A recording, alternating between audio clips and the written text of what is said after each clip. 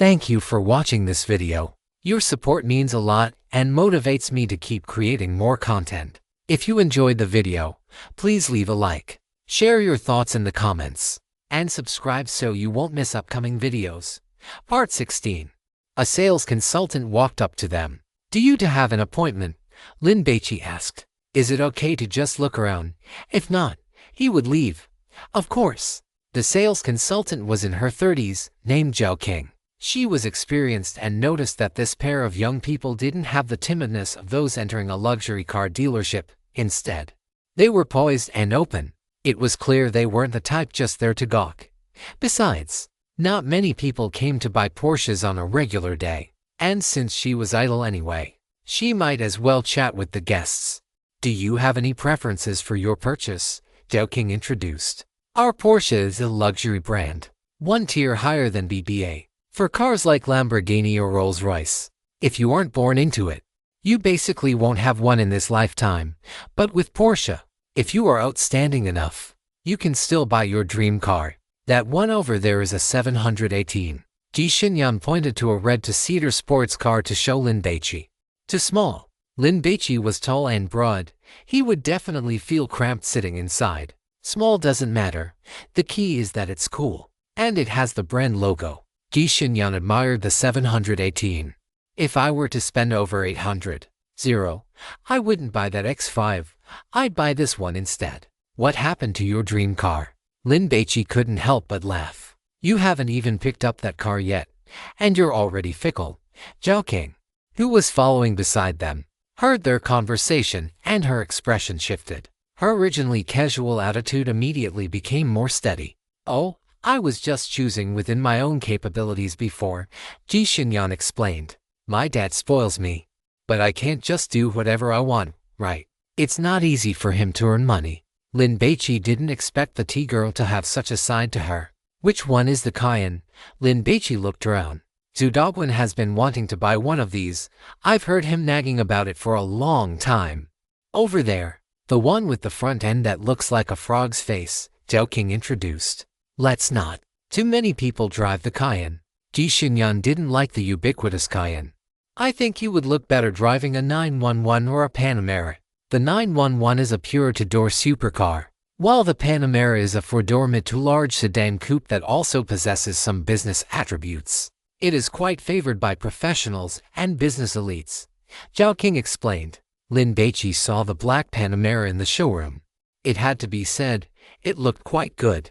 "How much is this car?" Lin Baici asked for the price. "The Panamera is getting a major facelift in the second half of the year, so there is a huge discount right now. The base price is only 980. Hearing Lin Baici's question, Zhao King knew he didn't know much about cars. But that didn't matter. As long as he had money, it was fine. "Haha, class monitor, do you know? Porsche is famous for being a car that requires optional add-ons," Ji Xinyan chuckled. "What do you mean?" Lin Baici was confused. "It means you can't actually buy it at the base price. You have to add options. Just the body color alone costs 50 or 60,000. And then there are the rims. The interior colors, everything costs extra," Ji Xinyan explained. Zhao King smiled slightly without refuting her. Only a brand with a strong reputation would dare to do business this way. Seeing that Lin Baici had stopped walking, Ji Xinyan circled the car. "You aren't actually thinking of buying it, are you?" "I'm feeling a bit impulsive." Lin Baici looked at Zhao King. "Can I sit inside and take a look?" "Of course you can." Zhao King immediately ran to the left side, opened the door for Lin Baici, and after he sat inside, she closed the door and quickly hopped into the passenger seat. This is a Bordeaux red interior. It is very luxurious. The space inside the car wasn't large, but Zhao King still managed to cross her legs, showing off her black silk stockings. Lin Baici didn't pay attention to what Zhao King was saying. He turned his head and asked Ji Xinyan, who had sat in the back row, "Is this car worth buying?" Zhao King's heart suddenly jumped into her throat. She prayed silently, hoping this girl would say a few good words. Ji Xinyan didn't speak. She just glanced at Zhao King. Zhao King was stunned for a few seconds. What did she mean by that? Fortunately, she wasn't stupid and immediately understood. "Damn it, I'm sitting in the passenger seat." Zhao King had only wanted to use her physical advantages slightly to show enthusiasm, but she hadn't expected this girl to have such influence over the young man's decision. "Miss, you can come to the passenger seat and experience it yourself." Zhao King quickly got out of the car. Ji Xinyan sat inside and then spoke, "It's worth buying. There aren't many cars in this price range that suit you better. Then let's buy one." Even if it were to million, it was only a week's salary. Lin Baici turned back. "Can I test drive it?" "Yes. Did you both bring your driver's licenses?" Zhao King's breathing quickened. "No way. Is the order coming in just like that? It really is true that wearing red underwear during my zodiac year brings me wealth. Do I need to pay a deposit for the test drive?" Lin Baici felt the steering wheel. Normally, a deposit was required, but Zhao King was very experienced. One look at Lin Baici's expression told her he was resistant to the idea. So she said, "I can apply to the manager to waive the deposit. Then I'll trouble you." Zhao King was very efficient. After Lin Baici and Ji Xinyan waited for a while, Zhao King had everything sorted out. After Lin Baici signed a test drive agreement, she took him and Ji Xinyan to a test drive vehicle. Lin Baici drove first, taking it onto the elevated highway to try it out. However, he rarely drove and didn't know much about it, so halfway through, he let Ji Xinyan take over. "How is it?" "It feels different from that AMG of yours." This single sentence from Ji Xinyan made Zhao King's heart tighten. She was both happy and worried. She was happy because this young man was indeed wealthy and could afford a Panamera. But she was worried because since he already owned an AMG, he might not necessarily think much of this Panamera.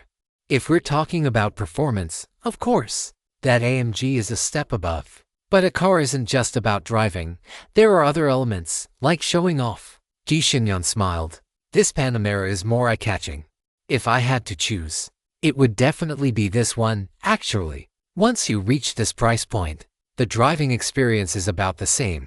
What's left is brand recognition. The Porsche brand will definitely not let you down." Zhao King took the opportunity to push the sale. "Then this is the one." Lin Baici didn't care about the brand. If Ji Xinyan liked it, that was enough. He trusted the T sisters' taste. Zhao King was instantly overjoyed. "I love customers like you who are generous and straightforward." Back at the Forest dealership, Zhao King hurried off to get the paperwork. Lin Baici and Ji Xinyan sat drinking juice and chatting when Sumeni and her group walked in. "Baici," Sumeni greeted him. "Are you here to look at Porsches too?" Lin Baici nodded. Jumomi had already picked up her car, but since it was almost noon, Sumeni suggested having a BMW lunch before leaving, and she could film a store review video while she was at it. The others wanted to see what it was like, so they agreed. They had gone to great lengths to drag Jumomi along, and while the others wanted to browse the Porsche dealership, they were too shy to do it on their own. But with Jumomi there, it was different. After being flattered a few times, Jumomi led everyone over. It had to be said that Jumomi came from a wealthy family and was comfortable in such places, unlike the simp classmate who clearly wanted to sit inside that Cayenne but didn't dare to. Hey, look, isn't Lin Baici buying a car again?" The quiet female classmate, who was Jumomi's best friend, spoke up in surprise. "No way. Didn't he just buy one?" The simp classmate questioned. "Is it true? Let's go over and see." Sumeni didn't know what her own mindset was, but she walked over anyway. The others looked at Jumomi. "Let's go take a look too." Jumomi was still somewhat interested in Lin Baici. "Baici, are you buying a car?" Sumeni walked over and asked out. Lin Baici nodded, feeling overwhelmed as he looked at the configuration sheet. It really was the king of markups. Aside from the standard features, there were 11 options to choose from, the most expensive being over 70. Even the logo on the door was an option that cost several thousand. Zhao King didn't know what relationship these people had with Lin Baici, but seeing that they seemed to know each other, she proactively brought over 5 glasses of juice and 2 fruit platters. "Thank you." Sumeni took a glass of juice and sat down next to Lin Baici. "Which one are you planning to buy?" "A Panamera. This car is very expensive, over $1 million. The sycophantic classmate heard this price and was instantly filled with envy, jealousy, and hatred. He felt that heaven was so unfair. Why didn't he have a wealthy father? "If I choose these accessories, will I have to wait a long time?" Lin Baici suddenly realized a problem. After you place the order, it will take about 3 months. Lin Baici frowned. If it were 10 days or half a month, he could wait. But 3 months? He didn't have that kind of patience. Zhao King noticed Lin Baici's hesitation and quickly offered a solution. If you don't have any specific requirements for personalized customization, why not take a look at the cars currently in stock? Which models do you have? After hearing Zhao King's introduction, Sumani immediately recommended, choose the gentian blue. It looks great. Lin Baici ignored Sumani Xinyan. How about cherry red? I like this one. But this car is the high-performance version. It's over 400. Zero more expensive than the standard wheelbase model. Besides, for a grown man, isn't driving a red car a bit odd? Sumani retorted. Let's go with this one. Lin Baici made his decision.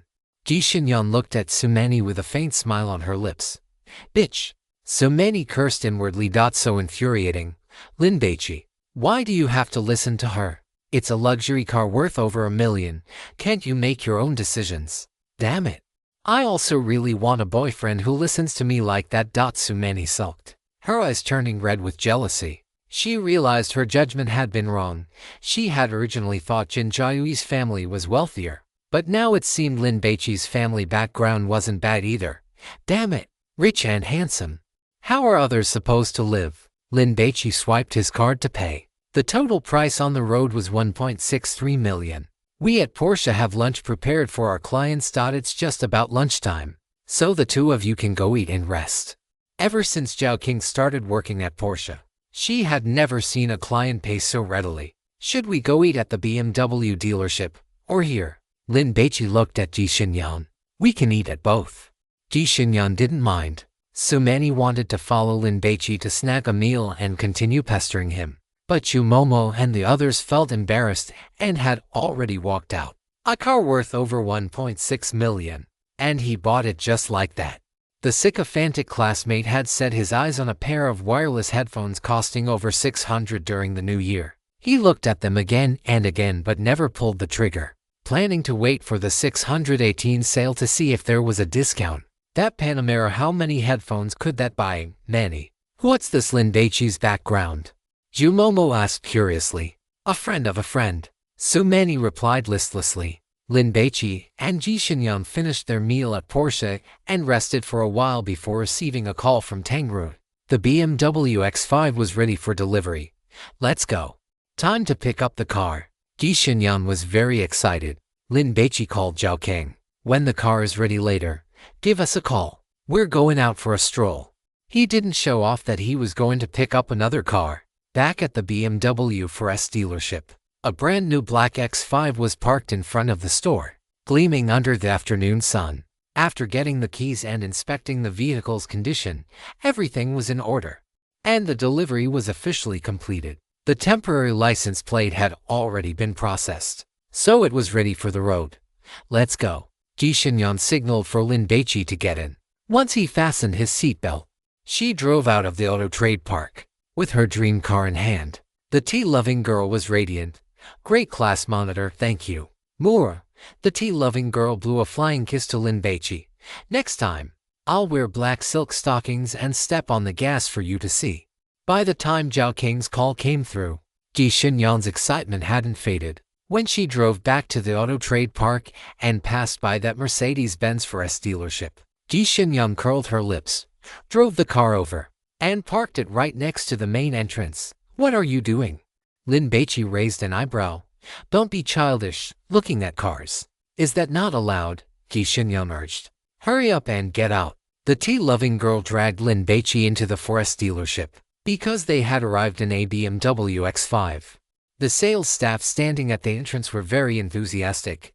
No need. A sales consultant already assisted us this morning, but they didn't tell me their name. Oh, it was that one, generally speaking, for customers who have left their phone numbers. The person who assists them the first time will be the one to assist them the second time they visit. Even if the sales staff weren't geniuses, they weren't lacking in emotional intelligence. Looking at the BMW X5 outside with its temporary plates clearly just purchased, and listening to what this beautiful girl said, they basically understood what had happened. Deng Xiu had clearly lost a client because of her poor attitude. Well, a big client who could afford a BMW X5. Chapter 559, Confident. The arrival of pollution. People who can afford Mercedes-Benz or BMW are still few. So there aren't too many people coming to look at cars every day. Deng Xiu had no clients to attend to. So she was chatting on her phone with those who had previously come to look at cars and express purchase intent. She used all sorts of sales tactics, telling them there were recent discounts and that it was a great opportunity to buy at the bottom of the market. But after wasting her breath and calling them boss many times, it was all for nothing. Damn it. Why do poor losers come to look at Mercedes? Don't leave your phone numbers. Deng Xiu wanted to delete these people, but she couldn't bear to what if one of them actually made a purchase. However, the economy had been poor lately, the market was sluggish, and everyone was downgrading their consumption.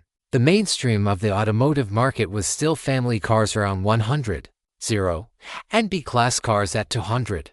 The annual sales volume was only so much. Not to mention the higher tier BBA Benz, BMW, Audi. This stuff was definitely the ceiling for ordinary families. Cars in the 506 price range cost over 400. If an adult has a monthly salary of 10, after deducting personal income tax and social insurance, they take home a little over 8,000. That's about 100,000 a year. If they don't eat or drink, it would take 4 years of saving just to afford one. Luxury cars are even more expensive to maintain and repair. And when you add in fuel costs, it becomes a significant monthly expense. Besides, as an adult, don't you have a family to support? If you have one child, it is manageable. But if you have a second, the pressure on an adult man is unimaginable. After all, the term for leg gold swallowing beast is no joke. Deng Xiu looked at the sales consultant live streaming in the showroom. She wanted to do this too, as it could bring in some extra money. However, during her first live stream, she ended up arguing with the viewers. After a few more attempts with poor results, the sales director replaced her. I am not bad looking, and I have a silver tongue. So why can't I make it as a streamer? Deng Xiu did not understand. Just as she was pondering how to get her live streaming opportunity back, she saw a BMW X5 pull up next to the dealership entrance. Damn it! Why can't I get customers like this when it is my turn? Is God playing a joke on me? Deng Xiu felt indignant, and then she looked at the two people walking in.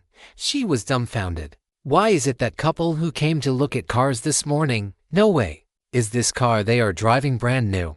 And it is a damn X5. Deng Xiu almost lost her breath on the spot, feeling like she was going to cough up blood. Damn it! Could they not have dressed a bit more like decent human beings? Soon, Deng Xiu realized things were going south. The other party might be here to make her look bad. So she immediately slipped away toward the restroom. The sales director saw a couple looking at cars in the showroom without being greeted by any sales consultant. So, he immediately started yelling through his headset.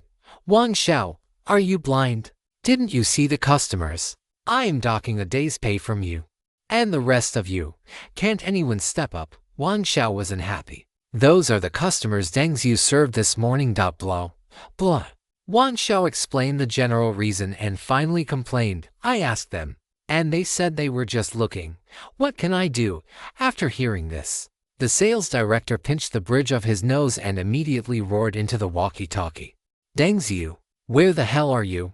Go greet the customers. I have a stomachache. I am in the restroom, Deng Xiu explained. She could not pretend she did not hear him, or she would get her pay docked.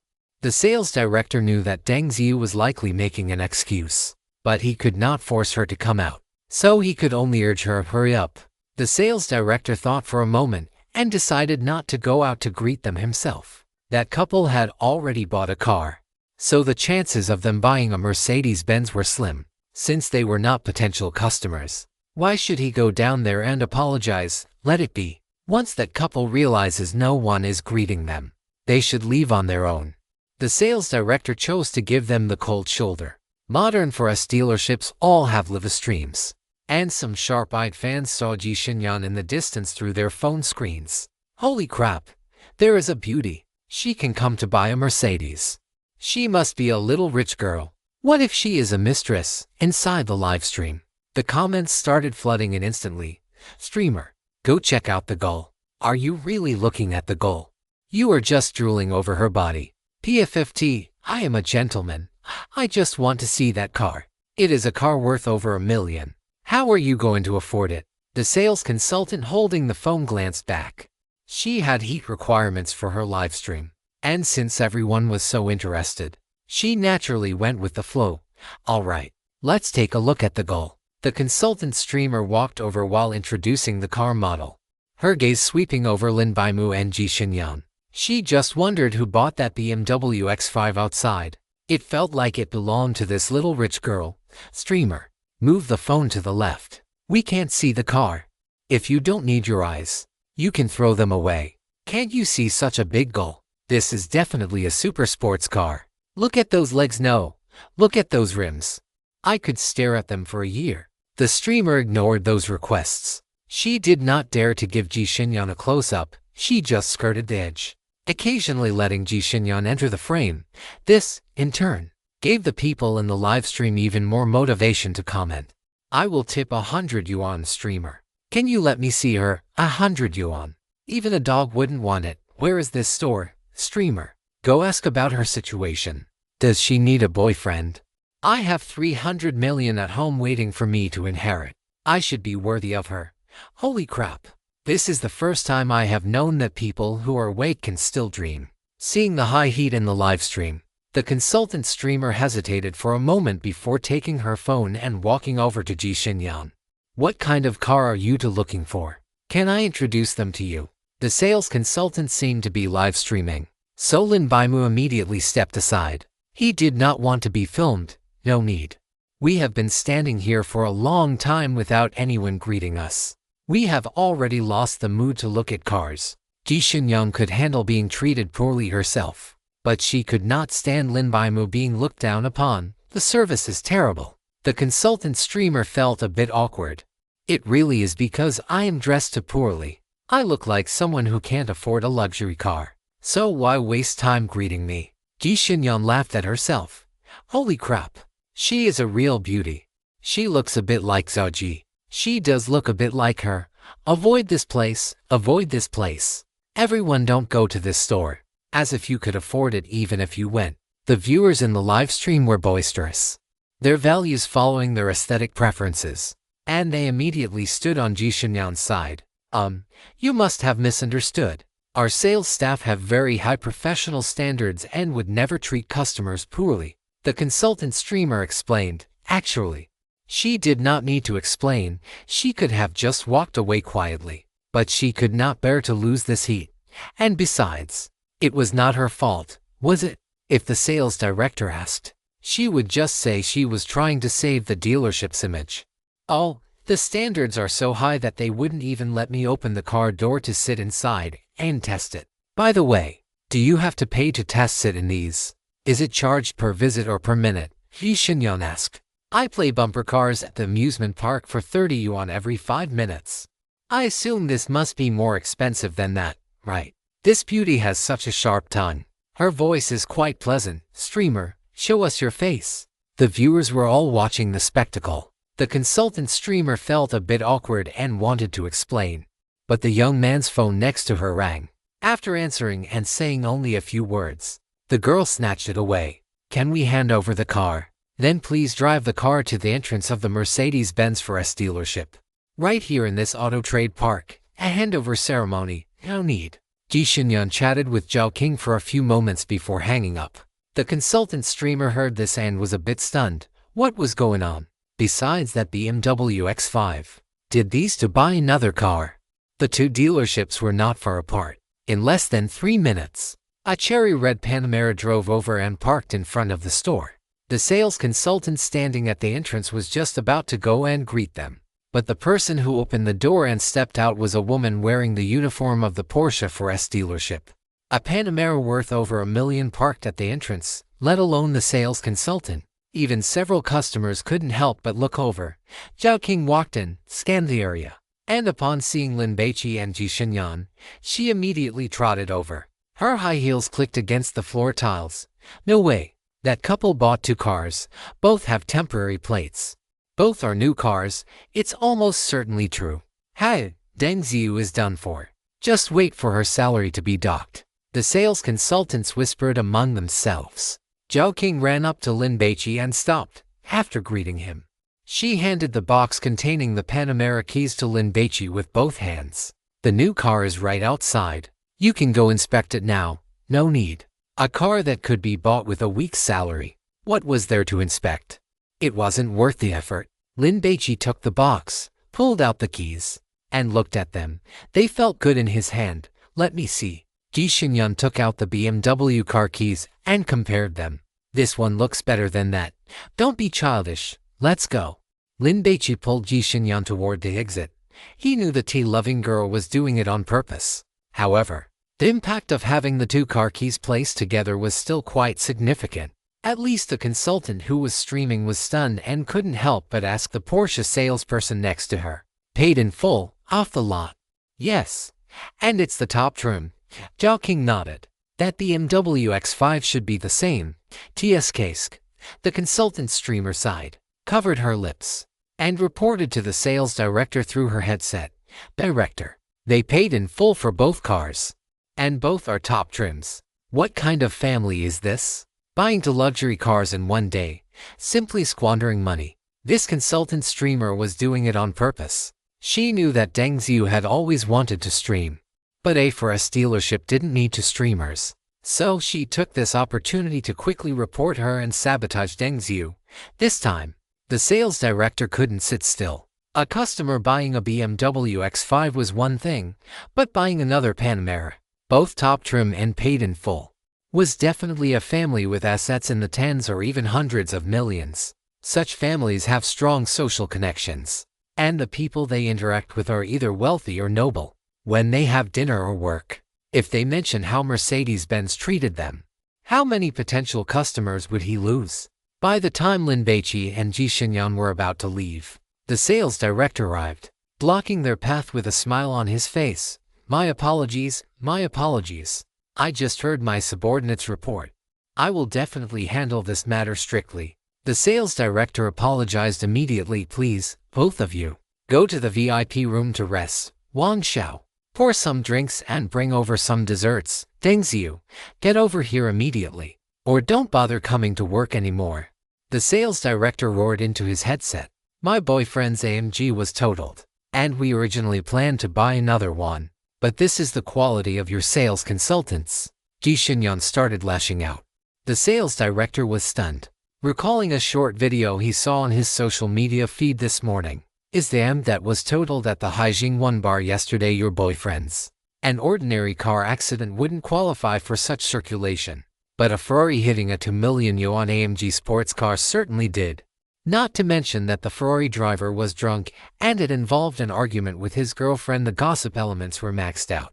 Not to mention places like bars, where people are talkative.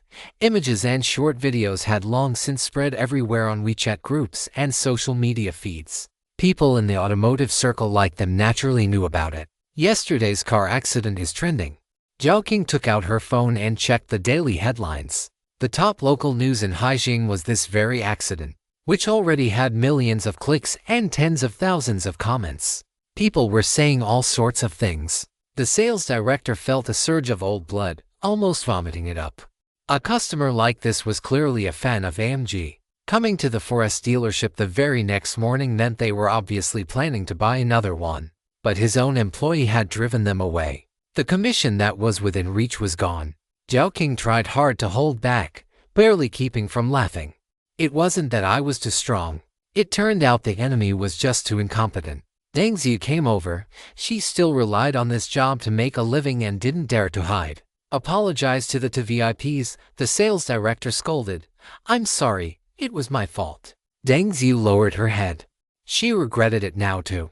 It was indeed her own doing that lost the deal that was already in her hands. It turned out it wasn't that she had bad luck, it was that heaven had stuffed the meal into her mouth, and she had spat it back out. Given the personalities of these two, the cars they bought were definitely worth millions. She could have completed her monthly sales target in one go. Wang Xiao served the drinks and desserts on a tray, eyeing Lin Baici. She wanted to take a picture and post it on Xiaohongshu. She figured it could attract a wave of traffic. Especially the looks of this couple. They could debut in the entertainment industry right on the spot.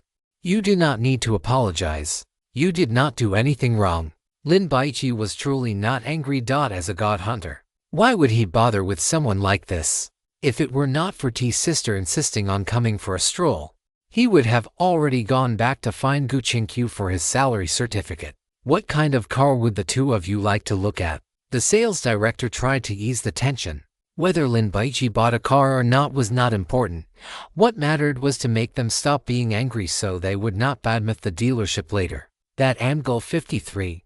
But never mind. I am afraid of getting it dirty while test-sitting it. Ji Xinyan shrugged her shoulders, turned around, and hooked her arm into Lin Baici's. Let us go. This is boring. The sales director saw them out and watched as they each got into a luxury car and drove away. Click, click. Wang Xiao grabbed her phone and hurriedly snapped a bunch of photos in secret. Are they really this photogenic? Wang Xiao picked a few photos and posted them on Xiaohongshu, only to realize that the boy looked even more handsome than those photoshopped young idols. Deng Xiu, do you know why I stopped you from live streaming? The sales director asked. Deng Xiu remained silent. You are too arrogant. Those little body language habits of yours all exude a sense of arrogance. Do you know that you are in the service industry? Of course. I am not asking you to be servile, but you lack approachability. Whenever you judge through experience or intuition that someone cannot afford a car, you reveal that kind of expression. The sales director gestured for Deng Xiu to look at the other consultant who was live streaming. Look at how she live streams. In the live stream room. How many people can actually afford a Mercedes-Benz? But she is still very enthusiastic, actively replying and explaining. What about you? Your perfunctoriness is obvious even to a fool. Your bonus for this month is deducted. You should reflect on yourself. The sales director walked away. Deng Xiu looked annoyed and miserable. Lin Baici was not in the car, and Ji Xinyan was too lazy to go for a joyride.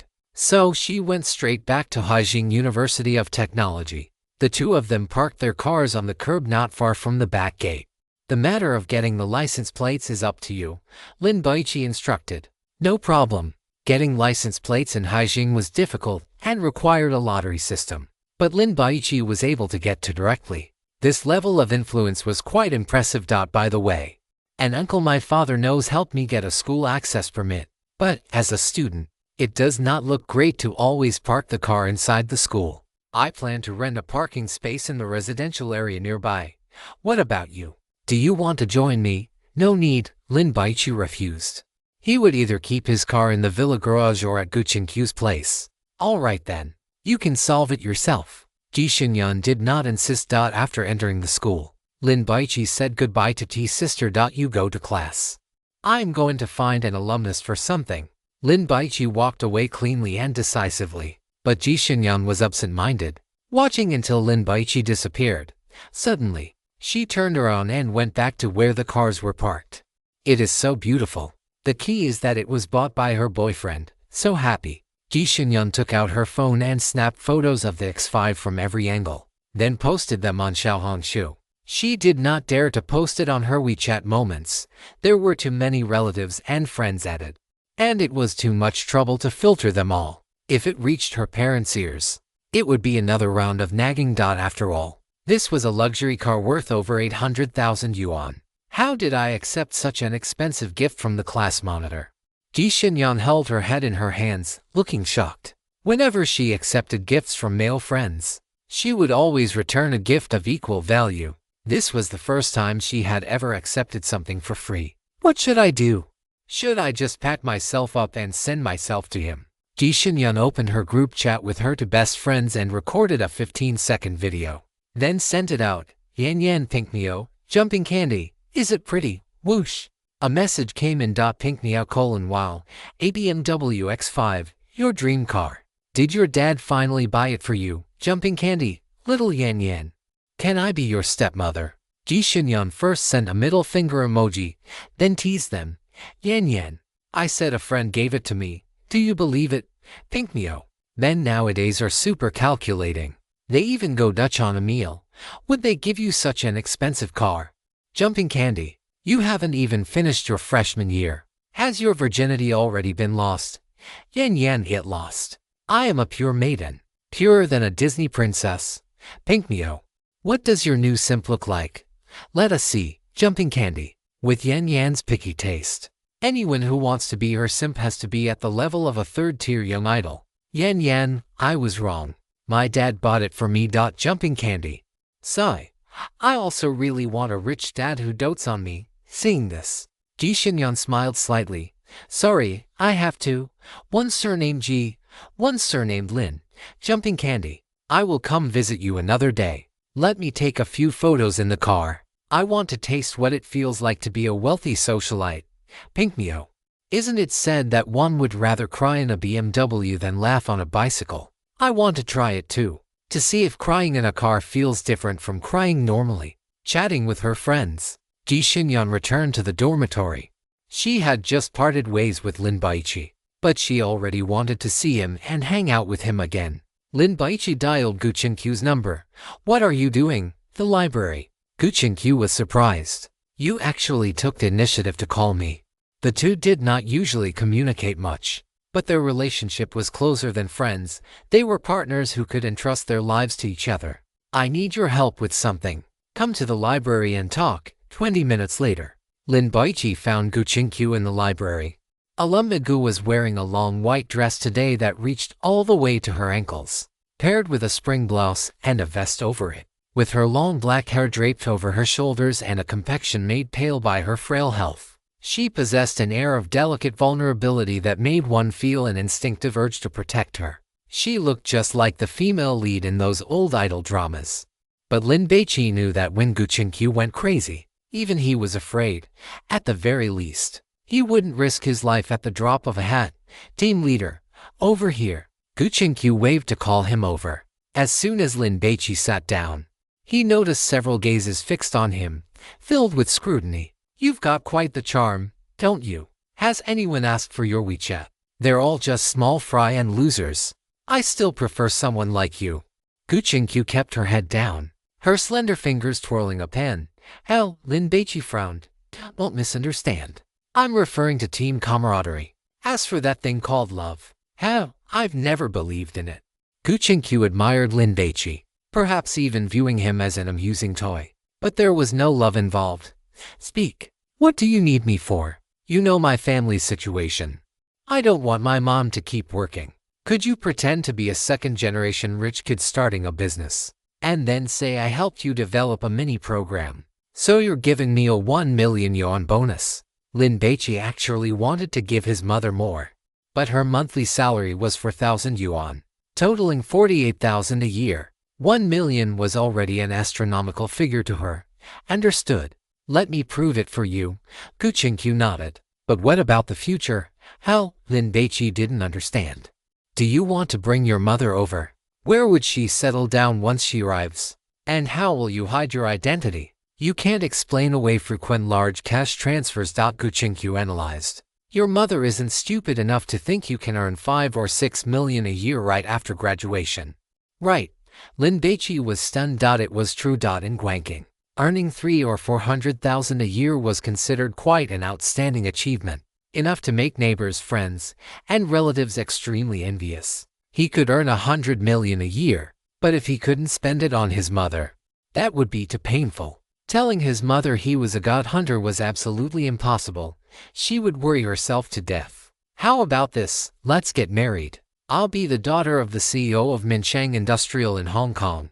My father is often on the national news, so your mother can definitely see him. Gu Qingqiu smiled slightly. So, it's perfectly normal for me to give my husband tens of millions a year, or give my mother-in-law 100 million as a sign of respect, right? Do you find it funny to tease me? Lin Baici was speechless. Extremely. Gu Qingqiu really wanted to see Lin Baici flustered, especially since even in the god ruins, he was always too calm and rational. Are you going to help or not? Otherwise, I'll go find Jin Yingzhen. Lin Baici stood up. Hey! Gu Qingqiu grabbed Lin Baici's clothes. What's the rush? What's your mother's phone number? 180 ******4120. Gu Qingqiu memorized it after hearing it once. She packed the books on the table into her bag, stood up, and walked out. Once she left the library, she called Lin's mother. Lin Baici followed behind, never expecting Gu Qingqiu to be so reckless. The phone rang twice before it was answered. Hello. Lin's mother's voice was filled with confusion. May I ask if this is Lin Baici's parent? Hearing this, Lin Baici immediately rushed to Gu Qingqiu's side in long strides and mouthed, "What are you doing?" "Yes, I am Baici's mother. Who is this?" Lin's mother immediately became nervous, worried that her son had made a mistake at school or gotten into trouble. "Auntie, I'm Lin Baici's university classmate. I'm currently starting a business, and Baici helped me create a mini program. The results were excellent. So, I gave him two options. 1. Participate in the profit sharing, or 2. Take a 1 million yuan bonus directly. Which one are you planning to have him choose?" Gu Qingqiu held a finger to her lips, signaling Lin Baici to stay quiet. Lin Baici was about to explode. If this didn't work out, it would be difficult to deceive his mother in the future. "I don't understand these things." Lin's mother didn't make a rash decision. "Here is what I think. Baici is still young. If he suddenly gets such a large sum of money, I'm worried he'll start indulging himself, dating, enjoying life, and just slacking off in university. So, I plan to transfer the money to you. I'll give you 500,000, and the rest will count as his investment in the company." Gu Qingqiu's voice was clear, her speech articulate and pleasant to hear. Lin's mother fell silent. This was not a decision she had the experience to make. "Baici is right here with me. You can talk to him." Gu Qingqiu handed the phone to Lin Baici. Lin Baici took it and glared at Gu Qingqiu. "Mom, what's going on?" Lin's mother immediately asked. Gu Qingqiu stood to the side, tilting her head slightly, watching Lin Baici explain to his mother with a nervous and cautious expression, sweat even beading on his forehead. She found it very interesting. Her own boring life had suddenly become colorful ever since she met Lin Baici. She could tease him more in the future. Who would have thought that the famous Lin god of hygiene would have such a side to him? Snap a photo. Snap a photo. Gu Qingqiu took a phone out of her bag and started taking pictures of Lin Baici. Lin Baici spent over 20 minutes before he finally convinced his mother. "Mom, this is someone else's phone, and it's wasting their money. I'll talk to you later. You need to send over a bank account number right away." After saying this, Lin Baici listened to his mother's lecture, gave a few ahas, and handed the phone back to Gu Qingqiu. "My mom wants to talk to you, Auntie." Gu Qingqiu held the phone and mouthed to Lin Baici, "Don't worry, I won't speak ill of you." Half an hour later, Gu Qingqiu transferred 500,000 yuan to Lin's mother. "Your aunt said she is saving it for you, waiting for you to buy a house and get a wife." Gu Qingqiu walked with her hands behind her back, step by step, in a very pleasant mood. She had just added Lin Ma on WeChat, so she could secretly inquire about Lin Baici's dark history from his childhood in the future. "Captain Lin, you didn't expect this, did you? Quick, give me an account number. I will transfer the money to you." Lin Baici wanted to leave. "I helped you with such a big favor, and you are not even going to treat me to dinner. How about I treat you to a bamboo shoot stir-fried with meat? Go on, you heartless person." Gu Qingqiu waved her hand in disdain. "What do you want to eat?" Lin Baici ultimately did not leave. Vegetable rice porridge and small wontons. Gu Qingqiu and Lin Baici walked toward the school cafeteria. Upon reaching the third floor, they found seats and sat down. Gu Qingqiu immediately ordered Lin Baici to run back and forth to get the food. "Are you satisfied now?" Lin Baici sat down opposite Gu Qingqiu. Gu Qingqiu took out her phone, snapped a picture of Lin Baici, and sent it to Lin Ma. "A leaf of cold autumn, Auntie. Look at how your son eats." There was no response. Lin Ma was clearly also at a loss as to what to make of Gu Qingqiu. She began to suspect, could this girl possibly like her son? Once Gu Qingqiu started eating, she stopped talking, possessing the demeanor of a young lady from a noble family who follows the rule of not speaking while eating or sleeping. Many boys nearby were sizing Gu Qingqiu up. They all had the same feeling right now. That girl in the white long dress sitting there was so quiet and elegant, as if she had turned a noisy university cafeteria meal into a state banquet. Which family's young miss ran out? They wondered, After finishing the meal, Lin Baici could not help but be curious. Do you not have any friends in your dormitory? Why do you say that? I feel like no one dares to eat with you because it would make them look like a servant or a maid. Lin Baici tilted his head, observing Gu Qingqiu in the dormitory. Your other behaviors are probably just as out of place, right? Gu Qingqiu's expression stiffened. She wanted to make friends, but she couldn't, because everyone was not used to some of her habits. For example, the dormitory had to be cleaned every day. Toiletries had to be arranged neatly. Windows had to be opened on time every day for ventilation, and most importantly, one could not grind their teeth or snore while sleeping. Once, the female roommate who slept on the upper bunk and snored felt something was wrong with her bed. When she opened her eyes, she found Gu Qingqiu curled up with her legs tucked, sitting on her bed playing on her phone. In the pitch-black dormitory, the light from the phone shone on her pale face. It was very creepy. After Gu Qingqiu did this 3 times, that female roommate was so scared she moved out, and after that, everyone in the dormitory began to keep their distance from Gu Qingqiu. Gu Qingqiu actually didn't intend to do anything, it was just a prank, but her roommates clearly couldn't accept it and thought she was mentally unstable. That's right. I don't have friends, so Captain, you have to come visit me more often, Gu Qingqiu suggested. I won't. Lin Baici refused. I have many girlfriends, I'm too busy. And goodbye. Gu Qingqiu watched Lin Baici run off into the distance, took out her phone, and snapped a few more photos of his back. Many girlfriends, it doesn't matter. As long as they are human, they will die. Once they are dead, won't they be gone? Gu Qingqiu hummed a little tune, a faint smile spilling from the corners of her mouth. Lin Baici strolled back to the residential complex and knocked on his counselor's door. Do you want to eat? I've already eaten. Gu Qingxiang cut a fruit platter for Lin Baici, then put the meal she had saved for him into the refrigerator, and afterwards sat back on the sofa to continue reading. Qingxiang, do you never go out shopping? Lin Baici recalled, and it seemed he had never seen his counselor go out. I like staying by myself. It was indeed like that before, but now, it seemed there had been a slight change. Do you have a driver's license? Shall I buy you a car? Lin Baici suggested. You could try going out for a walk. Staying at home alone will make you feel stifled. No interest. Gu Qingxiang lowered her head and read her book quietly. Since the counselor was unwilling, Lin Baici did not force the issue. He also began to read, until 9:30, when Gu Qingxiang stood up. I'm going out for a bit. I'll go with you. No need. Go wash up and sleep. Also, you have been skipping classes a bit too much lately. Some classmates have come to complain. Is it Liu Yu again? Gu Qingxiang didn't mention any names, went to the kitchen to grab a small bag, and headed out. She was going to feed those stray cats. Lin Baici washed up, rested, and had a wonderful sleep. The next day, after eating the breakfast Gu Qingxiang had prepared, he went to school for class. Lu Changming had called last night to say they would sign the contract the day after tomorrow. So, he had nothing to do today and went to school to kill time. Ji Xinyan skipped class to go register the 2 new cars. After class, Lin Baici and Hu Wenwu went to the cafeteria together. What is going on with Zhu Daguan and Ming Yuan? Lin Baici hadn't seen them in the classes he attended. It feels like they are skipping even more than I am.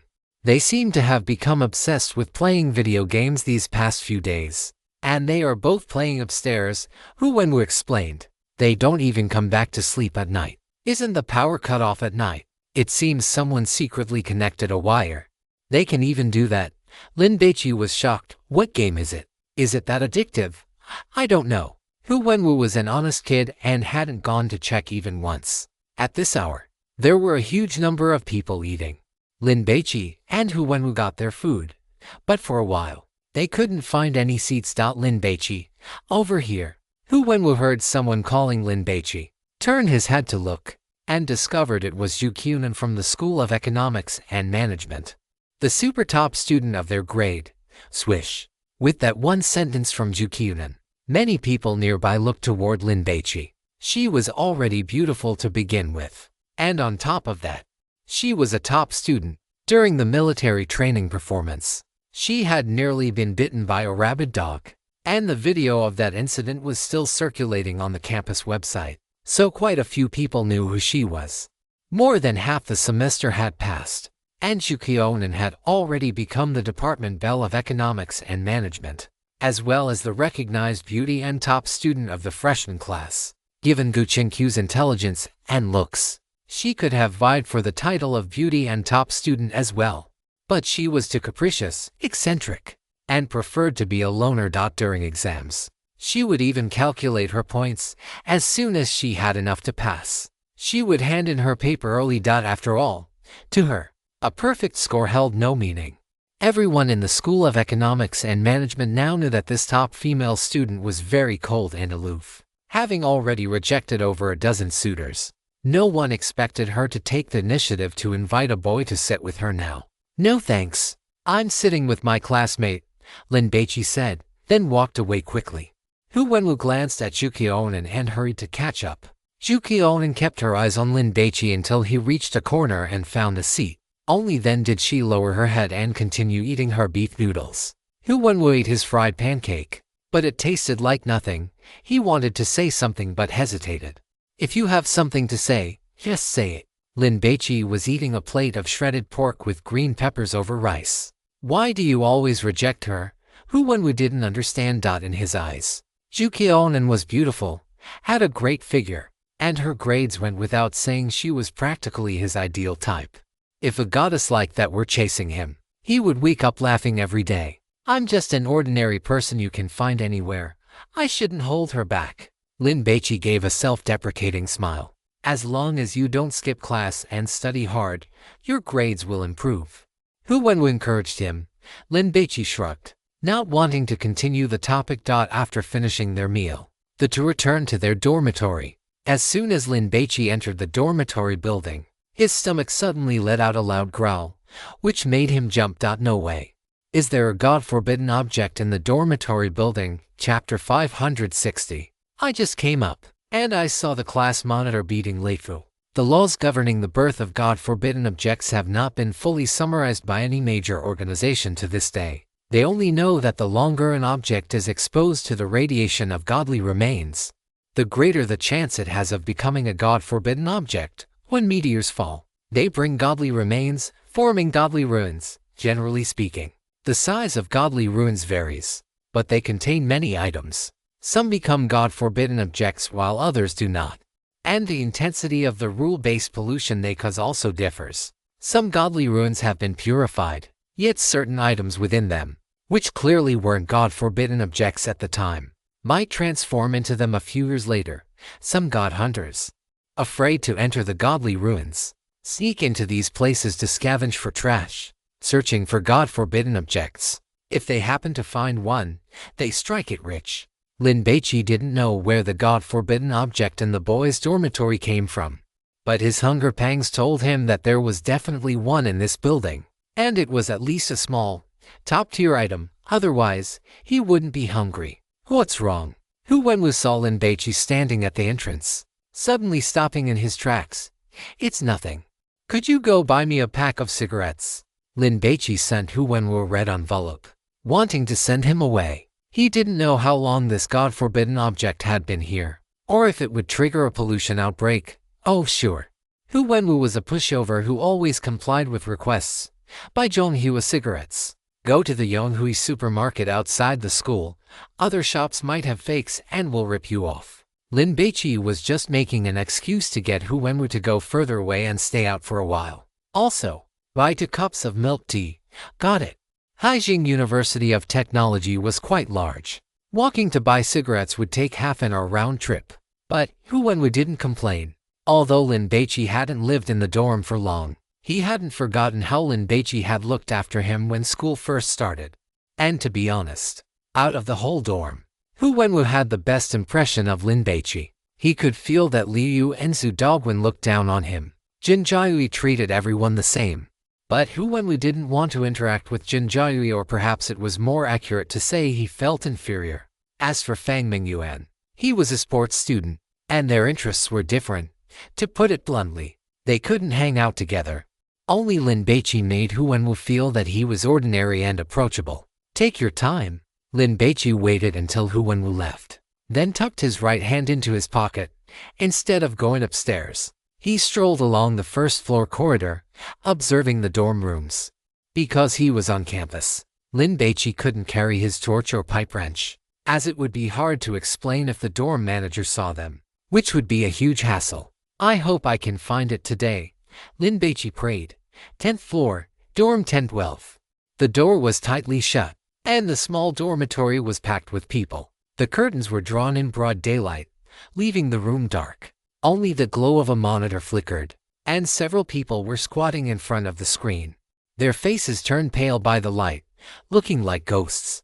Although there were many people, no one spoke. There was only the sound of breathing and the dim, flickering glow of cigarette butts. The room was filled with smoke, at first glance. It looked like being in hell. A PS5 stood silently on the table, running. A tall boy sat in front of the monitor, his eyes wide, completely addicted to the game. It was an RPG. The boy was holding the controller, maneuvering a barbarian warrior to fight a boss. Both he and the boss were down to their last sliver of health. Suddenly, the boss unleashed a large area of effect skill. The boy failed to dodge. The barbarian was taken out, and the screen instantly turned gray. Game over. Damn it. The boy slammed his fist onto the table. My turn. A boy with a bird's nest of hair, who clearly hadn't washed it in days, immediately stood up, rushed to the boy's side, and reached out to grab the controller. Let me play one more time, the boy pleaded. I was so close. I'll definitely pass this time. It's my turn, the bird's nest shouted. You cannot get past this. Let me do it. The boy did not let go, immediately hitting restart, spawning from the checkpoint, and beginning to run the map again. Damn you, Zheng Chuyang, give me the controller. The guy with the bird's nest hair cursed. We agreed on 1 life per person. I told you that you could not get past it. Are you deaf? Zheng Chuyang's eyes were bloodshot, staring fixedly at the screen while his hands gripped the controller tightly. Zheng Chuyang, hurry up and move, Zhu Dogwen urged. Since the bird's nest hair guy had died, it was his turn next. If you keep doing this, we will strip you of your right to play the game. Do not waste everyone's time. Hurry up, move over. A group of people were cursing, all telling Zheng Chuyang to get lost immediately. Fuck, this is my PS5. None of you are playing anymore. All of you get out. Zheng Chuyang roared. Get out, all of you. Who said this is yours? Did I agree to that? I am playing the best. This game console is mine. Fuck, if you are not playing, get lost, stop whining. The group was filled with hostility, having been cooped up here for several days. Everyone was in a bad state, seeing that Zheng Chuyang would not let go. The bird's nest hair guy suddenly swung his fist, landing to heavy blows on Zheng Chuyang's head. Zheng Chuyang's body swayed and he tipped to the side, but he still did not release the controller. The bird's nest hair guy grabbed a water cup from the table, lunged at Zheng Chuyang, and smashed it down onto his head. Give me the controller. The bird's nest hair guy yelled. Screw your mother. Zheng Chuyang's eyes turned even redder. Like a rabbit, he kicked out violently, slamming his foot into the bird's nest hair guy's stomach. The bird's nest hair guy stumbled backward, crashing into the students behind him. If you disturb me playing this game again, I will kill you all, Zheng Chuyang roared. This game was too fun. Top-tier combat feedback. Level designs full of challenges and adventure. Sexy character designs. Everyone was waiting in agonizing anticipation, not even bothering to eat, just worried about missing their turn to play. As a result, Zheng Chuyang's behavior completely infuriated them. Beat him, kill him, this game is mine. The crowd immediately swarmed Zheng Chuyang, and the dormitory instantly descended into a chaotic brawl. Someone's hand reached stealthily toward the PS5, but it was grabbed by the quick-witted Fang Mingyuan, who then bent it with force as if snapping a stick. Crack! Amidst the crisp sound of a fracture, the arm broke. Fang Mingyuan instinctively went to grab the PS5, but he was knocked over by someone. Fang Mingyuan's head hit the railing of a bunk bed. The pain allowed him to regain a sliver of consciousness. What the hell? What the fuck am I doing? Fang Mingyuan could not remember. No matter how they fought, everyone avoided that PS5 and the monitor, treating them like peerless treasures, terrified of damaging them in the slightest dot on the screen. No one was controlling the barbarian character anymore, but it was still moving, running the map and fighting monsters. Fang Mingyuan glanced at it, Swish. The barbarian turned its head and locked eyes with him. Fang Mingyuan's brain jolted, and he immediately stood up and charged into the crowd. The PS5 is mine. Fang Mingyuan let out a war cry. With 10-12 in such a state, it was impossible for there to be no commotion. Students from the neighboring dorms had all come out. Are they fighting? Someone had just asked when. Bang! The door to 10-12 was kicked open. The bird's nest hair guy fell out, covered in blood, and rolled a few times on the floor. Holy crap! They are fighting this fiercely. The onlookers were dumbfounded. Software Engineering Class 01 Group Chat. Zujiechi. I am on the campus network and saw someone say that Building 2 is fighting. Zujiechi. It is a group fight. Chen Kaiwei. For real. How come I did not hear anything? Liu Zilu. It is real. I saw someone post it on their moments. Zhang Jixu moments. You actually know boys outside of our class. Building 2 is a male dormitory building. Besides the School of Electrical Engineering, boys from several other schools live there too. Zhang Jixu. You are not dating someone, are you, Liu Zilu? Is that any of your business? Following that, Liu Zilu sent a 12-second video. Everyone was shocked after watching it. Town I. Why are they fighting so fiercely?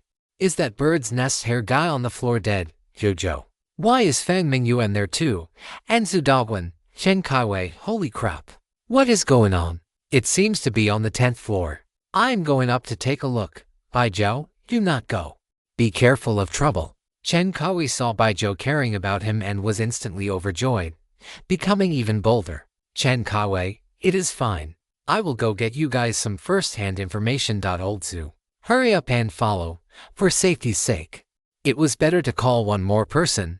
Zhang Jixu, I am outside. Lin Baici's class group had message notifications muted, so he did not see this content. But soon, his classmates started sending him messages. A leafy boat class monitor. Where are you? Someone is fighting in your dormitory building. A leafy boat. You must not go up to join the fun. Getting hit or hurt would be a huge loss for Class 01. Zujiechi class monitor. What are you doing, Taonai brother Lin? Do you know that something happened in your dormitory building? Baijiao hesitated for a moment, but still sent a private message to Lin Baici.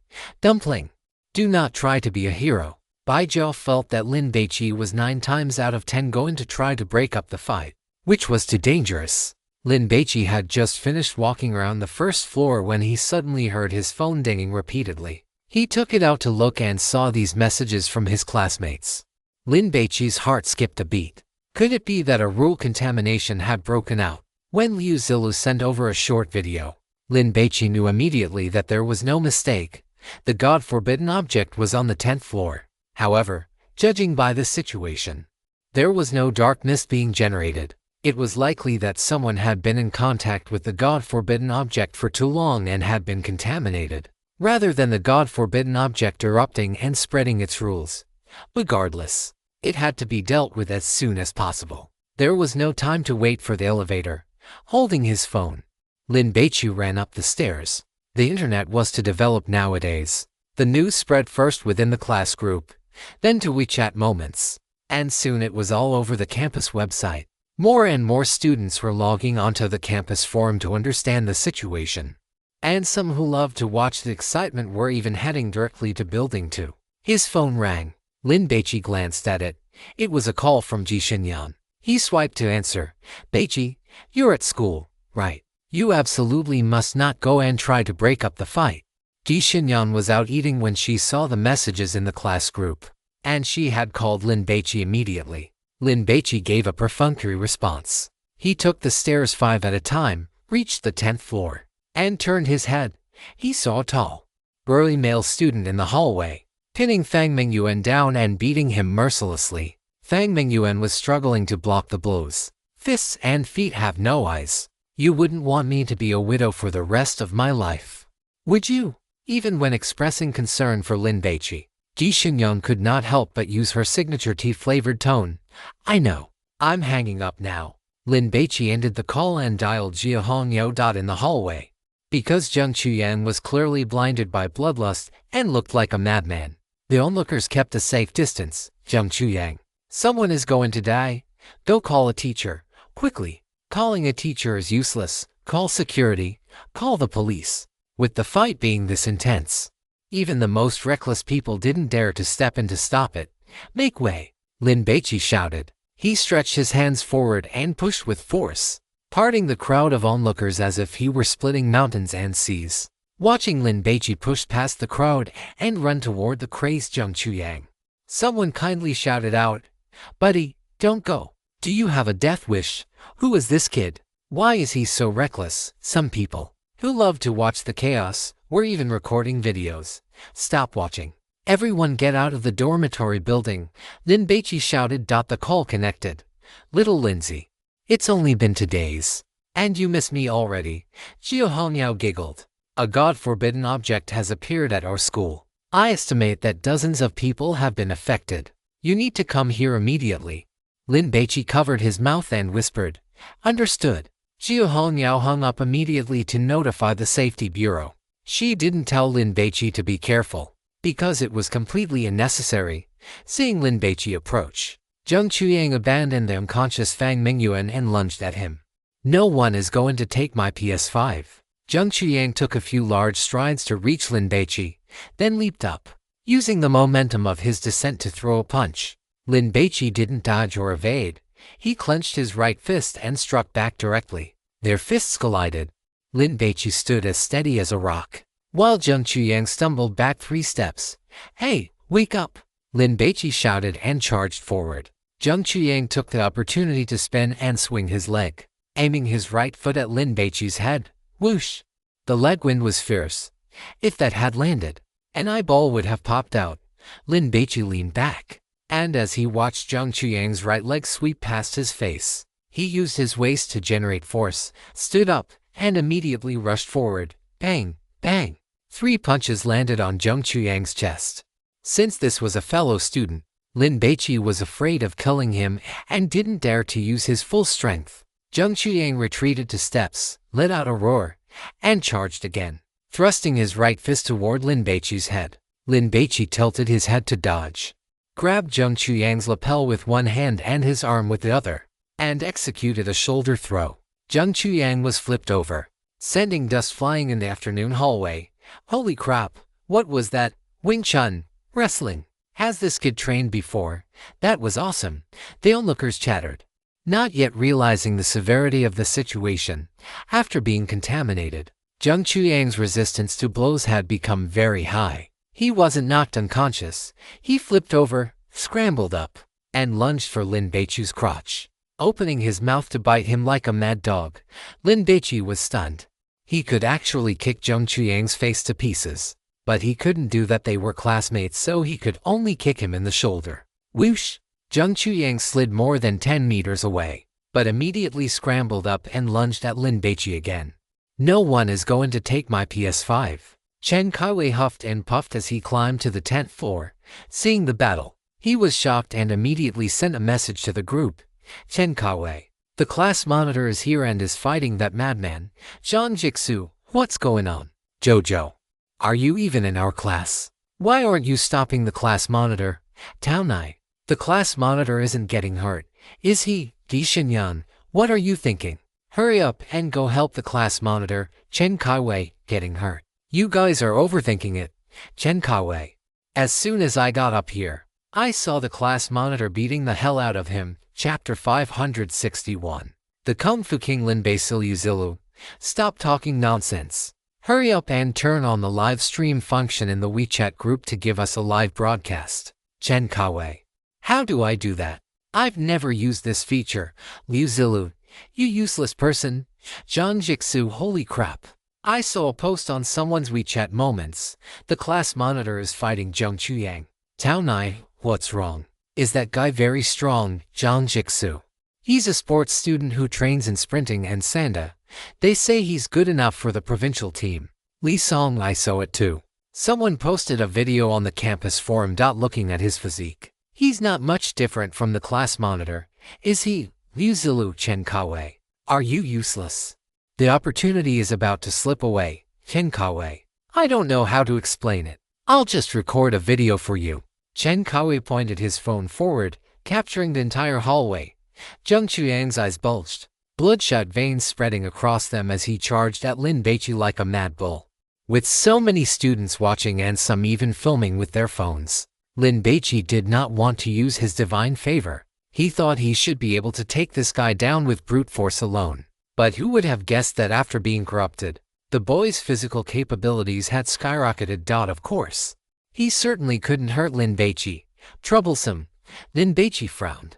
If this were a dead flesh man, he would have just beaten him to death. But since he was a fellow student, he didn't want to use excessive force. Therefore, if he wanted to subdue the opponent with minimal injury, he had no choice but to activate his divine favor. No one is going to take my PS5.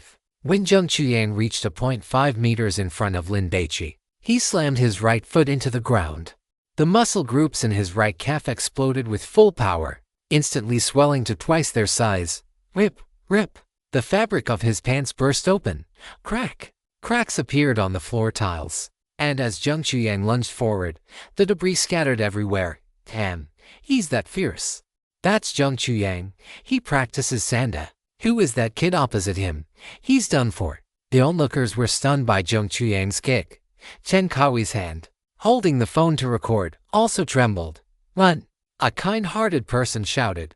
But Lin Baici didn't move. He took a slight breath, clenched his fists, and threw them out. Drunken Immortal Fist. Activate. While retreating, Lin Baici dodged with his upper body, avoiding Zheng Chuyang's fists, while simultaneously landing a rapid series of strikes on Zheng Chuyang's body. Bang! Bang! 5 punches in the blink of an eye. Zheng Chuyang grew anxious, charging even more fiercely and swinging his fists faster. Yet he still couldn't even graze Lin Baici's clothes. Damn, that's awesome. Is this kid a boxer? His dodging is way too good, right? It's miraculous. He hasn't been hit once. The onlookers were completely dumbfounded. Zheng Chuyang couldn't beat Lin Baici, so he tried to grapple him, but he had no chance. Lin Baici's 7th punch landed on Zheng Chuyang. The boy's eyes rolled back, and with a thud, his legs went limp as he fell face first to the ground. Who? Zheng Chuyang had passed out from the drunken-like state. Yuzilu Chen Kaowei. Where the hell did you go? How is the situation? Whoosh. Chen Kaowei sent over the short video he had recorded. Chen Kaowei, oh my god. Our class monitor is too awesome. You guys have to see this. Zhang Jixu finished watching it on fast forward and immediately sent a string of exclamation marks. Zhang Jixu. How is the class monitor so good at fighting, Zhou Jing? It would be a waste if the class monitor didn't go into boxing. He could definitely be a champion. Right, Taonai, thank goodness, nothing bad happened. The boy's focus was on Lin Baici's fighting ability, but the girls didn't care about that. As long as he was safe, Zhu Jieqi opened the small class group chat for the girls and quickly notified everyone. Zhu Jieqi, someone posted the video of the class monitor knocking out that guy on the campus forum. Whoever wants to pursue the class monitor, hurry up. Otherwise I don't think there will be any chance left. Yuzilu, Jishinyan, Jiaozi. It's up to you two now. The rest of us don't stand a chance. Taonai, after sending it, Taonai immediately retracted the message. But those with sharp eyes had already seen it. In fact, everyone understood Taonai's feelings. Lin Baici was so handsome and had such a good physique. Who wouldn't want him as a boyfriend? How much face would it give you to take him out? Although Lin Baici might not have money, often skipped classes, and was a poor student who might not find a good job in the future. They were only freshmen now. Being so utilitarian about choosing a boyfriend wasn't great. University youth should be enjoyed to the fullest. One should have a romance that is free from money and filled only with pure love. Baijiu saw it but didn't reply at all, though she was interested in what Ji Xinyan would say. Ji Xinyan, don't be discouraged. The class monitor likes interesting souls, not just pretty faces. Liu Zilu, little Xinyan. Are you implying that we are all ugly? Liu Zilu was just teasing Ji Xinyan. She was joking and wasn't actually angry. First, Ji Xinyan was indeed beautiful and had the right to say that. If she dressed up, she wouldn't be any worse than those popular young actresses on TV.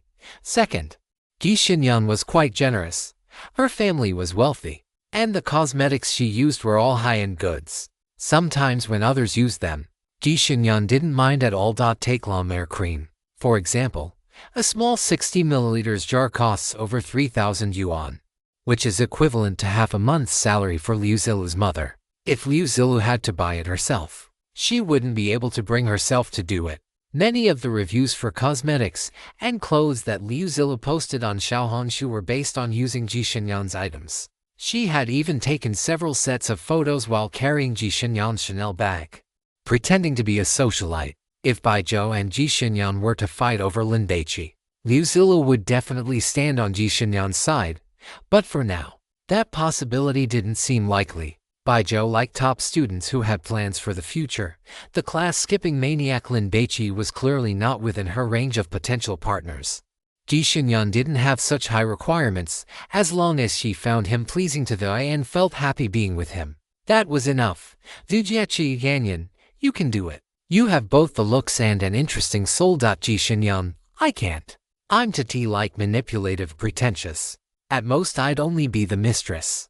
Bai Zhou found it amusing. Ji Xinyan, you really have self-awareness, Jiaozi. Then, why don't you change, Ji Xinyan, in life? The most important thing is to be happy. Lin Baici didn't know that the video of him breaking up the fight and hitting someone had already been posted on the campus forum. After knocking out Zheng Chuyang with a few punches, he immediately rushed to Fang Mingyuan's side. After checking his roommate's injuries and confirming there was nothing serious and no emergency treatment was needed, he walked to the door of dorm 1012. Inside, a group of students lay scattered about, either wailing or cursing because of the pain from being beaten.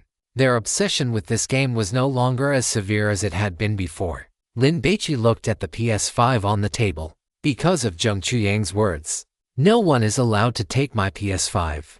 He had focused on this game console first. Gurgle. Lin Baici was hungry, and he had an urge to eat it. A game console that a god has played many times. When you pick up the controller, you will forget all the troubles in your life, and your gaming skills will improve rapidly. In 2 or 3 years, becoming a professional gamer will be no problem. But the problem is, before you become a professional gamer, you might become completely addicted to the game, turn into a shut-in, and ruin your life, the gluttonous god commented. Several students followed and stood at the doorway, peering inside. Lin Baici stepped past these people and walked toward the game console.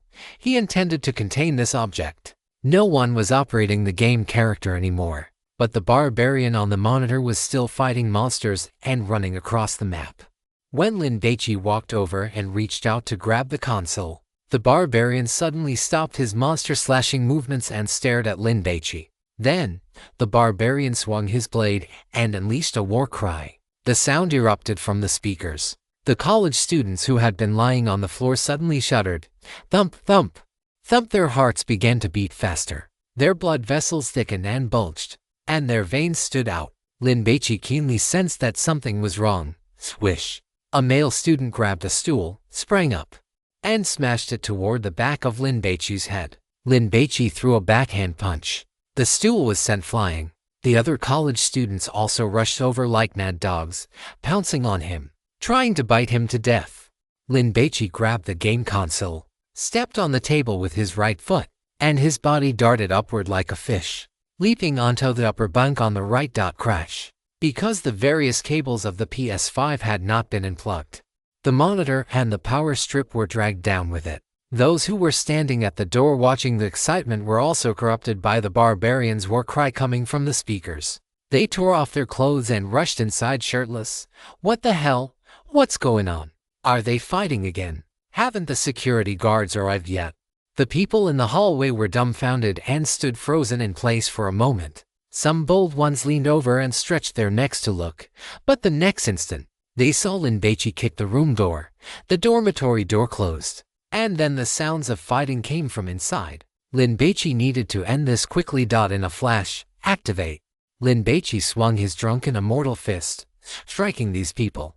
This time, he increased his force. Those who were hit immediately acted as if they were drunk, dizzy and swaying, their heads bobbing and weaving, unable to stand steady. Chen Kawei. It seems they are fighting again. Liu Zilu, where is the video? Why are you just standing there? Hurry up and record it. Chen Kawei, the door is closed, I can't see. But listening to the sounds, it's very intense. Should we go over and take a look? You go. Why don't you go? In the hallway. Everyone whispered and stretched their necks to look. Like a bunch of turtles that had lost their shells. Suddenly, the door opened, and a male student ran out. But before he could take 2 steps, an arm reached out from inside the room, smacked him, grabbed his collar, and dragged him back in. The door was closed again. That seems to be the guy who went in earlier. What is he doing? Why does it feel like a violent bear entered a rat's nest? Does anyone know his name? Which department is he from? Everyone chattered away. Such a mass brawl incident at the school had already reached the campus forum, and it might even be spreading among student circles to other schools. So the school leadership attached great importance to it. The security guards arrived first. There were 5 of them in total, carrying rubber batons, anti-riot steel forks, shields, as well as pepper spray and fire extinguishers. And everyone was wearing a steel helmet. After asking the students to clarify the situation, the security captain shouted to maintain order. Back up, no recording allowed. Open the door quickly. With the security guards here, the students grew bolder and crowded forward. I'll open the door when the police arrive, Lin Baici replied. It was impossible to reason with these security guards when encountering such a situation. They would definitely want to control the people first and take them to the security office. Lin Baici didn't want to go.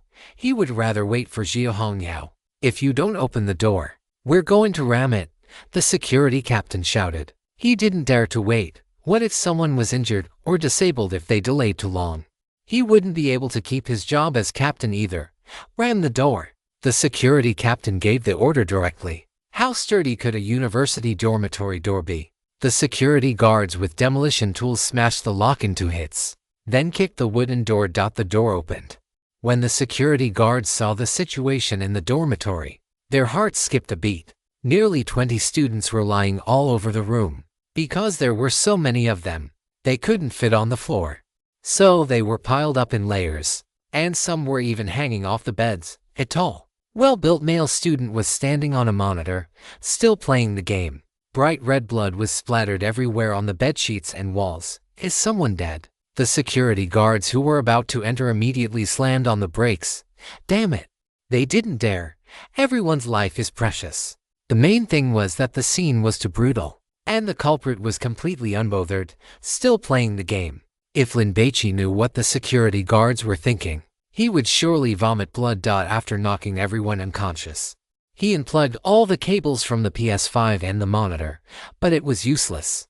The monitor remained lit, and the barbarian on the screen was trying to break out to hack him to pieces. Lin Baici hesitated, wondering if he should destroy the monitor, otherwise the contamination might still erupt. On the screen, squelch! A demonic Spider-Man seized the opportunity to ambush the barbarian, plunging its sharp claws into the barbarian's back. The barbarian's health dropped instantly, and it let out a shriek. Hearing this sound, the security guards standing at the door had their minds affected. They felt the terror of impending death, and began to scream as they fled, waving the tools in their hands wildly. What the hell? Lin Baici was stunned. If these people ran off, would it cause the contamination to spread? And if he couldn't even purify this kind of minor contamination, what right did he have to be honored as the Lin God of Hygiene? Lin Baici wound up his fist and swung it toward the monitor, but halfway through, a flash of inspiration struck him. He shifted the direction of his punch and slammed it into the PS5 in his hand instead. The destruction of the game console drove the barbarian into a frenzy. It no longer cared about fighting the demon spider and instead charged toward Lin Baici, letting out an angry roar as if it wanted to jump out of the monitor to kill him. These roars traveled quite a distance. The security guards who had been fleeing and the students crowding the hallway to watch the commotion were all affected. They went mad, rushing over in unison, determined to kill Lin Baici and protect the PS5. Guqingqiu usually kept to herself, had no friends, and didn't browse the campus network. So by the time she heard the news and arrived, Lin Baici had already taken care of everything. Guqingqiu took the elevator to the 10th floor. As soon as she stepped into the hallway, what she saw were people lying scattered across half the corridor. I'm late, Guqingqiu said with regret. Next time you purify a rule-based contamination, You can be a bit slower and wait for me. Or give me a call right away. If I waited for you, the entire dormitory building would have been contaminated. Lin Baici rolled his eyes. Ah! Guchinkyu saw a boy who had fainted near her feet. She kicked his head to make him face up. What kind of contamination was it? Not sure. It hadn't fully erupted yet. It was caused by a game console. Lin Baici tossed a metal sphere to his fellow alumnus. It was the black coffin that had contained the PS5. Soon, Zhu Hongye arrived, accompanied by Yi Zhisheng, Long Miao Miao, and Izuyu. Because the God-forbidden item had appeared in a university with such a dense population, Zhu Hongmian had also arranged for the 5th Division to assist. Lin God. Izuyu greeted him respectfully. Brother Lin. Long Miao Miao was much more casual than Izuyu. She pulled out a lollipop and handed it to Lin Baici. I've officially joined the 17th Division of the Haijing Security Bureau. Please take care of me in the future, Brother Lin. The three of them are all members of our team now. Zhu Hongyao introduced them.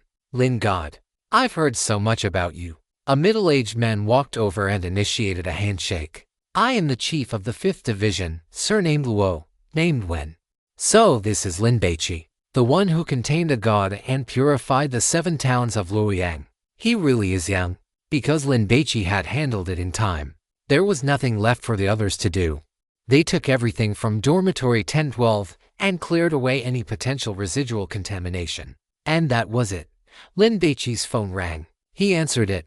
It was Ji Xinyan. What kind of hero are you trying to be? What does it have to do with you whether others live or die? Do you think you're just that good at fighting? What will you do if you end up crippled? Ji Xinyan fired off 4 questions in a row. Although her tone was harsh, every word was filled with deep concern. I only went up there because I was confident, Lin Baici explained. And now, what do the school leaders think? Is it a heroic act? Or is it just a street fight? Ji Xinyan asked anxiously. It hasn't been decided yet. But it definitely has nothing to do with me. Lin Baici chuckled. Fine, even if it's the worst-case scenario. Don't worry, I'll find someone for you.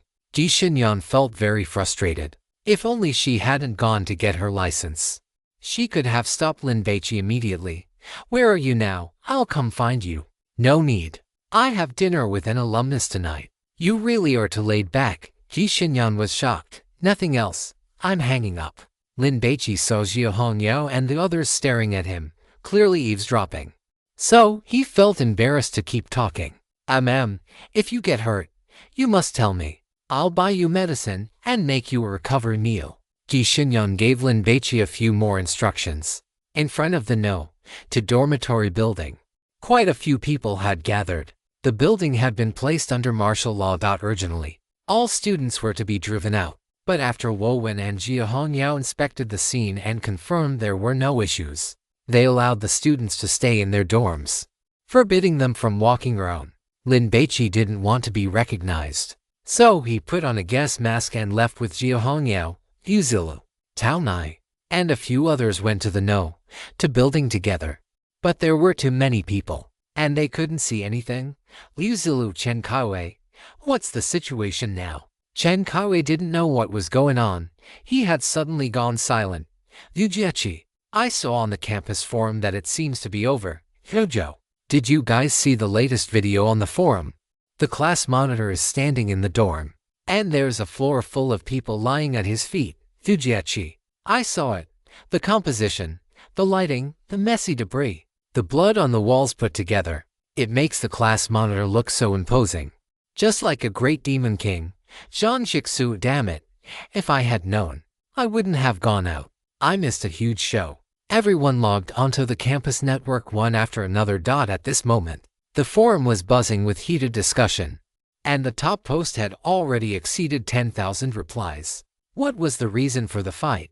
Who is this guy? Lin Baici from the freshman class of the School of Electrical Engineering. I remember now. Is that the freshman who, during the military training report performance last year, shot a mad dog to death with a flagpole from several dozen meters away? Yes, that is him. There is a girl in his class who is exceptionally pretty, knows how to dress well, and has a nice name too. Her name is Ji Xinyan. Give me a break, pretty. She dresses like a socialite. You are just jealous of her, aren't you? If you have the guts, stop posting anonymously. The campus forum was quite lively today. Even students who usually do not frequent it were scrolling through it with great interest, getting their fill of the drama. On this forum, the most discussed topics are usually games, girls, venting complaints, and lost and found notices. Today, the name Lin Baici flooded the screen, and his popularity in the school began to skyrocket. An hour later, as the 5th Division withdrew their team, the lockdown was lifted. The students were finally able to return to their dormitories. Some curious individuals went to the 10th floor to observe the traces left behind by the group fight and to discuss the person known as Lin Baici. He skips classes often, has top-tier card skills, can dunk a basketball, and is supposedly a content creator on Bilibili. Some were interested in Lin Baici, while others just listened and moved on. Regardless of what Lin Baici was like, it had nothing to do with them. They returned to their dorms to continue playing cards, scrolling through their phones, playing games, and calling their roommates dad just to get them to bring back food. Life went on as usual. Most students would not feel nervous until the final exams approached. Haijing University of Technology is Lin Baici's home turf.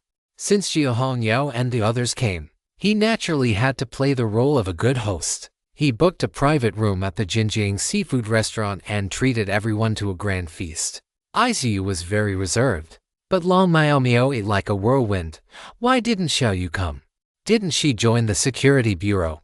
Lin Baici had not invited Huoyu out since returning to Haijing. I know she became a god hunter because she wanted to be with you. So I told her to wait until we explore God Ruin together. She can continue being her big streamer for now. Jia Hongyao peeled a large shrimp. You cannot rely on hard work alone to become a top streamer on the seafood platform.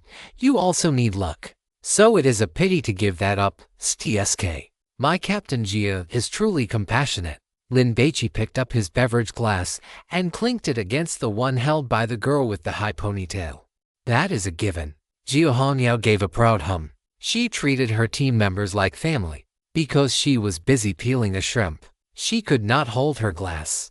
So she prepared to lean her mouth over to take a sip. However, her chest was too large, and with a smack, it pressed against the edge of the table, knocking the glass over. My! The girl with the high ponytail quickly leaned back. The drink spilled everywhere. Lin Baici immediately pulled out some napkins to wipe the table. I will do it myself. Jia Hongyao shoved the shrimp toward Lin Baici's mouth. I will peel it myself. Lin Baici shook his head. It was meant for you in the first place. The girl with the high ponytail pushed hard, pressing the fragrant, succulent shrimp against Lin Baici's lips. Eat it, quickly. Lin Baici had no choice but to eat the shrimp. He tried his best to avoid touching Jia Hongyao's fingers, but the girl with the high ponytail had absolutely no concept of the traditional taboo regarding physical contact between men and women. After feeding him 3 shrimp in a row, her fingers naturally brushed against Lin Baici's lips. But she did not mind at all. In fact, because her fingers were stained with the sauce from the braised shrimp, she even put them in her mouth and sucked on them. I told you that you were unlucky, but you did not believe me. You even called me a jinx. Jia Hongyao teased. A god-forbidden item even appeared in your dormitory building. Do you admit it now? Remember to investigate the source of that game console, Lin Baici urged. I will not forget. Jia Hongyao took a bite of her food. By the way, Qin Shanwei has been completely overwhelmed lately. He is probably going crazy with frustration. Qin Shanwei is the minister in Shangjing, responsible for purifying the Qin Palace God Ruin. His progress has been very slow, but the Qin Palace is one of the top 10 God Ruins in Kyushu, so it is quite normal that he cannot conquer it in a short time. However, the problem now is that Lin Baici purified the 7 towns of Luoyang, and he is a member of Jia Hongmian's faction. One must know that these two are the strongest contenders for the next director of the Kyushu Security Bureau. Now, because of Lin Baici's appearance, Jia Hongmian has taken the lead by a nose. If Qin Shanwei cannot handle the Qin Palace, he will basically have no chance at that director's seat. Lin Baici felt a spark of interest in the Qin Palace after hearing what the girl with the high ponytail said. The mortality rate in there is too high. Entering it is truly playing with your life. Jia Hongyao sighed. After the meal, Lin Baici saw Jia Hongyao and her group off. Little Lin, Your dragon level rank is basically in the bag, although some people objected, saying you are too young and have not been in the security bureau for long. My sister pushed aside all dissent and helped you secure the dragon level title. Jiu Hongyao said with envy.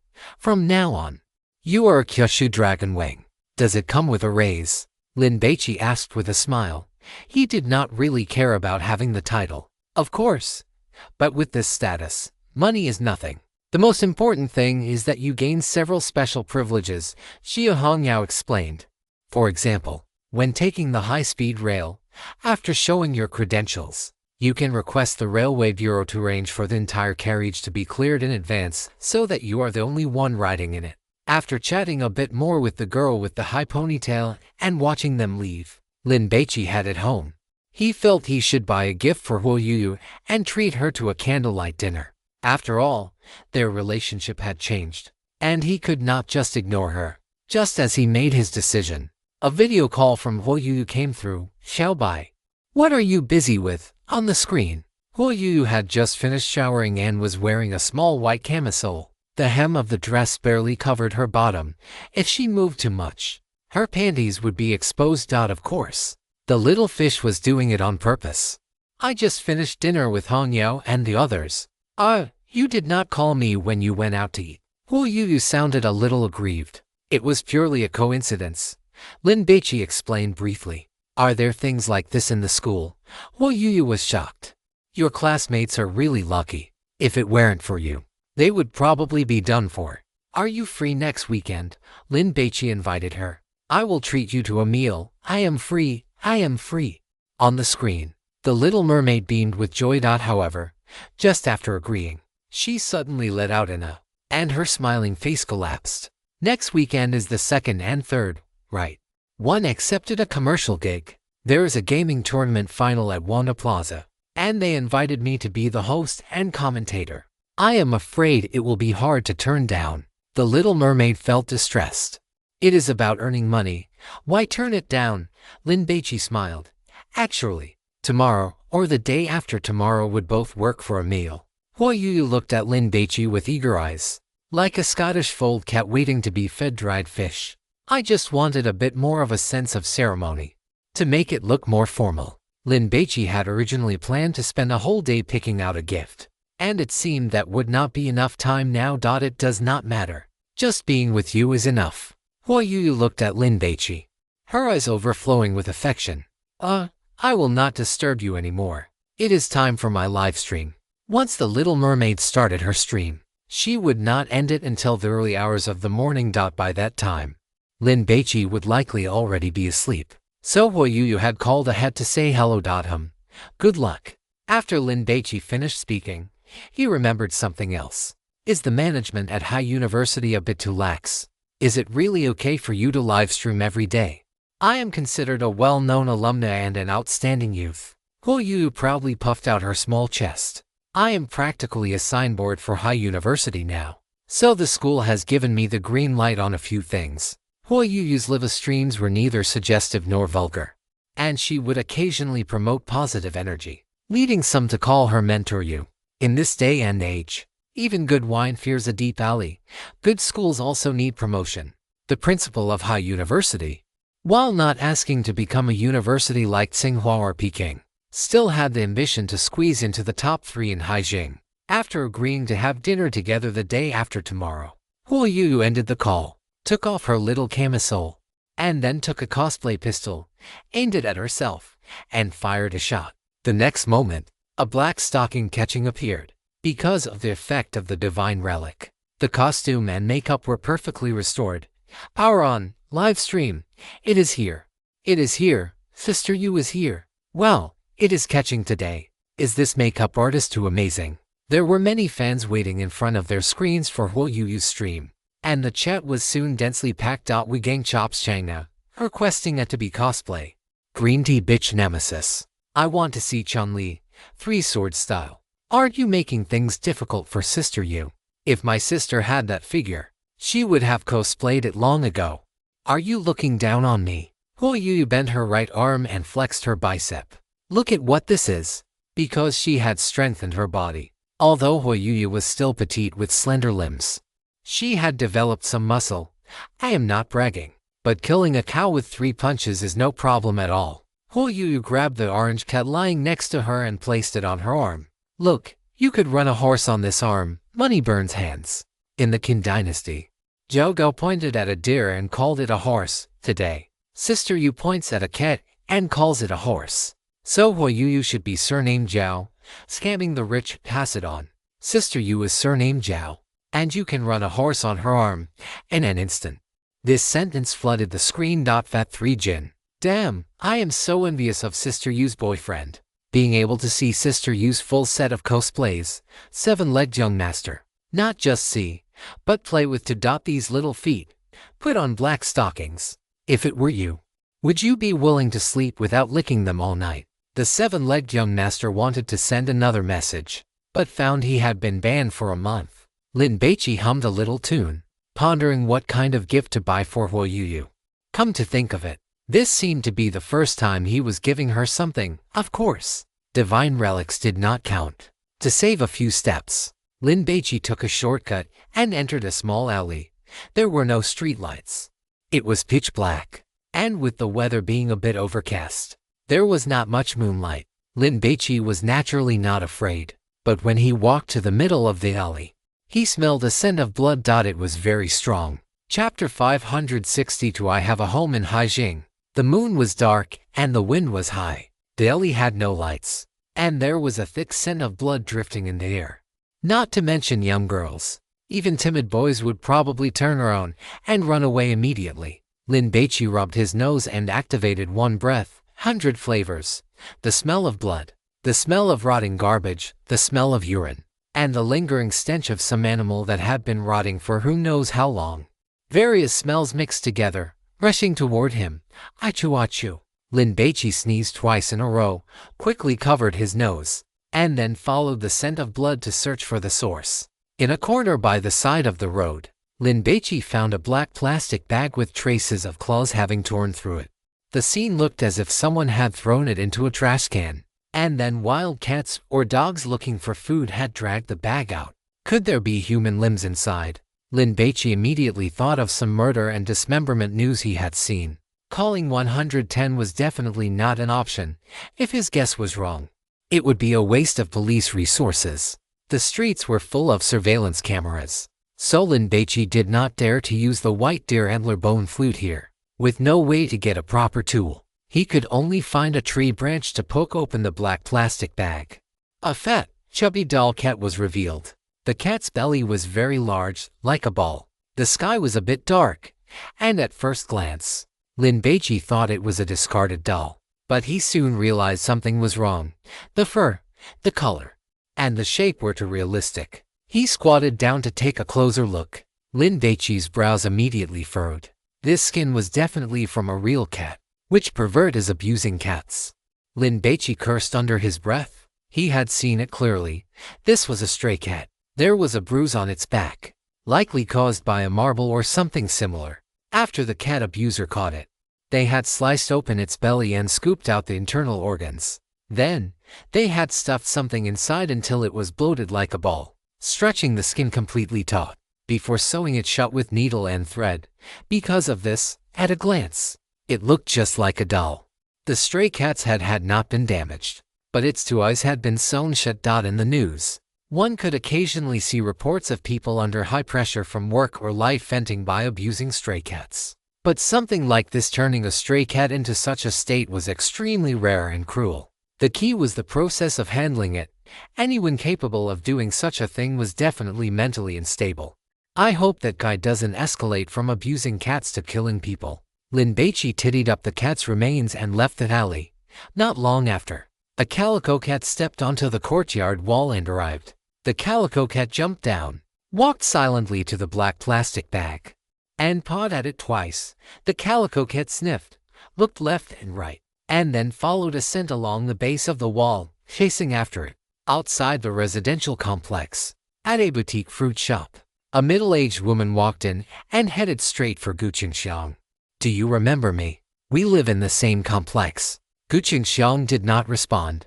There were only apples left at home, and making a fruit platter for Lin Baici with just those would be too monotonous. After finishing dinner, Gu Qingxiang had come out to feed the cats and buy some fruit. But as soon as she entered, the meddlesome woman who had tried to set her up on a date last time walked in. That young man I told you about last time. He got a promotion and a raise these past 2 days. He's making over 10,000 a month now. The meddlesome woman started by listing conditions, trying to entice Gu Qingxiang. If he didn't have a house in Haijing, this income would be a bit lacking. But that young man has a house in Haijing, so he has much more disposable income. Eating out less than 8 or 10 times a month would be a waste of that salary. Gu Qingxiang's expression remained indifferent as she carefully selected fruit. Pick this one. This kind of kiwi is delicious. The meddlesome woman took a kiwi and put it into Gu Qingxiang's shopping basket. Niece, I'm doing this for your own good. I think you're pretty and quiet. It would be a real pity if you couldn't enjoy good life. I have a boyfriend. Gu Qingxiang couldn't take it anymore. This woman was like a fly. So annoying.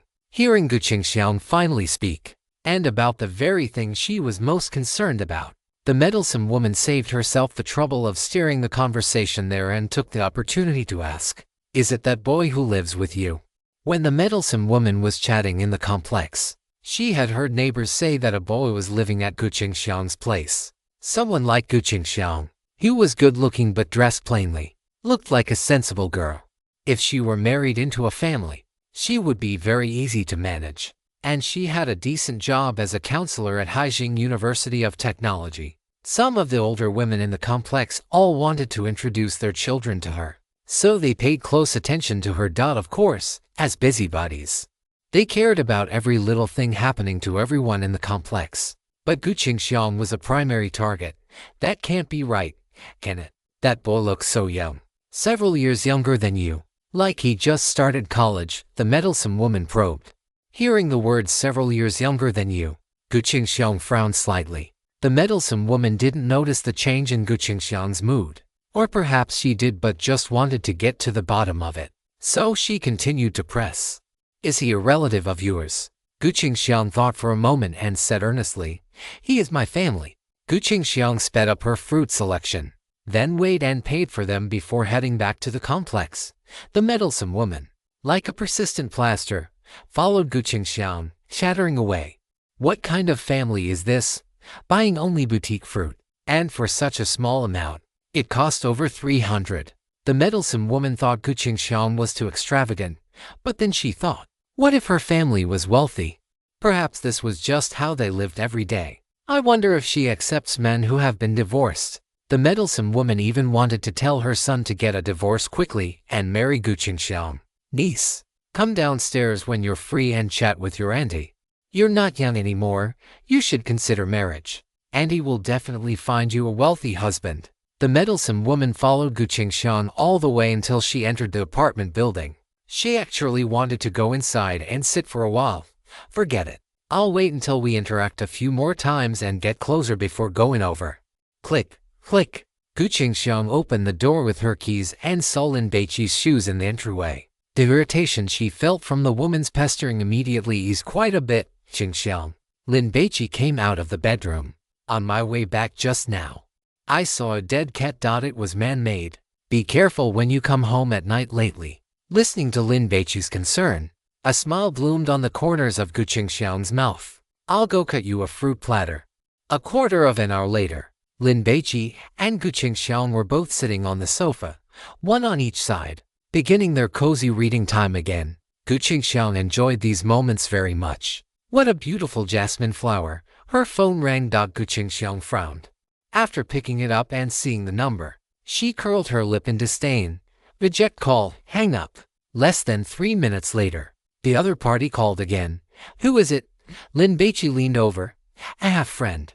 Gu Qingxiang stood up and went to the bedroom to take the call. What does a half-friend mean? Lin Baici was a bit curious. But since the counselor had gone to the bedroom and seemed not to want him to hear, he felt embarrassed to follow her. Sister Xiang, how are your photography skills? Do you want to practice a bit?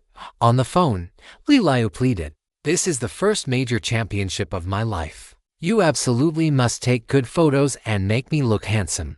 Especially the moment I win the championship. Make sure you don't miss it. I am not practicing. Gu Qingxiang was concise and to the point. And you are very annoying, Xiongji.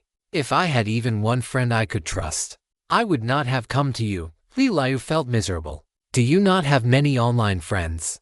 Gu Qingxiang asked in return.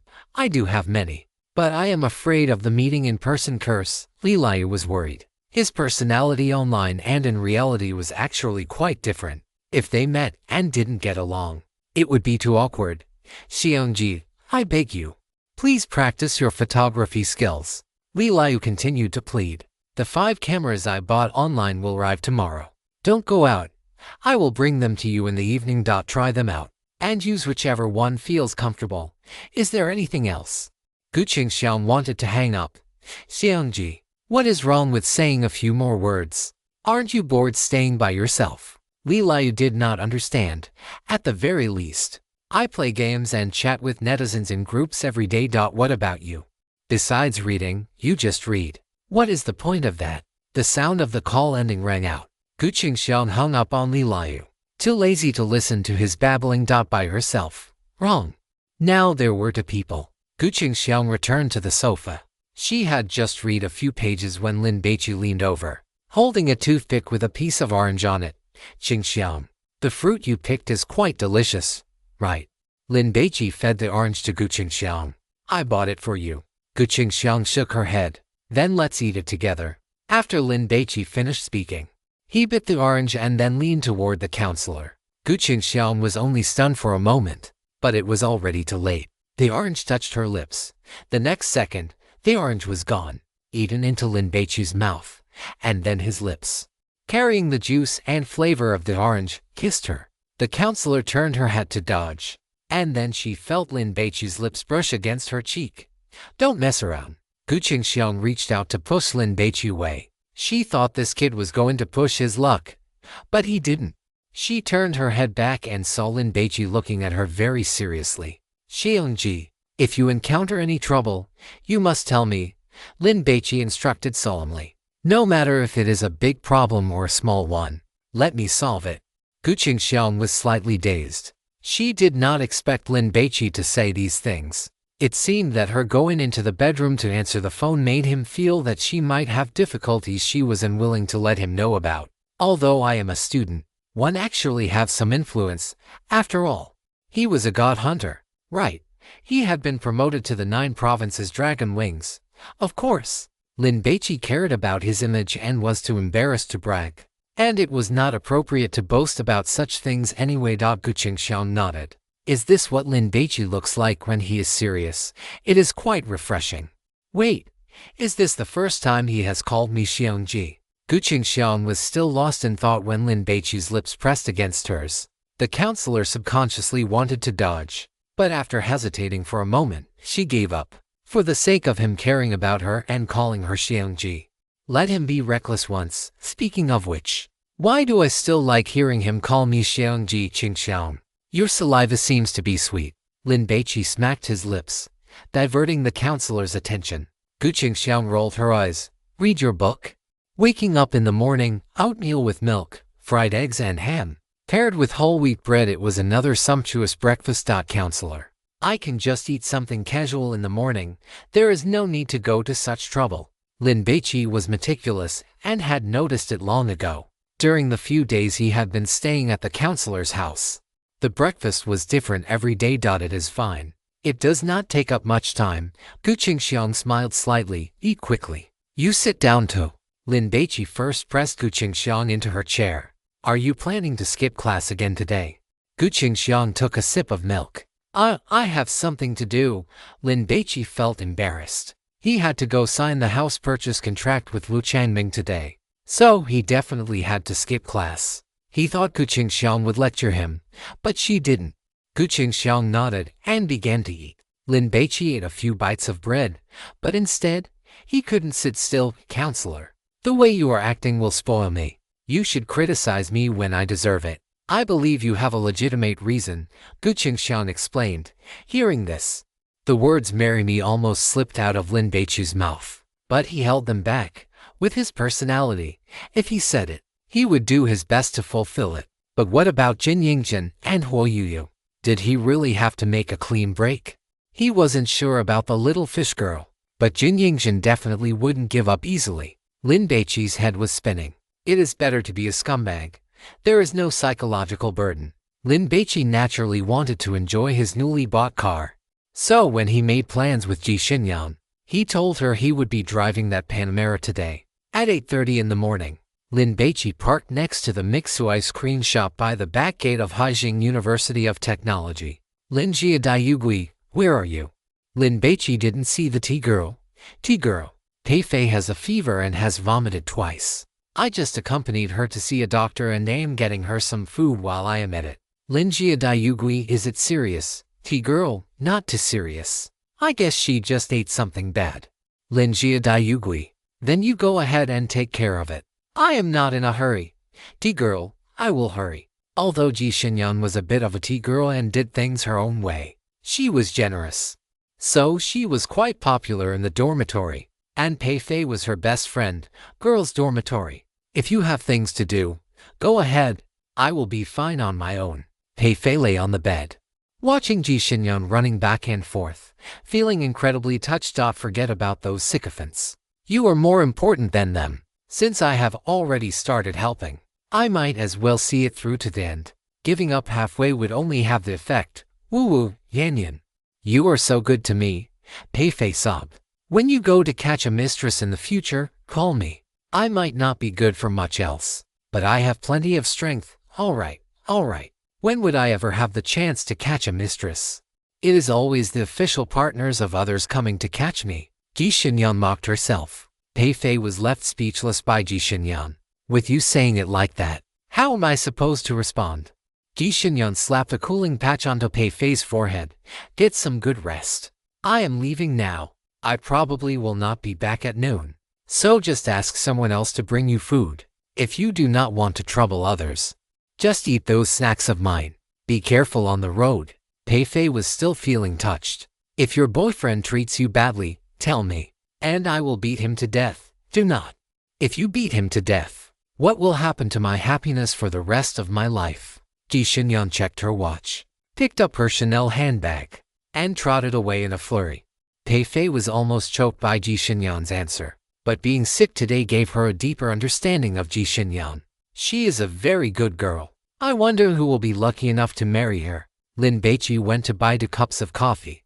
When he returned, he saw 5 boys surrounding the Panamera, commenting on it and taking photos with their phones. At this hour, appearing in this place, they were likely a group of roommates who had just finished an all-nighter at an internet cafe. Each of them held either a meat sandwich or an egg pancake in their hands.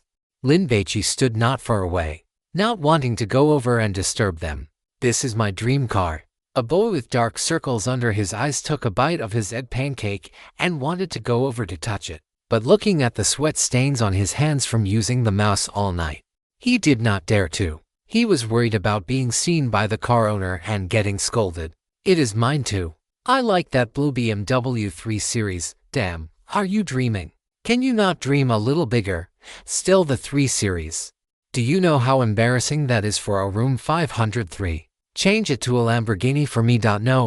No, a supercar like that. If you were not born with it, you will never have it in this lifetime. As if you could afford a Panamera. I cannot afford a Lamborghini, but I can afford a bikini. Right. Others drive a Lamborghini and can take girls to a hotel, while you wear a bikini and scare the girls away before ending up in a detention center yourself. When it comes to being shameless, you are the best. The conversation between the 5 boys was filled with youth, restlessness, and a hint of envy. Lin Baici listened, finding it quite interesting. Ji Xinyan patted Lin Baici on the shoulder. What are you thinking about? Ji Xinyan followed Lin Baici's gaze. Why not go over? Are you shy? Waiting for you. Lin Baici handed the coffee to Ji Xinyan. Today, the tea girl was wearing a thin turtleneck sweater, tight jeans, and a pair of light-colored knee-high boots, making her look slender and tall. She was already tall to begin with. Standing on the street, she looked like a crane. The head-turning rate was incredibly high. Ji Xinyan took a lovely sip of coffee, then more, blew a kiss at Lin Baici in the air. Lin Baici was speechless. What was that supposed to be? I took care of Pei Fei all morning today. I am worried she has a cold. If I get infected and then pass it on to you, what should I do? Ji Xinyan blinked her large eyes. I am not afraid. As soon as Lin Baici finished speaking, Ji Xinyan leaned in and planted a kiss on his cheek. That is exactly what I was waiting for you to say. Ji Xinyan giggled and took a small sip of coffee. Lin Baici looked at the lipstick mark left on the coffee cup by the tea girl and wiped his cheek with the back of his hand. Do you think I am dirty? If so, give that kiss back to me. As she spoke, the tea girl tilted her head and brought her cheek right in front of Lin Baici. Hurry up, or I will double it and collect interest from you. Lin Baici looked at Ji Xinyan's cheek, not knowing what to do. The attraction of a beautiful woman is still very strong, especially someone of Ji Xinyan's level. If a man saw her and did not take a few extra looks, he would regret it for 3 months. Those two are so annoying. Damn, showing off their affection early in the morning. That guy looks a bit familiar. The 5 of them whispered, admiring the beauty, forgetting even to look at the Panamera. Seeing Lin Baici back down, Ji Xinyan felt both happy and helpless. The class monitor is great in every way, but he is just too much of a gentleman. If it were any other man, he would have already covered her face in saliva, and his hands definitely would not have been well behaved. Taking the opportunity to grope her, give me the keys, Ji Xinyan reached out, looking toward the 5 boys. These guys were cowards. They immediately looked away, pretending to admire the scenery, not daring to meet the tea girl's gaze. If you are not thick-skinned enough, how are you going to pick up girls? Ji Xinyan took the keys from Lin Baici and walked toward the Panamera. Beep beep. The Porsche chirped twice. The 5 boys were startled. No way. This luxury car belongs to this girl. She is a little rich girl. Since she was a child, Ji Xinyan had been used to being stared at because of her beauty, so she was already accustomed to it. She walked to the Panamera as if no one else was around and opened the door to get in. Vroom. The engine roared, and the car pulled forward, stopping on the side of the road about 10 meters away. What is going on? Did she take a fancy to me? Does she want to invite me to breakfast? Are you stupid from staying up all night? She is waiting for her boyfriend. Damn, I have to admit, that guy is really handsome. A few people were whispering to each other. The window of the Panamera rolled down, and the beautiful woman poked her head out. Handsome, do me a favor and join me for breakfast. The morning breeze stirred her hair, scattering the scent of her shampoo. Lin Baici couldn't afford to lose face like this, so he quickly got into the passenger seat. The 5 boys watched the Panamera drive away, feeling as if they had been forced to drink a bellyful of lemon juice. They were completely sour with envy, showing off their relationship first thing in the morning. Have they no sense of public decency? Is that kid Lin Baici? Who is Lin Baici? Lin Baici from the School of Electrical Engineering. It blew up on the campus forum yesterday. Didn't you see it? Damn, he's handsome and can fight. If I were a girl, I'd like him too. You can go get surgery now. It's not too late. Did anyone take a picture? Lin Baici has a rich girlfriend. That's huge gossip. The group was discussing it heatedly when they suddenly noticed the boy with dark circles standing there, dazed and silent. What's wrong, old third? Forget it. With that kind of luxury car and that kind of beautiful girl, we don't stand a chance in this lifetime. Sigh, our reincarnation skills just aren't up to par. The boy with dark circles didn't listen to them. He took a bite of his egg pancake and walked away in the opposite direction of the school gate. Hey, where are you going? What? Did you get triggered and plan to go back to surfing the internet and wallow in self-pity? Has old third had an epiphany? The boy with dark circles didn't care about his roommates' voices. He suddenly wanted to work hard, so he prepared to get a haircut to show his determination. From today on, I'm going to start grinding. Feng Ting arrived at the store early in the morning and had all the materials ready. She kept glancing out at the street, but she still didn't see Lin Baici's AMG. I told you, even if the contract is signed, you can't relax until the money is in your hands, Zhang Meng said, speaking sarcastically, wishing that the rich kid would stand Feng Ting up. A Porsche pulled up to the side of the road. Feng Ting hadn't paid much attention at first, but when she saw Lin Baici and Ji Xinyan get out of the car, she was startled. She immediately grabbed her bag and trotted over. Zhang Men watched Feng Ting's retreating figure, feeling incredibly depressed. It looked like she had actually closed the deal.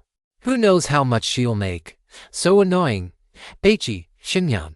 As soon as Feng Ting approached, she took the initiative to greet them. Sister Ting, did you bring everything? Lin Baici didn't want to have to make another trip later. I brought everything. Feng Ting felt a pang of regret. It was a pity that the Sister Ting in Lin Baici's mouth was just a polite term. How wonderful would it be if he really thought of her as a sister? Get in. The location for the signing today was the villa at Vank Emerald World. Feng Ting sat in the car and looked at the brand new interior. Unable to help her curiosity, this is a Panamera, right? Feng Ting's boyfriend, Zhoujin. Like Porsches, he would browse car forums whenever he had free time and even asked Feng Ting which looked better, the Cayenne or the Panamera. That was why she recognized this car. Yeah. Did you just buy it? Yeah, it's really beautiful. Feng Ting stroked the car door. It felt great to the touch. By the way, I was browsing the headlines yesterday and saw a news story about a car accident in front of a bar. A Mercedes was hit, just like the one you had. Feng Ting tried to find a topic to keep the conversation going.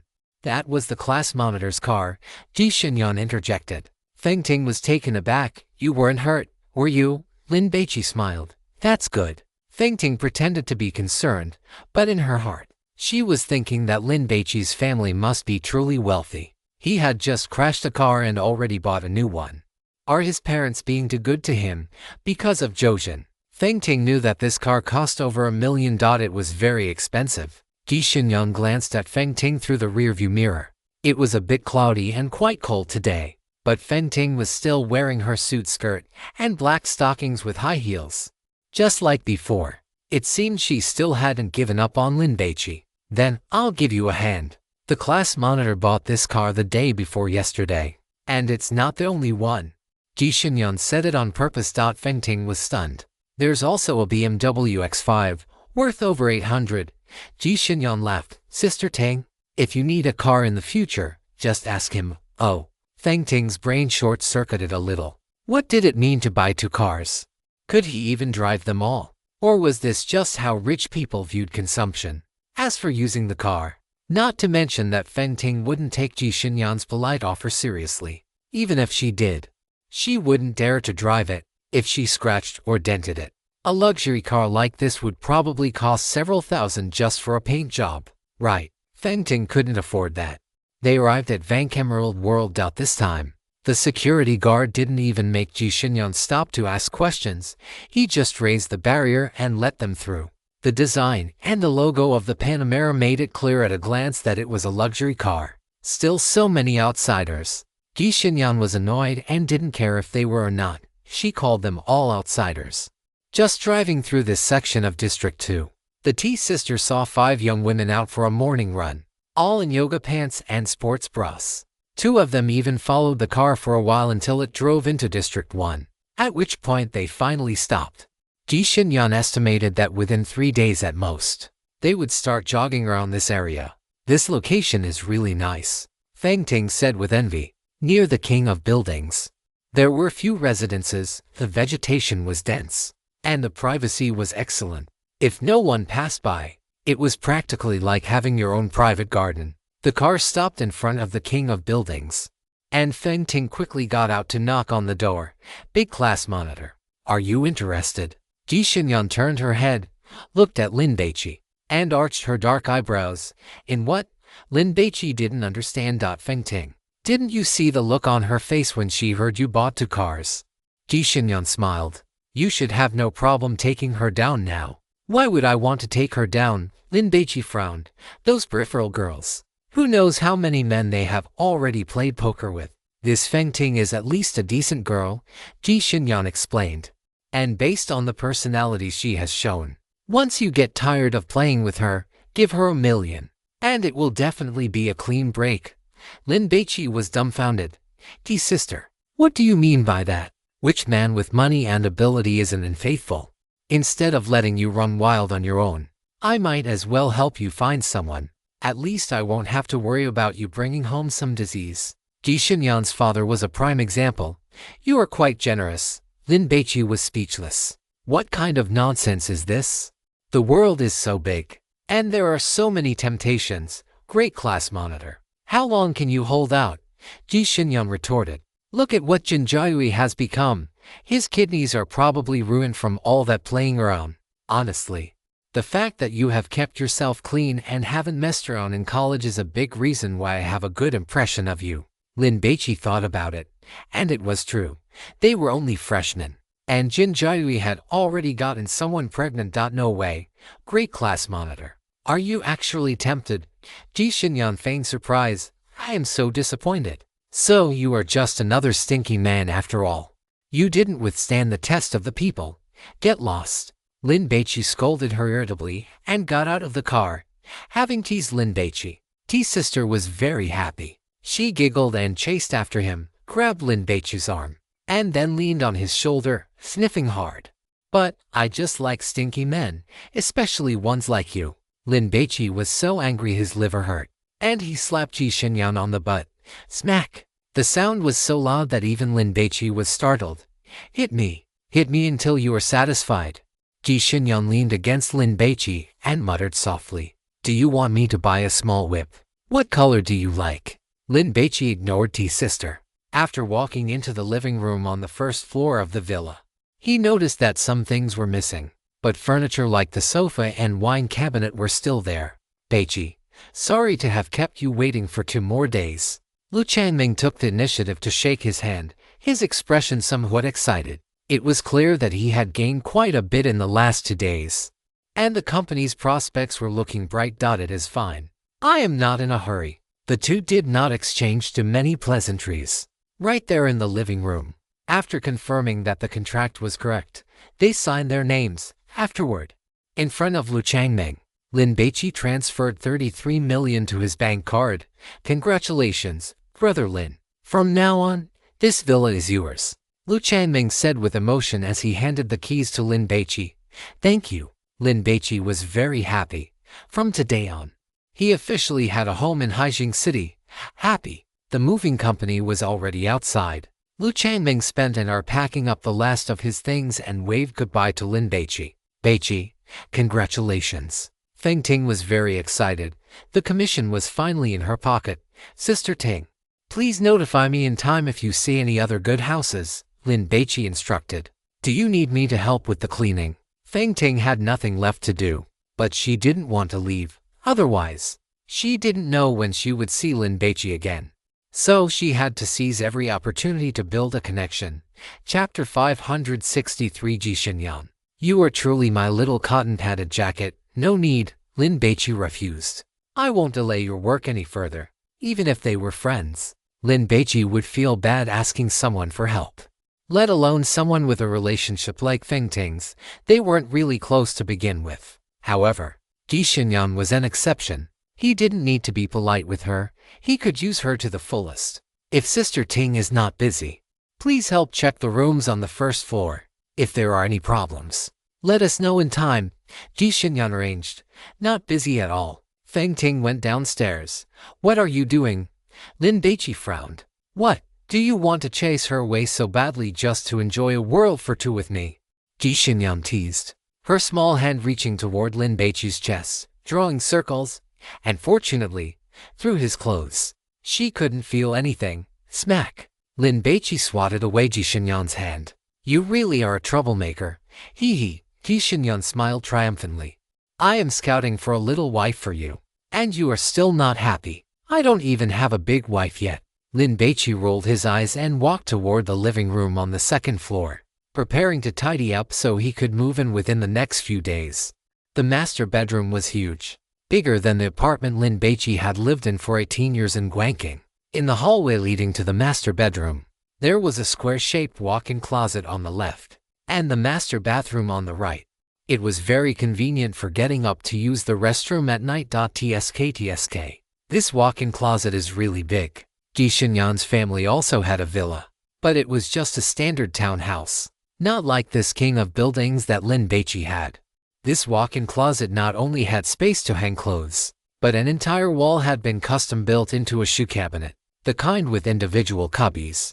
This was for the lady of the house to store her shoes.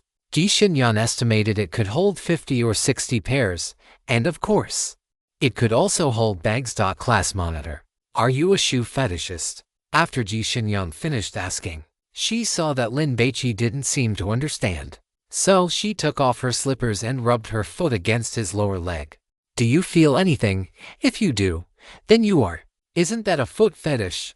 Lin Baici was surprised. Great class monitor. Are you still going to say you aren't a pervert? Ji Xinyan teased. We have a Zudogwen in our dorm. What kind of knowledge can't you learn there? Lin Baici didn't know these things before starting college.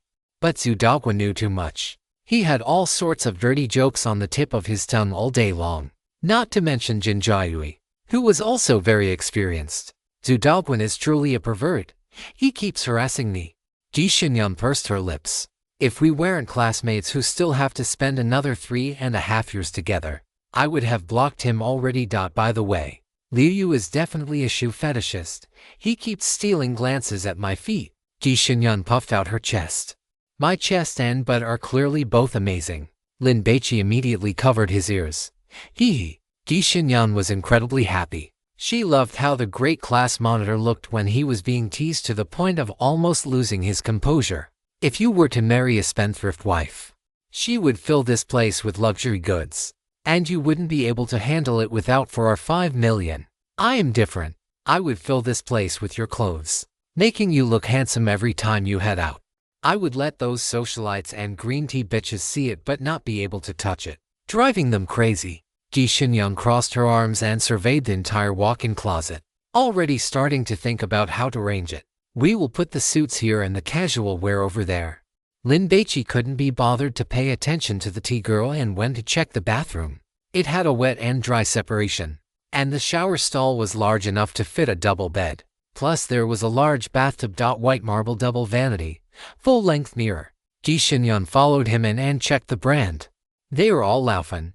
This is a century-old Swiss brand. How do you know about these things? Do you plan on becoming a real estate agent after you graduate? Lin Baici was completely clueless about these things. He just thought they looked quite exquisite, and had a feeling that they were things he couldn't afford. If you had a few girls in your social circle who loved to show off, you would understand too, Ji Xinyan said with disdain. They would post on their social media even just for changing a faucet. Is it very expensive? Lin Baici asked curiously. Yeah, it is an American brand that previously specialized in custom work for private yachts and private jets. One faucet is probably around 200,000, right? Ji Xinyan explained. Lin Baici was shocked. For faucets could buy that apartment of his back in Guangqing City. The tea girl stood in front of the vanity, resting her hands on it, moving her legs back, bending over, and then looking up at the full-length mirror opposite her. What are you doing? Lin Baici didn't understand.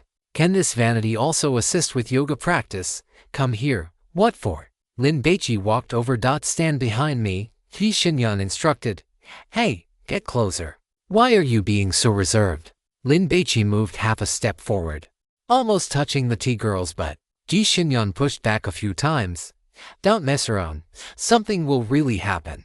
Lin Baici was dumbfounded and quickly grabbed Ji Xinyan's waist. So slim. The poem about the king of Chu loving slim waists and many in the palace starving to death immediately surfaced in Lin Baici's mind. See that? You are big and take up a lot of space. So, when looking for a girlfriend, my height is just right. Any taller, and you two wouldn't be able to move around in here, Ji Xinyan reminded him. Take out a little notebook and write that down. Having experienced the baptism of the Korean girl and the merman, Lin Baici was not some naive, innocent boy who didn't understand anything. He froze for a moment, understood what the tea girl meant, and immediately felt a mouthful of old blood almost spray out. Can you not be so? Lin Baici was too embarrassed to say that word. Slutty. Ji Xinyan turned around, leaned against the vanity, blinked, and then looked serious, declaring as if she were a saint preaching. Could this be endured? Lin Baici took a step forward, wrapped his right arm around Ji Xinyan's waist, and lowered his head to kiss her. The tea girl struggled subconsciously for a moment, then began to respond to Lin Baici. Baici. Feng Ting came up and saw Lin Baici squatting down, inspecting the toilet, while Ji Xinyan was beside him, head lowered, washing her hands. What is it? Lin Baici feigned composure. Almost got caught. There are a few pieces of clothing in the laundry room. They should be Lu Changming's. Should I throw them away? Or call him to come and pick them up? Feng Ting asked. The clothes worn by these rich people should all be designer brands and quite expensive. So she didn't dare to dispose of them on her own. Throw them away, Lin Baici ordered. If Wu Changming calls to ask for them, just give him the money. Feng Ting went out. Lin Baici took a few minutes to calm down, stood up, glanced at Ji Xinyan, and walked out. Baici. Feng Ting was in the hallway and hadn't gone down yet. Lin Baici went over. Feng Ting took out a tissue and handed it to Lin Baici. Lipstick. Lin Baici immediately felt so embarrassed he wanted to dig a hole with his toes and quickly wiped his mouth with the back of his hand. Forgot about that. There is some on your neck too. Feng Ting knew she shouldn't be doing these things, but the more she looked at this large villa, the more she liked it. She just thought, even if it were only for one night, it would be worth it. I'm going to check the other rooms. Lin Baici took the tissue and quickly strode away. Didn't expect the great class monitor to actually fight back. Ji Xinyan looked at herself in the mirror, feeling a bit dazed, but it felt good. As for developing the relationship further, becoming boyfriend and girlfriend, getting married, or anything like that, the T-girl hadn't thought about it, because where there is romance, there is bound to be a breakup. So it is better to just stay like this. It is quite good.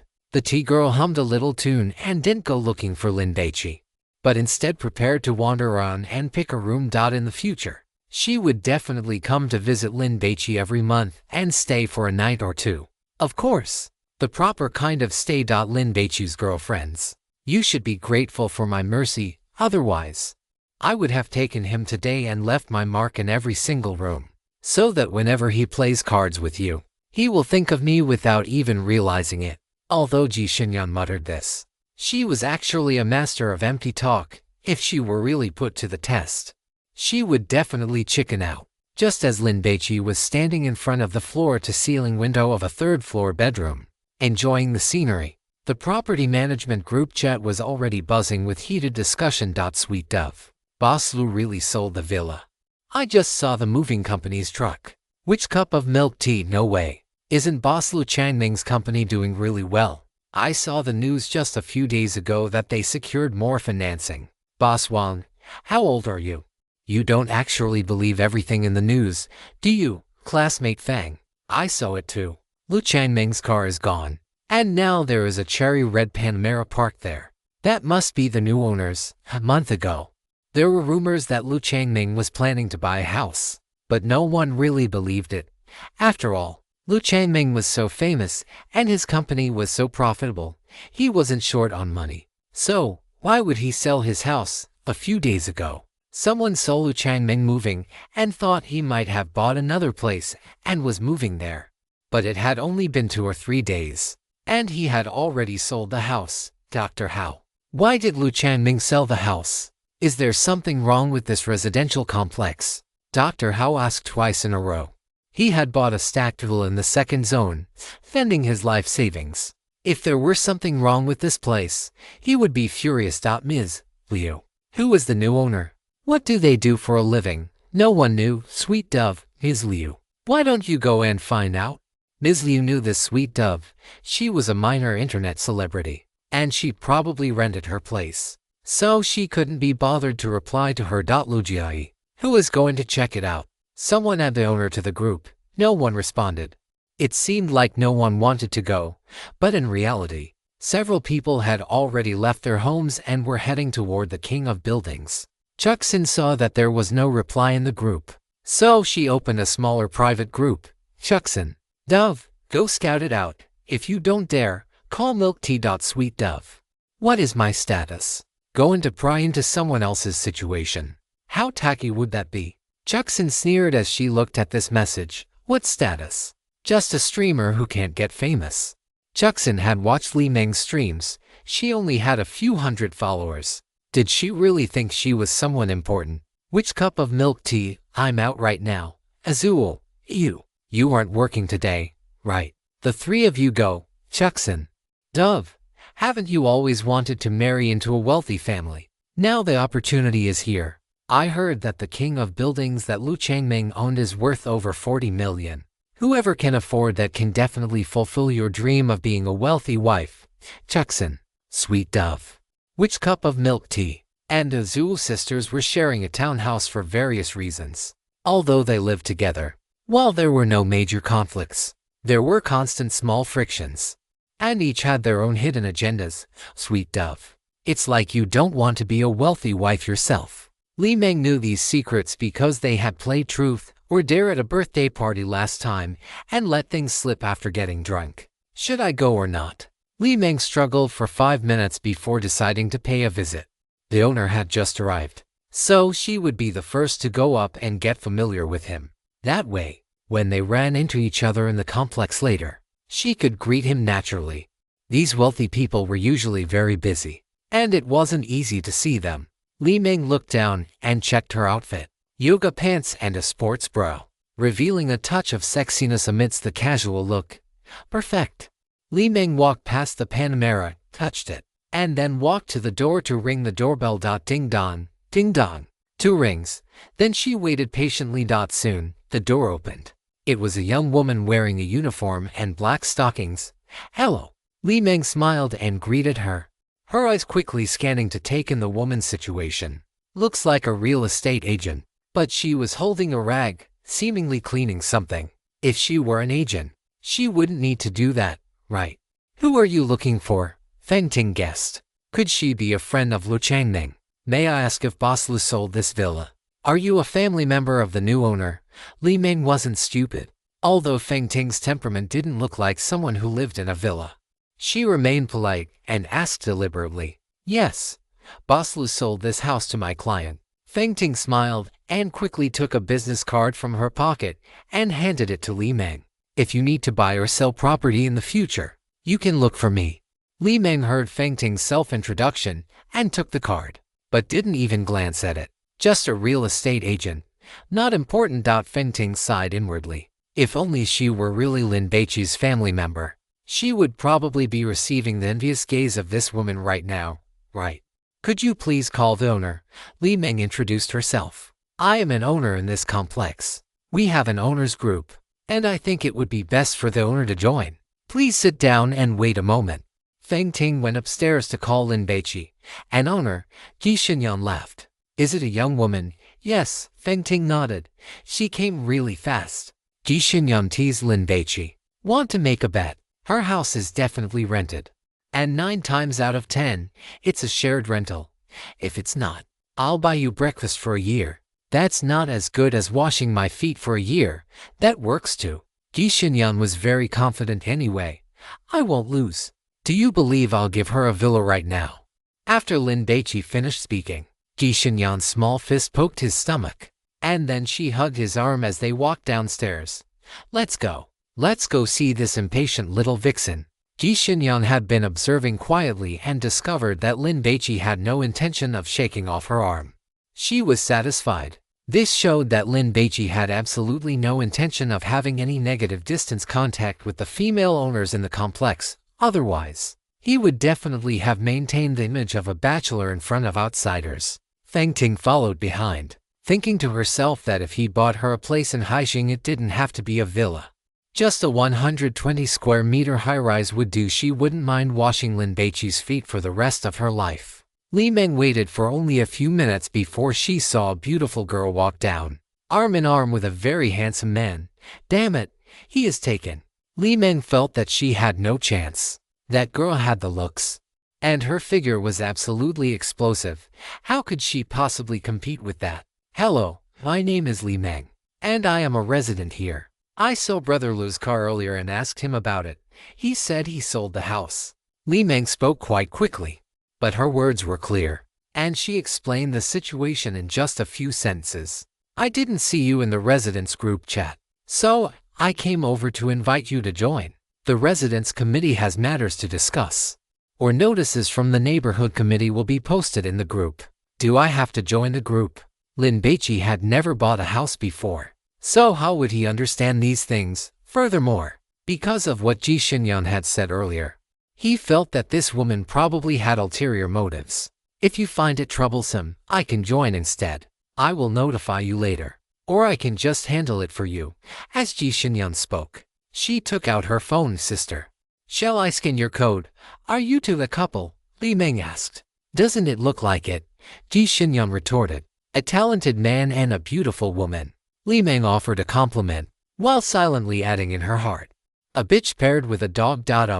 Regarding that, since it is a residence group, it is best if the resident themselves joins, Li Meng explained. Oh, thanks. My phone is out of battery. I will add it another day. Lin Baici did not want to join. He planned to go to the property management office to ask about it later. Ji Xinyan felt a little annoyed at being rejected, but seeing Lin Baici subsequently reject this internet celebrity made her happy again.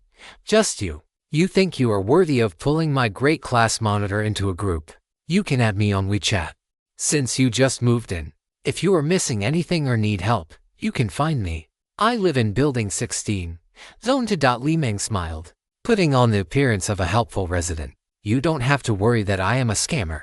Do you know Sweet Pigeon? I am a streamer on Haxian platform, and I also post videos on Dian.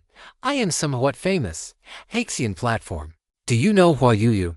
Ji Xinyan blinked. Baici is a fan of hers. Li Meng felt a bit awkward. Hua Yuyu was currently the top streamer on Haxian platform. Li Meng wasn't even qualified to attend the annual gala, so how would she have the chance to know her? But if she said she didn't know her, wouldn't her status drop instantly? My main battlefield is Dian, Li Meng explained, biting the bullet. Her radar for detecting bitches had also activated. She felt that the girl was intentionally trying to embarrass her. Thank you for your kindness. Lin Baici's words were equivalent to a refusal. After chatting for a few more sentences, Li Meng took the hint and said goodbye. Once she was outside and passed by the Panamera, she really wanted to kick it. Damn it. What is he acting so cold and aloof for? I don't believe that if I strip naked, you could resist not crawling on top of me. Li Meng cursed. So annoying. Feng Ting stood to the side, watching Lin Baici's cold attitude toward the internet celebrity. She suddenly realized how lucky she was to be able to be a friend to Lin Baici.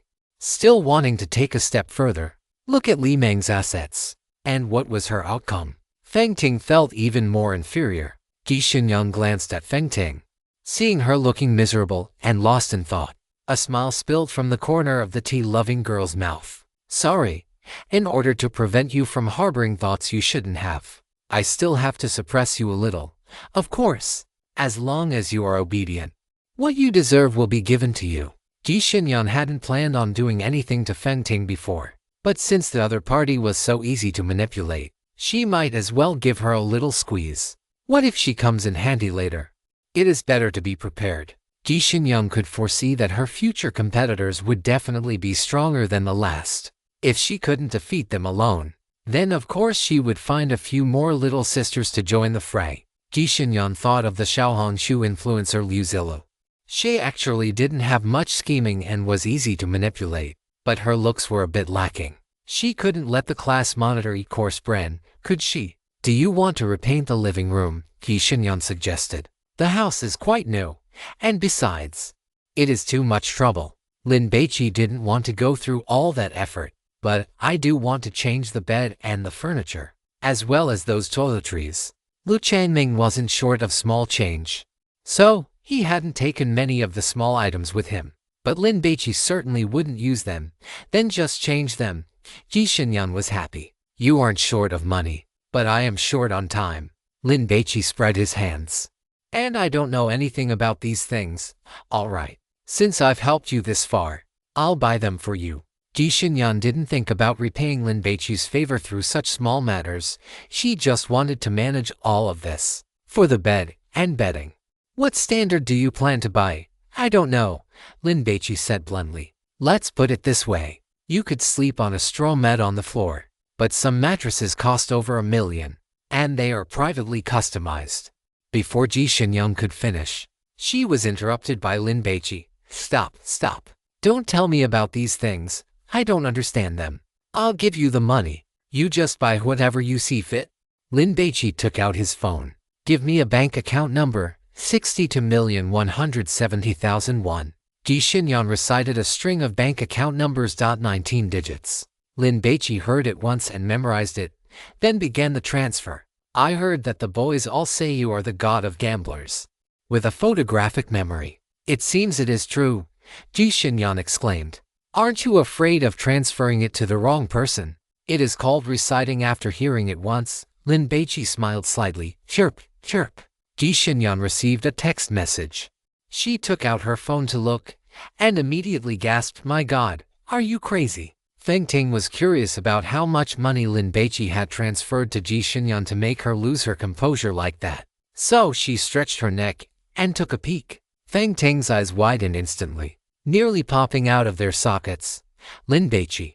On March 29th at 10:26 a.m., an electronic transfer of 10 million. 0 RMB has been deposited into your savings account ending in 6619. Current balance, 10,511. 823.0 RMB, 7 zeros, an 8-digit number. That is 10 million. My goodness. What kind of furniture could possibly cost that much money? Feng Ting had never even heard of such a thing. You really trust me that much? Ji Xinyan didn't know what to say. With so much money, you didn't even blink before handing it over. Just buy whatever you see fit. Don't try to save money for me. It was only a month and a few days worth of salary, and besides, as a god hunter, Lin Baici might die any day. While he was alive, he naturally had to enjoy himself. That mattress you mentioned that costs over 1 million, buy me one, Lin Baici instructed. For things like bedding, pick the best. Oh my God, spending over 1 million on a mattress. Feng Ting wanted to ask if that thing was just a tax on stupidity, but she didn't understand it, and was afraid of being looked down upon if she said it. I suddenly feel like my BMW X5 isn't so great anymore. Ji Xinyan looked at the transfer notification with a sense of grievance. I have an urge right now to find a way to marry you just so I can sleep on this mattress. Feng Ting understood Ji Xinyan. She had that urge now. The house is in your hands. Get it done quickly. In a week at most. I want to come over and sleep there. That won't work. The mattress has to be custom made. Ji Xinyan calculated, but everything else should be fine. I'll handle the access cards, register the license plate, set up utilities, fiber optic broadband. And oh, don't forget the property management fees. Lin Baici listened to Ji Xinyan muttering and patted the tea girl's shoulder with great satisfaction. As expected of my little cotton padded jacket, he didn't understand any of these things. And if he had to handle them himself, it would be a waste of his energy. Daddy, then how are you going to reward your little cotton padded jacket? Ji Xinyan made up her mind to put in the same effort she would for decorating her own bridal chamber to get everything ready for Lin Baici, so that he wouldn't be able to find a single fault. Feng Ting was envious. She wanted to help too, and fortunately, she wasn't qualified. At noon, Lin Baici treated the two of them to a meal and drove Ji Xinyan back to school. I'll get out here too and walk back myself. Feng Ting felt embarrassed to let Lin Baici drive her any further. It's only a few minutes away. Lin Baici gestured for Feng Ting not to be so polite. Are you planning to skip class again? Ji Xinyan was speechless. I'm meeting a friend tomorrow. I need to go buy a gift. Lin Baici spoke so openly and honestly that it actually kept Ji Xinyan from overthinking it. Then be careful on the road. Ji Xinyan watched Lin Baici leave and walked a few steps toward the school. Forget it.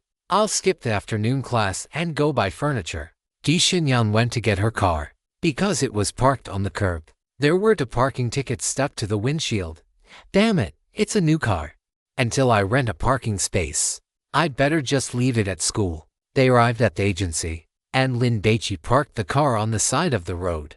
I'm actually quite good at picking out gifts. Feng Ting didn't unbuckle her seatbelt. You let me earn quite a bit from this deal. I should help. No need. Lin Baici looked at Feng Ting. Being able to help me find a house with a high price-to-performance ratio is already great. All right then. Feng Ting felt a bit disappointed. She got out of the car, leaned over, and waved at Lin Baici. Be careful on the road. As soon as I have news about any listings, I'll notify you immediately. Lin Baici waved his hand. Feng Ting watched the Panamera drive away, her expression forlorn. He doesn't think much of me, Ting Ting. A sudden shout startled Feng Ting. She turned around and saw her boyfriend, Zhou, standing on the steps in front of the store. Ting Ting, Zhou ran over. Who was that driving the luxury car? A client. Feng Ting complained irritably. Who else could it be? Zhou looked Feng Ting up and down. You dressed like this to accompany a client. It was too sexy. Especially these high heels. What else was I supposed to wear? Feng Ting retorted. You should have put them on for me to see first, Zhou emphasized. I bought them with my own money. Feng Ting walked back into the store. I've seen these heels online. They cost 7,000 or 8,000. It looks like you got a pretty good commission this month. You're even brave enough to spend ahead of time. Should we go celebrate? Zhou stared at Feng Ting's feet. They were a bit expensive, but damn, they looked good. Are you paying? Feng Ting looked back. Zhou felt a bit awkward. I haven't received my salary yet. Feng Ting rolled her eyes, went back into the store, filled a paper cup with water, and gulped it down. Ting Ting is back, looking at you. You must have earned a lot, right? Treat us. Zhang Meng egged her on. Feng Ting ignored him. Are we going out to eat tonight? Zhou followed her inside. I'm tired. I don't want to go. Feng Ting refused. There were 3 other salespeople in the store, and Zhou felt embarrassed after being rejected by his girlfriend. Why did you come to find me at this hour? It definitely wasn't for anything good. My sister's phone broke. I'm looking to buy her a new one. Zhou hesitated, wanting to say more. What does your sister's broken phone have to do with me? Feng Ting knew what Zhou was after. He wanted to borrow money. This guy was always putting on airs in front of his family, claiming he worked in Haixing and was doing very well. But in reality, he was still living in a shared dormitory. And whenever they were intimate, he was too stingy to even pay for a hotel room. I told you, I haven't received my salary yet, Zhou explained. I haven't even finished paying off my installments on Huabei yet. Feng Ting was annoyed. Ting, I know you are the best to me. Can we make this the last time? Zhou pleaded. How much do you want? Feng Ting took off her high heels to rub her feet. She had been walking for most of the day and was exhausted. Zhang Men glanced over. 3,000. You might as well just sell me off. Feng Ting said with annoyance. Look at my phone. How much is it worth? I haven't changed it in 2 years.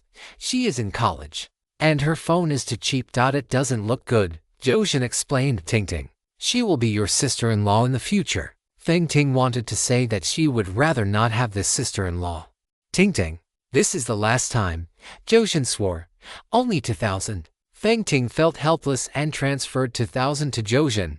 Ting, you are so good to me. Zhou accepted the transfer with a beaming face and wanted to kiss Feng Ting, but she pushed him away. Then, I will go back to work. I will come to find you tonight and buy you some crayfish. If Ting's roommate, Chen Yu, came back late, he would be able to spend some quality time with Ting. No need. I have pulled several all-nighters for this order, so I am going to catch up on sleep tonight. Feng Ting found an excuse. All right then, Zhou said with regret. Take care of yourself. I am leaving now. Zhang Men watched as Zhou rode away on his electric scooter and asked curiously, Ting, how did you even fall for him? How would I know? It was not the first or second time Zhou had borrowed money, although he had paid most of it back. Feng Ting still felt unhappy. She did not want to live this kind of life, especially when the time came every month to pay off her Huabei and credit card bills. The pressure was really immense. Then she thought back to the morning and how generous Lin Baici was to give Ji Xinyan 10 million. Damn it! How great it would be if that were for me. Why don't I have a boyfriend like that? In the homeowners group chat, after seeing the information from the morning, someone curiously asked if Wu Changming had sold the building's crown jewel property. Student Fang. It is sold. Before the other owners could ask who bought it, Student Fang sent another photo. It was a picture taken of Lin Baici and Ji Xinyan as they were getting into the car. Jackson. Is that man the new owner? Student Fang. It should be. Azuo.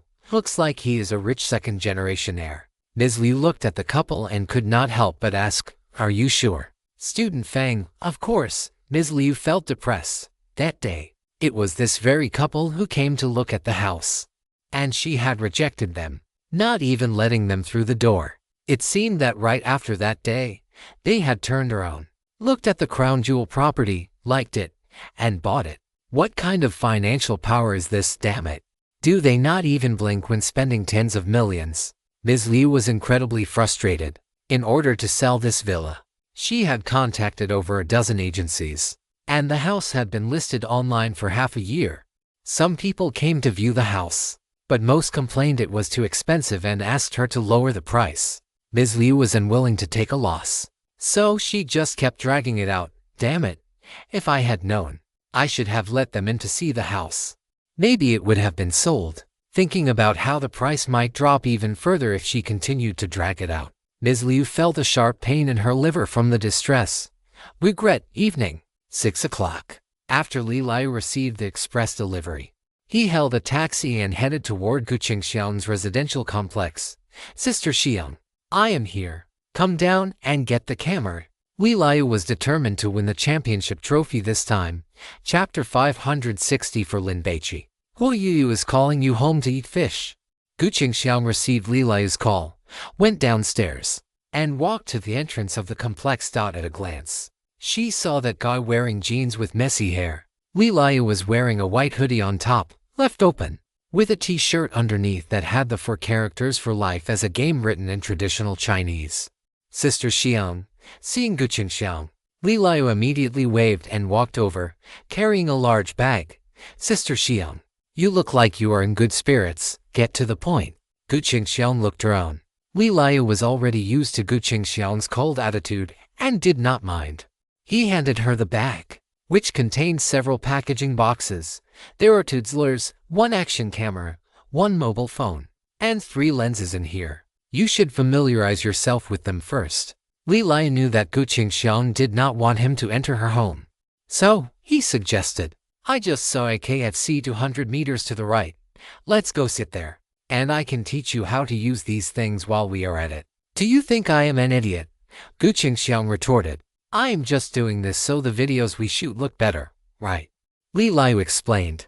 Then you should find someone else more capable. Guqing Xiang did not take the bag.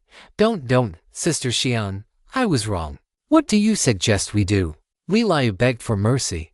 You can go back now. Guqing Xiang turned around, intending to go home. Hey. Li Liu called out to her. Anything else? Guqing Xiang questioned. No, nothing else. The 3rd, this weekend, Sister Xiang, please don't forget, Li Liu urged. And the photography techniques, you must practice them. I found some shooting tips online and printed them out for you. You should study them. I haven't forgotten.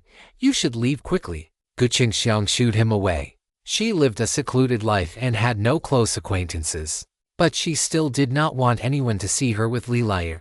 Besides, Lin Baici would be back soon. Li Liu had no choice. After all, he was the one asking for a favor, and most importantly, he could not beat Guqing Xiang in a fight, so he had to be obedient. Forget it. I will just trust Sister Xiang.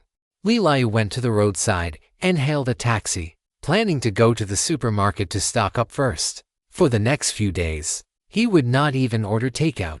He would just eat snacks and spend all his time honing his skills. Lin Baici was driving on the road when his stomach suddenly growled. A sense of hunger emerged. Lin Baici immediately slowed down and observed the pedestrians on the side of the road. But a few seconds later, the hunger disappeared.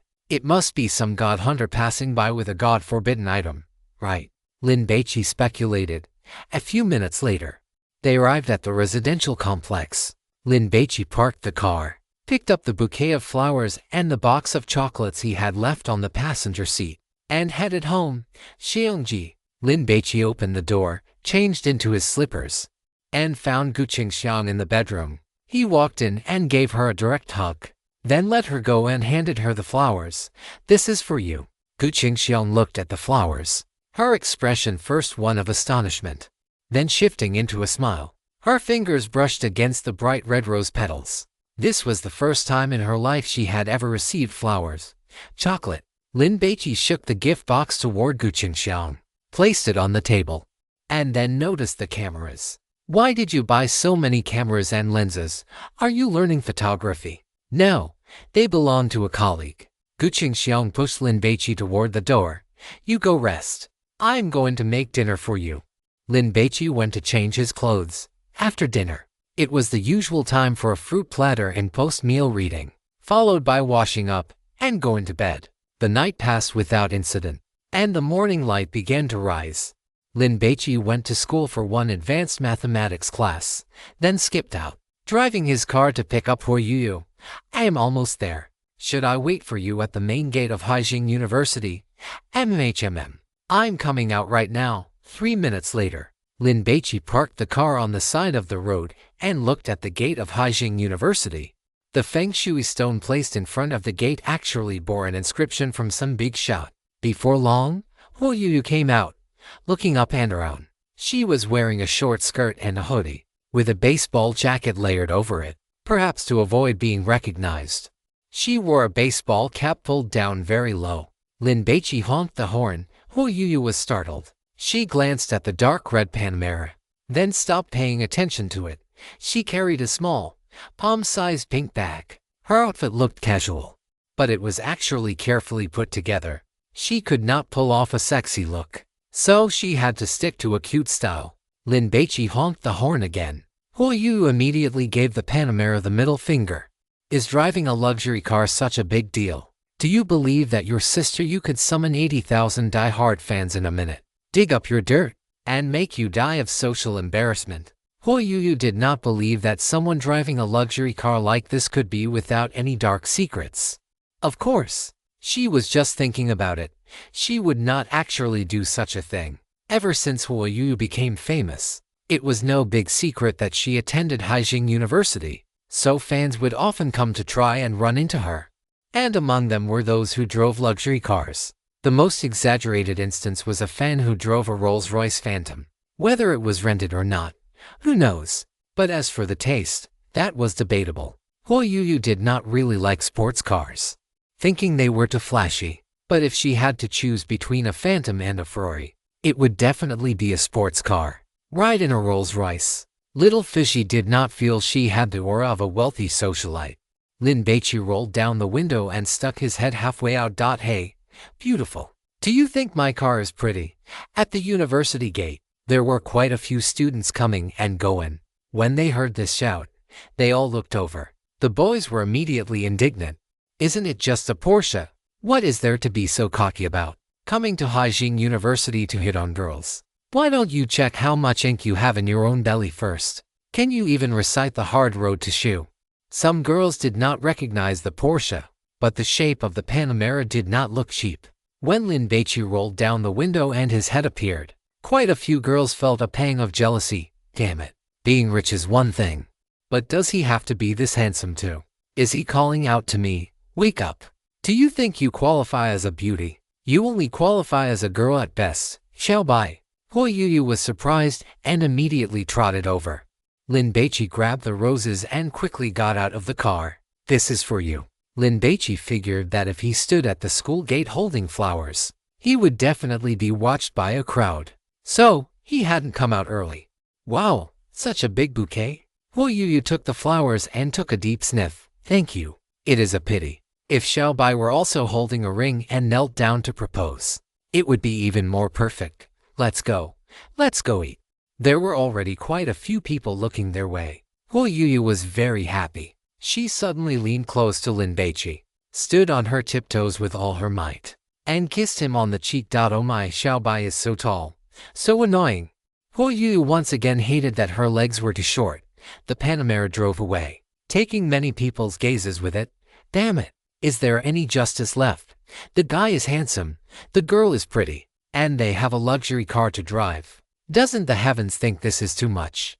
I hope they break up soon. Who is that guy? Is he from our school? I don't know, but that girl is Huo Yuyu, the one who lives streams on Haxian platform. The name Huo Yuyu was very recognizable. The students of Haijing University might not know her, but as long as they had heard it once, they would have an impression. How come you decided to change cars? Huo Yuyu examined the car's interior. The previous one got crashed. Lin Baici shrugged his shoulders. Oh, what happened? Huo Yuyu was not worried about Lin Baici getting hurt. After all, as a dragon-level powerhouse, his physical constitution was incredibly tough. A driver was driving under the influence, Lin Baici explained casually. This car looks pretty good. When you were parked on the side of the road just now, did any girls from our school try to hit on you? Huo Yuyu asked curiously. Lin Baici laughed. It is said that over at the Haijing Film Academy, the chances of picking up girls with a luxury car are much higher. Then, I will hire people to lurk at the gate of the film academy. And the moment they see this car, they will slash your tires. Huo Yu hugged the roses and sniffed them again. When she turned her head to look at Lin Baici, her eyes were full of adoration. So much that it seemed to overflow. Why did you insist on eating at noon?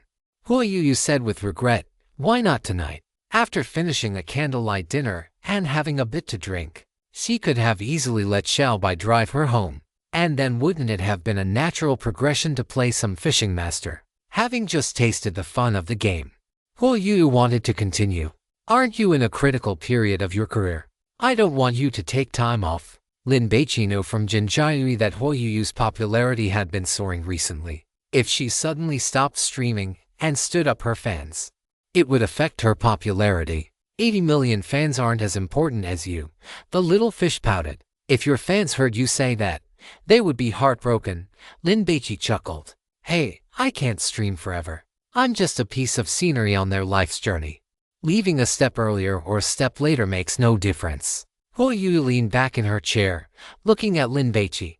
She wanted to say, and you are my mountains and rivers, are my stars and moon, are the scenery I want to hold onto for the rest of my life. The restaurant Lin Baici booked was a high-end Western place, costing 2,000 per person, and even more expensive with the red wine. Don't waste that money. If you want to drink good red wine, just ask Jinkyu. With bottles costing tens of thousands. It wasn't that Huo Yu couldn't afford it, but she felt it wasn't worth it in a place like this. Of course, the most important thing was to let Lin Baici know that she wasn't a spendthrift. Let's not say anything to dampen the mood today. Being happy is what matters most. Lin Baici smiled and poured the wine. Huo Yu really wanted to get drunk, but her strength and body had a very high tolerance for alcohol. After a whole bottle of red wine, she didn't feel a thing. It's over. No chance to play fishing master. The little fish was quite disappointed when they finished dinner and came out. It was past 2 o'clock. Do you want to go shopping? I'll keep you company. Lin Baici wanted to do everything he could to make Huo Yu happy today. After all, she had given him her first time.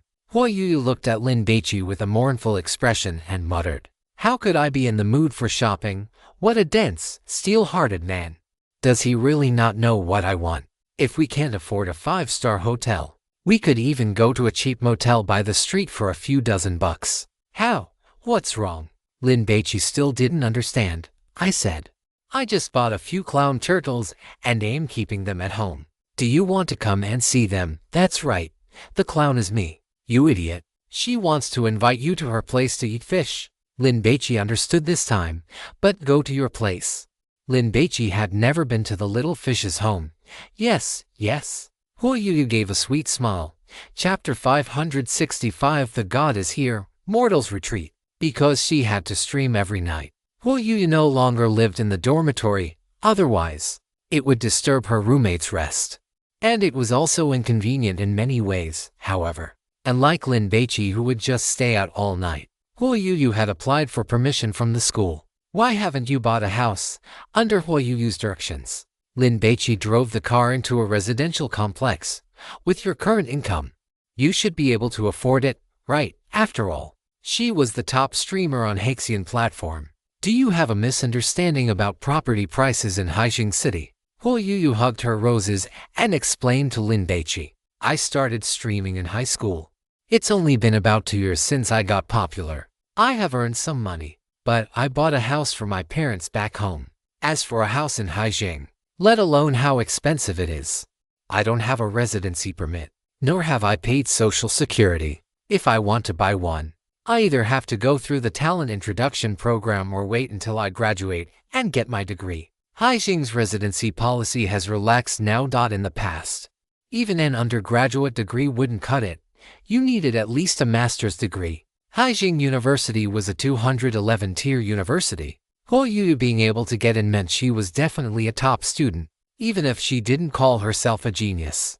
This status added a lot of value to her in the streaming circle, where the average level of education was not very high. Why is it that in the entertainment industry, very few stars claim to be top students?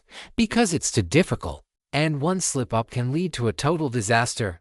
For example, a certain star claimed to be a top student during a live stream, but ended up not even knowing what C and KO was, exposing their true colors immediately. You've joined the Haijing Security Bureau now, so you can buy one whenever you want, Lin Baici reminded her. I've already asked Tong Yao about that.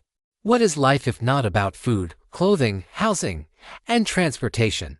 Huo Yu also wanted to settle down in a big city like Haijing. By the way, weren't you going to buy a house? How is that going? The little fish knew that Lin Baici wasn't short on money. He was a wealthy man. I've already bought one, Lin Baici smiled. Wow, that fast, after Huo Yu exclaimed. She looked at Lin Baici mournfully again. Why didn't he invite her to go see it? Could it be that he didn't want her to know? Was he trying to hide his mistress in a golden house? The little fish immediately started overthinking, feeling uneasy. Don't overthink it. I just bought it. The bed, sofa, wardrobe, and everything else haven't been bought yet. And the place hasn't been cleaned either. Seeing the little fish looking depressed, Lin Baici quickly explained, Oh. Huo Yu became happy again. Oh my, he hasn't bought a bed. Huo Yu wanted to tell Lin Baici that, actually, not having a bed was fine too. I'll call you over to hang out once everything is set up. There were some elderly women sitting in the complex soaking up the sun. Seeing a Porsche they had never seen before drive in, they all started looking. And one nosy middle-aged woman even followed them.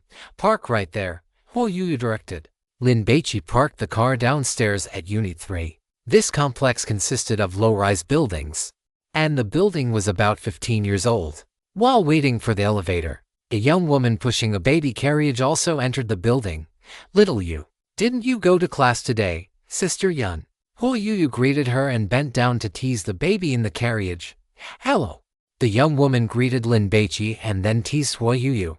Is this your? The young woman did not watch live streams. Once, when her younger brother came over to visit, he happened to run into Huo Yu in the elevator and became incredibly excited, even wanting to take a photo with her.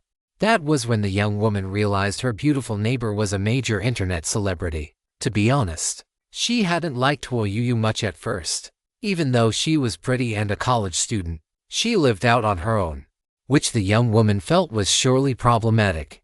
However, after learning she was a big influencer, and especially after her brother told her how much Huo Yu earned in a year, she started wanting to play matchmaker between her brother and the girl. Whenever she saw Huo Yu ordering takeout, she would call her over to eat. Huo Yu did not answer, but instead looked at Lin Baici with a gaze that was both expectant and timid. I am her boyfriend. My surname is Lin. Lin Baici introduced himself. Upon hearing the words boyfriend, Huo Yu's face immediately lit up with joy, like a flower blooming in spring, making the entire hallway seem to brighten. Seeing this, the young woman sighed inwardly. Her brother had no chance. That expectant look from Huo Yu showed that she was the one chasing this boy, and in their relationship, she was inevitably the weaker party. So what if she was a big influencer earning tens of millions a year? When faced with the boy she liked, wasn't she still being so humble and submissive? She probably had already been unlocked in every position by this boy. As for whether she had ever had an abortion, that would depend entirely on whether her boyfriend cared enough about her. The elevator doors opened, and Lin Baici held the door with his hand, letting the two ladies go first. The young woman pushed the stroller and looked at Lin Baici, who was dressed in casual clothes, tall, broad-shouldered, and looking clean and refreshed. She suddenly understood Huo Yu's mindset. If she had such a handsome guy, she certainly wouldn't be willing to break up either, and would be coaxing him every day.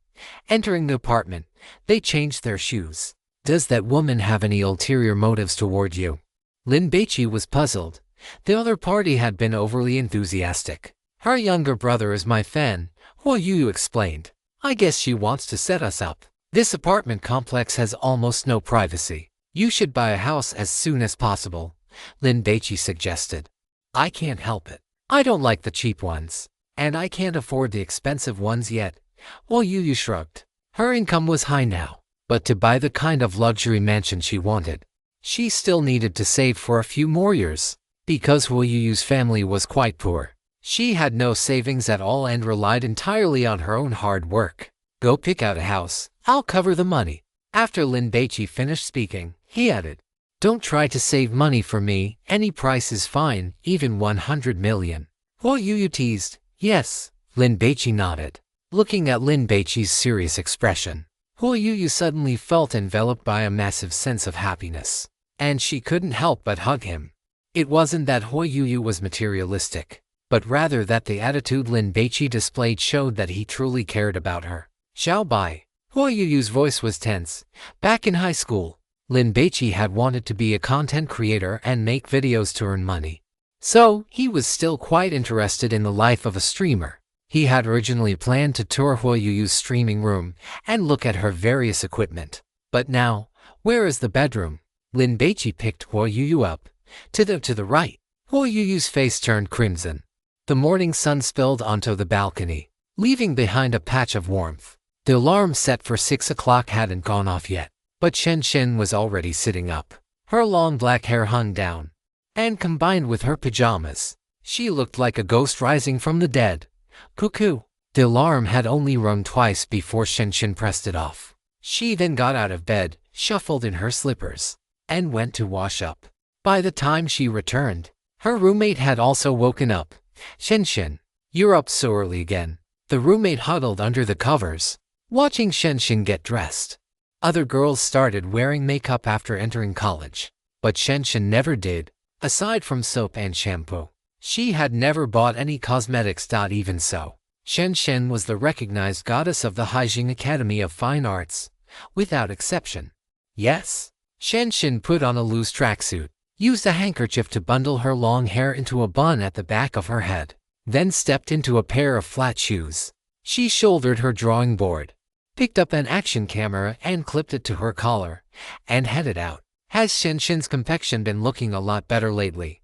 The roommate asked curiously. Shen Shen used to stay up late every day, sometimes spending 7 or 8 days at a time in the studio. So she was always haggard and pale, making people feel like she might drop dead at any moment. But ever since Shen Shen went to the museum and saw an exhibition, her whole demeanor had changed. She started exercising, was no longer so obsessed with painting, and learned to observe life.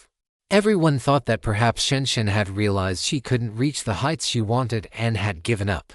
But who would have thought that after changing her lifestyle, her painting skills would become even more outstanding? It must be that happy events bring a refreshed spirit, right? Exactly. I heard that Shen Shen's work won a gold medal at the Royal Art Painting Competition in France a month ago. Do you think Shen Shen is the type of person to be happy just because of a big award? Do you know why the school didn't announce this good news? Because Shen Shen asked the school not to publicize it. That's true, otherwise, with our principal's love for showing off, he would have been dying to find the media to report it. The roommates whispered among themselves.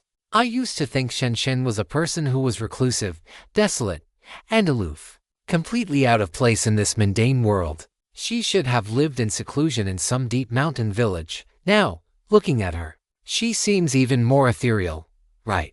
Don't look at her eating and attending classes. Struggling in this mortal world, having that contrast actually makes people feel that she is even more lonely. Look at her standing in the crowd. The crowd is a torrent, and she is an isolated island, washed by the currents for 1,000 years. Yet her colors never change.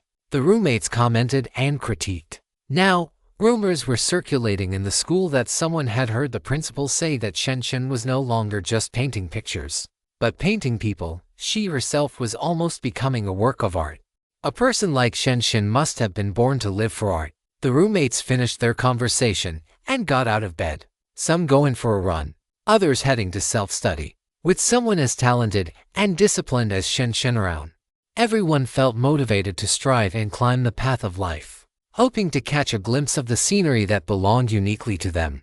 When Shen Shen went downstairs, she held her phone and opened the Bilibili app.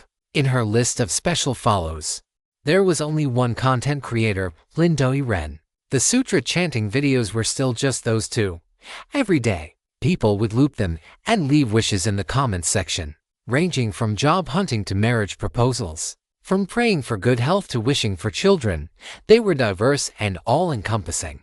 It was just a pity there were no new videos. Shen Shen felt a sense of regret. She clicked on her private messages and looked at the message Lin Baici had sent her. She had originally wanted to send one to ask him why he had stopped creating, but after hesitating for a few seconds, she gave up.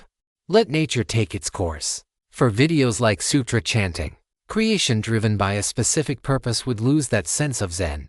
Shenshin left the dormitory building, retrieved her mountain bike from the west side, and began her daily ride around the city. In the blooming spring, with the fragrance of birdsong and green wild grass glistening with dew, it was the perfect time for cycling.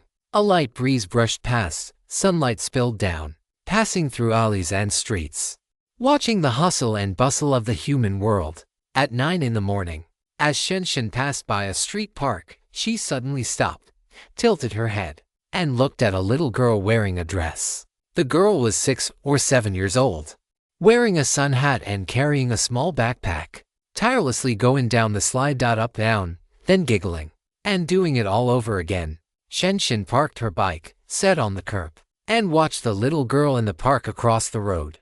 She watched for the entire day. When other children arrived, the little girl played with them. When the children left and went home for dinner, the little girl played by herself. Sunset arrived, with orange rays of light. The little girl still showed no signs of wanting to go home. Shenshin pondered for a few minutes, stood up, and walked a few steps forward, but then stopped. A female office worker wearing a suit skirt and pantyhose with high heels arrived in a hurry, holding a KFC bag in her left hand and a lady's handbag slung over her right shoulder. "Sister," seeing the office worker, the little girl cheered, ran over in a trot, and with a thud, bumped into her and hugged her leg. The office worker didn't speak. She crouched down, took out a tissue to wipe the little girl's hands clean, and then took out a burger and handed it to her. The office worker stood up and walked forward, and the little girl skipped along beside her. She took a bite of the burger, her mouth covered in cheese sauce. Shenshin walked into the park, sat on a bench, took out her drawing board, mixed her paints, and began to paint. A long time passed, a long time.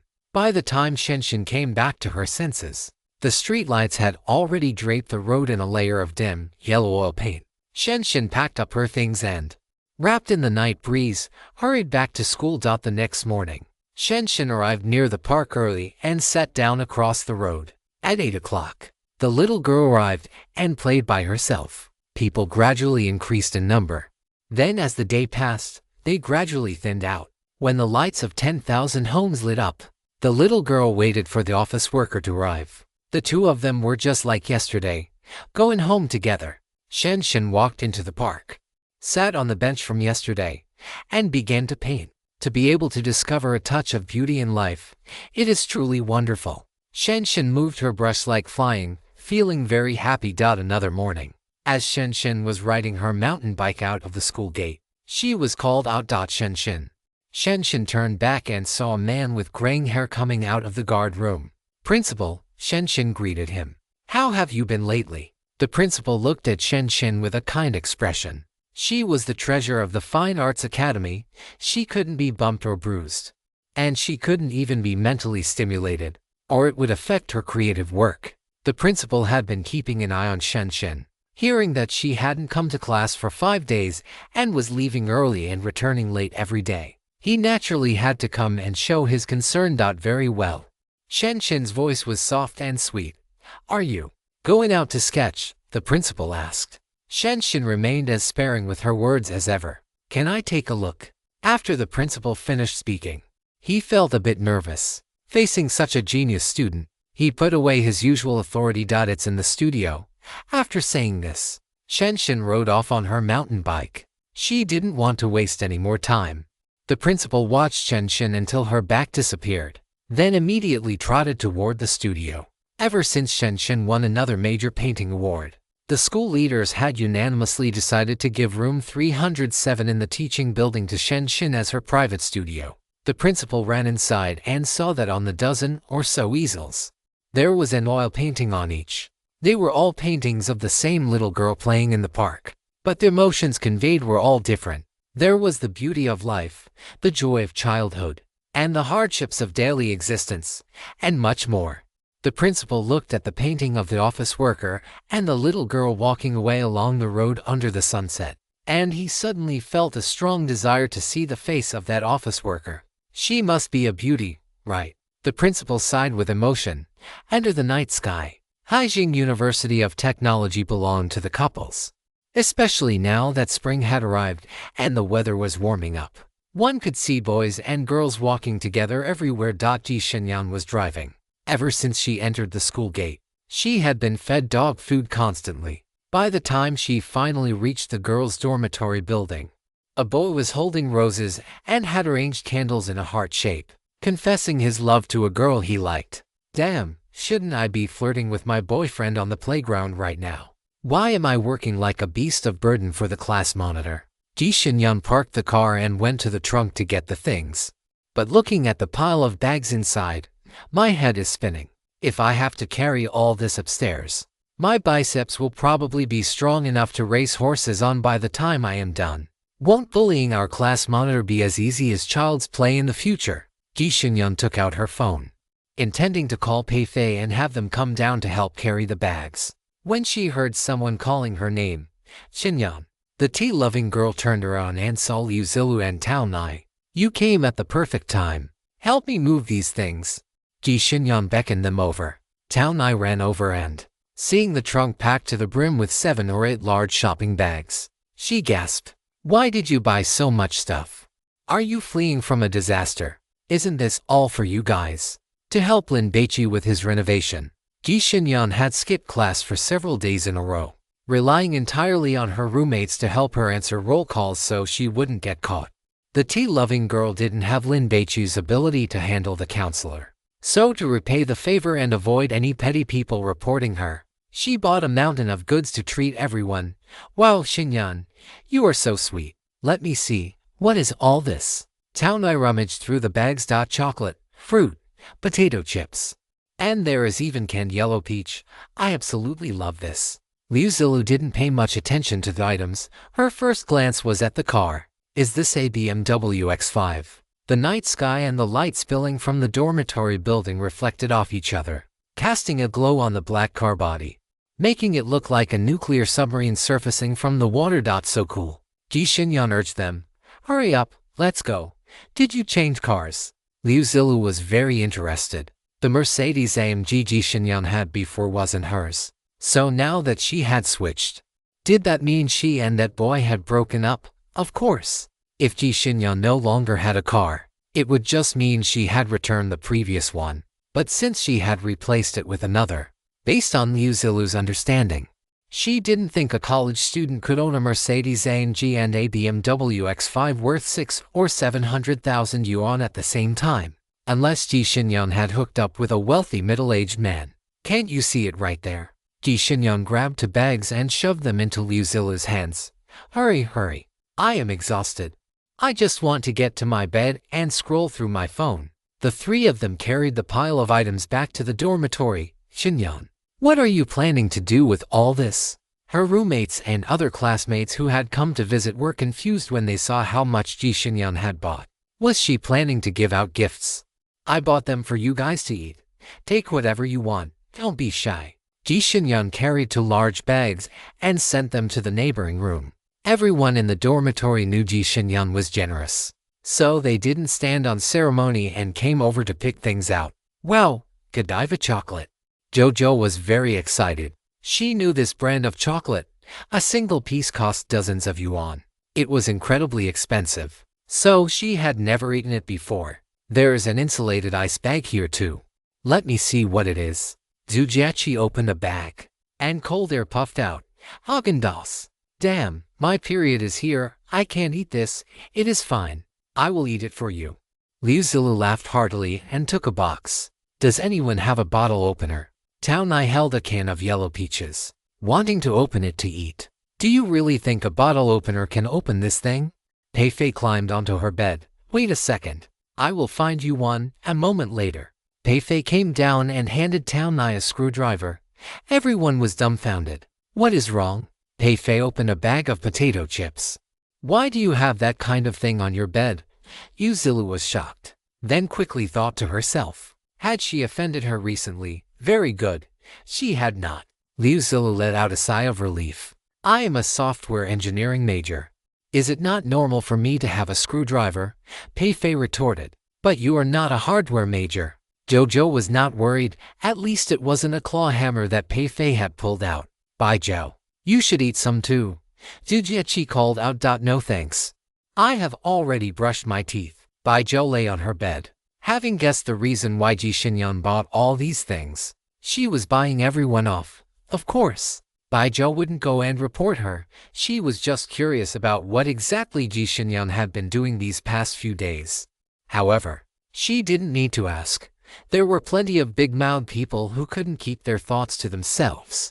As soon as Ji Xinyan returned, Jojo spoke up. Xinyan, what kind of wind is blowing today? How did you suddenly decide to splurge like this? My conscience kicked in. And I suddenly felt like you guys are my best sisters. Is that not allowed? Ji Xinyan went to wash her hands. You wouldn't happen to be in a relationship, would you? Tao Nai was more innocent and thought Ji Xinyan was in love, was in a good mood, and therefore bought a bunch of things to treat everyone. I wish. Ji Xinyan curled her lips. Sigh. I wonder when my own romance will arrive. Liu Zilu sighed. I went to the sports field with Nai earlier to look at the boys, seeing if I could stumble into a romance, but sigh. There wasn't anyone I found pleasing to the eye. With the class monitor and Jin Jiayu in our class, my standards for a boyfriend have unconsciously become higher. Liu Zilu was a silly girl, despite often reading social media. She was incredibly simple-minded and spoke her mind without filtering. Everyone knew Liu Zilu liked Lin Baici and Jin Jiayu. If she didn't know, she had no chance. She would have gone after them. Aren't you just making things harder for yourself? Pei Fei was speechless. Take a sister's advice. Look more at Chen Kaiwei and Zhou Jing. Those are the standards for normal guys. Besides having money and being a little handsome, what else does Jin Jiayu have? Tao Nai pouted. Isn't having money enough? Liu Zilu took a spoonful of ice cream. Plus, he is a little handsome. Then if you really had the chance, if you had to choose between the class monitor and Jin Jiayu, who would you pick? Jujiechi asked curiously. Then can I spend Jin Jiayu's money and sleep with Lin Baici? Liu Zilu replied. Damn, if we are talking about being shameless, you really take the cake. Jujiechi was shocked, even letting out a curse. You really want to have your cake and eat it too? Tao Nai was equally dumbfounded. She had never even imagined such a possibility. But thinking about it carefully, if it could actually be done, it would be amazing. Xi and Yan, what would you choose? Liu Zilu turned her head to ask. What would Zhao choose? Ji Xinyan smirked and asked Bai Zhao. If she answers, I will answer. Zhao, hurry up and say it. If you cannot come up with an answer, you will be punished. It is just for fun. No one is taking it seriously. The girls urged her. The wealth that Jin Jiayu will inherit in the future is something I probably could not earn in this lifetime, even if I were exceptionally outstanding and blessed with good luck. Bai Zhao considered it seriously. So I think I would choose Jin Jiayu. With money, I would have the capital to improve myself. If I chose Lin Baici, he is very handsome. But how many years does youth last? People will eventually grow old, and my life would be wasted on the mundane trifles of daily existence. Bai Zhao spoke earnestly, and everyone listened just as seriously. Everyone knew that Zhao had always been a rational person. This is what you call a workaholic, a career-driven person? I cannot do that. So, I admire you. Liu Zilu sighed. Bai Zhao had ideals and worked hard for them, while she just wanted to find someone to marry and live a stable life. Xinyan, it is your turn. Everyone looked at Ji Xinyan. Do you not know that I am a sucker for good looks? Ji Xinyan rolled her eyes. Besides, with Jin Jiayu's frail physique, I am genuinely afraid that he would die suddenly on the wedding bed before we had been married for a year. Fuff, haha. Hearing such an explosive comment from Ji Xinyan, everyone burst into laughter. Bai Zhao could not help but chuckle either. Indeed, in terms of physical fitness alone, Jin Jiayu was far inferior to Lin Baici. He probably had to take pills before every intimate encounter. Otherwise, he would definitely be looked down upon by his girlfriend. But Lin Baici has no money. You are so beautiful. Are you willing to live the life of an ordinary person with him? Jojo asked again. With Ji Xinyan's looks and intelligence, finding a rich second-generation heir would be no problem at all. Ji Xinyang glanced at Jojo, really wanting to ask, "How do you know Lin Baici has no money? Have you ever seen what a bank account balance of 100 million looks like? You could go check Lin Baici's phone." "Hurry up and say it," everyone urged. "I am not willing. So I can just make him work as a gigolo to support me." After Ji Xinyang finished speaking, she started laughing herself. "That is right. The class monitor definitely has the capital for that." Liu Zilla nodded. "I might even be unable to resist patronizing him once a month. Are you going to serve him with a steel wool scrubber?" Ji Xinyang changed her shoes and sat on the bed rubbing her feet. Jokes aside, Lin Baici has been super popular lately. Have you checked the campus forum? Quite a few people are asking about his situation. Liu Zilla revealed. "I saw it. But there are a lot of people badmouthing him, saying he skips class and is a poor student." Tao Nai was indignant. For the sake of Lin Baici's reputation, she had already argued with others several times. "That is not really badmouthing, is it?" Jojo questioned. "The class monitor does indeed skip class. What does he do when he skips class? Start a business?" Bai Zhou was curious. "Xinyan, do you know?" "I do not know." Ji Xinyang felt it must be a business venture. Otherwise, why would his father give him so much money? It could not possibly be just pocket money, right? "Let us stop talking about Lin Baici for now. Xinyan, what have you been doing lately while skipping class?" Pei Fei worried. "You have not gone down the wrong path too, have you?" Although Ji Xinyang did not work hard at her studies, she basically never skipped class. Recently, she had truly broken her streak. "I have been helping a friend out. After this weekend, it should be about done." Ji Xinyang felt that if she did not go stay at Lin Baici's house for half a year, it would be a disservice to her own hard work. Since she was a child, she had never suffered like this. "You should still study hard. At least get your graduation certificate and degree. Otherwise, how will you find a job?" Whenever Jojo thought about this, her head would ache. "I saw the news. The economy has not been good these past few years. By the time we graduate, it will probably be even harder." Zhu Daguan is the lucky one, being a streamer. He is already making money now. By the time he graduates, he might have already saved up enough money to buy a house. Jin Jiahui does not have to worry either. The class monitor will probably be with us. Once Jojo started complaining, their pressure in the dormitory immediately dropped. Reality had to be considered in the end. Houses, jobs, love. When will it ever end? Tao Nai, an optimist, felt a little desperate. "I feel like I will not be able to stay here. I'm going to work in Haijing for a few years anyway, earn a sum of money, and then go back to my hometown." Pei Fei had a plan. "Eat when you should eat, drink when you should drink. Why think so much?" Ji Xinyang handed out snacks to everyone and threw a handful of chocolates onto Bai Zhou's bed. "Zhouazi, you eat some too. Good girlfriends are meant to get fat together." The tea-loving girl thought to herself. Lin Baici does not have to worry about a house either. He already has one. And damn it, it is the king of buildings. The kind that adds up to over 1,000 square meters. Whoever marries him will not have to worry either. The third Saturday, 9 o'clock a.m. Lin Baici drove to pick up Huo Yuyu. Today, Wanda Plaza would be hosting the grand finals of the game Hero Glory, and Huo Yuyu was to serve as the host and commentator. Lin Baici had promised to accompany her. Just an hour before Lin Baici left his house, Gu Qingxiang also walked out with a bag over her shoulder. Her phone rang. "Do you really not need me to pick you up?" Li Liu was worried that Gu Qingxiang would stand him up. "I have already hailed a taxi." Gu Qingxiang hated going to crowded places the most. But since Li Liu had rarely begged for something, she decided to help him out. "Sister Xiang is the best to me. Once I win the championship, I will treat you to dinner tonight." Li Liu was delighted. "Let's stop chatting for now. I need to prepare a bit more. Call me when you arrive, and I will come to pick you up." Gu Qingxiang arrived at Wanda Plaza at exactly 9 o'clock. After getting out of the car, she discovered that the mall was not yet open. She walked closer to take a look and realized the business hours. It opened at 10 o'clock a.m. Gu Qingxiang had almost never been to a shopping mall before and had no idea about this. She had assumed it operated on the same schedule as school or work. Gu Qingxiang took out her phone and called Li Liu. "Why did you make me come so early? To squat here like a monkey and wait foolishly?" You've arrived. Don't be impatient. I'm at KFC. I'll be there right away. Li Liu packed up his things and hurried toward Wanda Plaza. He had asked Fu Qingxiang to come early naturally because he wanted to see how her filming skills had improved. If they were poor, he could still provide some last-minute guidance. 5 minutes later, the two met. Fu Qingxiang didn't complain and began filming a video for Li Liu. Not bad. Not bad, Sister Xiang. Your technique is truly excellent.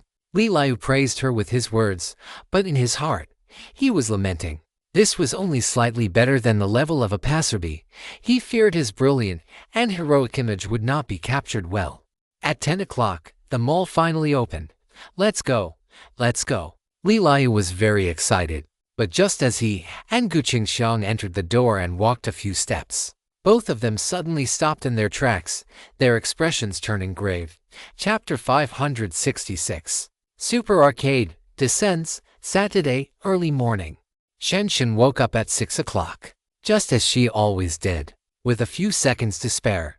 After washing up, she strapped on her drawing board, hung a sports camera on her collar, and rode her mountain bike to that small park in the center of the street. However, by 8:30, she still hadn't seen the little girl. Today is the weekend, so that female office worker probably isn't working. Maybe she has someone to keep her company, so she doesn't need to come out and play alone.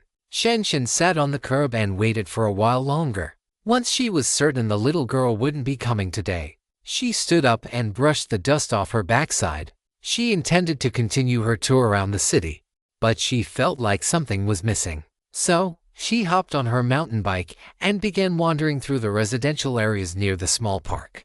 Shenshin didn't deliberately ask the elderly women doing their morning exercises.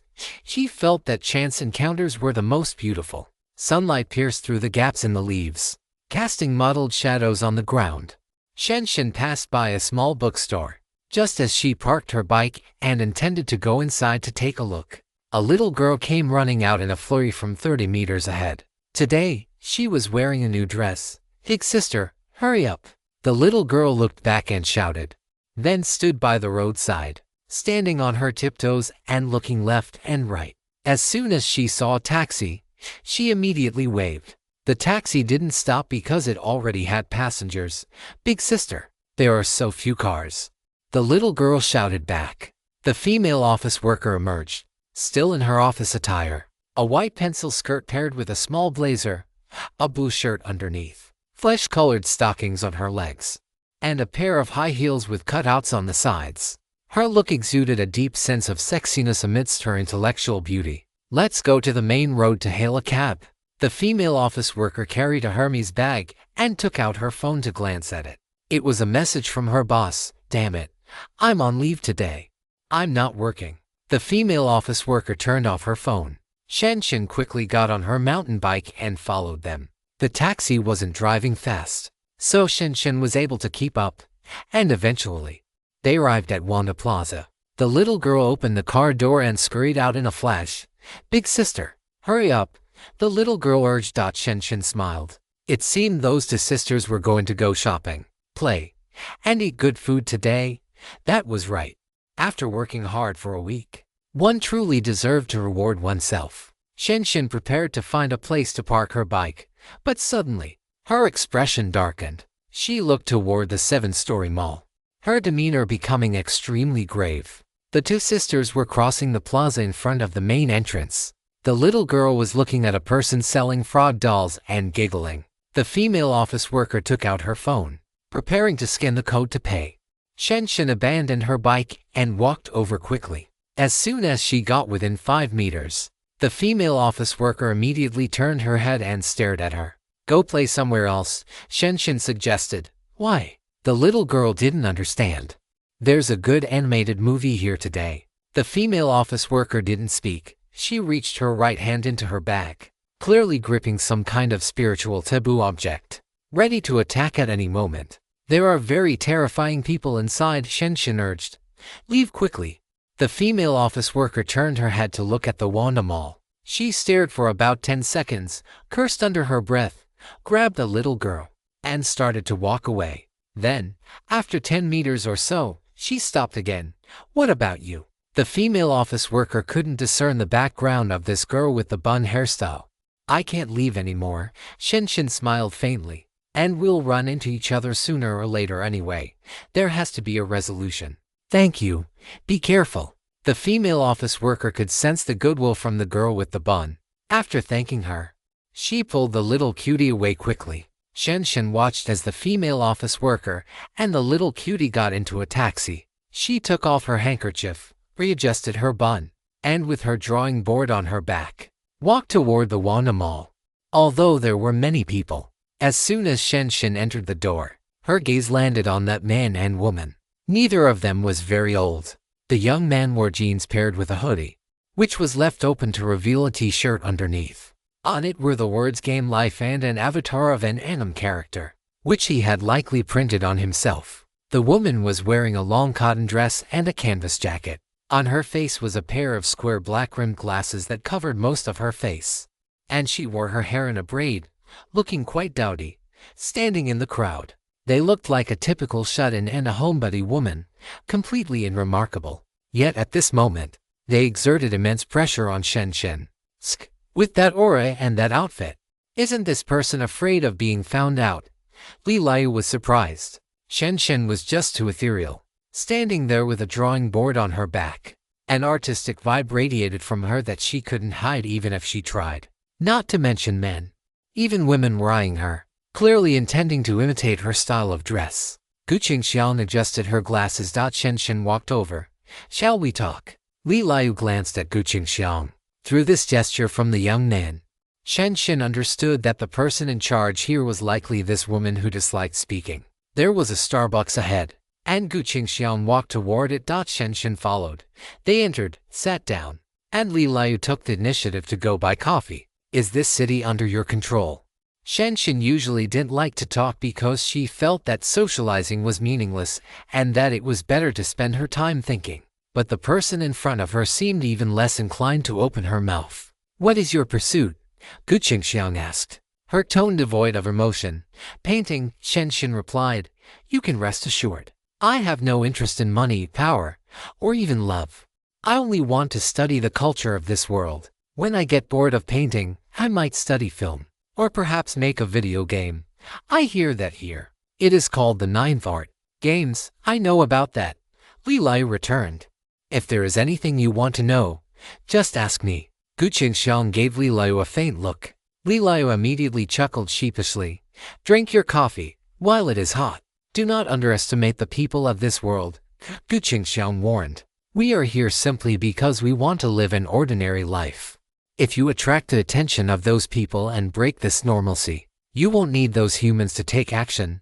I will tear you apart myself. I went through so much trouble to escape, to shake off the tracking of those people, and to achieve rebirth so I could live the life I wanted. You don't need to tell me. I will cherish it. Shenshin gave her word. Fighting one against two was definitely a losing game, and besides, Shenshin didn't want to cause a conflict that wouldn't benefit anyone. Why help those two monsters? Gu Qingxiang asked again. They shouldn't be your offspring, right? Gu Qingxiang had sensed the aura of the head-wrapped office lady and the little cutie. A few days ago, I happened to run into that little cutie. I felt she was a wonderful piece of art. It would be a pity if you destroyed her now. Shenshin explained. As a welcoming gift to you, I will allow them to live in Haijing City. However, once they cause trouble, you will be held jointly responsible. Gu Qingxiang warned. I understand. Shenshin nodded. I have finished speaking. Is there anything you want to ask? Gu Qingxiang crossed her arms over her chest. In this city, besides you, are there any others of our kind? Shenshin's guard lowered significantly. She could see that this woman was not bad by nature, and deep down, she didn't want to concern herself with anything. She just wanted to close her doors and live her own little life. Sometimes, humans are more terrifying than gods. Gu Qingxiang did not answer directly. Shenshin picked up her coffee, took a sip, and silently observed Gu Qingxiang before suddenly suggesting, would you like to be my model? She felt that Gu Qingxiang was a painting worth exploring. Whoosh! A chill immediately permeated the entire coffee shop, causing the two servers behind the counter to shiver instantly. They turned their heads toward the air conditioner. Wondering if the temperature had been set too low, Sister Xian, stay calm. Li Liu hurriedly tried to dissuade her, then glared at Shen. Are you bored or something? Damn it. If Sister Xian really lost her temper, they would all be finished. Guqing Xiang took out her camera and lens, placed them on the table, and turned to leave. She had always hated crowded places and didn't want to come here in the first place. And now, seeing Shen, she was even more annoyed. Sister Xian, you can't leave. Li Liu chased after her. You promised me. Don't you have a companion now? This is a perfect chance to test her, Guqing Xiang suggested. Besides, she is an artist. Her photography skills must be better than mine. Guqing Xiang left. Li Liu returned, sat on the sofa in a huff, and scratched his scalp in frustration. You want to shoot something? Shen looked at the cameras. I can do it. How is your standard? Li Liu was not as exclusionary toward other gods as Guqing Xiang. As long as the other party was a threat, he was willing to hang out. After all, being alone was truly too boring. I can win international awards. Shen wasn't bragging. Photographers at this level all had solid technical skills. What was required more was the concept and the choice of theme. Her paintings had won major awards several times, so her standard was evident. Then you can take some good photos for me. Li Liu was happy. Shen nodded. She had actually anticipated this chance encounter today. Haijing City was large, but for them, it wasn't that big. They would run into each other sooner or later. Judging by the result today, it was a lucky day. The little assistant sat in the back row of the Panamera, watching Sister Yu talk to that young man, and she didn't even dare to breathe loudly. Oh my god. So Sister Yu has a boyfriend. If this were to be exposed, Huo Yu would surely lose hundreds of thousands of followers, right? Just like many celebrities who lose fans once they announce they are dating or even married. Especially those who had declared themselves single to the outside world only to suddenly have it revealed that they even had children 9 times out of 10. Their reputation would collapse. For those traffic stars without real talent, the negative impact of such a situation was even greater. Wait, am I going to be silenced? The little assistant hesitated, wondering if she should take the initiative to cover her ears. You have quite a lot of stuff for a business trip, don't you? Aside from the boxes piled left and right, Lin Baici had expected there to be a little assistant as well. Xiao, he is a student at the Haijing Academy of Fine Arts. Besides makeup, her photography skills are also excellent. Otherwise, I would have had to find someone else who knows how to take pictures. Huo Yu praised. You flatter me, Sister Yu. The little assistant quickly humbled herself. From the side and behind, she looked at Lin Baici's profile and listened to his hearty voice. She suddenly felt that if she were Huo Yu, she wouldn't be able to resist this boy's advances either. Tall and handsome, elegant in speech, he's rich too. The seat she was sitting on was a Porsche, which costs over $1 million to buy. However, Sister Yu is beautiful and cute, so it's normal for boys to chase after her. What should I do today? Lin Baici asked, looking at this. You should be live streaming. Right. If I show my face, wouldn't that be a bit inconvenient? If you are willing, I can introduce you to my fans. Huo Yu looked at Lin Baici with anticipation. When the little assistant heard this, she felt completely numb. Sister Yu, do you not know how popular you are right now? With over 30 million followers across the entire internet, you are the top streamer on the Haxian platform. If you dare to say you have a boyfriend today, you will probably drop out of the top tier by tomorrow. At least wait until you have earned money for a year or two and achieved financial freedom before talking about it. Right. Once a woman gets love struck, there is no saving her. Huo Yu pays a high salary, and the little assistant does not want to lose this job. I think I will just wander around on my own. After you finish working, I will treat you both to a big meal. Lin Baici smiled. If Huo Yu hadn't been so obvious and hadn't intended to hide it from the little assistant, he would have directly denied being her boyfriend. He did not want to ruin Huo Yu's career. There are quite a few big streamers and famous cosplayers coming today. If there is anyone you want to meet, I can introduce you. Huo Yu has quite a lot of connections in the circle. No need. When they arrived at the Wanda Mall, Lin Baici parked the car in the underground garage. Then, The three of them carried a pile of things and took the elevator to the 7th floor.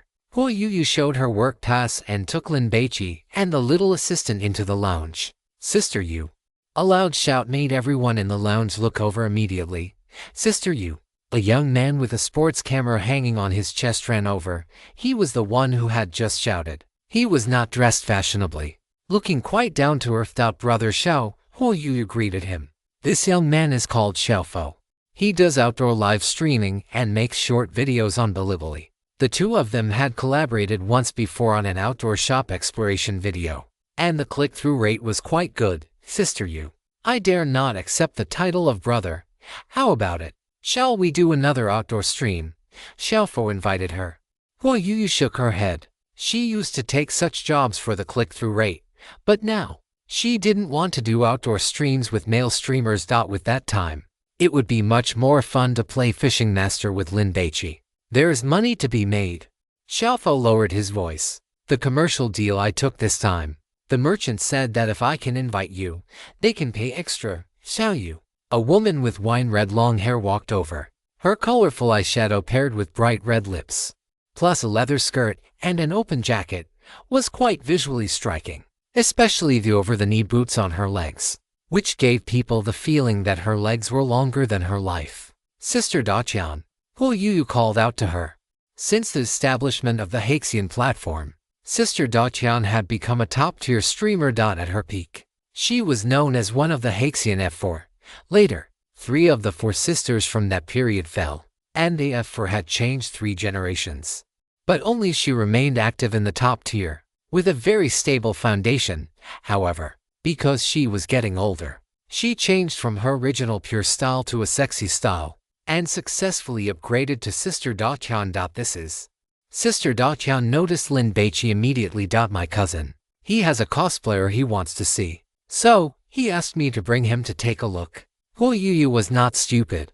There was plenty of infighting among streamers. And since someone was live streaming right now, she didn't dare to speak carelessly, announcing that she was in a relationship herself and being exposed by someone else's leaks were 2 different things. Sister Daqian had been struggling in the live streaming circle for so many years. What hadn't she seen?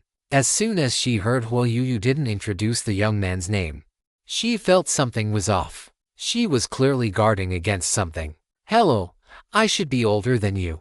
You don't mind if you call me Sister Daqian, do you? Sister Daqian reached out toward Lin Baici. Sister Daqian. Lin Baici shook Sister Daqian's hand lightly. When he wanted to let go, he was held back by her instead. Xiaofo watched silently, thinking to himself that being handsome really does make one popular with women. Huo Yuyu's little brows twitched. Sister Daqian let go of Lin Baici's hand and praised with a smile. Your fingers are so slender. Do you play the piano? Sister Daqian noticed Huo Yuyu's little expression. No, I'm a keyboard warrior. Huo Yuyu's status in the industry made it easy for her to become the center of attention. At this moment, many people in the lounge wanted to come over and get to know her. A woman who once dreamed of marrying into a wealthy family, and after losing hope, wanted to find a handsome young boy. Anyway, she has achieved financial freedom, so why not enjoy life? The gluttonous god commented. Sister Daqian had also saved up quite a bit of money over the years and could stop streaming to rest at any time. But it was too difficult to find a boyfriend who was to her liking. Lin Baici could only be considered to meet the requirements. Xiao Yu. I'm going out first.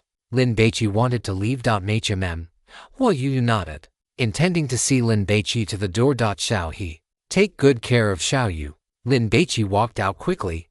Sister Yu. Your cousin is really handsome. Have you ever thought about having him do live streaming? A girl wearing a Lolita dress walked over. I guarantee I'll be his first die-hard fan. Xiao Beluo. Don't even think about it. My cousin likes older women. Huo Yu wanted to roll her eyes. This girl is called Bukai Bo Wo Mi. Like her. She is a streamer in the gaming category. She also wears cosplay outfits and follows a cute style. In the beginning, she was just imitating Huo Yu, lurking in her fan groups and posting all sorts of selfies. Is it someone like me? Big sister Qian teased. No, someone older. Huo Yu suddenly regretted bringing Lin Baici along. Sister Yu, you look so radiant today. Little Yu, is that your boyfriend? There must be something fishy about this. Old man Joe, what do you think? The streamers from the Haxian platform all gathered around. Getting to know each other was perfectly normal. Gu. Old man Joe, Nanbu-kun, Huoyu greeted them one by one. It seemed the organizers had really splashed out to invite so many streamers. I heard they even invited that currently popular Tang Yu today. Old man Joe revealed the scoop. The one who starred in Hello 17, Gugu was shocked. An Honor of Heroes tournament. And they invited such a big star. For big stars like that, you can't even get a photo with them. So it is better to go next door. There are some very pretty cosplayers there. And a few of them are quite famous on Bilibili. Nanbu-kun counted on his fingers, Tangkeki, Yukuo Shengjiang, Xiaomayu. Oh my, I cannot wait any longer. Old man Gugu, let us go take a look. The lounge was quite lively. Because Huoyu had to act as the host and commentator, her workload was relatively heavy. Soon, under the arrangements of the staff, she went to a dedicated room to start doing her makeup and changing her clothes. Lin Baici had not explored this mall before. So, he took the elevator back to the first floor, intending to browse floor by floor. On the first floor, the elevator doors opened. Before Lin Baici could even step out, he heard someone call him. Lin, it was Zhao King, that Porsche sales consultant. Is Mr. Lin here for some shopping? Zhao King had originally intended to go to the 6th floor to buy something, but upon seeing Lin Baici, she immediately gave up on that idea. For a wealthy client like this, one still had to do their best to maintain the relationship. Lin Baici nodded. Zhao King was the big sister type, dressed in casual clothes. She lacked the aesthetic appeal she had when wearing her uniform and black stockings. Is your girlfriend not accompanying you? Seeing that Lin Baici was alone, Zhao King was a bit surprised. But at the same time, she felt a little bit of anticipation. She was also alone. Should she invite him to have lunch together? That was a classmate. Lin Baici did not dare to speak carelessly. If Zhao King happened to see him with Huoyu later, it would easily lead to misunderstandings. Zhao King thought to herself that Lin Baici was maintaining a single image. Could it be that he was interested in her? You go ahead and get busy. I'm going to do some shopping. Lin Baici took his leave. Hey, the opportunity was rare. Zhao King wanted to ask Lin Baici out for a cup of coffee, but she felt too embarrassed to speak up, so she could only watch as Lin Baici left. Damn it! Zhao King stomped her foot hard against the ground. Oh, Zhao King, you were given a chance, but you are useless. The new energy vehicle market was truly booming right now. Lin Baici had only walked half a circle on the first floor when he saw 5 storefronts, all of them for electric cars. BYD, Tesla, Xpeng and Li Auto. Then, in the lobby, there were 2 Mercedes display cars, which were also new energy vehicles. Lin Baici saw that sales consultant named Deng Ziyu who had not received him that day. He wanted to walk around her, but the female sales consultant named Wang Xiao waved at him proactively. Lin, Wang Xiao called out, then ran over with a clatter of her high heels. Is the Panamera fun to drive? It is all right. Lin Baici replied casually. Would you like to take a look at our new energy vehicles? Wang Xiao recommended. A man like this was not short on money, perhaps out of novelty. He would buy one to drive around for fun. No, I am not interested in cars at the moment, Lin Baici refused. Then are you interested in female sales consultants? Wang Xiao suddenly said, catching Lin Baici off guard. I am not only very knowledgeable about Mercedes, but I also know a lot about other car brands. When you want to buy a car, I can help you offer some advice, Wang Xiao recommended herself, completely free of charge. Lin Baici chuckled, thinking to himself that he had overthought it. Wang Xiao did not mean anything else by it. This is my business card. Wang Xiao took out a business card and handed it to Lin Baici. When Lin Baici took the card, Wang Xiao brushed her fingers against his palm. Lin Baici had bought 2 cars that day and had caused the store to lose face, which naturally caused quite a stir in the auto trade park. Then, word spread that the BMW X5 Lin Baici bought was a gift for his girlfriend.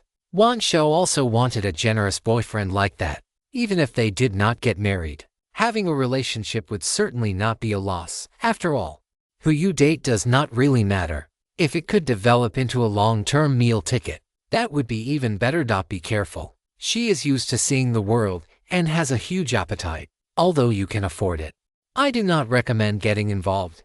After all, she is just a very mediocre piece of food, the Gluttony God commented. This is considered mediocre. Lin Baici felt that the Gluttony God's standards were a bit high. If he had to choose between Zhao King Dengxiu and Wang Xiao, it would definitely be Wang Xiao, who looked more pure and lively. After chatting with Wang Xiao for a few moments, Lin Baici headed straight to the second floor. After browsing to more shops, a sense of hunger suddenly arrived. Is there a god-forbidden object in the mall? Lin Baici was not too worried. Haixing was a big city, and there were many god hunters. It was normal for them to carry god-forbidden objects on them. At 10:30, energetic music began to play throughout the mall, followed by the voice of a female commentator. Respected players, welcome to the competition venue of the Honor of Heroes Championship. Today, 8 teams from all over the country will compete here for the championship trophy. Let us welcome them with warm applause. It was Hua Yu's voice. Even without seeing her, one could sense a cute aura. Lin Baici returned to the 7th floor. This area was originally an ice rink, but later, half of it was partitioned off to create a tropical-style park. Product launches for mobile phones and clothing, roadshows for new movie releases, and various small events were all held here. To the right was a fountain that sprayed water on the hour and the half hour. Further to the right was the cinema, where the scent of popcorn wafted through the air. Computers had already been set up, and the 40 members of the 8 competing teams were seated. On the large screen, the game Hero Glory was being introduced. Li Liu sat in an esports chair, stroking his mouse with a depressed expression. All the keyboards and mice today were provided by the sponsors. He had wanted to use his own, but the organizers wouldn't allow it, telling him he could either withdraw from the competition or use the provided equipment. Damn it, what kind of crappy feel is this? Li Liu was annoyed, but when he looked up and saw Shinshin standing in the crowd with a DSLR camera, he quickly squeezed out a smile. He couldn't afford to be caught on camera looking disgruntled. The match began shortly after. Lin Baici bought a bucket of popcorn and sat in the stands on the left. There were quite a lot of people. This game had been popular for 9 years and had accumulated a large number of loyal players. Even if they didn't play it themselves anymore, they would still pay attention when they saw a tournament. The 3Q team captain has achieved a pentakill and is godlike. At this moment, the god of gaming has possessed him. He is not fighting alone. Team 1 has pulled off a counter kill. Oh my god. Team Oh my god really never goes down without a fight. Don't let a single minion escape. That's right. That's the one. Hack it. I can die, but the minion cannot live. Hua Yu's commentary wasn't exactly professional, but her cute voice combined with her sharp, witty remarks made her very popular with the audience. After all, watching a bunch of grown men commentate was never as pleasant as watching a beautiful woman. Hua Yu's only disadvantage was perhaps her short legs, which didn't look particularly advantageous even when wearing black silk stockings. Lin Baici watched for a while, feeling bored. He prepared to go down and walk around. Baici. Lin Baici heard someone calling him again, which made him frown. What the hell? Do I have this many friends? Lin Baici turned his head and saw a pair of long legs clad in black silk standing beside him. Looking up, he saw the face of Sumani. Baici, why are you out playing all by yourself? Sumani sat down next to Lin Baici with an air of familiarity. Half of her body was pressed against him, but she didn't seem to care at all. Lin Baici shifted to the side. Ah, such a gentleman, Sumani teased. Or are you afraid that Jinjiayu will get angry? Sumani was deliberately trying to provoke Lin Baici into doing something out of line, but he didn't fall for it at all. Lin Baici smiled. Jinjiayu is my buddy. Haven't you heard? Men are like limbs. Women are like clothes. If you wear your buddy's clothes, would your good buddy blame you? Sumani retorted. The 3 boys sitting nearby were fans of the Lao Genma team and had come specifically to support them. Hearing this, they were completely stunned, forgetting to even watch the game as they stared blankly at Sumani. What was going on here? Seducing her boyfriend's brother. But this woman was of such high quality. Look at those long legs and that slender waist. Even the Tang monk wouldn't be able to look away. Sumeni noticed the gazes of the three boys. She gave a triumphant huff. Did you think the overall quality of the girls at the C-Drama Academy was a joke? I've been practicing dance since I was 5. Sumeni patted her stomach. Why do you think Jinjayu likes me? I don't know. Lin Baici shook his head. TCH. Sumeni looked at him with disdain. She reached out, grabbed a few pieces of popcorn from Lin Baici's bucket, and tossed them into her mouth. I'm just talking to you. You don't have to be so afraid of Jinjayu finding out, do you? Sumeni had actually thought about having something happen with Lin Baici and then taking some photos to threaten him. Of course, not for money that would lead to jail time, but to record a video and ride the coattails of the Lin the Great glutton trend. Hell, Lin Baici chuckled. This woman was terrifying. Hyunjia is probably really pregnant. Ever since the 4 of us ate together last time, I've called Jinjayu several times, but he hasn't responded to me at all. Sumeni felt depressed whenever she mentioned this. Damn that Hyunjia. She was such a schemer, actually using pregnancy to climb the social ladder. Sumeni had actually considered it too, but she was worried that Jinjayu would make her get an abortion, which would be a case of losing the bait and the fish. With that kind of dark history, she would be finished for good. Lin Baici remained silent. This was not a topic he could easily respond to. Hey, can you really diagnose illnesses?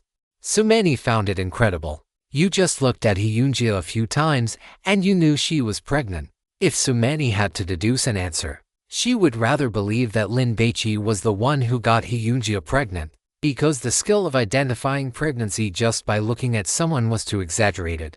Even movies wouldn't dare to write a plot like that, otherwise the screenwriters would be torn apart by the audience. Let's find a hotel. Can you take a closer look at me? Sumeni complained. A full body checkup is too expensive now. I'm just a poor student, I have no money. The 3 boys nearby were completely shocked. They felt that the girl's suggestion of going to a hotel definitely had impure motives. Nanny, someone else spoke up. Lin Baici looked up and saw the sycophantic classmate from the other day, along with the round-faced girl named Jumomo and her 2 friends. The group of 5 had reappeared, with her classmates present. Sumeni regained her dignified demeanor. Lin Baici, we meet again. The round-faced girl greeted him. Hello. Lin Baici nodded. Do you like Hero Glory too? Or are you here to see the female streamers? I heard they invited quite a few big streamers today. The round-faced girl asked with a smile.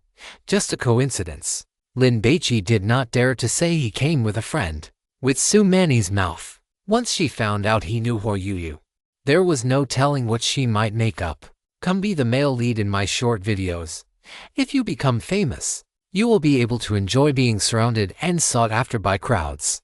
The round-faced girl tempted him. Not interested. I'm going to buy milk tea. Lin Baici stood up and found an excuse to slip away. At noon, Hoyuyu sent a message. Little fish, woo. I have to eat with the group at noon. I cannot accompany you. Linjia Dayugui, it is fine.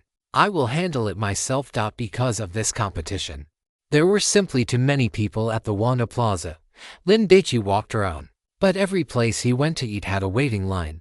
Who could stand that? Lin Baici simply went outside and found a restaurant to settle his lunch. Because time was tight, the professional players only had 1 hour from 12 to 1 to eat and rest before the competition resumed. By the time Lin Baici finished his meal and returned, the competition had started again. The captain of that 3Q team was very skilled, but the LGD team, commonly known as Old Godfather, had stronger overall strength. Lin Baici watched for a while, got tired, and went to wander around the mall out of boredom. On the 3rd floor, he stopped by the restroom. Lin Baici heard a faint sound. If it were not for his enhanced hearing being so sensitive, he would have missed it. No way. Playing around in a place like this, Lin Baici was impressed. Young people these days were truly wild. Inside the restroom stalls, he could hear the breathing of a man and a woman. It is that pair of wild mandarin ducks from the restroom of Haijing One Bar.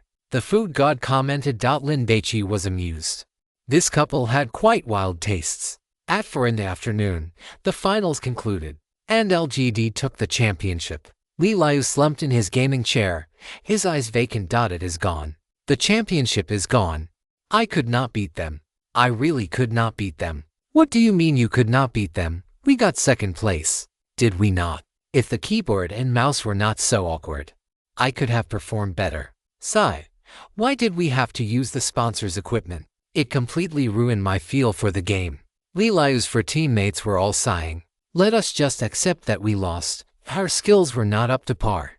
But it is such a pity for Liu. Yeah, Liu, with your skills, you could definitely join a professional team. It is not too late to go now.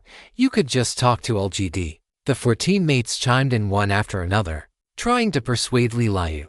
These guys loved playing games and usually made money through boosting or similar activities. But they lacked the skill to be professional players. Liu, however, had no such issues. Liu slammed his fist onto the keyboard, his eyes widening. You want me to join the team that defeated me? It was so damn frustrating. They were just that close. Seeing Liu like this, the four teammates stopped trying to persuade him. After all, they were just teammates for the money to play in the tournament. They had done their best and had no regrets. As for what Liu thought, that was up to him. Shen walked over and placed her DSLR camera on the table. I am done shooting. The four teammates were immediately stunned. What a great beauty. Liu felt awkward. What right did a runner-up have to film a commemorative video? It is a pity. Just a little bit away from the championship. Shen shook her head. It is like a movie. The protagonist should win the championship in the end to give the audience hope. It is truly a pity. Shen turned and left. Liu, who is that woman? She has such an aura. She is definitely into art. Does she have a boyfriend? The teammates looked at Liu expectantly, waiting for an answer. Liu ignored them and listlessly picked up the DSLR camera to check the footage. He had to admit, Shen's artistic talent was off the charts. Whether it was the framing or the shots of people, the angles were chosen perfectly. Without needing a soundtrack. Just the visual language alone captured Liu, a man yearning for the championship, in a vivid way. The more Liu watched, the angrier he became. Just as Shen said, with such a good video and such a dramatic competition, it was a huge regret not to have won the championship in the end. Damn it all to hell. Liu could no longer control his rage. He exploded. I will let you experience the true meaning of the word player. Liu slammed his fist onto the keyboard. Super Arcade. Descend Chapter 567 Dark Faith. Game start. Zhao King sat in Starbucks, drinking a cup of coffee out of boredom. On the table next to her were two shopping bags. She had already finished her shopping, but because she wanted to run into Lin Baici by chance, or perhaps grab a meal in the evening to foster their friendship, she was waiting here. I feel so cheap doing this, Zhao King muttered, feeling a bit unhappy. She looked down at her phone. Forget it. 10 more minutes. If I do not see him, I will give up completely. After becoming an adult, she always felt that time passed by in a flash. After mindlessly scrolling through a few short videos on TikTok, 10 minutes were killed. Zhao King picked up her shopping bags and left Starbucks with her coffee cup in one hand. Just as she was about to walk out of the mall entrance, a white light flashed before her eyes, stinging her so much that she closed them. When she opened them again, she saw that the mall entrance was gone, replaced by a large, grand plaza. The floor was paved with stone, looking dilapidated, as if it had been weathered by wind and sun for thousands of years. In the center of the plaza, there was a fountain with statues of a man and a woman, both naked, each holding a vase. Clear water was flowing out from the vases. The style of these statues was clearly from ancient Rome. The circular plaza was huge, but she could not see any further because it was surrounded by high city walls. What is going on? Zhao King rubbed her eyes hard, feeling a bit bewildered. She was the first one to be teleported over. Initially, she felt a sense of panic. But in the blink of an eye, she saw beams of white light flashing one after another. Each time a light vanished, a new person appeared. Momo, Manny, here. The sycophantic boy had bought 5 cups of milk tea. After handing them to his classmates, he couldn't help but start complaining. That Lin Baici is just too full of himself. Does he think having money makes him special? He's just living off his parents' legacy. If he's so capable, why doesn't he earn his own money? Momo gave him an opportunity, but he didn't cherish it. He doesn't know how to be grateful. Once he's short on cash in the future, He'll realize what he missed out on today. The sycophant wasn't happy with Jumomo. She was the one who insisted on acting, and he was just the one demanding it. How pathetic could he be? But he didn't dare criticize Jumomo, so he could only make snide remarks, trying his best to smear Lin Baici's reputation. All right, you've said that enough times already. Jumomo felt frustrated. She wanted to film short dramas, which required good scripts and good actors. The good actors she had in mind weren't necessarily about acting skills. Ordinary people wouldn't be able to appreciate that anyway. It was mainly about their appearance. Since the target audience was female, the main selling point had to be handsomeness. Lin Baici fit the bill perfectly, especially that cold, aloof demeanor he displayed when rejecting her, which only made Jumomo want to sign him even more. Even if the short videos she filmed didn't go viral, if someone happened to take a liking to Lin Baici, she could still make a profit based on the contract she signed with him.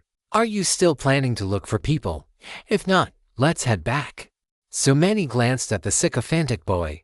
He was so annoying. If it weren't for the fact that he was quite generous with his spending on her, she would have deleted him from WeChat long ago. Let's go. Let's head home. Jumomo had come today to see if there were any suitable candidates for her short dramas among the female streamers and cosplayers, as they already came with their own traffic. Now that the competition had just ended and the crowd was dispersing, there were too many people waiting for the elevator. How about we take the escalator? Sumani suggested. Being squeezed into the elevator with so many people was agonizing. Before everyone could make a decision, a white light flashed before their eyes. Shortly after, they appeared in that European-style Grand Plaza. What is this place? The sycophantic boy looked shocked. Sumani looked stunned. Then she threw a punch, landing it on the sycophant's body. The sycophant cried out in pain. See, could it be rule contamination? Jumomo was dumbfounded. As a film directing major, she usually had a wide range of interests and had heard all sorts of chaotic rumors, including urban legends about divine items. What is that? The sycophant didn't know. If it's real, then this will be interesting. Having never experienced rule contamination, Jumomo didn't realize the terror of the situation at all. Sumani stood on her tiptoes, looking around, searching for a glimpse of Lin Baici, backstage, in the lounge. Sister Yu, what are the plans for tonight? Laughing Buddha leaned in. I'm putting together a gathering. Want to come and have some fun tonight? Aren't you going to invite me? Don't Eat Jackfruit walked over holding a selfie stick. Hearing this, she immediately chimed in with a playful jab. Sister Yu is hard to invite. Laughing Buddha chuckled, thinking to himself, don't you know how popular you are? You're trying to compare yourself to Sister Yu. Laughing Buddha saw Don't Eat Jackfruit holding her phone, clearly live streaming, and instantly guessed her little scheme. She was here to leech off Huoyu's traffic. For others, if someone had the same style as them, they would definitely try their best to avoid standing together to avoid the discomfort of being compared. But Don't Eat Jackfruit was different. Huoyu's popularity was too high, so being compared and losing was expected. But what if someone took a liking to her style as a substitute for Huoyu? Then she would hit the jackpot. After all, Huoyu couldn't stay in front of the computer 24 hours a day, right? If Huoyu suddenly made a mistake, had a scandal, or got banned, wouldn't she? Jackfruit, take off, little you. Want to grab a meal together tonight? Grandpa Joe walked over. No, I have plans tonight. Huoyu refused and hurried to remove her makeup. She was afraid of keeping Lin Baici waiting. Could it be that you have a date with a boyfriend? Big sweet sister teased, remembering the young man she had seen earlier. Is it that handsome guy from before? Don't Eat Jackfruit immediately asked, her voice not loud, but enough to ensure the fans in her live stream could hear. What? Sister Yu is in a relationship. Well, Sister Yu's makeup removal show. Rare. What's rare about it? Sister Yu goes without makeup 5 days a week. That's why they say people who are naturally beautiful are just willful. Jackfruit, when are you going to show us your bare face in the live stream? The viewers were in an uproar, because Huoyu and Big Sweet Sister weren't streaming. But the viewers wanted to watch them. They gathered in Don't Eat Jackfruit's stream, giving her plenty of heat. And that Laughing Buddha. Is he trying to make a move on my Sister Yu? That guy Laughing Buddha. Do you think he'd steal Sister Yu's white stockings? Don't even say that. With that kid's traffic first, troublemaking mentality, he might actually do it. In the lounge, there were quite a few people streaming, and no one stopped them. It wasn't worth offending anyone. In front of the public, everyone tried their best to maintain a humble image. The person I'm meeting is a great beauty. Huo Yu giggled. I don't believe it. Big sweet sister smiled. I'm planning to follow you and see. Huo Yu was still thinking of an excuse to refuse when a white light flashed before her eyes. By the time she could see clearly, the environment around her had completely changed. What the hell? Laughing Buddha looked left and right, looking bewildered. Is this a prank show? Don't eat jackfruit analyzed. Have you ever seen a film crew that could instantly create a set like this? Besides, we're all just streamers, not celebrities. How could we deserve this? Grandpa Joe had a clear understanding of this. Bang, bang. Grandpa Joe stomped his left foot hard against the ground. This is definitely real stone, this scene. Why does it look like one of those European fantasy games featuring dragons and magic? Many of those present were game streamers, so they were extremely familiar with these kinds of set designs. Rule contamination. Huo Yu was stunned for a moment before she reacted. She didn't panic. Instead, she immediately stood on her tiptoes, searching for Lin Baici's trail. With Xiao Bai here. What is there to be afraid of? Big Sister Tian had very keen observation skills. Seeing Huo Yu act this way, she immediately pressed. You know the reason. Lin Baici was just about to send a message to Huo Yu to ask if she was finished when a sudden, intense wave of hunger struck him. He was still wondering if a rule contamination had broken out when he was teleported to the plaza. Lin Baici felt depressed. Could it be that he really was a jinx? It was rare for him to accompany Huo Yu to Wanda Plaza for a fun outing, and yet they still managed to encounter a rule contamination. There was really no one else like him. Lin Baici touched his pocket. The deer horn bone flute was still there. No need to panic. Lin Baici took out his phone again, but the screen was already black. Where is this place? Whose phone is working? Hurry up and call the police. I read a novel called Panic Boiling. In that story, after people died, they were teleported into a Trojan horse room. They could only leave after completing the game. More and more people were gathering in the plaza, feeling nervous and anxious, discussing the situation in hushed tones. The god game has begun, the gluttonous god commented. Lin Baici raised an eyebrow and immediately began weaving through the crowd, wanting to find Huo Yu as quickly as possible. Whoosh! A massive 3D holographic screen projected and unfolded above the plaza. Whoosh! Everyone looked up. Welcome, everyone, to the Super Arcade City. The speaker had a clear, bright voice with a professional broadcasting tone, much like an NPC introducing the basic content of a game when a server first launches. I am your game butler, Xiao Yu. Please listen carefully to what I am about to say, because it concerns your survival. The NPC introduced itself first.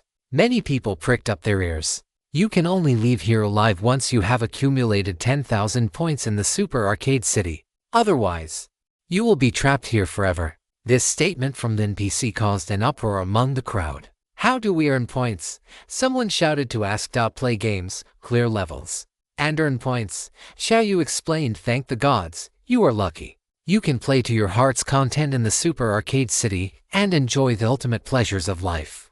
Next, to ensure every player deeply understands the charm and rules of the Super Arcade City, all players will be forced to participate in the role-playing game Dark Faith. When Grandpa Joe heard this, he breathed a sigh of relief. It is settled. I might not dare to claim much else, but when it comes to playing games, if I claim second place, no one dares to claim first. Did you forget about those dozens of professional gamers? Big Sister Tian rolled her eyes. The games they play are multiplayer online tactical arena games. That is different. Grandpa Joe said with absolute certainty. Everyone, do not be afraid, follow me, and Grandpa will lead you to clear the game. It must be said that Grandpa Joe's popularity was quite strong. Those followers and fans who recognized him began to gather around him. At a time like this, sticking together was the obvious choice. Little you, Big Sister Tian, with me here, everything will be fine. Grandpa Joe gave a thumbs up. Fans also began to gather around teams like LGD and the 3Q team. As professional gamers, their ability to rally people in a game was beyond doubt. Players, You are currently located at the spawn point in the human capital city of the Dark Faith continent. Please listen carefully to the game rules. Silently think or softly call out menu to bring up the menu interface.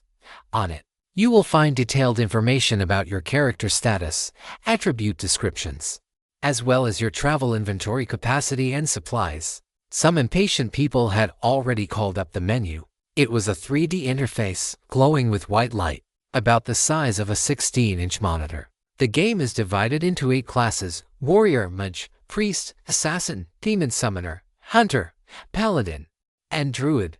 For class descriptions, please browse the menu yourself. Then I must choose a warrior. Grandpa Joe had already made his decision. In this type of fantasy game, the warrior, mage, and priest are the iron triangle, and among them, the warrior, as a melee class, offers the most visceral impact and satisfaction with every strike. If you die in the game, you cannot be resurrected. When Grandpa Joe heard this, his expression stiffened. Forget it. Better not choose a warrior. This thing is melee, and it is relatively more dangerous. Only by clearing the Dark Temple can you players obtain points and walk out of this game alive. Please note, this game will conduct a real-time ranking every 24 hours at the dawn of a new day. The player in the last place will be erased. If a character is erased, the player themselves will die instantly. This statement from Lin Baici directly caused a massive commotion. Damn, we are playing a game with our lives. Laughing Buddha was completely numb. And it is only one damn life. Can we choose not to play? Don't eat jackfruit was scared to tears.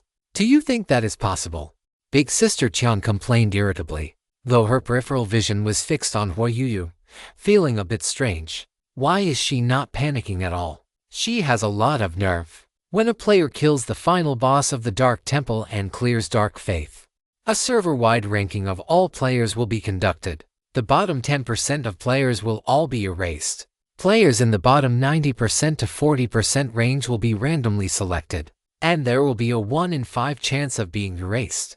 Players in the bottom 40% to 10% range will be randomly selected, and there will be a 1 in 10 chance of being erased. Players in the top 10% will face no penalties and will receive generous rewards. The NPC continued to introduce the rules. The players were stunned into silence. That means the bottom 10% will all die. Bukai Bolwomi turned pale with fright. She liked playing games, but she did not like playing this kind. People would actually die. I heard that in ancient warfare, the victors would play a game of decimation. Damn it, we have run into the same thing. Yanji cursed. Decimation meant randomly selecting 1 out of every 10 people to be killed. A 10% mortality rate did not sound high, but who dared to gamble on it? Everyone would definitely fight with their lives to rush into the top 10%. I reiterate, erasure means death. Now, please enter your game nickname. Every player's status menu popped up forcibly, with a blank space at the top and a cursor blinking within it. Lin Baici did not hesitate and entered the 4 characters Lin Ren. He clicked confirm. Welcome, player Lin Ren, to the game. After this sentence flashed by, the menu disappeared. Lin Baici called the menu back up and began to read the class descriptions. For other rules, please explore them yourselves. Dark Faith is officially live. I wish all players a pleasant game. A 10-second countdown appeared on the large screen above the plaza. Some players could not wait. The moment the countdown ended, they began to head out of the city, most of them intending to seize the initiative. In this day and age, mobile phones are ubiquitous. Who hasn't played video games? In everyone's common knowledge, the monsters in the beginner map are the simplest and least dangerous. So everyone wanted to develop their characters as quickly as possible. After all, the lower the ranking, the greater the chance of death. Xiaoyu, Yanji, let's set off immediately. Zhou urged. Look at the game introduction first. We haven't even chosen a class yet. Yanji felt that Zhou was too reckless. What is there to look at? It's too late. By the time you finish reading, the monsters in the beginner village will all be cleared out. Zhou was speechless. Fight while you read. Also, everyone look at 1 class each to save time. Zhou was used to being a team leader and started giving orders. But this time it was different. There were very few responders. Playing games used to be a pastime, but now, It was a matter of life and death. Xiaoyu, where are you going? Tianji saw that Huoyu was not reading the game introduction but was looking left and right, clearly searching for someone. Huoyu did not answer. The little assistant followed behind Huoyu, looking lost and confused. Tianji looked at Zhou Laoyi and the others, most of whom looked nervous, then looked at Huoyu, who appeared calm. The difference was clear, so she immediately chased after her. Her intuition told her that following Huoyu would give her a better chance of survival. Why are you following me? Huoyu asked. You are kind and a trustworthy teammate. Tianji flattered her. Huoyu was impressed. As expected of Tianji, who had been popular on the Haxian platform since its inception. No wonder she remained at the top. Her eye for people was truly sharp. What are your thoughts? Tianji asked. Find someone first. Huoyu hated that her legs were too short, standing in the crowd. She couldn't see anything. That young man from this morning. After receiving confirmation from Huoyu, Tianji began pulling her along to find him. Let's go near the fountain. Huoyu was startled, then nodded repeatedly without hesitation. Right. If a group of friends gets separated, it is easier to regroup at a place with landmarks. Tianji, your intelligence is quite something, isn't it? Xiaoyu praised. The little assistant nodded vigorously. Tianji smiled modestly. This doesn't count as intelligence, just rich experience. The two arrived at the fountain. There was no need to look for Lin Baici, as he was standing on the edge of the fountain pool. Xiaobai, Huoyu waved. You're here. Lin Baici breathed a sigh of relief. Xiaoyu trusts you a lot. What do you plan to do? Tianji asked. First, figure out all the game rules and choose the right class. Lin Baici glanced at Tianji and then at the 30 or so people following her. Are these all your fans? Tianji shrugged her shoulders. Lin Baici looked down and browsed the menu. This game, called Dark Faith, had a total of 8 classes, roughly divided into 3 categories: melee, ranged, and pet-based. Among them, the druid could transform into 3 forms: leopard, brown bear, and moonkin, and could learn nature magic, making them capable of both melee and ranged combat. Lin Baici did not like this class, but in terms of functionality, it was the most suitable. The NPC said that characters cannot be resurrected after death, so survival must be the priority. In that case, ranged classes are the first choice. Huoyu analyzed. Mages have high attack power but low defense and health, requiring skill to operate. Priests can heal, and demon summoners and hunters rely on pets, which is also fine. I think we can form a team so that our classes complement each other. Tianji suggested. Tianji, let's build a guild. You be the guild leader. Yuji, what class are you choosing? Definitely choosing ranged. Are you choosing melee because you think you aren't dying fast enough? The fans were chattering away. Xiaobai, ignoring the others. Huoyu leaned in close to Lin Baici and whispered, I'll choose whatever you need. I'll play support for you. Tianji could not hear what Huoyu said, but seeing her attitude, she couldn't help but roll her eyes. And you say you two aren't dating, and it's you, Xiaoyu, doing the chasing. Right. Tell your little sweetie to pick priest. She usually just shouts 666 and acts as a mascot anyway. So now she can add healing to the mix. It is a good way to put waste to use. The god of food commented. You pick priest. Lin Baici ranged. Huoyu immediately followed his instructions. And me? What about me? The little assistant asked. Pick hunter. You will live longer. I suggest you pick hunter. Lin Baici proposed. Oh, let me see. After looking, the little assistant did not really want to pick it. Can I pick priest? This is a healing class, and it is ranged, so it should be in high demand. It is your own character. You decide for yourself. Lin Baici did not try to persuade her. What about me? Big Sweetie already had an idea. She just wanted to hear Lin Baici's opinion. Assassin. She practiced dance when she was young, so her physical condition is actually quite outstanding. Playing a ranged class would be a waste. Playing an assassin offers high attack power and allows her to utilize her physical advantages. Assassin. As soon as Lin Baici finished speaking, Big Sweetie's fans started flaming him. Do you think Big Sweetie isn't dying fast enough? An assassin is even worse than a warrior. high attack and low defense, as fragile as paper. The so-called assassin is someone who dances on the edge of a blade.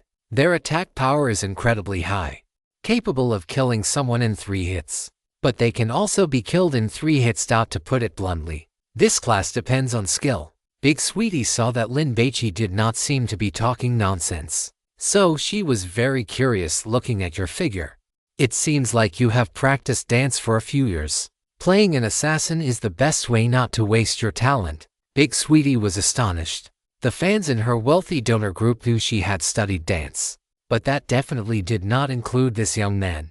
You think very highly of me, Big Sweetie chuckled. She had originally intended to pick Hunter, but now she was a little hesitant. What do you plan to pick? Warrior, charge forward, I am invincible. This answer given by the god of food was somewhat unexpected for Lin Baici. In the class descriptions, warriors are divided into 2 categories: protection warriors and fury warriors. The former, as the name suggests, acts as the main tank, attracting and absorbing the boss's damage, while the latter focuses on melee combat, possessing high attack power while also having a certain level of defense. Because of the existence of death rules, there will be very few players who choose melee classes, especially warriors who face the boss directly. Therefore, in the game, as a class reward, the potential drop rate for warriors is higher than other classes. In other words, when killing the same monster, a warrior can pick up better loot, and the chance of encountering rare monsters will also greatly increase. Of course, the most important point is that every strike hits flesh, every sword blow hits the head, and the impact sensation is incredibly satisfying. Furthermore, hitting vital points in melee combat can deal multiplied damage, up to 10 times. The god of food explained in great detail. How do you know so much? It feels like you have played this game before. The god of food fell silent. I choose warrior. After Lin Baici finished speaking, everyone exclaimed as he brain damaged. He is just joking. You actually believe him? Come on. If you have the guts to pick warrior, let me see. The viewers in the chat mocked him. Big Sweetie smiled, also thinking that Lin Baici was just talking for fun, but the next moment, she saw Lin Baici click confirm and choose warrior. Swish. A white light flashed over Lin Baici. His clothes changed into linen shorts and a vest. A rusty iron sword appeared in his hand, and a small wooden round shield was strapped to his back. This was the warrior's novice gear. You Big Sweetie was dumbfounded. It turned out this guy was not joking. Xiao Bai. Although Ho Yu knew Lin Baici was very capable, she was still a bit worried seeing him pick warrior. Damn, awesome, brother. I am impressed. You really are risking your life for the sake of your pride. Admirable. Truly admirable. Some viewers were impressed. Some laughed at Lin Baici for being an idiot, and others invited him to form a party. Big brother, let's team up. A main tank is definitely an indispensable class in a party. It seems I must do my best to improve myself and keep Xiao Bai healed. Huo Yu chose priest. Swish, a white light flashed, and the clothes on Huo Yu turned into a white robe, with a flail appearing in her hand.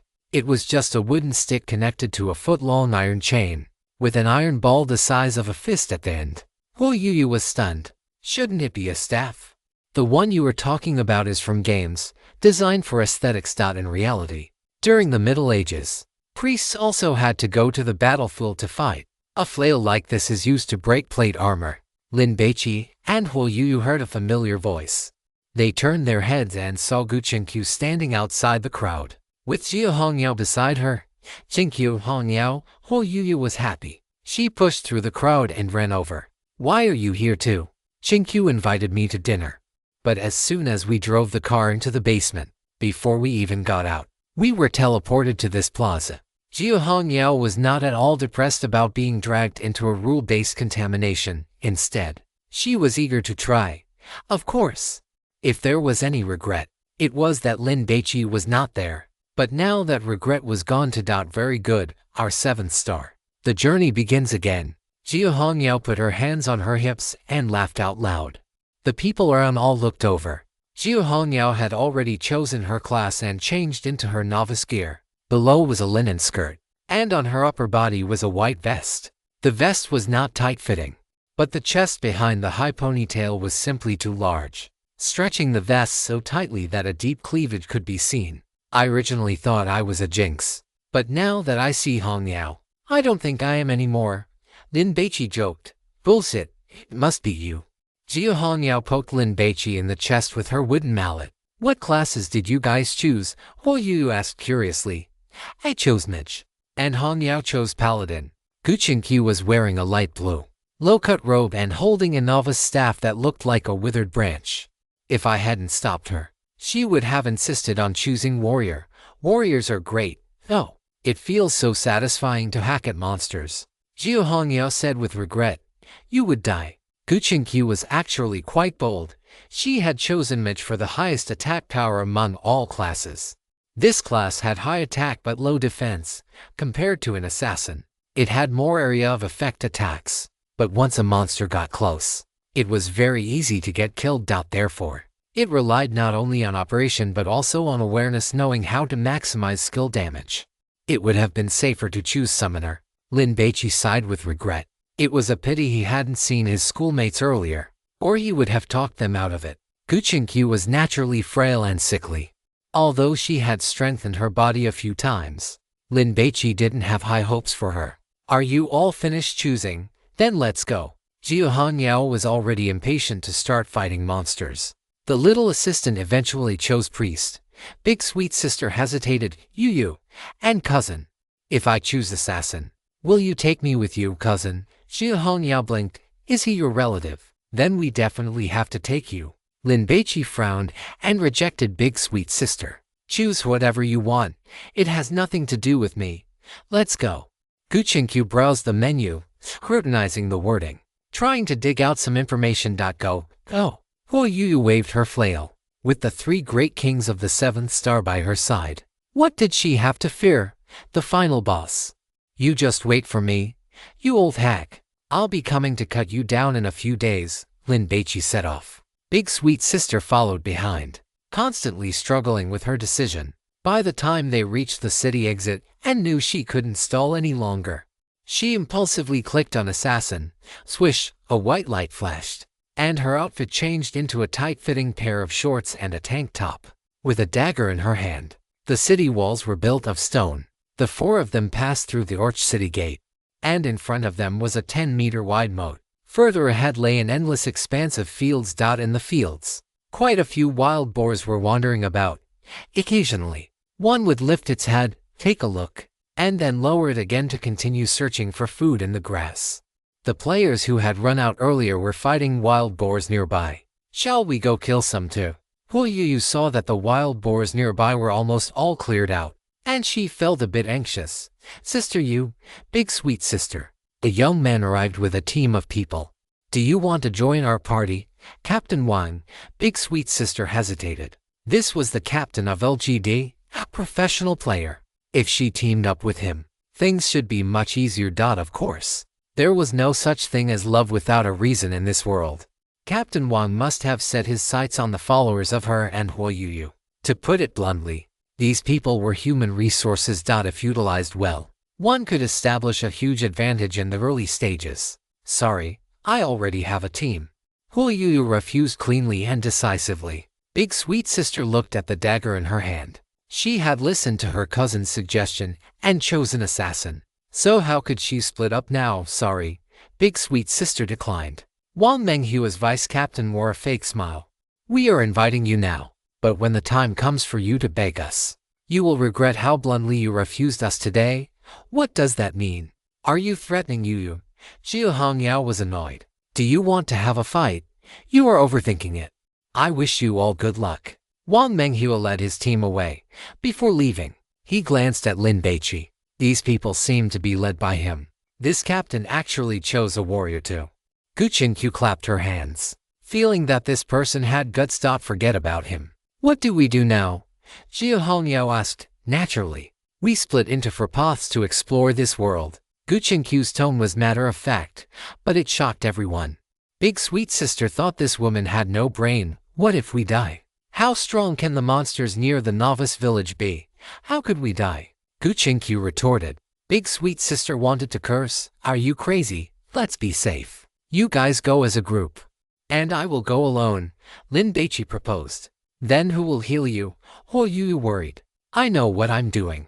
If it really doesn't work out, I'll just come back. Lin Baici looked at the sky. Let's go. First, make sure we aren't in last place by the end of the day. It's settled then. Jia Hongyao listened to Lin Baici. Let's go. Let's kill a few wild boars first to get the hang of it. Then head further out. Lin Baici and Jia Hongyao's team parted ways. He crossed the moat and followed the main road. After walking for about half a mile, a fork in the road appeared. There was a signpost nearby: Gold Flash Town, Northwind Village, Howling Plains.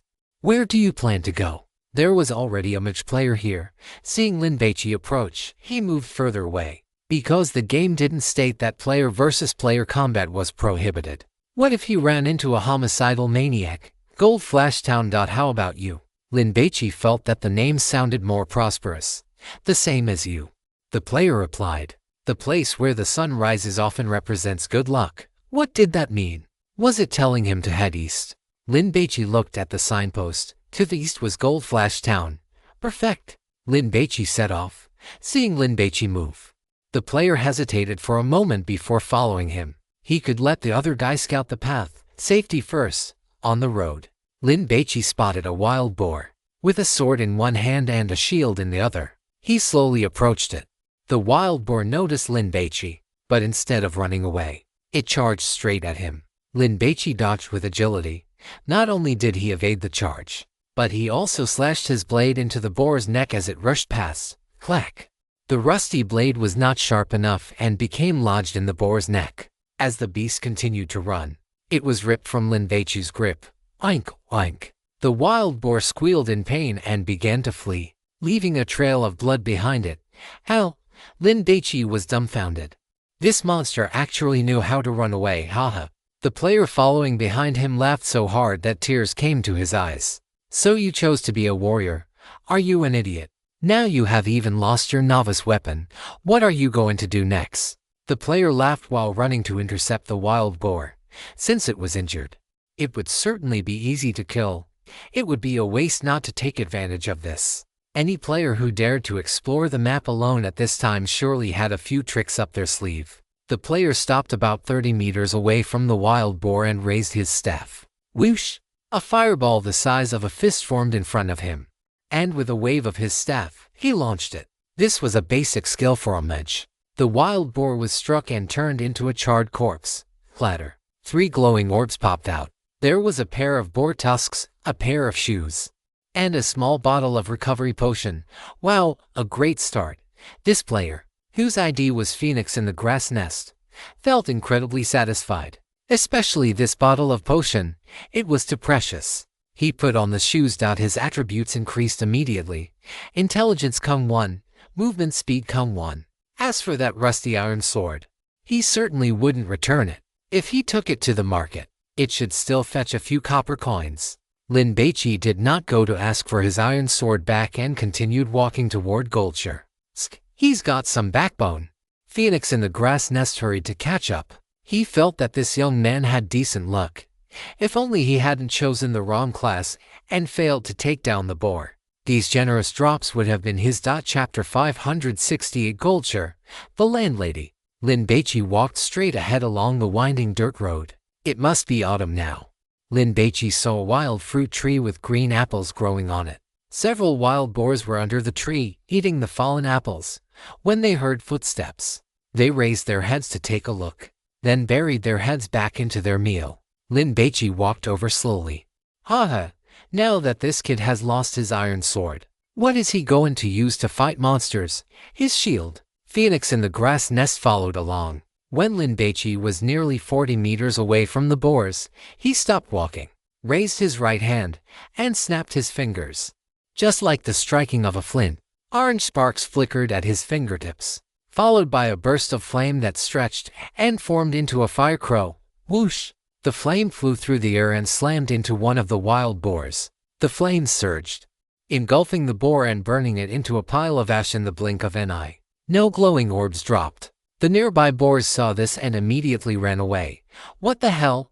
What's going on? Phoenix in the Grass Nest was startled. Wasn't this guy a warrior?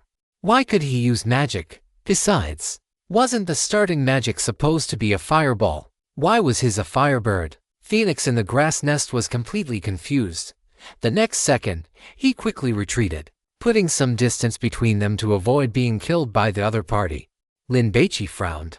Was there no drop to begin with? Or was the use of divine abilities prohibited? A red game notification popped up forcibly in front of Lin Baici. Warning: the use of divine abilities and weapons from outside the game is prohibited. Monsters killed by them will not drop any rewards. At the same time, if the player continues to use such equipment or skills after the warning ends, the accumulated achievement points will be wiped to 0. As expected, Lin Baici had already guessed this outcome, so he wasn't disappointed. He opened the achievement leaderboard and took a glance. There was no one he knew in the top 10. The person in first place was named King is here very imposing. Second place was Call Me Brother Kun.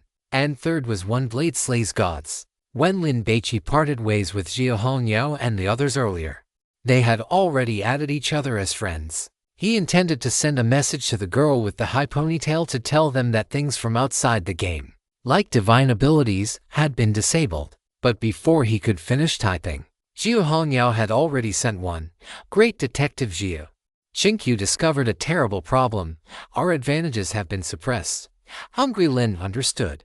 After chatting briefly, Lin Baici continued on his way. After walking for about an hour, a small town appeared in the distance.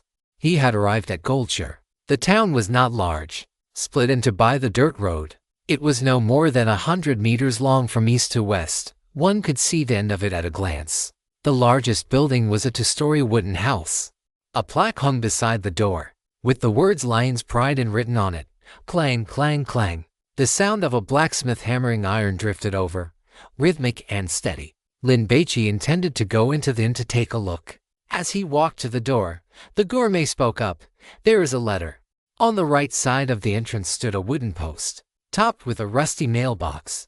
Lin Baici walked over and opened the mailbox. Inside was a letter covered in dust. It looked like it had been lying there for a long time. Lin Baici looked left and right. No one was around. He quickly took the letter out and tucked it into his clothes. Walking into the tavern, the aroma of roasted meat hit him, causing his mouth to involuntarily secrete some saliva. There were 2 tables of guests eating, judging by their linen clothes. They were likely residents of the town. There was also a drunkard sitting in the corner, fast asleep with his head on the table. Behind the counter stood a young woman wearing a long dress in the style of the Middle Ages, with a corset and a low neckline that revealed a large, dazzlingly white expanse of skin. The landlady was wiping down the counter. Seeing someone walk in, she asked, "Are you here to eat, or to stay the night?" "Mom, I was robbed by bandits on the road and I'm penniless now. Is there anywhere in this town where I can find some work?" Lin Baici hadn't played many games, but he knew that NPCs who issued quests usually had obvious markers, such as a yellow exclamation mark above their heads. However, this game was an open-world model with free exploration. Whether one could trigger a quest depended entirely on the player themselves.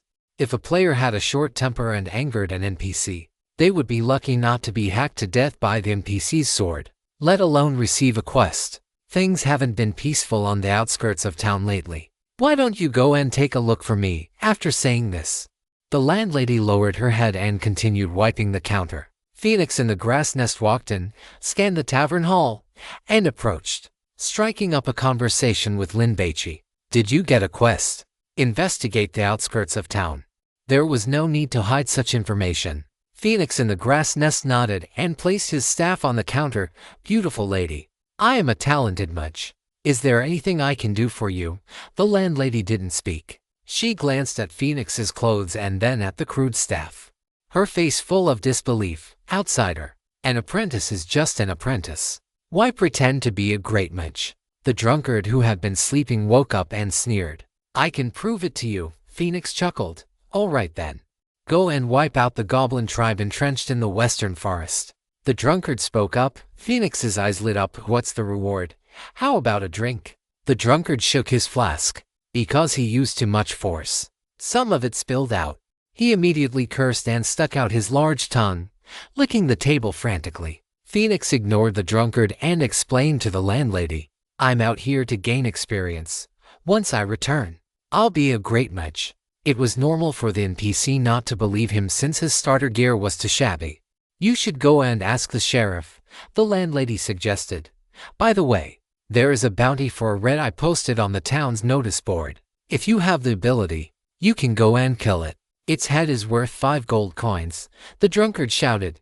Together, Phoenix invited Lin Baici. He felt that his own equipment was good, and he even had a pair of boots that increased movement speed. By teaming up with this player, he could gain an advantage. No thanks, Lin Baici refused.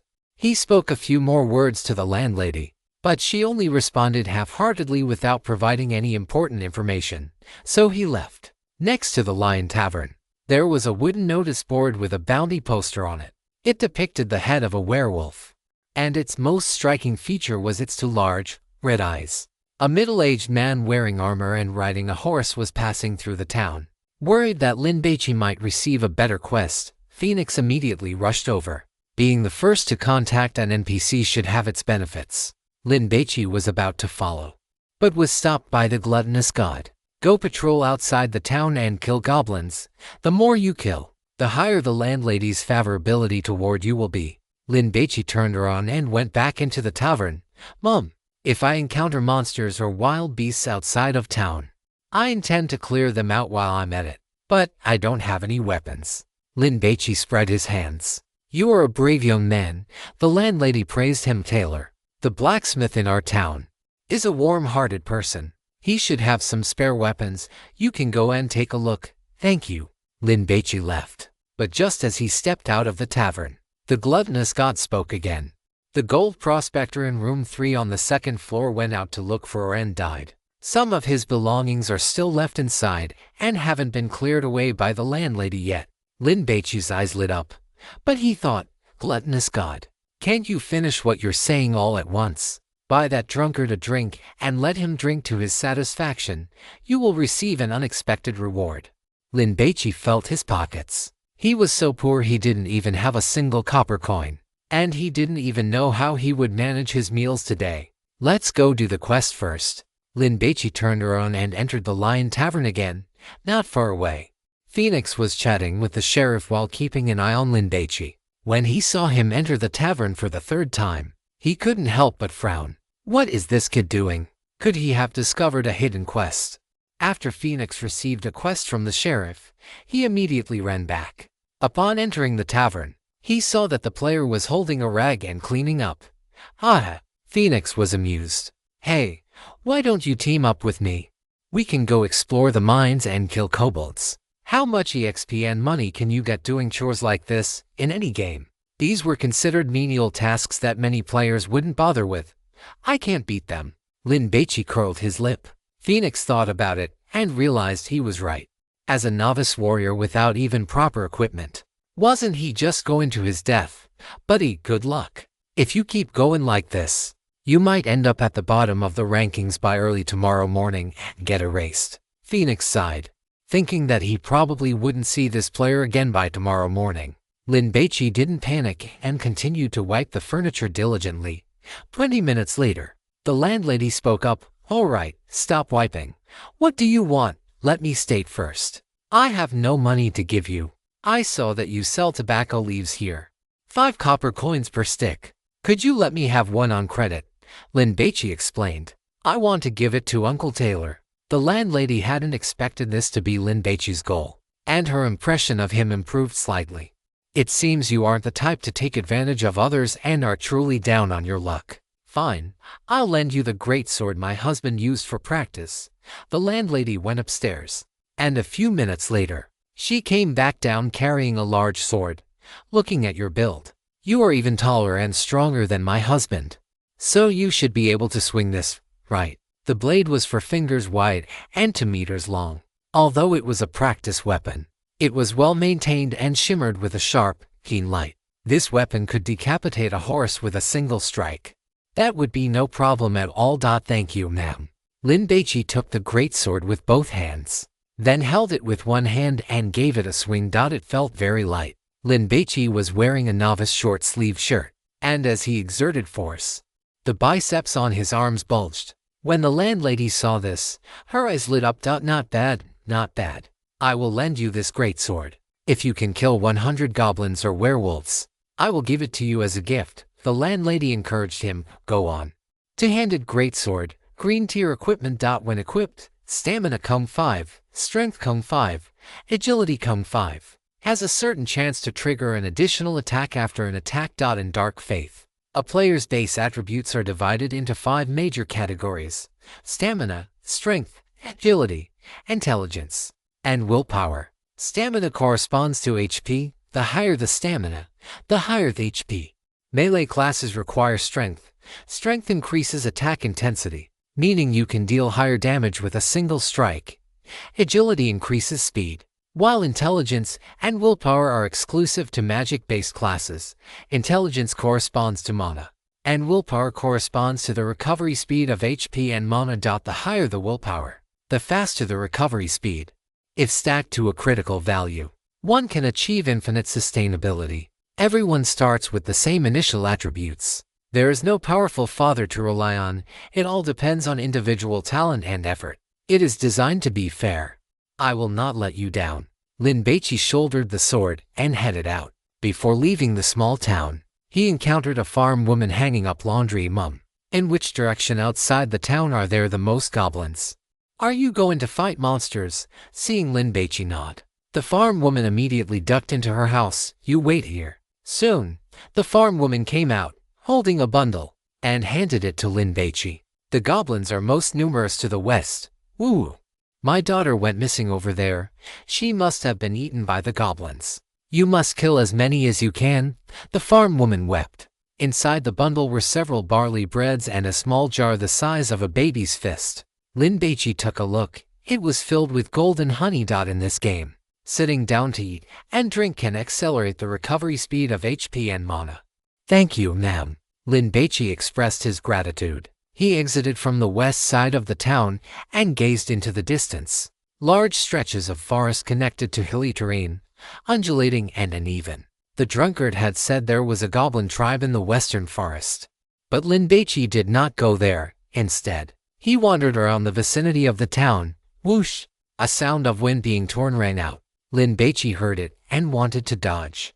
But this was a game, and his physical attributes were at their base values, so his movements were not fast enough. Poochie! A rusty arrow pierced his lower back. Lin Baici saw his HP bar drop by 1/10. The most troublesome part was that there was a sensation of pain.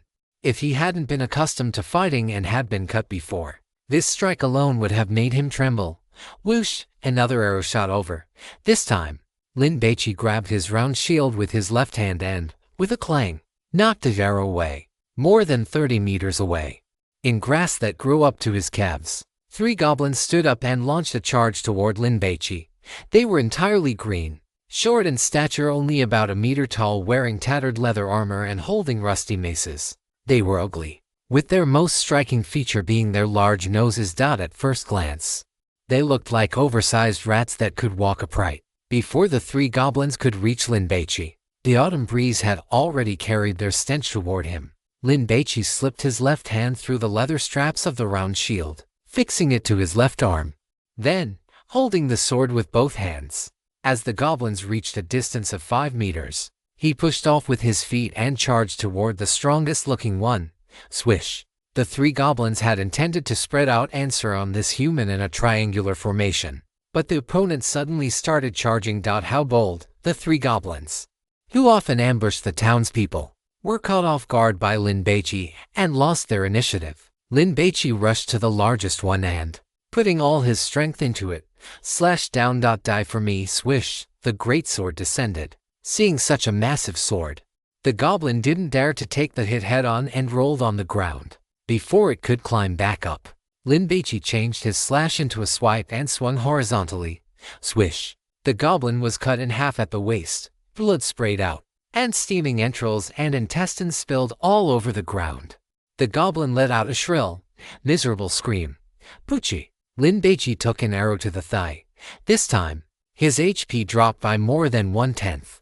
It must have been because the distance was closer, deepening the arrow's damage. Lin Baici endured the piercing, agonizing pain and lunged toward the goblin with the bow. Thump, thump, thump. Lin Baici ran with long strides. The goblin didn't dodge but instead knocked another arrow at such close range. Let's see how you dodge this. Whoosh, the arrow flew. This goblin was too ruthless. It aimed for Lin Baici's eye socket, wanting a one-hit kill. And it was precisely this choice that led to its death. Lin Baici had the courage of a god. He didn't close his eyes. When the arrow shot over, he tilted his head, dodged it, and followed up with a strike. Swish, the goblin, unable to dodge in time, was cleaved in two. Whoosh! Two balls of light burst out. Lin Baici turned around and locked his eyes on the third goblin, which was rushing to his back, attempting to flank and ambush him. The goblin let out a cry. Seeing its two companions die miserably, it lost its nerve, turned around, and ran. These monsters were bullies who feared the strong. They always acted in groups. Now that it was alone, it didn't dare to fight to the death. Lin Baici chased after it with long, swift strides and brought his sword down. Squelch, as blood sprayed out. The goblin's head rolled onto the ground. Two orbs of light burst forth. Lin Baici walked toward the first one. This creature wasn't dead yet. It was using both hands to crawl, trying to escape. A long section of its intestines dragged along the ground. Lin Baici gripped his sword with a backhand hold and plunged it into the monster's head. Whoosh! 3 orbs of light burst forth. You have shown no fear of death and took the initiative to fight. Unlocking the skill charge. After activating this skill, you can rush toward an enemy at extreme speed. Enemies hit have a certain chance to be stunned for 1 second. Lin Baici whistled. He finally had a skill. In Dark Faith, there were 3 sources for every class's skills: comprehension, learning from class NPCs, and learning through skill books. Aside from the chance of monsters dropping them, skill books could also be purchased from certain NPCs. Skills like charge, which could be unlocked through comprehension, were basic skills for every class. If you fought enough monsters and played long enough, you would eventually unlock them. Among the remaining orbs of light were 12 copper coins and a pair of leather gloves that added to strength. Lin Baici cut off the goblin's left ear and continued his patrol, eating bread at the same time to replenish his lost health. 5 minutes later, 4 more goblins appeared. There was one more than before, but Lin Baici felt no fear. He first aimed at the strongest one, clearly the leader, and trotted forward. Once he was within the attack range of his charge skill, he activated it. Whoosh! Lin Baici was like an angry bull charging forward, leaving a blur of motion as he slammed into the leader. The leader was sent flying immediately. The stun effect didn't trigger, but that didn't matter. Lin Baici followed up with a sword strike. Slash! The leader was cut in 2. Orbs of light burst out. Lin Baici turned and charged toward the one holding a bow and arrow. Charge had a cooldown time. It could be used once every 30 seconds. By the time Lin Baici hacked the second one to death, he had also taken 2 hits, losing 1/5 of his health. He didn't panic. He pushed off the ground with force, ran at full speed for a few steps to put about 7 or 8 meters of distance between him and the furthest one, then let out a roar and activated the charge skill. Whoosh! Lin Baici rushed over. The furthest goblin was stunned by the impact. Before it could recover, it was hacked to death by Lin Baici. The remaining one, lacking any backbone, turned and ran. Lin Baici wasn't in a hurry. He followed behind until the charge cooldown finished. Activate, close and execute. Finish. Whoosh! A golden light rose from Lin Baici's body. Congratulations. You have reached level 2. All attributes come to. Lin Baici sat on the ground and hurriedly ate bread. Only after his health recovered did he go to pick up the loot. 26 copper coins, a worn-out mace, and a pair of straw sandals. The straw sandals looked ugly, but they added to movement speed and made no sound when walking, which meant Lin Baici could play stealthily and perform assassinations. Half an hour later, Lin Baici reached level 4 and had also summarized some experience. He could trade blows with goblins, but he had to keep at least 1/10 of his health. Otherwise, if a goblin landed a double damage hit, he would be done for. Therefore, he had to avoid being hit in vital areas. He didn't necessarily have to kill ranged enemies first. He could wait for the charge skill to cool down and then charge to kill them. Otherwise, being kited by ranged enemies was even more frustrating. He should kill the strongest leader first. as these goblins could command others, and these monsters would run away once only one was left. Head west. The God-Eater spoke.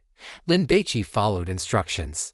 After walking for 10 minutes, he suddenly dropped to the ground. In the distance, a goblin over 1.5 meters tall was carrying a sack and walking toward the forest in the north. An elite monster. This goblin was clearly different. A goblin warrior who escaped after failing to challenge the chieftain. Rare monster. Killing it will yield rich drops. Lin Baici didn't attack rashly. This goblin had many scars on its body, clearly wounds from challenging the goblin chieftain that had already healed. Moreover, in this game, if you didn't deal damage to a monster, you couldn't see its health bar or level. Screw it, Lin Baici followed it. This was the first rare monster he had encountered. If he didn't challenge it, he would regret it for the rest of his life. 10 minutes later, Lin Baici followed the goblin into the forest. The light dimmed immediately. After walking for a while longer, they arrived at the side of a stream. The goblin threw the sack onto the ground and then crawled into a tattered cowhide tent set up by the stream. This was where it was camping for the night. Ever since leaving the tribe, Likazi had begun this wandering life. Soon, Likazi walked out, carrying a cowhide bag in its left hand and an iron pot in its right. After setting the pot over the campfire and heating up some water, it walked over to the sack. A little girl was dragged out of the sack by Likazi and pulled toward the stream, ready to be gutted and cleaned. This was its meal for the next 2 days. Lin Baici took out a broken bow and arrow and aimed at Likazi. Pwang! The arrow shot out. Lin Baici was lucky. He had never practiced this, but the arrow struck Likazi. A red health bar popped up over Likazi's head. It had a lot of health, and it was 2 levels higher than Lin Baici. Likazi turned around immediately. When it saw a human standing behind a large tree, its tense mood relaxed. Only one person. I can win. Likazi charged over. I should be able to take him. Lin Baici's archery wasn't good, so he simply threw away the bow and arrow, grabbed his two-handed greatsword, and activated charge. Whoosh! Lin Baici closed the distance. Likazi swung its battle axe. It blocked Lin Baici. Lin Baici swung his sword. Fatal strike. This was a skill Lin Baici had just comprehended during his recent monster hunting. Upon hitting an enemy, it reduces all of the target's attributes by 5%. Lin Baici did not know that the monsters he had been hacking away at previously were relatively strong for his current level, and since he had almost exclusively been one-shotting them, he had managed to comprehend this skill. If he had been hacking at wild boars outside the novice town, he would have likely needed to kill thousands before comprehending it. Clang! Likazi blocked the strike, grinning hideously and revealing a mouthful of sharp fangs. As expected of a rare monster, Lin Baici was not discouraged. Instead, he became even more excited. Killing it would surely drop some good loot. Chapter 569 Encountering a female player. In this game, so-called rare monsters were the uncommon kind. They had names, were unique, and while they would respawn after being killed, the items they dropped would then be the same as those of ordinary monsters. Therefore, the first kill of a rare monster was the most precious. Once spotted, one had to take the risk of death to fight it. The goblin Likazi was a warrior. Not only was he 2 levels higher than Lin Baici, but he also possessed 3 skills, which was more than Lin Baici had. If this were one of those RPG games in reality, most would feature auto-locking, meaning that once a player clicked on a monster with the mouse, the skills released by the player would hit it. But Dark Faith was different. It was non-locking. One could avoid skills and damage through positioning and blocking. It was precisely because of this that Lin Baici dared to challenge Likazi. Otherwise, if the monster were to swing its blade twice and he couldn't dodge, forced to tank the hits, Lin Baici's meager health pool would not be enough. Whoosh! Likazi swung his battle axe. The wind whipped up by the weapon, carrying the stench of the goblin, came slashing straight toward Lin Baici's head. Lin Baici blocked. Clang! A massive force struck, instantly knocking his longsword aside. Whoosh! Likazi slashed again. Lin Baici hurriedly retreated. His strength attribute was too low to block Likazi's axe. If this continued, either his arms would go numb from exhaustion, or his longsword would be knocked out of his hand. Likazi lunged forward. Execute! A dark red glow lit up on the blade of the one-handed battle axe, and with a swift motion, It hacked toward Lin Baici's head at an extreme speed. Lin Baici saw it coming, but his agility attribute was insufficient to retreat in time, so he could only tilt his head. Whoosh! The battle axe struck Lin Baici's shoulder and slid down his chest, leaving behind a wound that glowed with a red light. Sizzle! Blood sprayed out. A sharp, intense pain washed over him. The little girl, whose hands and feet were bound, screamed in terror at the sight. Flap, flap. Many birds in the forest were startled and flew away. Damn it! Do you really have to make it this realistic? Lin Baici continued to retreat. He gasped in pain. If this were an ordinary person in real life who had never been cut before, they might have collapsed to the ground and started convulsing from the agony of such an axe blow. And that blood spraying everywhere was quite frightening, though in reality, it was just a special effect. Lin Baici checked his health bar. It had dropped by half. Lakazi pursued him. After the axe strike, he flipped his wrist and slashed horizontally. Cleave, whoosh! The axe, wreathed in dark red light, covered a 120-degree arc in front of Lakazi. Fortunately, Lin Baici had retreated early, narrowly avoiding the blow. Then, the moment Lakazi finished his axe swing, he pushed off the ground and charged back in. Go to hell! Fatal strike! Whoosh! The great sword struck Lakazi's shoulder, leaving a wound. His health dropped by 1/10. Seeing this number, Lin Baici breathed a sigh of relief. That was good. He could take it down in 10 hits. It should be doable.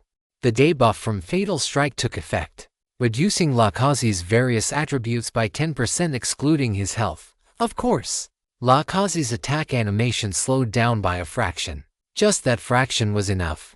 The danger Lin Baici faced dropped significantly, and he was now able to dodge Lakazi's attacks. Whoosh! Whoosh! Whoosh!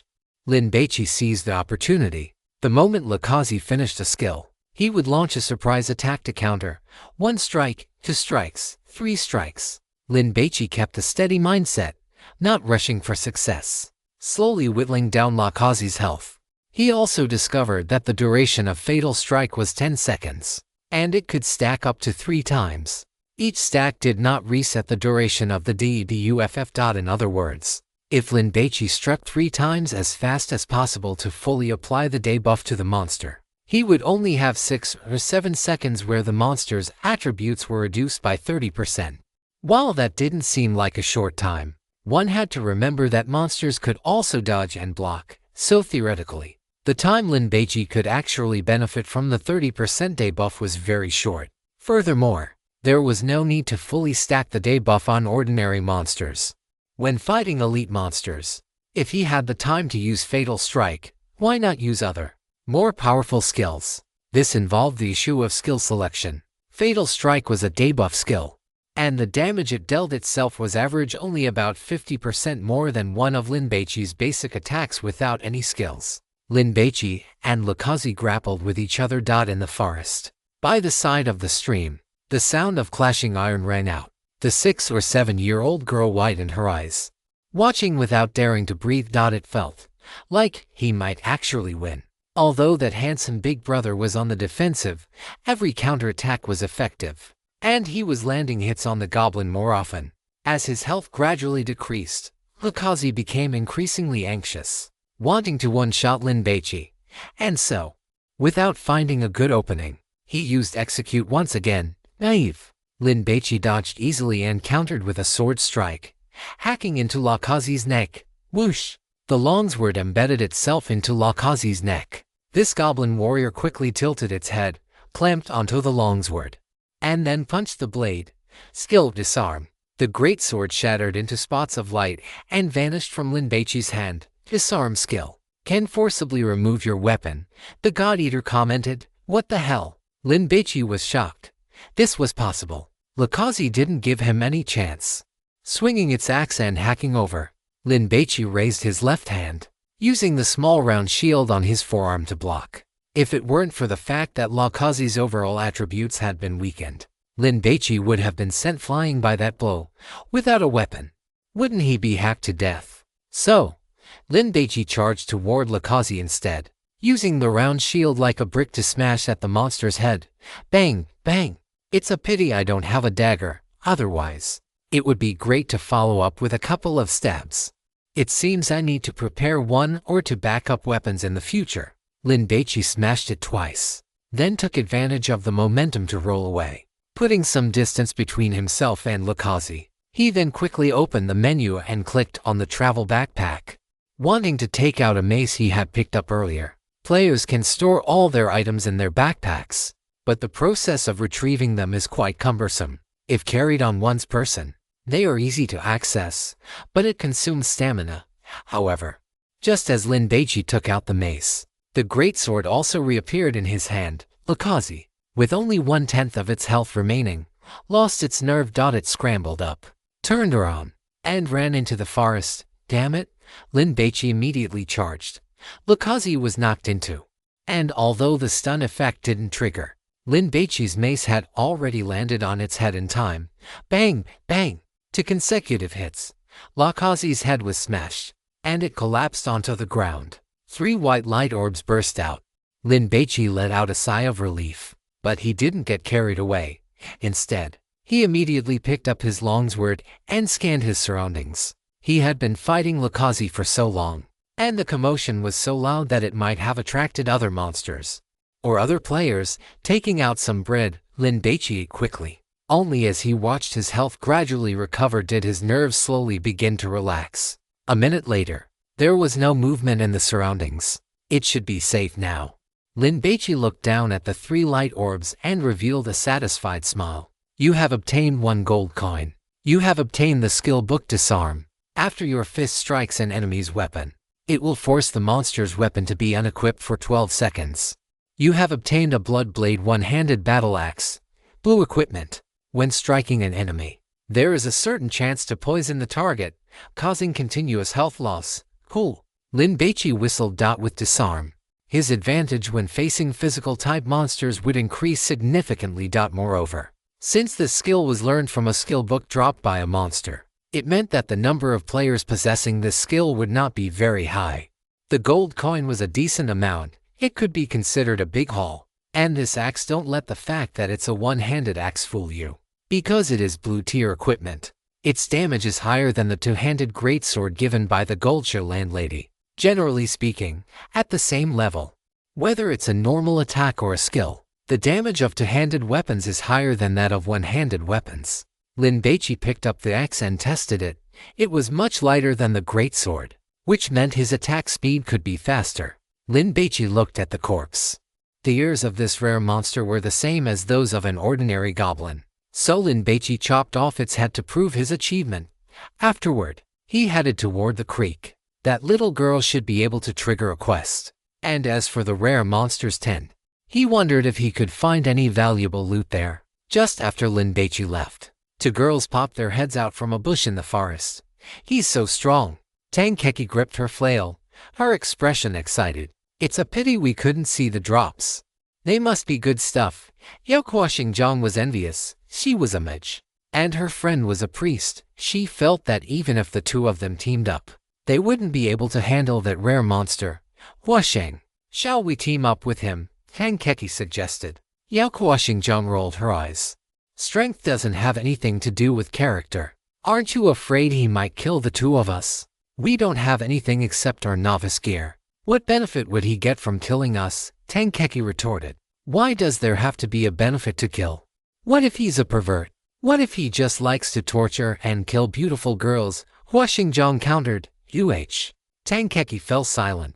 That was actually a possibility. If this were a real-world game, Tangkeki wouldn't need to show her face. As soon as she hopped on voice chat with her sweet voice, plenty of people would be fighting to carry her.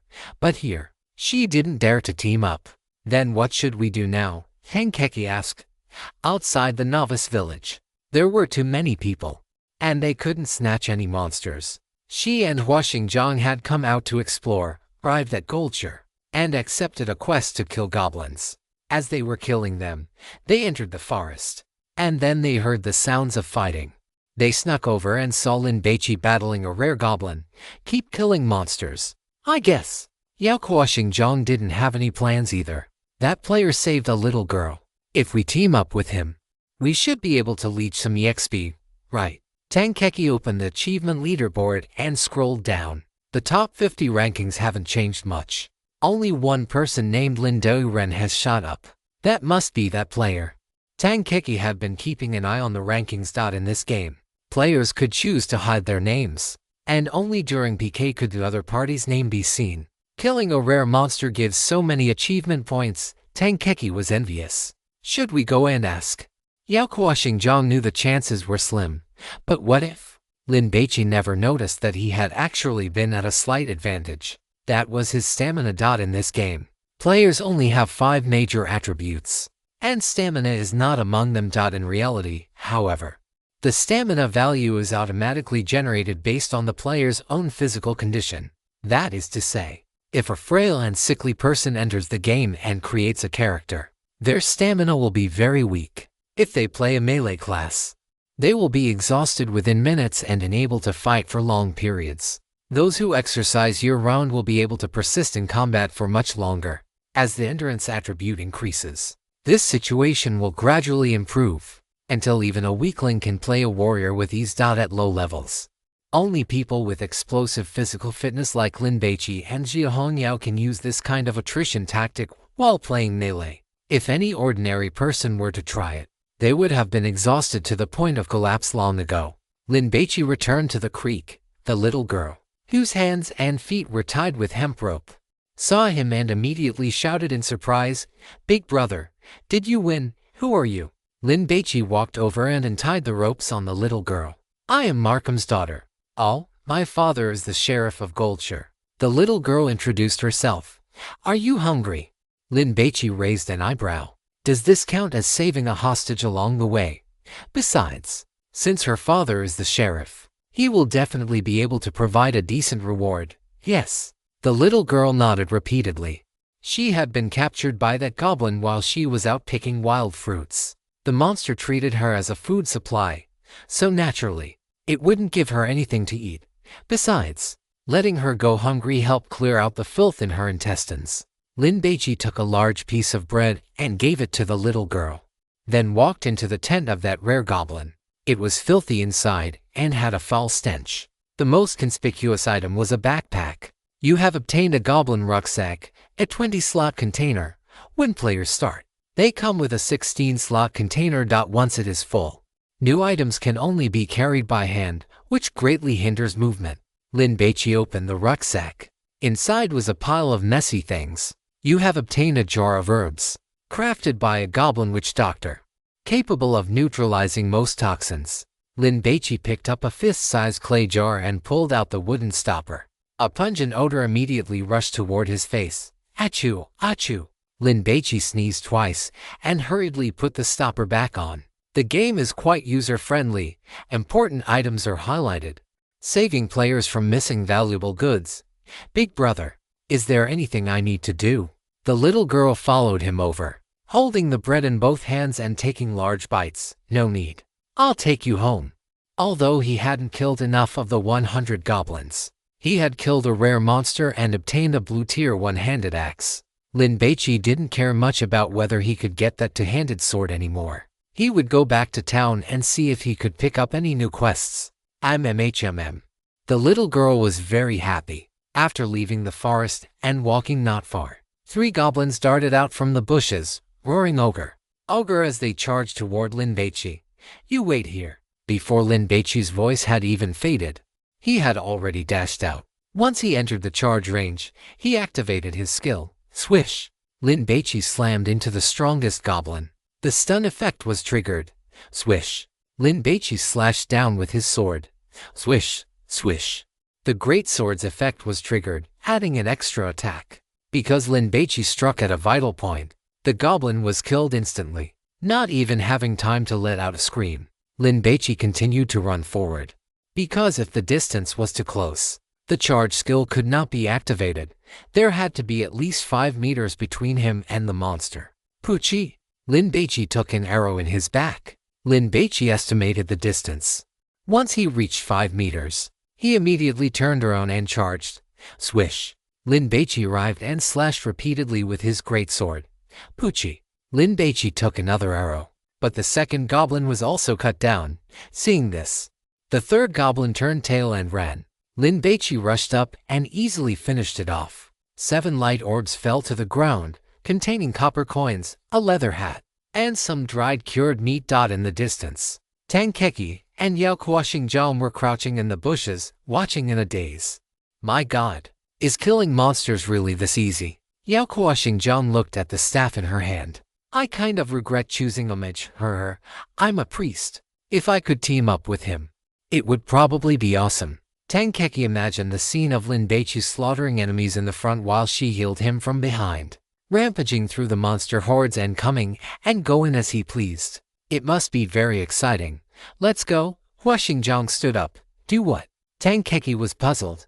Go team up. Huaxingjiang didn't want to miss out on such a powerful player, to be playing so skillfully right at the start of the game. The young man in front of them was definitely an expert. Aren't you worried about being rejected? Tangkeki followed her. The worst that happens if I'm rejected is losing face. But if I miss the chance to be carried by a pro, I'll regret it for the rest of my life. From a distance, Huaxingjiang already wore a charming smile. Lin Baici picked up the loot and didn't leave. Instead, he turned around and assumed a combat stance. 2 female players were approaching rapidly. 1 mage and 1 priest, both ranged. Lin Baici did not underestimate them just because they were women. Yao Kuoxingjiang ran over and explained to Lin Baici with a smile, Big brother, we mean no harm, MMHMM. We just want to team up with you. Tangkeki chimed in, team up. Lin Baici chuckled. What do you have that makes me trust you? All the loot. You take first. Take 50%. And Tangkeki and I will split the rest. Huaxingjiang offered the distribution plan. Lin Baici looked at Tangkeki. Are you willing? Yes. Tangkeki was unwilling, but she had no other choice. Who told Lin Baici to be so skilled? They wanted to cling to his coattails. Of course, there was another point. It was currently the early stage of the game. Monster levels were low, and the dropped items were not very valuable.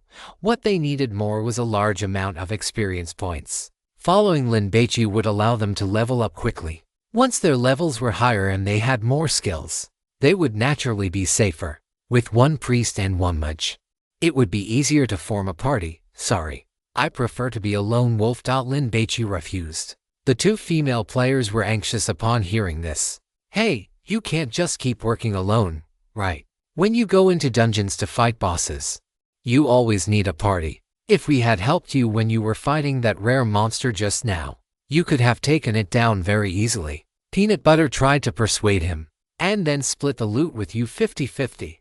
Lin Baici admitted that what this girl said was correct. If he didn't have friends like Xiao Hongyao or Huo Yuyu, he would indeed need to find a few trustworthy teammates as soon as possible. Peanut Butter was stumped. That was true. If he could take down the monster by himself, why would he need to share with them? You can't possibly go to kill a boss all by yourself, right? Tangkeki felt this boy was very heartless. What if I'm a madman? Lin Baici smiled. All right. The 2 girls looked at each other. What should we do? Should we promise to give him all the drops? Then wouldn't we be working for nothing? But we get the experience. But it still feels like such a loss. The 2 girls followed him, but they were worried that Lin Baici might suddenly charge and cut them down. So they kept a certain distance. Let's give all the drops to him first. Once we slowly build trust, we should be able to get a share. The reason Peanut Butter had mentioned splitting half earlier was because building trust was the hardest part. One had to realize that Lin Baici was a warrior who had to engage in close quarters combat with monsters. If the mage were black-hearted and suddenly left the party to attack him, he would truly be in a life or death situation. Stop overthinking it. Leveling up is the priority. Besides, look at how efficiently he kills monsters. We aren't losing out. Peanut Butter made up her mind. Do whatever you want, but I'm going. After saying that, Peanut Butter caught up to Lin Baici. Handsome, want to form a party? You can take everything, and I will listen to your commands entirely. After Peanut Butter said this in a weak, soft voice, she quickly added, You probably don't watch Bilibili, right? I'm actually an up host in the otaku dance category called Peanut Butter, and I have over 1 million followers. My reputation is actually very good. As Peanut Butter spoke, she cupped her chin with both hands, lifted her left leg back, and struck a kawaii pose. Tangkeki also came over. I'm Tankeki from Bilibili, and I have nearly 2 million followers. Tankeki. Lin Baici looked back and sized the girl up. Didn't you have a video where you exposed your butt? Oh, that was an accident. Tankeki was embarrassed. And I was wearing leggings. That video was actually exposed intentionally to gain fame. Ah. Lin Baici couldn't help but laugh. It wasn't to mock Tankeki, but because his childhood friend liked her. During their senior year of high school, this girl's dance videos were his childhood friend's spiritual sustenance. And he even had every one of her videos cached on his phone. To rookies. No ill intentions. I can keep them as working maids and squeeze them for all they are worth. When resting, I can even make them dance for entertainment. Forming a party is out of the question. I don't even know where to go to grind monsters yet. Once I encounter an elite monster, I'll call you guys to help fight. Lin Baici wasn't that shameless. He couldn't bring himself to exploit underage girls. Peanut Butter was very disappointed. Even after saying all that, he still wouldn't agree. Damn it. Should I use a beauty trap? Peanut Butter was slightly above average in appearance, but she had a great figure. A kind of baby-faced, busty beauty. While Tankeki was the cute type, soft and fleshy, he has the skills. So he's arrogant. Tankeki pouted, feeling incredibly annoyed. Then, can we at least add each other as friends? Peanut Butter gave up. Sure. Lin Baici added the 2 female players as friends. You really are the Lin the Hungry One, Tankeki exclaimed. Lin Baici smiled slightly. Do you know me? After you killed that rare monster, you climbed to 50th place on the achievement leaderboard, Tankeki explained. Lin Baici thought this girl knew he was the Lin the Hungry One who chanted the sutras. Do you also like the sutra chanting videos of Lin the Hungry One? Peanut Butter asked with a smile. I like them quite a bit too. I even turned them into my ringtone. If she didn't like him, she wouldn't have chosen that name. I'm off. Lin Baici bid them farewell. Not wanting to waste any more time, Peanut Butter watched Lin Baici leave, feeling depressed. This guy must be gay.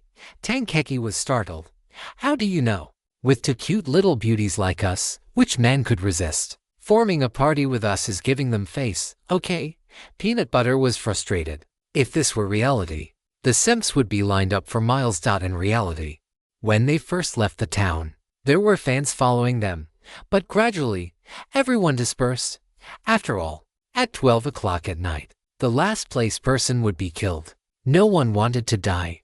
Lin Baici returned to Goldshire and first knocked on the door of the auntie who had given him bread. Sorry, I didn't find your missing daughter, but I killed a lot of goblins. Lin Baici opened a bag, which was filled with the left ears of goblins. Yes, Big Brother is very powerful. And he even killed a super scary goblin, the little girl boasted. The auntie said, looking at those goblin ears, tears of joy streaming down her face. Good, well killed. After saying this, she hurried back into the house. And when she emerged again, she was holding a sheepskin pouch. This is wine I brewed myself. It is a gift for you. I hope you kill many more goblins. You have obtained Bordeaux wine. Those who drink your wine will have their favorability toward you greatly increased. Thank you, ma'am. Lin Baici took the sheepskin pouch and headed to the Lion King Tavern. Since it was not mealtime, there was no one around, save for that drunkard who was still fast asleep. Auntie, look at my harvest. Lin Baici tossed the bag containing the ears onto the counter, then untied a bundle, revealing the head of Lakazi, whose eyes were still wide open in death. The landlady was initially dissatisfied to see only about 50 years, but her eyes lit up when she saw the head. Not bad. Not bad at all. You did a great job. The landlady praised him. This goblin had killed over a dozen villagers. It is finally dead. It was no match for the big brother at all, the little girl boasted. Little Isha, where did you go? Your father has been looking for you everywhere. The landlady scolded. He was worried sick. I was captured by it and almost eaten. But the big brother saved me. Isha felt a lingering fear just thinking about it. You saved the sheriff's only daughter. He will surely reward you. The landlady smiled. Also, since you killed Lakazi, my husband's great sword is yours. Refuse. The god of gluttony suddenly spoke up. Thank you. Lin Baici did not really need the sword, though it could probably be sold for some money. However, Upon hearing the god of gluttony's words, he immediately added, "But I appreciate your kindness, auntie. You have already helped me a lot by lending me the great sword." The landlady noticed the one-handed axe, blood blade, at Lin Baici's waist and laughed. "You are a good child who does not covet cheap gains. But since you killed Lakazi, I cannot let you work for nothing. How about this? My husband has a set of practice armor. I will give it to you. That is too valuable." Lin Baici put on an expression of being overwhelmed by the favor. "It is just going to waste sitting there." The landlady went upstairs. She looked quite delicate. Yet a moment later, she actually came back down carrying 2 pieces of chain mail. "Thank you, auntie." Lin Baici did not stand on ceremony. "You have obtained the landlady's chainmail 2-piece set, blue grade, set effect, when worn, charisma cone 5 when conversing with middle-aged women, making it easier to obtain the best quests from them." Lin Baici was speechless. He really wanted to ask the landlady, "Does your husband have many lovers with this special effect?" It felt like the landlady was being cheated on. Lin Baici quickly put on the set. It was the typical chainmail of the European Middle Ages. Because it was a novice set, it was rather crude. The top had no sleeves, and the bottom only covered down to the thighs. That will do. At least if he ran into archer goblins again, his defense would be greatly increased. "Auntie, I want to earn some money and save up for a set of good equipment so that I can eventually go and wipe out the goblin tribe entrenched in the forest." Landlady said, "Do your work and let me take on a lucrative job. Mrs. Susan of Enfield has a huge farm and is very wealthy. I happen to have a letter that needs to be delivered to her. You should take it to her." The landlady took a letter from her bosom and handed it to Lin Baici. "If you can win Mrs. Susan's trust, she might just hire you." "Thank you, auntie." Lin Baici nodded and took the letter. "By the way, I have killed many monsters and I am a bit tired. I would like to rest for a while. Could I rent a room by the hour?" The god of gluttony had previously mentioned that the gold prospector in room 3 was dead, but some of his luggage remained in the room. Lin Baici wanted to see what was inside. "If it were anyone else, no, but for you, it is on the house." The landlady was very generous. "Then could I choose room 2? Lin Baici explained. "It is my lucky number." The landlady gave Lin Baici the key to room 2. "I will look after Isha. You go and get some rest." Lin Baici went upstairs, locked the door behind him, and walked to the window. He poked his head out and peered toward the side. The window of room 3 was closed, about 4 meters away. The Lion King Tavern was on the edge of town, so looking out from here, there were only wheat fields and no people in sight. Since it was the 2nd floor and there was a storage room below, Lin Baici jumped out, crouched low, stepped onto the wooden roof of the storage room, and reached the window of room 3, peering inside. The window was closed but unlocked. Lin Baici opened it immediately and climbed in. There were some clothes on the bed. Lin Baici did not touch them and quickly searched the room. Finding a cowhide suitcase under the bed, he dragged it out. He opened it. Inside were paper tubes as thick as a wrist and a foot long, resembling firecrackers, with fuses over a foot long attached to them. "You have obtained 20 sticks of dynamite. They can be used to blast mines or to blast people. Please handle with care. Keep away from open flames, and use cautiously." Next to it was a glass bottle containing a brownish liquid. "You have obtained a bottle of high-quality kerosene, crafted by a master goblin engineer. It can not only light oil lamps but occasionally has unexpected effects." Lin Baici put the items away. After confirming there was nothing else of value in the room, he went out, closed the window, and quickly returned to room 2. If these were the landlady's belongings, Lin Baici certainly would not have touched them. But since they belonged to a dead prospector, there was no need to be polite. Lin Baici planned to rest for 10 minutes before going back down to avoid suspicion. The god of gluttony said that buying a drink for the drunkard downstairs would yield unexpected gains. He had over a gold coin now. Should he give it a try? "Do not try. You do not have enough money." The god of gluttony stopped him. Lin Baici shrugged his shoulders and lay down on the bed, but sat back up the very next second. The realism of this game was too high. Sleeping in chainmail was painfully uncomfortable. Lin Baici prepared to contact Jiu Hongyao to ask how their progress was going, when the room door was suddenly knocked upon. Bang! Bang! The sound was loud and urgent. Chapter 570, Lin the Great Glutton. First on the level ranking, Lin Baici gripped his battle axe tightly and stared at the door. Though he was not particularly worried. Generally speaking, taverns and games were safe zones where monsters would not respawn. And Lin Baici had also more or less guessed the identity of the person at the door. It should be the little girl's father. Sure enough, after Lin Baici opened the door, the town guard wearing plate armor rushed in and hugged him. "Young man, thank you for saving my daughter." The guard was very emotional, patting Lin Baici on the back hard before pushing him away and untying a money pouch from his waist. "That goblin named Lakazi has killed quite a few townspeople recently. The mayor just issued a wanted poster with a total bounty of 5 gold coins. Plus, you saved my daughter. So this is a small token of my appreciation. Big brother, hurry and accept it. It is 10 gold coins. Enough to buy lots and lots of bread." Little Isha hugged her father's leg and smiled sweetly at Lin Baici. "Do not accept it. Say that you wish to improve your strength to make more contributions to the town's residents." The gluttonous god suggested. "Lord Guard, money is a worldly possession.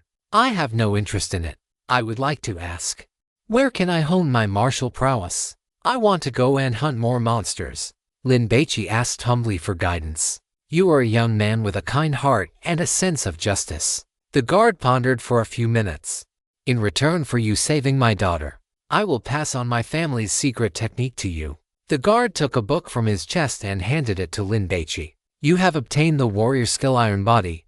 After use, you can be immune to physical damage for 6 seconds. Thank you." Lin Baici took it, flipped through a few pages, and the entire book shattered with a snap. Having been learned by him, this type of skill book could only be learned by one person. "Young man, gold sure is too small. You should go to a more expansive city to gain experience. My old friend is the Knight Commander in Harvest City. You can go find him. He will take care of you. And these 5 gold coins are the bounty. You must accept them." The guard took out a letter and 5 gold coins, handed them to Lin Baici, and then bid him farewell. "Goodbye, big brother." The little girl waved. "Is this what an open world game with a free exploration mode is like?" Lin Baici found it quite interesting. If he had accepted the money pouch earlier, he probably wouldn't have been able to get this skill book. Closing the door, Lin Baici sat back on the bed, brought up the menu, opened the mailbox, and sent a message to Jiao Hongyao. "How is it going?" Lin Baici took out the sent letter he had retrieved from the mailbox before entering the Lion's Pride Tavern. The address on it was also Harvest City. Should he open it and take a look? However, Lin Baici was not very curious about what was written inside. Ding dong. There was a reply. Lin Baici clicked it open. "Detective Jia. Chinkyu is taking us to grind monsters. Let me tell you, little Kiku is amazing. She found a holy land for grinding monsters. And the XP is shooting up like crazy. How about you?" Lin Baici replied. "I am doing fine. Is no one competing with you for monsters, Detective Jia?" "Not for now. Aside from warriors, our team composition is quite complete. Who would dare to throw their life away? Why don't you come back too, Lin the Great Glutton?" "No, I just accepted a quest, Detective Jia." "Then be careful. If you are alone and encounter PK or a boss, run away immediately and call for backup. Don't try to be a hero." Ending the chat, Lin Baici went downstairs.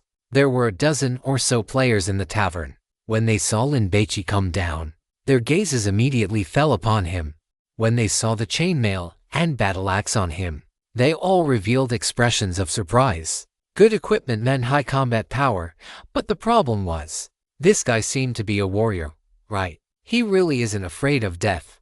"Oh buddy, was your equipment given by a quest, or did it drop from a monster?" Phoenix in the grass nest asked curiously. It had only been a little over 3 hours. How did this kid manage to upgrade his gear so quickly? It looked even better than his own equipment. 1 silver coin. "And I will tell you," Lin Baici smiled. "Damn, I have killed over 100 monsters and only picked up 10 silver coins in total. You want one from me? Isn't that too black-hearted?" Phoenix gave him the middle finger. Hearing this amount, Lin Baici could not help but raise an eyebrow. He had 6 gold coins. Doesn't that make him quite wealthy, as expected? If one wants to get rich quickly, One must kill rare monsters. Brother, I am a priest. Do you want to team up? The player invited him. Lin Baici refused. I will give you 10 copper coins. How about you tell me? Phoenix bargained. He had seen how destitute Lin Baici was earlier, having even lost his novice sword. The fact that he was doing better than him now meant he must have received a good quest. Lin Baici shook his head. 50 copper coins. Phoenix gritted his teeth and offered a high price again. The one-handed axe in the other's hand had a layer of blue light on the blade, which represented blue tier gear, a grade higher than green tier gear. It was probably worth dozens of silver coins. What should I do if I really want to kill him? In this game, equipment tiers from low to high were white, green, blue, purple, and orange, each glowing with its corresponding color. Lin Baici ignored Phoenix in the grass nest and walked to the counter. Auntie, what is the food here that restores stamina the fastest? Dried fruit cheese. 1 silver coin apiece. The landlady took out a basket containing fist-sized pieces of cheese mixed with various dried fruits, and a sweet, fragrant scent drifted over. Give me 100 pieces. Lin Baici took out a golden coin and placed it on the table. Holy crap! A gold coin. How did you get a gold coin? Did you discover some kind of bug? I have over 50 silver coins and thought I was a big shot. But I didn't expect this guy to be even richer than me. The players chattered away in a flurry of discussion. Phoenix in the grass nest was dumbfounded. He had lied earlier. He actually had a little over 1 gold coin, which he had obtained by luckily finding a wooden treasure chest.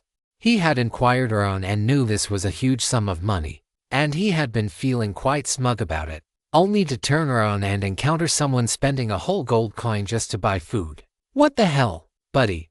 Regular bread can also restore health. And you can buy a whole pile for 1 silver coin. There is no need to waste money on food, someone kindly reminded him. That is right. A gold coin is very valuable right now. You should buy equipment to improve your strength instead. Brother, listen to me. Everyone chirped in. Are you guys stupid? If he is willing to spend a gold coin on food, it means he has even more money. Phoenix did this on purpose, regardless of whether Lin Baici actually had that much money. He had to say it to stir up everyone's greed. If someone couldn't resist and went to kill him for his money, his goal would be achieved. This sentence left everyone stunned. That is right. There really is that possibility. Buddy, how much gold do you have now? A paladin asked, dying of curiosity. Lin Baici did not answer, but instead gave that Phoenix a look, trying to set me up. I will remember this debt. Phoenix felt a chill in his heart from Lin Baici's gaze, but he quickly stopped feeling uneasy. I am a mage. Why would I be afraid of a mere warrior? Lin Baici packed up his supplies, left the tavern, and headed toward Anfield Farm. That kid must have used a bug. Report him. Phoenix called on everyone to report him. Some people were foolish and jealous of Lin Baici, so they directly opened the menu and sent a message to the game administrator, claiming that someone was suspected of using a bug for profit. Phoenix did not report him. Doing something like this without evidence might bring about a penalty. Forget it. I do not want to think about it anymore. I need to hurry up and do quests to grind monsters and level up. Phoenix in the grass nest had just learned a blizzard skill, which was an area of effect spell. As long as his technique was good enough, he could group monsters together and kill them all at once, which was much more efficient than other classes. I do not believe that a warrior swinging an axe can be faster than me. Phoenix bought his supplies and also headed out. Lin Baici jogged along a country path. The scenery in this game was quite well made, with vast fields of wheat and rolling hills full of pastoral beauty. It was likely designed based on Nordic landscapes. 20 minutes later, Lin Baici saw a large farm where several farmers were working. Excuse me, is this Anfield Farm? Lin Baici shouted. What do you want? A farmer replied. I am here to deliver a letter to Madame Susan. Lin Baici noticed quite a few wild boars roaming around the farm. Do you see that big house? The farmer pointed his finger. Thank you.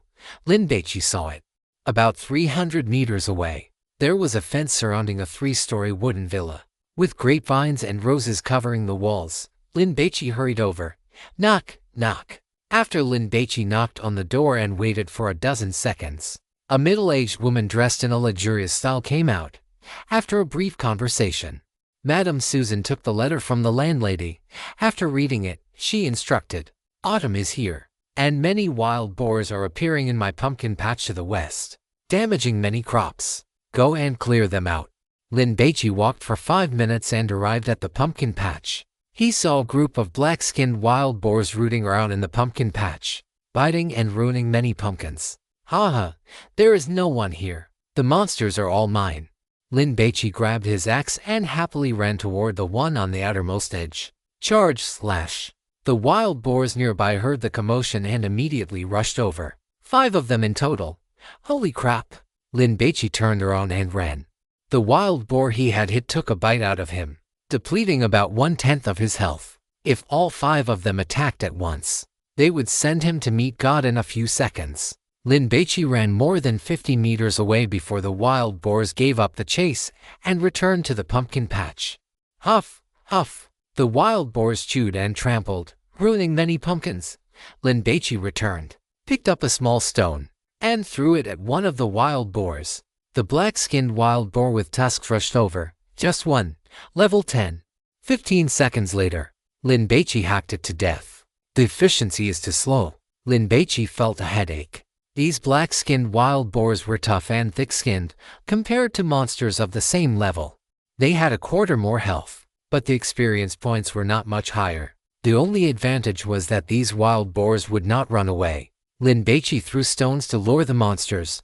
Occasionally, 2 would rush over, and by the time he finished fighting them, he would only have 1/5 of his health left. He could fight to the death if there were 3, but it was not worth it.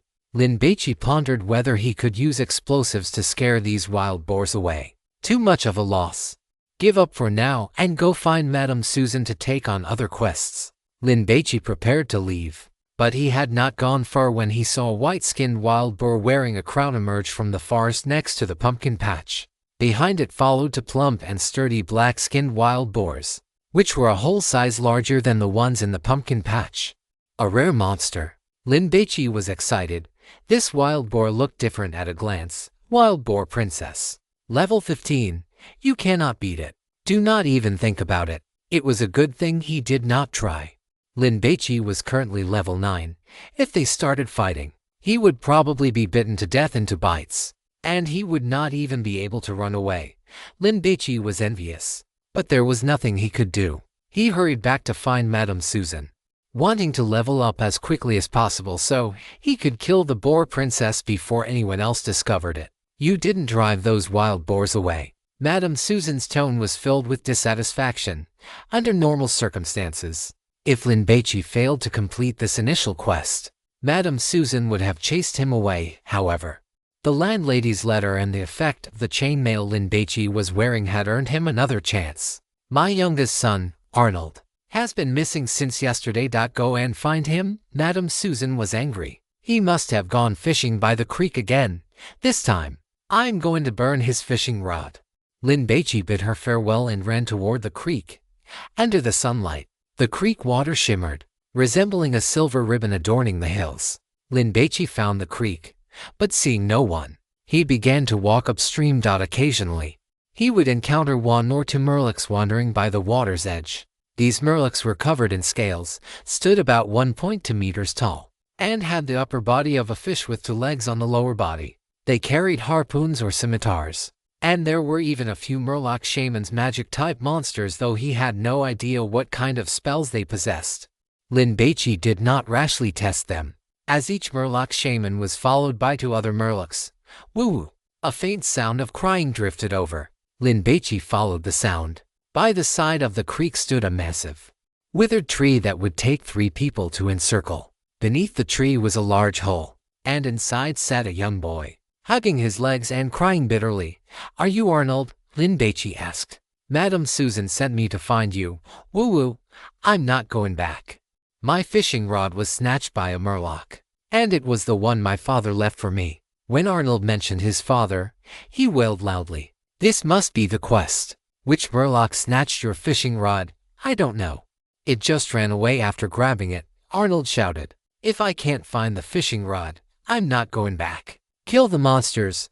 There is a certain chance they will drop the fishing rod. Great, a quest that relies on luck. Lin Baici hated these the most because his luck had always bin poor. While others could collect quest items after killing 10 monsters, he would have to kill dozens. Stop crying. I'll go help you find the fishing rod. Lin Baici walked toward the creek, and after spotting a lone murloc, he picked up a stone and threw it at it. The stone missed the murloc, but it startled it. The creature immediately turned around, brandishing its scimitar as it charged over. Ow! The murloc let out a strange cry. Lin Baici gripped his axe and met it head-on. One swing, swish. The axe bit into the murloc's body, and a health bar popped up, instantly depleting by 1/3. So fragile. Lin Baici dodged the murloc's strike and swung his axe again. Swish. 2/3 of its health was gone. Ha! 1 down in 3 hits. After Lin Baici finished his third swing, the murloc was left with only a sliver of health. Suddenly, it let out a terrified shriek and turned to run. Ow! The murloc ran incredibly fast, covering over 10 meters in the blink of an eye. Moreover, its cries alerted nearby murlocs, and a swarm of 7 or 8 of them came rushing toward Lin Baici. Damn it, calling for backup. Lin Baici turned and ran. Even though the murlocs were as fragile as paper, he couldn't handle being swarmed by so many. The troublesome part was that if the murlocs ran away when their health got low, they would be very difficult to kill. Lin Baici ran over 100 meters away. Only after the aggro cleared and the murlocs had left did he return. He then aimed at one and threw a stone. Once the murloc approached, Lin Baici began his assault. Sure enough, after 3 axe swings, the murloc's health bottomed out, and it started screaming as it ran away. Lin Baici used a charge to catch up, killed it, and immediately turned to flee, not even bothering to pick up the loot because other murlocs nearby had heard the commotion and were rushing over. Whoosh! A water arrow struck Lin Baici in the back, draining dozens of health points. He had provoked a murloc shaman. Running far away to clear the monster's aggro, Lin Baici returned, looking at the murlocs wandering by the creek, feeling completely numb. He couldn't just run away like this every time he killed one, could he? Of course. Lin Baici could level up a few more times before coming back, so that even if a group of murlocs gathered, he wouldn't have to fear being swarmed. Lone murlocs were easy enough to kill, but this calling for backup mechanic was incredibly annoying. Lin Baici didn't want to do this quest anymore, but he hadn't finished driving away the wild boars either. If he went back now, Madame Susan certainly wouldn't give him any new quests. Is the landlady trying to screw me over? If he gave up, the time spent going back and forth would be an hour wasted with no quests completed. That was too big a loss. Lin Baici had no choice but to continue upstream, looking for lone murlocs. He had hacked down a dozen or so, but only found a fishing float. Great. The fishing rod didn't drop all at once, it was split into several parts. Is the game designer an idiot? Lin Baici arrived at the foot of a waterfall. There was no path ahead. The water cascaded down from a waterfall over 30 meters high. On the rock face, there were some holes and crevices from which creek water also seeped out. Because it was the rainy season, the water volume was very abundant. Below the waterfall was a pool. On the banks on both sides, there were over 20 grass huts built with reeds and branches, forming a murloc tribe. Lin Baici continued to hunt lone murlocs outside the tribe, gradually making his way to the base of the waterfall. When he killed the third one, the murloc shrieked and charged toward the base of the waterfall, and several other murlocs lunged at him. Lin Baici intended to give up. There is a fishing rod. Damn it. Lin Baici stepped on the soft mud and charged forward. The murloc was so frightened that it dove into a crevice in the rock wall. The crevice was over 1 meter wide and 3 meters high, extremely narrow and long, with creek water flowing out from below. It looked incredibly oppressive. Lin Baici rushed in, feeling as though his breathing had become restricted. If someone with claustrophobia were here, they would surely be scared to death. Swish! Lin Baici slashed a fishman down, and two glowing orbs burst out, a fishing rod and a leather hat. Lin Baici picked up the fishing rod, and just as he ran out, he collided with the fastest charging fishman. Swish! Lin Baici swung his blade, preparing to run, but suddenly a flash of inspiration struck him. He turned his head to glance at that narrow crevice. Fishmen would flee when their health was low, but what if their path of escape was blocked? Let us give it a try. Lin Baici immediately turned around and ducked into the crevice. He had just checked. The crevice was over 10 meters deep. As soon as Lin Baici entered, the light dimmed instantly, and the air grew heavy with moisture, but fortunately, it did not affect his vision. The fishmen came charging in with a cacophony of shrieks, but because the space was so narrow, they were forced to line up in a single file. Lin Baici began the slaughter. After 3 axe strikes, the fishman's health bottomed out. It immediately shrieked in terror and turned to run, but it slammed into its own kin. Swish! Lin Baici hacked it to death. The fishmen behind it, driven by aggro, did not flee but instead surged forward, swinging their blades at Lin Baici. Lin Baici finished his 3 axe strikes, and the fishmen tried to run, only to be blocked by those behind it. Aha! This tactic works. Lin Baici was delighted. The fishmen were fragile and had low health. The trouble was that they would flee and call for help. But by utilizing this terrain, he could circumvent those issues. In this way, it was simply a holy land for grinding monsters. Lin Baici killed the last fishman. With no monsters left to block it, it turned to run. But the crevice was over 10 meters deep. Before it could escape, Lin Baici caught up and hacked it to death. Lin Baici let out a sigh of relief and looked back. The ground was covered in drop glowing orbs. Although they were all worthless trinkets, it felt incredibly satisfying to look at. Lin Baici was very happy, especially since he had lost less than half of his health. He ate a few bites of dried fruit and cheese, and once his health was fully restored, he exited the crevice to examine the layout of the Fishman tribe. Today, I will slaughter the village and wipe out the fishmen. None of them will be allowed to live. Lin Baici ran along the left bank, rushed to the first fishman, struck it 3 times, and waited for it to flee and call its friends. After it summoned 7 or 8 more, he immediately dashed toward the waterfall. Duck into the crevice, turn around, and start the slaughter. Level 10 fishmen, 4 axe strikes each, and plenty of EXP. It felt absolutely amazing. At the start of the fight, the fishmen still tried to attack, but once their health bottomed out, they only thought about running, leaving their backs exposed to Lin Baici, posing no threat at all. Isn't this easier to kill than wild boars and goblins? Lin Baici's one-handed axe swung wildly, leaving corpses strewn everywhere. He couldn't even be bothered to pick up the drops on the ground. After clearing a wave, he immediately went out to lure more monsters, repeating the process. By the time he finished a circuit of the Fishman tribe, the area where he had started killing was already spawning new fishme and comfortable. Lin Baici began to grind. If he were a mage, once his mana was depleted, he would have to sit on the ground to eat and drink to recover. But Lin Baici didn't need to. He was a warrior, at most. When his health was low, he would eat a few bites of dried fruit and cheese. An hour passed, and the number of fishmen that had died at Lin Baici's hands exceeded 500. His inventory was completely full, so he had to discard some worthless trash, things like shiny stones, fishman ointment, and seaweed that gave off a strange odor. Whoosh! A water arrow struck Lin Baici. It was a fishman shaman in the back of the crowd. Only these ranged magic-type monsters could deal damage to Lin Baici, but it didn't matter.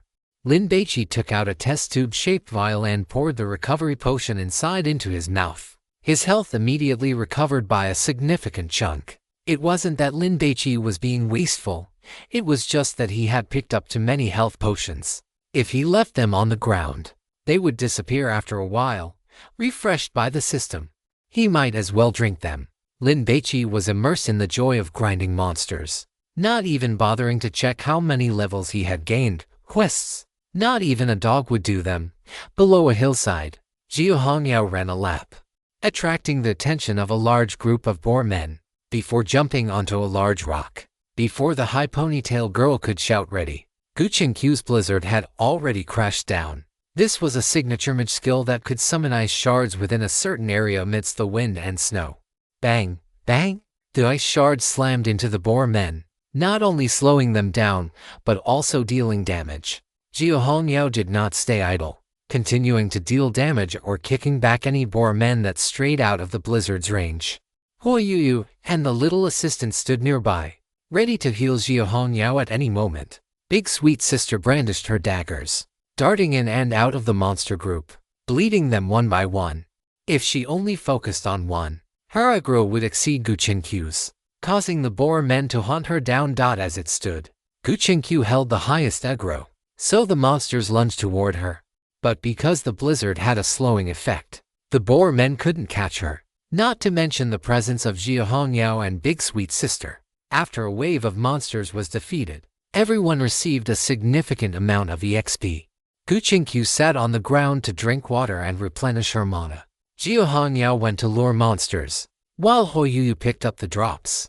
And the little assistant drank water. By the next wave, it would be the little assistant picking up the drops and Huoyuyu drinking water. Big Sweet Sister didn't have the right to pick up the drops, but she had no complaints at all, because the XP was far more than what she could get by fighting monsters on her own, and it was effortless and stress-free. Jiahongyao returned with a group of monsters, and Guchinkyu had just finished replenishing her mana, so they continued the work. 30 seconds later, another wave was cleared. More people are coming, the little assistant warned. In this area, there were 2 other teams grinding monsters, both of whom had started imitating Guchinkyu after seeing her grinding tactics. The newly arrived team watched twice, their eyes turning red with envy. "Mage, how did you get the blizzard skill?" The male mage in the team asked humbly for advice. "There is an elite boar king here. It dropped after we killed it." Jiahongyao laughed heartily. Huoyuyu was worthy of being a gaming streamer. Her eyes were incredibly sharp. From far away, she had spotted a boar man that was larger and clearly different from the others. When they rushed over, it was indeed an elite monster. After everyone killed it, this skill book dropped. As soon as Guchinkyu got her hands on it, she immediately devised this tactic and started grinding monsters. "Has that boar king respond?" the mage asked. When he said this, he felt a bit embarrassed, because this involved benefits. Who would tell others about such things? Jiahongyao did not hide it, not yet. "But that boar king is quite powerful. It just killed a player." The mage and his teammates were shocked when they heard this, and then they began to struggle with whether they should take the risk. Whoosh! A golden light flashed over the little assistant, and she leveled up. "Thank you, Sister Yu. Thank you, Sister Kyu. Thank you, Sister Hongyao." The little assistant thanked them one by one. She was not stupid. She knew she was taking advantage of the situation. If it weren't for bringing her along, the trio of Huoyuyu would have leveled up even faster. "We are all friends. Why thank us?" Jiahongyao was a god hunter. Whenever she could help ordinary people, she would certainly lend a hand. "If things go on like this, we will feel so embarrassed." Qianji had not expected that the 3 of them, Jiahongyao and Huoyuyu, would actually take her along. Honestly, she had contributed almost nothing. "It does not matter. We are not competing for first place anyway." Guchinkyu urged Jiahongyao, "Go lure the monsters." "Should I go instead?" Qianji was worried that if she did not contribute, she would be abandoned.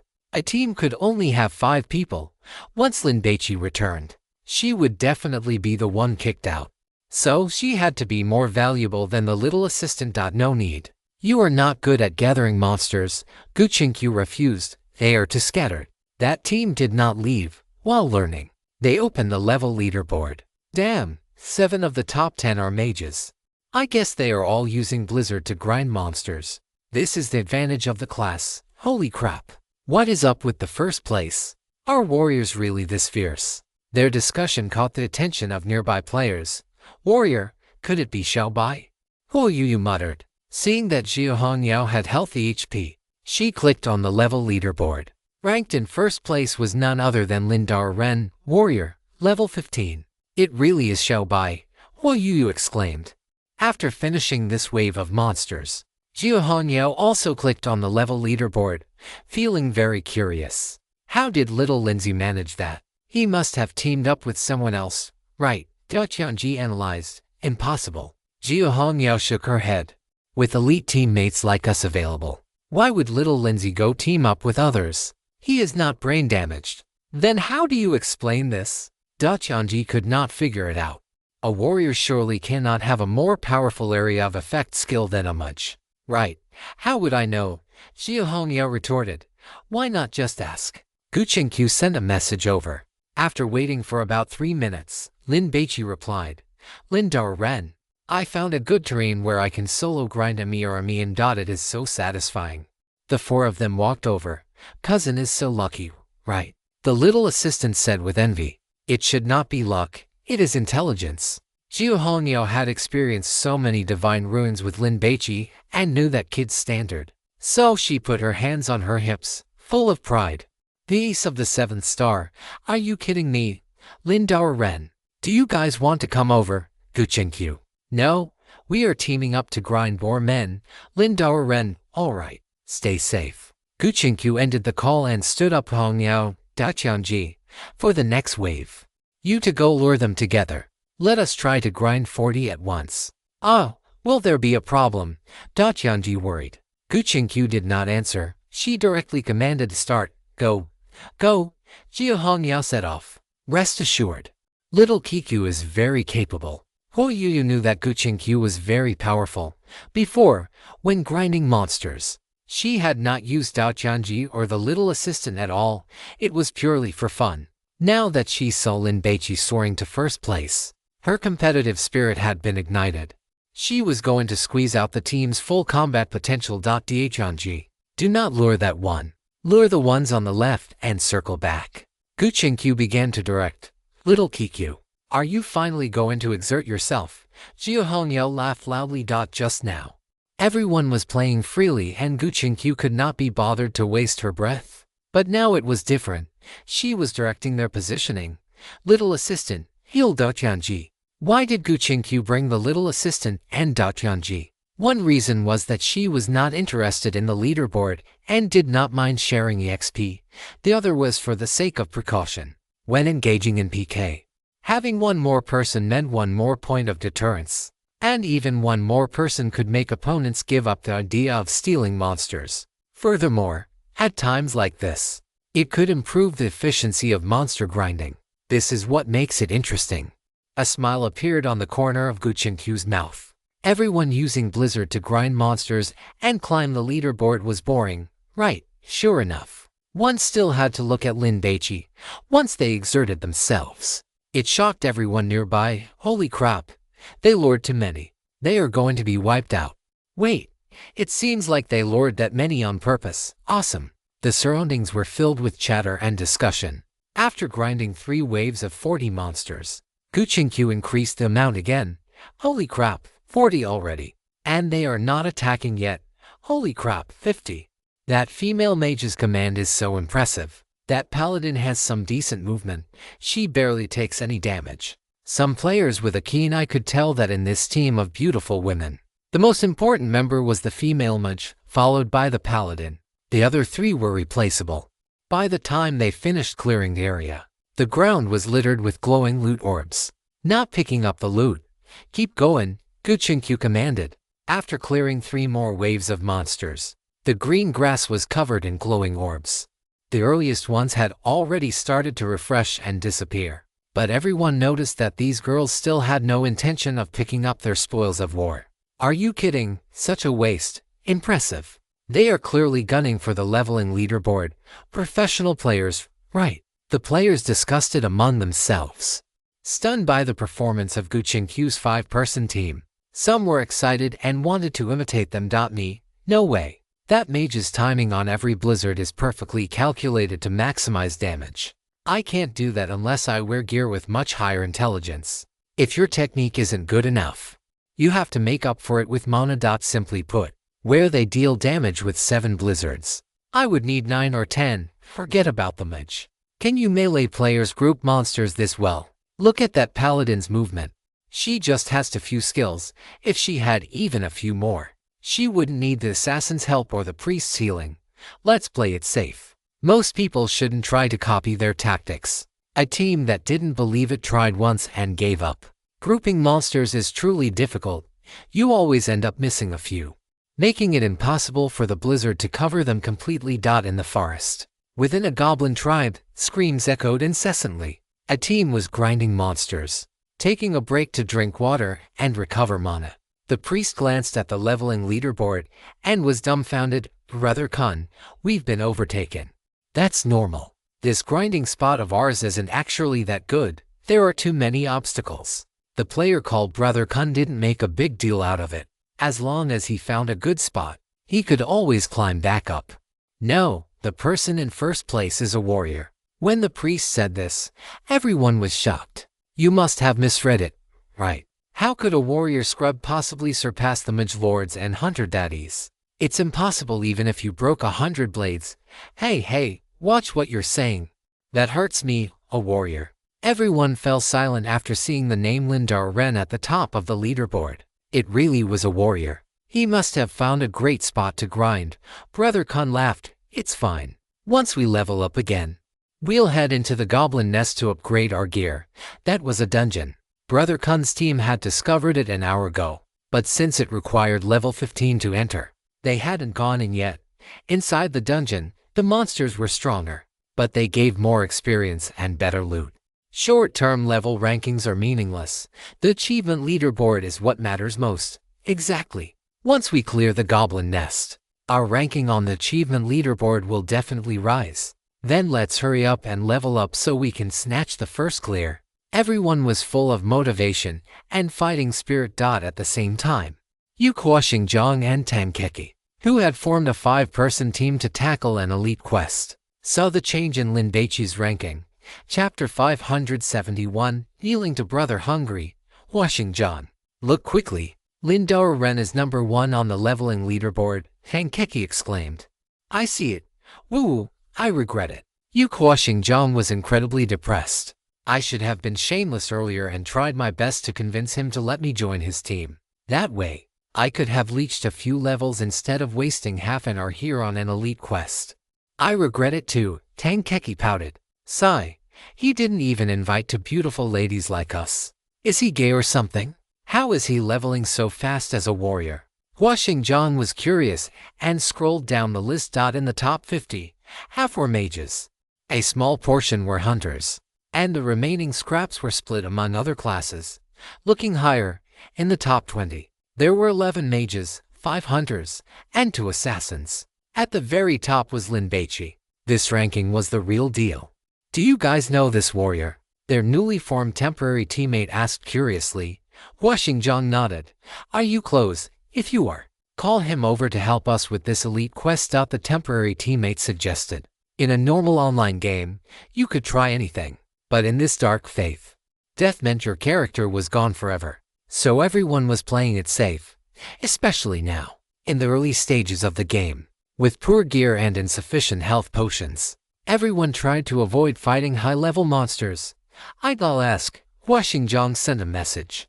Big brother, can you help us with a quest? A minute later, Huaxingjang received a reply. Grinding monsters, busy for now. Big hungry man is busy. Huaxingjang was depressed. She had thought she could use her looks to get some help, but it turned out to be useless. The teammates were very disappointed. Forget it.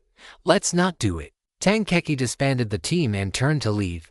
Keki, what's wrong? We finally managed to form a team. Huaxingjang was a bit annoyed. Look at them. Do they look like they can take down an elite monster? Don't waste time and effort only to fail the quest. It's better to do some simple tasks. If Tankeki hadn't seen Lin Baici's level, she would have definitely given it a try. But now she didn't want to. Do you have a plan? Based on Huaxingjang's understanding of her best friend, she definitely had an idea. According to Lin Baici's leveling speed, those monsters will soon stop giving experience. When that happens, we can go to the place where he's grinding. Tankeki analyzed. In this game, the greater the level gap between the player and the monster, the less experience the monster provides upon death. Once the difference reaches 10 levels, no experience is granted at all. But we are complete strangers. Why would he tell us? Peanut Butter retorted. And information about a prime grinding spot like this is something he could sell for money. So you have to sweet-talk him into a good mood. How do you act cute during your live streams? Give me 100 times that effort. Tankeki opened Lin Baici's message box. It's a pity this game's social system doesn't support video calls. Otherwise I would have even tried to flirt with him on camera. Tankeki. Big brother, when you're done grinding, could you give me the coordinates? Tankeki. My level is so low right now. I don't want to die. Tankeki. For the sake of us both being from Haijing, Could you help a little sister out? This little sister will never forget your great kindness. Kadao, Lin Baici. I'm not from Haijing. It's over. No chance. Peanut Butter felt hopeless. Just as Tang Keki was preparing to persist, the other party sent another message. Lin Baici. Once I reach the point where the experience drops, I will tell you, Tang Keki. Thank you, big brother. When we get back, Peanut Butter and I will treat you to a big meal. By the way, if you want to eat peanut butter, that's no problem either. I'll scrub her clean, tie a ribbon on her, and send her over to you. When Peanut Butter saw this message from Tang Keki, she hit her with her small fist. Why isn't it you who gets scrubbed clean? I have a boyfriend. Tang Keki rolled her eyes. Aren't you a sucker for good looks? It's not like you haven't seen what that Lin Baici looks like. Isn't he much more handsome than your boyfriend? He is quite handsome. Peanut Butter nodded. In truth, she knew Tang Keki was just joking and intentionally trying to stir up some ambiguity. If you don't give a man a little sweetness, how could he get hooked? Phoenix in the grass nest leveled up again. Feeling satisfied, he opened the level leaderboard to check his ranking, only to see that warrior sitting firmly at the top at a single glance. Is this fake? Can a warrior level up this fast? Phoenix rubbed his eyes. After confirming he hadn't misread the class, he figured this person must be a professional gamer in real life. Only someone with such rich experience and outstanding talent could fully grasp a game in such a short time upon first playing it. Phoenix found his own ranking, finished looking, and as he closed the list, he couldn't help but think of the warrior he had met in Goldshire. I wonder how he is doing. But he probably isn't doing as well as me. As time passed, the monsters outside the starter town were simply not enough to kill, and as players leveled up, the experience provided by those monsters decreased significantly. A large number of players had to leave the starter town, so the number of players in Goldshire began to increase. A few, after completing their quests, accepted the task to deliver a letter to the Enfield farm. Arrow to the Head was in the second wave of arrivals. That quest to drive away wild boars was disgusting and incredibly difficult to complete. Fortunately, Arrow to the Head was a hunter with a pet, making him invincible in solo play, yet even then, he had barely survived the ordeal. Afterward, he completed over a dozen more quests, and Lady Susan asked him to go find little Arnold. Arrow to the Head followed the creek, heading upstream. These Murlocs were fragile. It took 5 arrows to kill one. However, there was a problem. When a Murloc's health dropped low, it would flee and call for its friends. This was troublesome. Even if Arrow to the Head managed to shoot the fleeing Murloc in time, its cries would attract at least 6 or 7 others. So, he had to abandon the idea of grinding here. After finding little Arnold and accepting the quest to find the fishing rod, Arrow to the Head started heading further up. To save time, he only picked off lone Murlocs, and thus he traveled quite a distance. Suddenly, the gibberish screeching of Murlocs drifted over. Which unlucky bastard pulled the Murlocs? Arrow to the Head felt a sense of schadenfreude. Judging by the noise, it was quite a commotion. They must have pulled quite a few. He quickened his pace to go watch the show, but when he reached the edge of the pool, he saw a large group of Murlocs huddled under the waterfall. What the hell? Arrow to the Head was stunned. Those Murlocs gradually surged into the crevice beneath the waterfall. About 3 minutes after the last Murloc entered, a large Murloc walked out. Holy crap! Arrow to the Head was startled and quickly dropped to the ground. A player. Arrow to the Head saw it clearly. It must be a warrior. But he was wearing green fish scale armor all over his body and a face-covering helmet, which was why he hadn't realized it at first. That player charged toward the Murloc tribe and began pulling monsters. He didn't know how many times he had done this. His route and techniques for pulling monsters were already incredibly practiced. Holy crap, 40 of them, and he's still pulling. Arrow to the Head watched as the warrior drew the aggro of half the Murloc tribe before finally running toward the crevice under the waterfall. Whoosh, whoosh, whoosh. 5 Murloc oracles fired water arrows, chipping away some of his health. But the warrior didn't care at all. He took out a health potion, drank it, and charged into the crevice. The Murlocs crowded in after him. Holy crap, that's awesome! Arrow to the Head exclaimed. The Murlocs looked numerous and intimidating, but in reality, they were no different from fish on a chopping block. they would likely be wiped out by that warrior very soon. Then, he felt envious. How much experience and how many drops would that be? Arrow to the Head's eyes turned red with envy. If a warrior could use this tactic, there was no reason why he, a hunter, couldn't do the same, right? After several hours of gameplay, Arrow to the Head already knew that the king of solo play was the beast mastery hunter with a pet. There was no equal. By the way, that warrior must be Lin Baici, right? So that's where he was grinding. Arrow to the Head thought of that warrior on the leaderboard. At this speed, even a god of mages would have to bow down in defeat. Lin Baici finished clearing this wave of monsters and stepped out. Just as he was about to continue, a hunter approached him. "Hey buddy, mind if I take a turn?" The player, named Arrow to the Head, proposed. Lin Baici looked over at him. "Level 13 hunter, decent skills. I mean no harm. Otherwise I could have easily backstabbed you while you were luring that huge group of monsters." Arrow to the Head smiled. This was the truth. In a normal game, he would have just killed him outright. After all, no matter how angry the other person got, they couldn't crawl through the internet cable to hack him. But here, if a player died, they were truly dead. Arrow to the Head did not want to PK. "Haha, do you even know what level I am?" Lin Baici found it amusing. "You talk big. I am a hunter, a ranged class.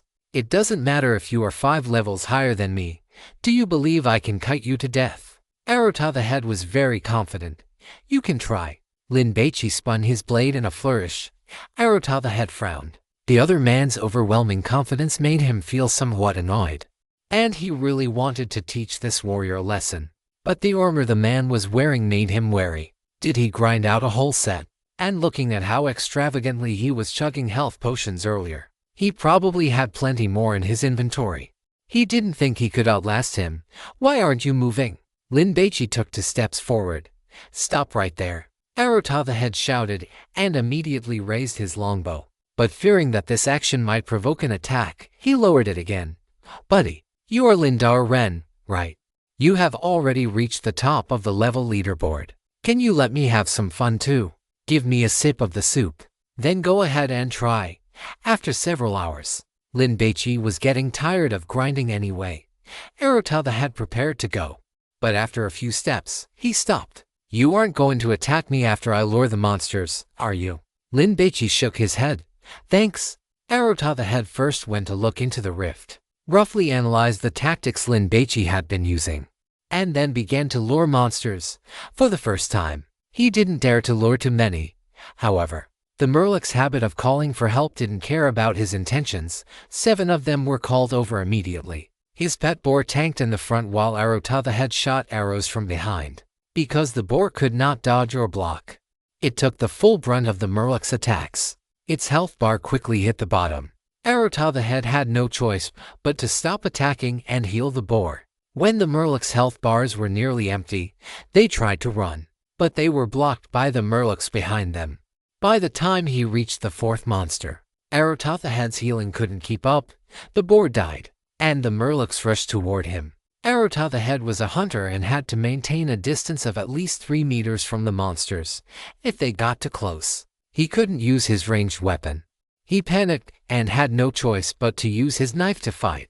After finally clearing the monsters and eating to replenish his health, Arrow to the Head came out, only to see that warrior standing under a Murloc hut, opening a chest.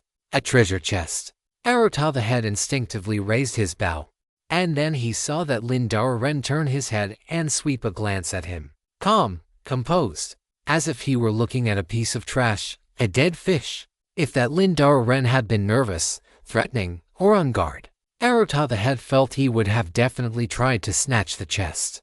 But the man was just too calm. This meant the man didn't consider him a threat at all. "Aren't you going to snatch it?" Lin Baici smiled. "Let me show you what is inside. A pair of cloth gloves, 3 large mana potions, a jar of detoxifying herbs, oh, and 10 silver coins. Why do you think Murlocs have money? Do you think they stripped it off humans?"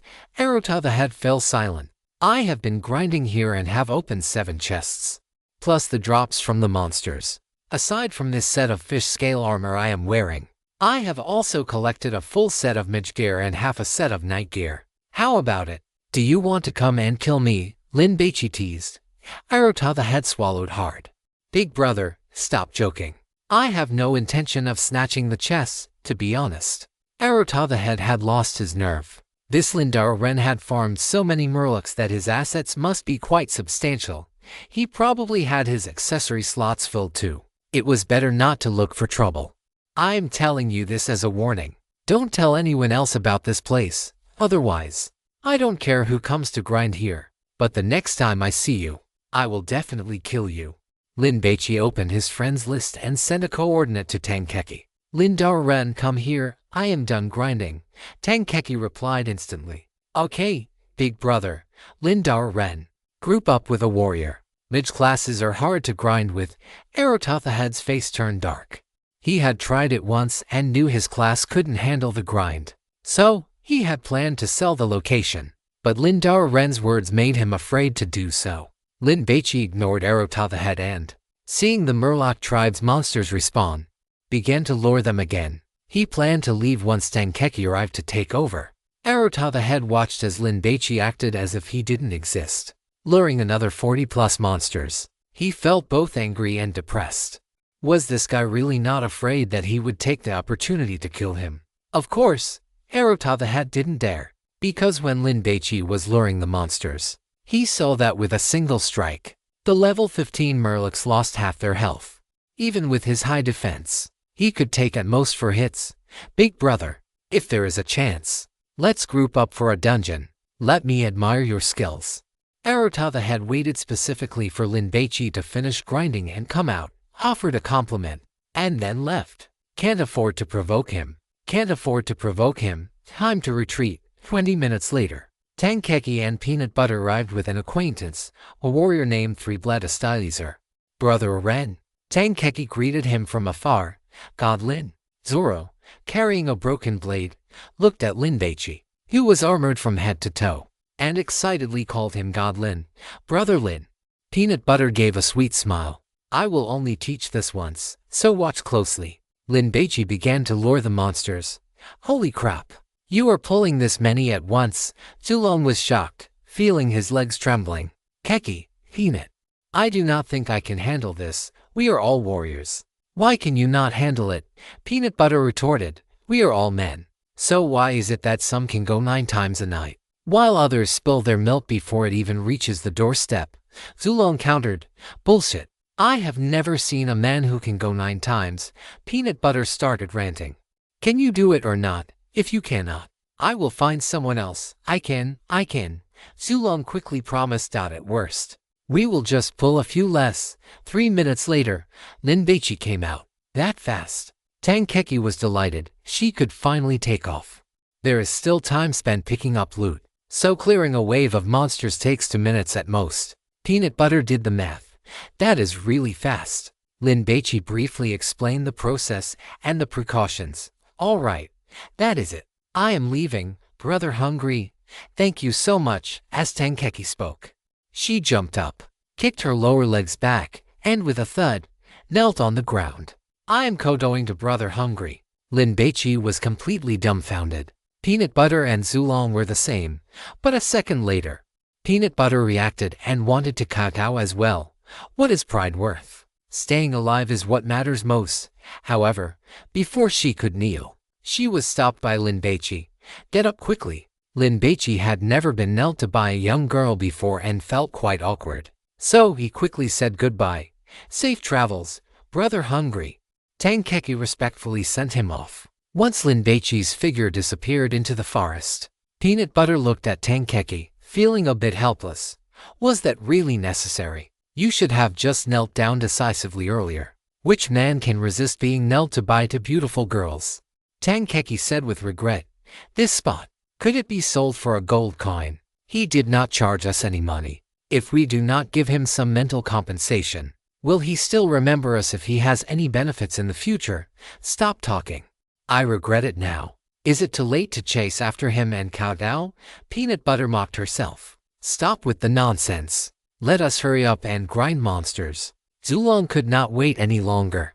Lin Baici handed the fishing rod to Arnold, then led the happy boy back to Anfield Farm.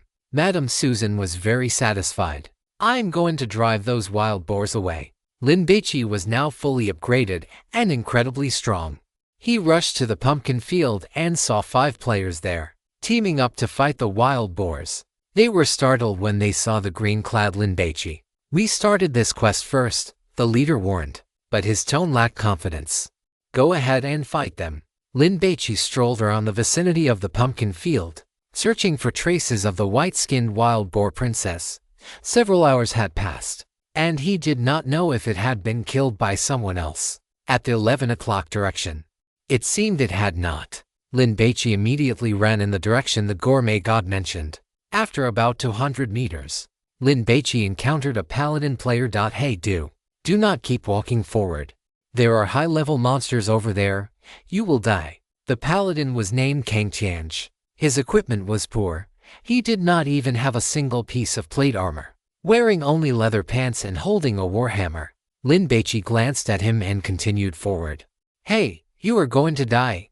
Kang Tianj followed him, praying to the gods in his heart, hoping this player would not see that wild boar princess. "By the way, is this guy a warrior? Why is his equipment so good? He must have teammates supporting him. Are you afraid that I will find that rare monster?" Lin Baici asked with a smile. Kang Tianj was startled. What rare monster? "Stop following me," Lin Baici warned. "I am doing this for your own good."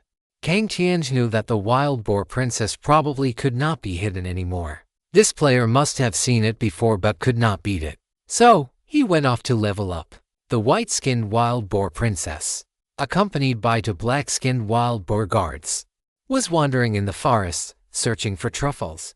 They were very conspicuous, and Lin Baici spotted them quickly. "You cannot beat it," Kang Tianj threatened. Seeing that the other party ignored him, he changed his tune. "That is a monster I found first." "Then why are you not fighting it?" Lin Baici retorted. I am waiting for my companions," Kang Tianj lied. He actually had no companions. He was reluctant to group up with others to fight it. How could it be as satisfying as keeping the loot all to himself? "Are you going to fight or not? If you are not, I am starting," Lin Baici questioned. "You really cannot beat it." Kang Tianj tried to persuade him. "You talk too much." After Lin Baici finished speaking, he used charge and slammed into the wild boar princess.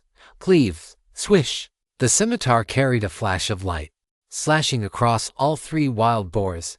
Blood sprayed out. "Damn it," Kang Tianj cursed. "Let us see how you die." Lin Baici swung his blade. Mortal strike, cleave. This was another skill Lin Baici had comprehended. It was one of the warrior's primary damage-dealing skills, capable of causing massive weapon damage. It had no cooldown, but it was limited by attack speed. The so-called attack speed refers to the weapon's attack speed. For example, this scimitar had an attack speed of 1.5 per second, even with all his strength. When Lin Baici used slam, he could only perform 1 slam skill every 1.5 seconds. It was impossible to go any faster. Execute. This was the warrior's finishing move, used when the target's health was below 20%. When the health dropped below 10%, there was a certain chance to instantly execute the target. Boss-level monsters were excluded. It was also limited by attack speed. Kang Xiang watched as Lin Baici slashed a few times, depleting more than half of the wild boar princess's health, while the counterattacks from the princess and the 2 wild boar guards only chipped away 1/10 of Lin Baici's health. He panicked. The rare monster was about to be gone. He immediately sent a party invitation. "Bro, let's party up." Lin Baici clicked reject. "Damn it. I saw that princess first. You're stealing my monster," Kang Xiang roared. "Party me, or I'll spam you on the world channel." Kang Xiang sent another party invitation. "You don't want your reputation ruined and end up unable to find groups for dungeons later, do you?" The threat seemed to work. The other party clicked reject, but after hearing this, they sent over a party invitation. Kang Xiang immediately clicked accept. Just as he clicked it, the wild boar princess let out an awaken and died, dropping for glowing orbs. Kang Xiang immediately lunged forward, ignoring Lin Baici who was still fighting the wild boar guards, and went straight to loot the drops. But when his hand touched the glowing orbs, it passed straight through them. He couldn't grab them. "Hey, what's going on?" Kang Xiang looked bewildered and tried grabbing again, but still couldn't catch them. "Stop trying. I set it to party leader loot distribution. Lin Baici laughed out loud. So-called party leader loot distribution meant that when in a party, all dropped loot was distributed by the leader, and others had no right to pick it up. Damn it, Kang Xiang cursed loudly, left the party, and raised his warhammer toward Lin Baici. Chapter 572, Great God Lin. Fame spreads. Kang Xiang was so angry his liver ached. He had followed it for over half an hour, and not only was his long-awaited rare monster killed, but the other party had also toyed with him. Who could endure this? Screw you. Kang Xiang raised his hand and cast Hammer of Justice. A golden magic hammer struck Lin Baici. This skill could stun the target for 3 seconds and was a paladin's opening move. Kang Xiang acted in anger, but regretted it the moment he finished. Oh my god, what have I done? The guy is in a full set of battle armor and can kill the wild boar princess while tanking to wild boar guards. Isn't me going up there just asking for death? I lost my head. I lost my head. Kang Xiang didn't dare to continue attacking and turned to run. Taking advantage of the wild boar guards entangling him, he might still be able to escape. But just after running 30 meters, that warrior took long strides to catch up, followed by a charge, and rushed over, swinging his scimitar. Mortal strike, swish, debuff applied. I was wrong, brother. Don't kill me. Kang Xiang watched his health bar drop rapidly and panicked, shouting for mercy. Though his hands weren't slow, still attempting to block. Clang! Lin Baici punched toward Kang Xiang's weapon. Disarm! The warhammer in Kang Xiang's hand disappeared, leaving him completely stunned. Mortal strike. Lin Baici's blade bit into flesh with every strike, fierce as could be. Since you've made a move, you have to bear the consequences. Lin Baici looked at the terrified Kang Xiang and didn't even bother with positioning. Just going straight for the kill. I was wrong. I was wrong. Kang Xiang was completely numb. Lin Baici jumped for an execute, his eyes cold. The moment he saw this paladin raise his hand to swing the hammer, he had used Iron Body, just in case. 6 seconds of super armor, immune to physical damage. But it hadn't blocked that hammer, because that was a holy magic damage skill. As a result, Lin Baici was stunned for 3 seconds and had 1/5 of his health bitten away by the 2 wild boar guards. Although it wasn't a big problem, it served as a warning to Lin Baici. Either don't make a move, but once you do, end the battle quickly. With 8 major classes, who knows what skills the other party has? One careless moment, and he might capsize in the gutter. Big brother, give me a chance.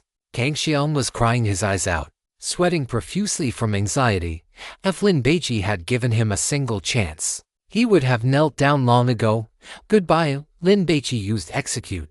Swish. The scimitar slashed across Kang Xiang's chest, and amidst the spurting blood, his last bit of health was cleared. Kang Xiang froze in place, unable to move. And then with a pop, his whole body shattered into light spots, simultaneously dropping 3 glowing orbs, leaving only a black tombstone in place. On it were the words Kang Xiang. The 2 black-skinned wild boars chased over, and Lin Baici hacked them to death. The 3 glowing orbs were 7 silver coins, a hammer, and a pair of worn-out shoes. Lin Baici's inventory was already full, so he didn't want these 2 pieces of equipment and tossed them aside. Then looked up toward a bush. Come out, I see you. Lin Baici shouted. He had heard footsteps over here just now. After waiting a few seconds, 3 players stood up. Big brother, we were just passing by. The mage among them offered a fawning smile. They had come to do the wild boar clearing quest, saw someone doing it, and were just wandering nearby, killing small mobs. When they suddenly heard someone shouting, they had come over to watch the excitement. But who knew they would see this green-clad warrior killing someone? Lin Baici glanced at them, said nothing, and went to pick up the loot dropped by the wild boar princess. A princess's backpack, a 25-slot container, a princess's thigh bone, a 2-handed warhammer. Level 15, blue quality. Hitting a target has a certain chance to cause a severe bleeding effect, which can stack. A piece of delicious princess ribs, after consuming, it can instantly restore 10% of health, can be used in combat, and has 5 charges. A wild boar heart. The warhammer was a small top-tier item, although it was a 2-handed weapon. Its attack speed was high, but the scimitar in Lin Baici's hand was a level 18 blue item with higher damage. After picking up the items, Lin Baici walked toward the pumpkin field. Holy crap, so cruel. The mage was shocked. That guy is a warrior, and he has actually managed to farm a full set of plate armor. He must be Lin Baici, right? The paladin swallowed hard. There are 3 of us. What are you afraid of? The priest chided him. It is as if you are not afraid yourself. Then why were you so scared that you could not even speak? It was only because I was quick-witted that I managed to dispel his urge to PK. The mage rolled his eyes, although they were friends. If a fight actually broke out, it was likely that some would run, because if they died here, their real-life selves would be finished. Lin Baici returned to the pumpkin patch. Seeing that it was now empty, he immediately began killing wild boars to complete the extermination quest. Now that he had upgraded his gear, fighting these black-skinned wild boars was truly much easier. 5 hits per kill. Most importantly, his defense had increased, so even when bitten by 2 or 3 wild boars at once, he did not lose much health, as he was hacking away at the 12th boar. Before the quest was even finished, a golden light suddenly erupted from Lin Baici. Relying on the experience from grinding monsters, he had leveled up to 20. Lin Baici had been quite calm, but immediately afterward, a world announcement was forced onto his screen. Congratulations to player Lin Baici for being the first to reach level 20. The Wild Boar Plains dungeon is now open. The minimum entry level is 18, and the recommended level is 20. After a player team secures the first clear, they will be rewarded with a large amount of achievement points, and the first drop from the boss will be the best. We wish all players a pleasant game. The world channel exploded instantly. Holy crap, this Baici is actually a warrior. He must have been lucky and found a spot where it is easy to farm monsters. Right, the mages and hunters are not pulling their weight. The players chatted away. After discussing Lin Baici for a few moments, they began to focus on the Wild Boar Plains dungeon, and some started looking for groups on the world channel. Oh, the dungeon is open. We can go into grind monsters and get experience. Grab the first clear and get God tier gear. Level 18 Mage God leading a team, elites only, no newbies. When fighting monsters in the wild, everyone was always worried about being ambushed. Entering a dungeon was different. With only the 5 members of the party, it was very safe. Buying magic type sets, if you have any. Send me a private message with the price. Buying a blue staff. Buying all kinds of herbs. You already know how to make potions. Which kind brother or sister can give me a few copper coins? Woo! I am so poor I cannot even afford bread. The world channel became lively. Lin Baici glanced at it a few times, then closed it and continued fighting monsters. A few seconds later, he began receiving private messages. Little fish show by. You are so amazing, Detective Gia. Ha! As expected of my ace. We will probably be level 20 in another half hour. Let us go hit that Wild Boar Plains dungeon together and snag a first clear for fun. Big sweet sister, war god cousin, you are awesome. Peanut butter or brother. If there is an empty spot in the dungeon, remember me, Tenkeki, brother Ren, followed by a kneeling emoji. Lin Baici replied to Hoyuyu and the girl with the high ponytail, ignored the others, and continued his quest. 5 minutes later, he finished it and went to find Madame Susan to turn it in. You have done very well. I am planning to make pies for my family tonight, but I am missing some honey. Could you go into the mountains and help me collect some? Madame Susan smiled. You can usually find honey in bear dens. As soon as Lin Baici heard it was a fetch quest that required running around, he immediately abandoned it and headed straight back to Goldshire. He would go find that drunkard and see what kind of good reward he could get. The pain of that final strike made Kang Tianj spasm. When he regained consciousness, he cried out instinctively. Kang Tianj opened his eyes and saw that he was in a graveyard, surrounded by tombstones. What is going on? I did not die. Kang Tianj was filled with surprise. Ding dong. A private message popped up. GM, I am sorry, but your first blood is gone. Your achievement points have been reset to 0. Please increase them as soon as possible. Kang Tianj asked. Did you not say that if a player dies, their real self dies too? GM, that was to trick you. Do you not think that with such a setting, players would take this game more seriously? They would treat it as a real world to explore. Li Liu was here to enjoy the fun of the game, not to kill people. Seeing this reply, Kang Qiange breathed a sigh of relief. You should have said so earlier. When he was executed just now, he had been so scared he wet his pants. GM, however, please do not let your guard down. Every day at midnight, players will be ranked according to their achievement points. The last person will be given an execution penalty, which is irreversible. GM, we wish you a pleasant game. Kang Qiange left the graveyard and walked along the path, feeling more and more annoyed the more he thought about it. The rare monster was gone. He had been killed once, and his achievement points were reset to 0. If I do not take revenge for this, Kang Qiange instinctively recalled the movements and the look in the warrior's eyes when he had struck him down. Forget it. I am a magnanimous person. I will not hold it against him. Kang Qiange opened the world chat channel, and fortunately, this game did not allow creating alternate accounts. Otherwise, he would farm that Lin Baici to death. Use his main account to farm him. Was he worried he had not been hacked hard enough or died miserably enough? Only a few minutes after Kang Qiange responded, he saw the world announcement that Lin Baici had reached level 20. And he was so angry his face turned green. When I get the chance, I will definitely kill this guy. When Lin Baici returned to Goldshire, he became the center of attention.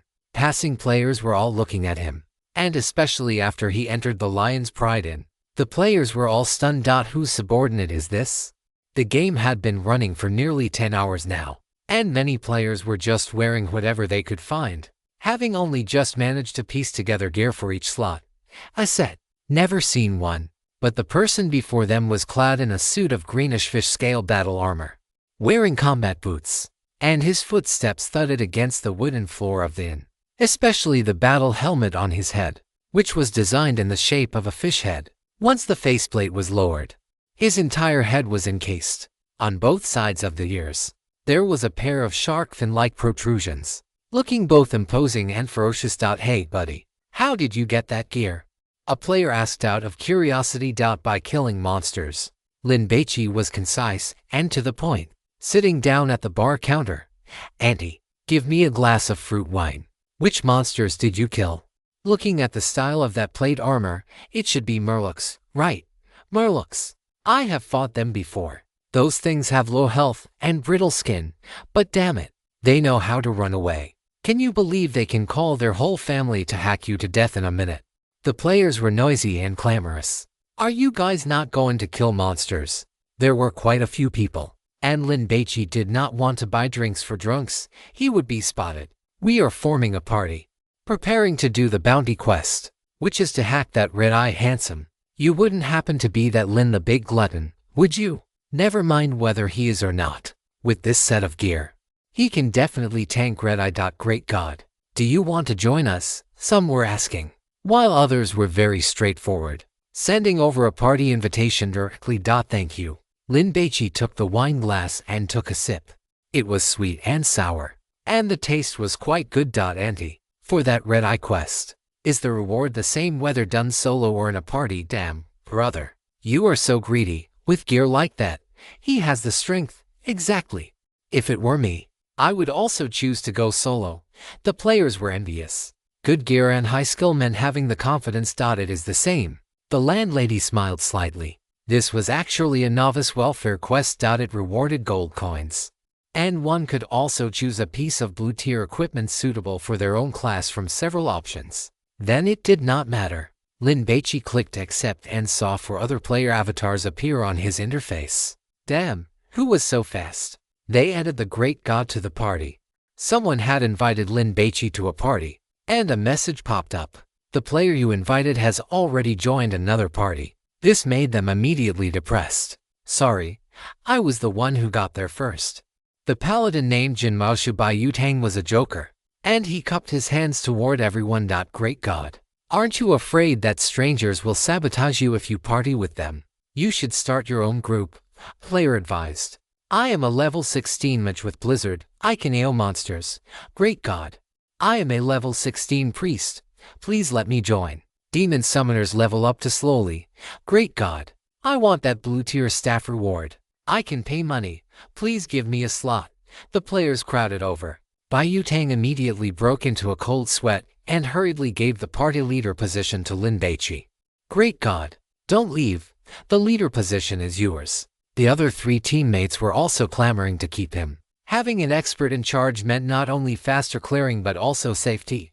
Otherwise, if they failed once and the party disbanded, having to come back and find people all over again would be a huge waste of time. Let's go, hurry up. Lin Baici stood up.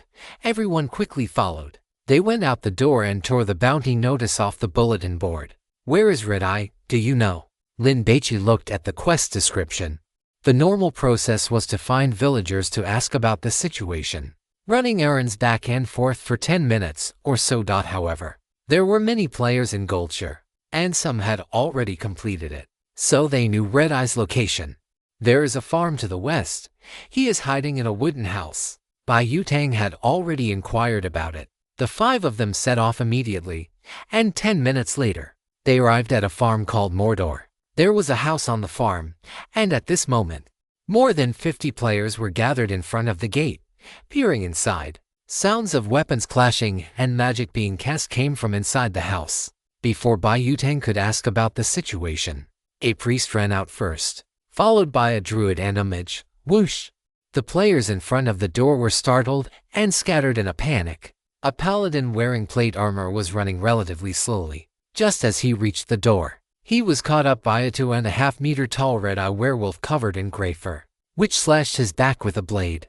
The paladin fell and screamed in terror, "Heal me!" The party's priest was out of mana, and the other priests did not dare to intervene, fearing they would draw a GGRO. Consequently, the paladin, who only had a sliver of health left, was finished off by the werewolf into strikes. The players shattered into spots of light, leaving a tombstone on the spot. After the werewolf chased them for more than 50 meters, its aggro cleared, and it turned back into a middle-aged farmer, holding a pitchfork, and returned to the house. Dozens of players gathered around again.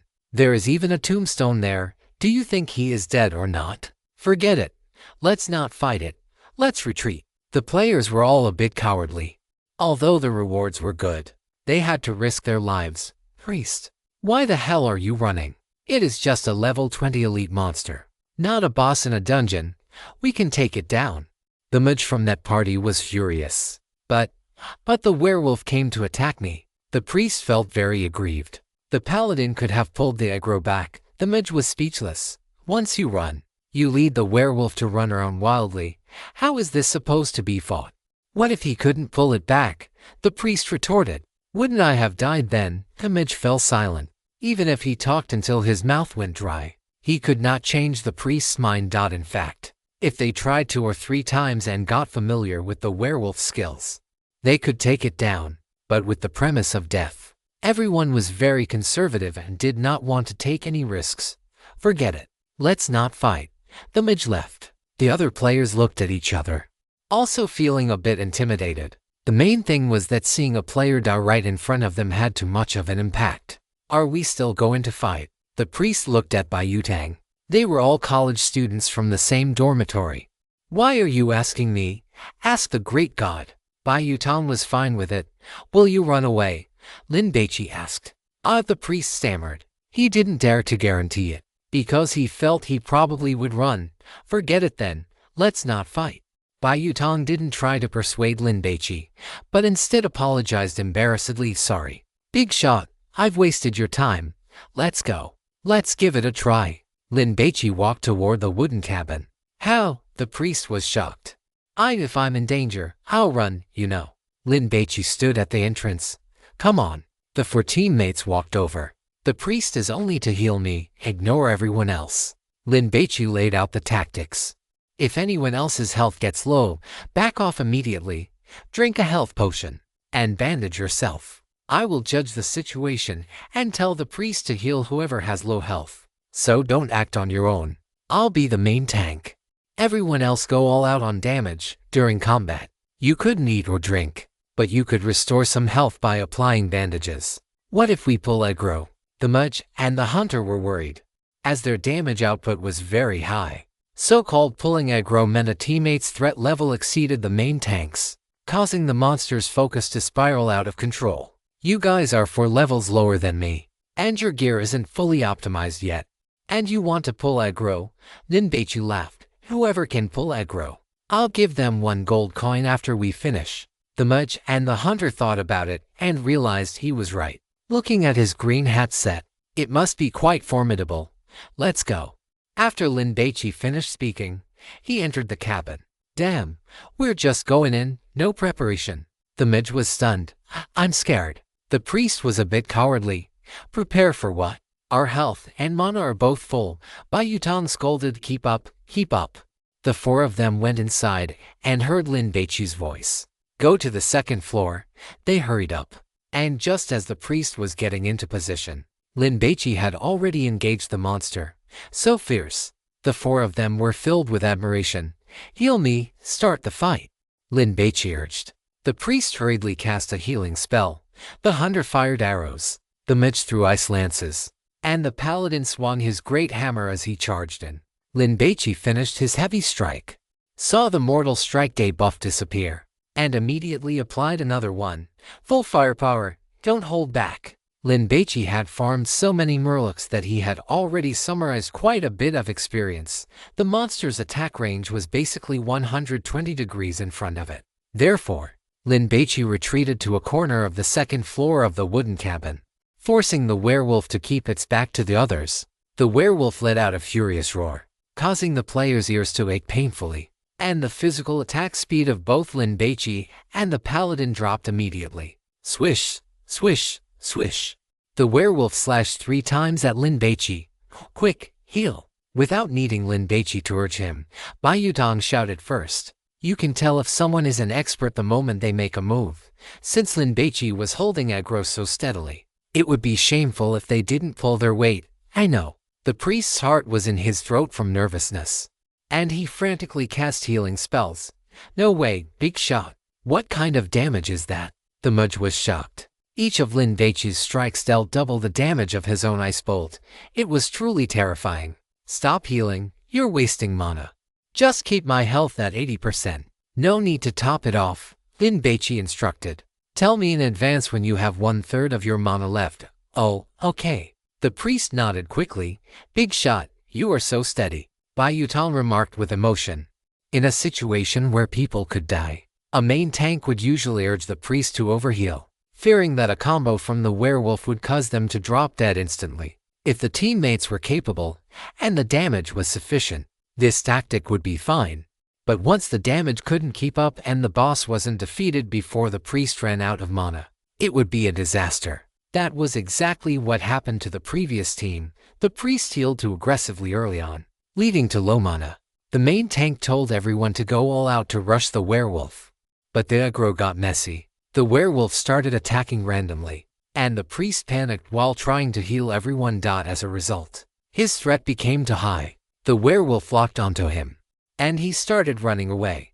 We can win this. The mage saw the werewolf's health steadily declining and Lin Baici's health remaining in a healthy range, and he became excited. Stay steady, Bayutang shouted. The red-eyed werewolf wasn't even a field boss, just a physical elite monster. The scariest thing about it was that a single strike could cause the main tank's health to drop too quickly. Lin Baici was wearing a full set of fish scale armor and accessories, so his defense was sufficient. Furthermore, his mindset was incredibly calm, and he wasn't in any rush to have the priest heal him. With a backbone to rely on, the priest didn't have to make decisions himself, and his nervousness and anxiety naturally eased out. To put it bluntly, the priest was just a health potion right now. When the werewolf's health dropped to 10%, its 2 eyes suddenly glowed with red light. It let out a roar. The muscles in its arms bulged, and the speed of its blade swings increased instantly. Triple slash. Lin Baici's health was already not full, and it instantly dropped to 2/5. The priest panicked. Priest, don't panic. Lin Baici roared. Everyone else, don't lose your rhythm. Keep attacking as before. The werewolf's attack speed increased, and after 3 basic attacks, it unleashed another triple slash. Damn, heal him quickly. The paladin was so scared his hair stood on end. I'm running out of mana. The priest was drenched in sweat. I'm out of mana, the mage cried. That was the downside of magic-based classes. Without mana, they were useless. Go up and hit it with your staff, Bai Yutong urged. The mage didn't dare to go over. As a class wearing cloth armor, if he happened to get hit by the werewolf, he would likely be taken out instantly. Don't panic. Lin Baici took out a potion of blood, poured it into his mouth, and then suddenly threw a punch, striking toward the werewolf's scimitar. Disarm! The werewolf's weapon vanished. What the hell? The hunter exclaimed. Lin Baici raised an eyebrow. He hadn't expected that disarm could actually be used on this werewolf. It seemed the opponent was merely an elite monster with high physical attack power. Having lost its weapon, the werewolf struck at Lin Baici with its fists, but the damage was far too weak. Lin Baici was still holding onto his iron body skill, ready to use it at any moment, but it wasn't needed. The werewolf didn't even survive the 12-second duration of the disarm effect before being cut down by Lin Baici. The werewolf's corpse hit the ground, and 3 light orbs burst out from it. Because they were in a party, the dropped gold coins were split equally among the 5 of them. We passed. We passed, the priest cheered, plopping down onto the ground. Great God, you're awesome. The hunter gave a thumbs up. The mage, meanwhile, was impatient to go and pick up the loot. Bai Yutong coughed twice. Everyone, choose pass. Let the great god pick the loot first. The mage had already picked up one of the light orbs, but upon hearing this, he put it back down, in front of each person. The attribute descriptions of the 3 dropped items popped up, each with a die next to it. Since it was party distribution, the ownership of the loot was decided by rolling dice. There was an eyeball that increased attack speed, a piece of leather armor, and a dagger. Bai Yutong went first and clicked pass on all of them. Great God, you choose first. Yes, yes. The great god chooses first. I've played RPG games before, but this one is the most thrilling. The other 3 hesitated for only a second before also clicking pass. Then, I won't be polite. Lin Baici had contributed the most, so there was no issue with him taking one first. He chose the red wolf eyeball. It could increase attack speed, which meant that within a given unit of time, physical-based classes could unleash more skills and basic attacks. The cheers from Lin Baici's group alerted the players downstairs. They gathered their courage and came up, only to see the corpse of the red-eyed werewolf. You killed it. What skills does this monster have? What did it drop? The players were curious. The great god is amazing. We were just dead weight. Bai Yutong knew how to handle people and heaped praise upon Lin Baici. Great god, I'll offer 50 silver coins. Can you take me to do this quest? A mage asked for help. I'll offer 52. I'll offer 1 gold coin. Damn, do you have to be so competitive? I only have 40-something silver. Get lost, you poor wretch. Don't waste the great god's time. The players crowded around. They were all here for the blue-tier weapon reward. Once obtained, it would provide a significant boost and speed up their leveling time. This quest gives 5 gold upon completion. Do you really have the nerve to hire the great god with such a small amount? Bai Yutong looked at them with disdain. If you ask me, just give the great god 5 gold coins. You're getting a blue-tier weapon anyway, so you're not losing anything. The crowd fell silent. This amount was truly too large and made everyone's heart ache. Reluctant. Think about the achievement board rankings. Think about the probability of random erasure. Is 5 gold coins really that expensive? Bai Yutong worked hard to earn money for Lin Baici, hoping to win the great god's favor. Fine, 5 gold coins. I'll pay it. It was the same mage who had spoken first. He was quite decisive. Seeing this, 2 others also stepped forward. We're still missing a priest. The mage frowned. Not missing one. I'll help. The priest raised his hand.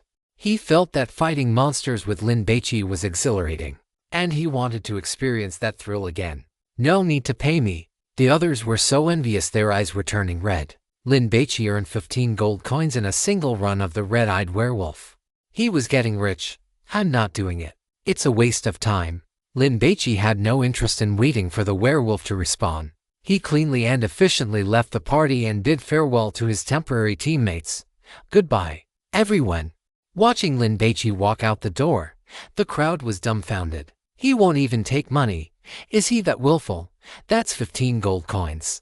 A great god is a great god. He walks his own path. The players discussed it among themselves.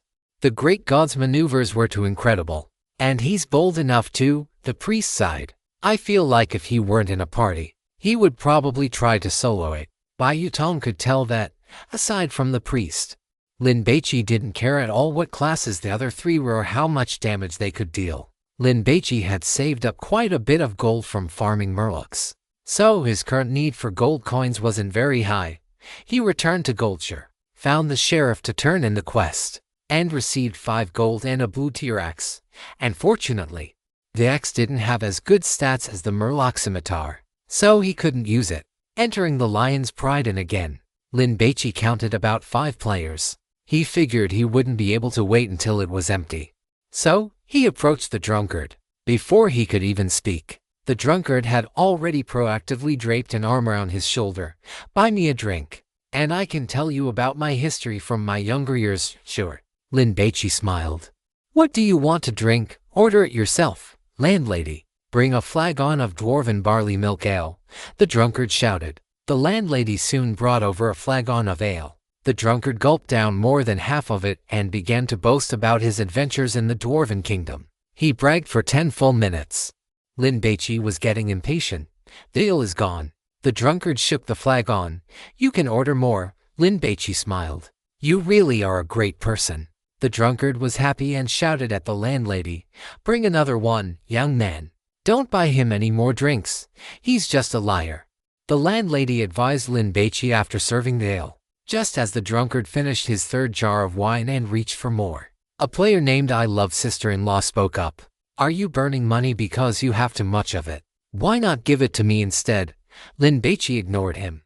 He waited for 20 minutes until the drunkard had finished his 5th jar, at which point the man slumped onto the table and began to snore. Moron! I Love Sister-in-Law laughed out loud. Lin Baici shot him a glare. What do you want? This is a safe zone. I Love Sister-in-Law felt a bit panicked, mostly because Lin Baici's gear was simply too good. If you have the guts, don't step outside, Lin Baici chuckled. My level is higher than yours anyway. When the rankings come out at dawn, you might end up at the very bottom and get erased.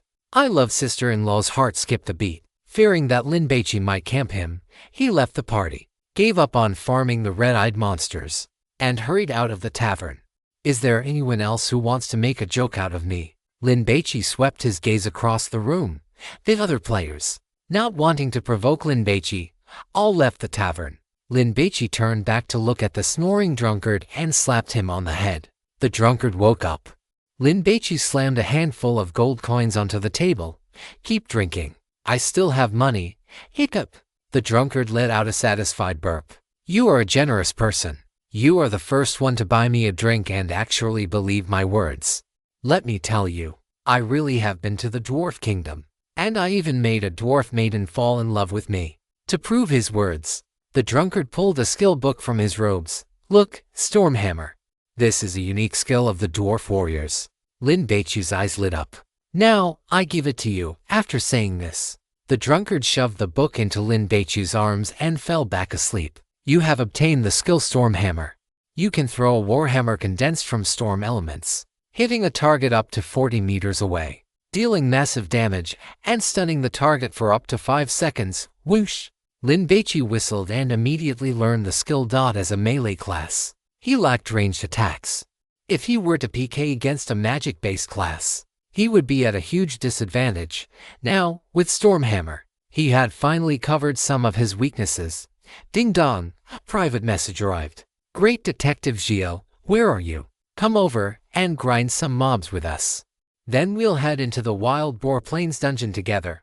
Lin the Hungry. Lin Baici said goodbye to the landlady and went to find the girl with the high ponytail and the others. Outside Goldshire town, deep in the forest, at the goblin lair, after a final shriek, the boss collapsed with a boom, dropping 5 glowing orbs. We cleared it. Phew. That took 40 minutes in total, not bad.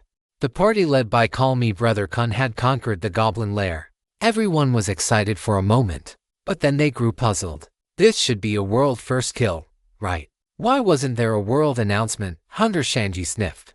Yeah, a first kill should be even more impressive than being the first to reach level 20. Right. Midge loves wearing attack speed shoes was a bit unhappy. She opened the achievement board and saw that her ranking had improved. which made her feel slightly better. Maybe this dungeon's final boss is only level 20, so it doesn't count as a first kill. Paladin Durian is too expensive, said as he opened his message tab to send an inquiry to the GM. He received a reply quickly. GM, world announcements are only made for first kills of dungeons level 20 and above. To the Wild Boar Plains. Call Me Brother Kun distributed the loot and immediately led the team out. After clearing this dungeon, even the lowest level member had reached level 18, meeting the minimum entry requirement for the Wild Boar Plains dungeon. Although it was dangerous to attempt it now, if they waited until they were level 20, the first kill would likely be gone. When Lin Baici arrived at the Wild Boar Plains Highlands, he found the place packed with people, mostly mages using Blizzard to farm the wild boar men. After searching for over 10 minutes, Lin Baici finally found Jia Hongyao and her group on a hillside. The 5-person team led by Gu Qingqiu was currently farming mobs. They were pulling 50 mobs at a time, with incredible efficiency. Impressive, Lin Baici applauded. Wow, little Lin, what on earth are you wearing? The high ponytail girl exclaimed. Are you wearing a green hat? Get lost. Lin Baici gave her the middle finger. Murlocs had green skin, so the gear they dropped was naturally green. What could Lin Baici do about it? Let's go. Let's hit the dungeon, Gu Qingqiu suggested. On the way to meet Lin Baici, everyone had reached level 18. I saw some people heading toward the dungeon, but the first kill hasn't been announced yet. Hu Yu rubbed her hands together. Maybe we can still snatch the first kill and have some fun. I don't think it's likely. Our gear isn't good enough. Big Sweet Sister felt Hu Yu was being too naive. Cousin, what level are you? Is this a set? The assistant asked. Chapter 573, the 7th star, starting to show off. Level 20, Lin Baici explained. I'm wearing the fish scale armor, a 6-piece set.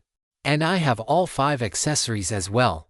In this game, players could wear a 6-piece set consisting of head, hands, shoulders, chest, legs, and feet.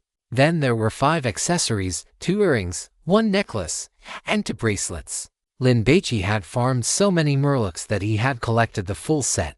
You're the mount main tank. As long as you can hold the aggro, it shouldn't be a problem even if our gear is a bit worse, right? The assistant asked. That won't work. If the priest's ceiling can't keep up, the tank will fall. Plus, if the other classes don't deal enough damage, we won't be able to take down the boss in time, which will put extra pressure on the mount and the healer. As a gaming streamer, Hu Yu was very familiar with these rules. Then what should we do? The assistant worried. Forget about getting the first kill. Just to clear the dungeon, you need good gear, good skills, and, most importantly, good coordination. Hu Yu counted on her fingers as she explained the situation to the assistant. Don't scare her like that. Lin Baici took 6 pieces of the Murloc Shaman set out of his backpack and handed them to Gu Qingqiu. You wear these. Gu Qingqiu took a look. After changing into this set, her overall stats would double. Xiao Yu, you wear the ones I took off. Hum. Hu Yu nodded. Gu Qingqiu had great skills, and with better equipment, she could deal more damage. If the boss died quickly, the pressure on the healer would be reduced. Red medicine, these are for you. Lin Baici gave the loose pieces, along with the blue two-handed warhammer dropped by the boar princess, to the girl with the high ponytail. We had actually managed to get a few pieces of equipment suitable for you as well. Big Sweet Sister sighed. The equipment Lin Baici was wearing was already the best for their current level. All blue gear. Haha, little loach. You have turned into a fish, Hu Yu teased. After Gu Qingqiu changed into the set, she also looked greenish. The top was a cropped, off-the-shoulder shirt, and the bottom was a skirt that looked like a fishtail. It has that couple outfit vibe, Xia Hongyao commented. After everyone finished changing their equipment, they set off immediately. The Boar Plains dungeon was located at the top of this large hillside. There was a platform there with a large cave in the ground. Walking 30 meters inside, there was a vortex-shaped halo. That was the entrance to the dungeon. After Lin Baici and the other 5 came up, they saw about 100 people gathered there. They were all high-level players who wanted to try the dungeon and earn achievement points before Lin Baici and Gu Qingqiu could even get close. A stream of party invitations popped up rapidly. Both of them were wearing full sets, regardless of their skill. Just looking at their gear made them seem very strong, especially the young man, who was actually a warrior. Great God, want to team up? Great God. We need one more. We are all level 19. Are you Lin Baici? You get priority on loot. Want to come? Players immediately gathered around, trying to strike up a conversation with Lin Baici. Some, seeing that there were too many people inviting him, directly offered the condition of loot priority. In this game, warriors were the most suitable for being the main tank, followed by druids who could turn into bears, and paladins, who could also fill in. Because of the game administrator's statement that a character's death meant the player's death, the number of melee players was extremely scarce, especially warriors, who were as rare as giant pandas. Big Sweet Sister sighed. Now that there were 6 of them, the assistant and Huoyu knew each other and were both healers. For the sake of safety, Lin Baici would definitely choose her. However, she dared not complain. Looking at how popular Lin Baici was right now, she would be grateful enough if he could take her for a run to get some achievement points after they finished their own. Sorry, I already have a team. Lin Baici refused. It is that female mage. I have seen her command a boar farming run. It was so efficient. She is so beautiful and yet so good at playing games. God is truly unfair. You should be thankful. If it were not for this game, you would never be able to see such a beauty. Dark Faith was a reality-based game that perfectly restored the player's appearance and physique. Sogu Chinkyu, wearing fantasy magic equipment, possessed a strange charm. Holy crap! Is that healer next to him Huoyu? That is right, it is Sister Yu. And Big Sweet Sister. Is that busty paladin also a streamer? Why have I never seen her? Damn, are those breasts not too big? Which child would be lucky enough to be reborn into her family? Wouldn't they be happy to death? The players grumbled, then began to envy Lin Baici, while also being curious about his relationship with these girls. They could not all be his harem, could they? Wouldn't he be flying high if that were the case? More players gathered around, some to watch the excitement, others to strike up a conversation. But they were soon interrupted by loud shouts. Brother Kun is here. Brother Kun's team is here to take the first clear. Brother Kun, can you take me with you? The players at the top of the hill became restless again. Soon, Lin Baici saw a 5-man team coming up. The team leader was a warrior. Although he was not wearing a set, his gear looked quite ornate and was likely from a dungeon. He carried a two-handed greatsword slung across his back, looking very dashing. Brother Kun and his teammates are professional players from the Oh My God team. They mainly play Hero Glory. With their experience and awareness, playing this kind of RPG game is a piece of cake, Huoyu explained. If it were using a keyboard and mouse, given their hand speed, anyone who is not a professional player would just be crushed by them. As soon as Brother Kun and his group came up, they saw Lin Baici's team. Mainly because his and Gu Qingqiu's equipment was too eye-catching. Lin Baici. Brother Kun initiated the conversation. Lin Baici nodded. Good luck. Brother Kun took a serious look at Lin Baici and walked toward the dungeon entrance. Suddenly, a mage rushed out, followed by 2 healers and a druid. They looked nervous and were drenched in sweat. After running out of the dungeon, they did not stop immediately but rushed another few dozen meters into the crowd before feeling safe. Then sat down to rest. How is it? Is it hard? You guys only went in for 15 minutes and already gave up. Did you see the boss? The players asked all at once, wanting to get information. The lowest level monsters inside are level 18, in groups of 4 to 5. There are magic type and physical type monsters, and their damage is very high. We brought 2 healers, but it was still very difficult. The mage who escaped sighed. Then, before we could finish off one wave, 2 patrolling monsters came over. We did not even have time to try, and our mental state just collapsed. The players expressed their understanding. If an attempt failed, they would die. It seems we still need to bring crowd control classes. Nonsense. At the same level, you still want to owe the monsters. It is better to go level up. Once the level is high enough to crush them, then come back to fight. It is safer. The so-called AO farming is using area of effect skills to clear monsters, which is much more efficient. Let us go.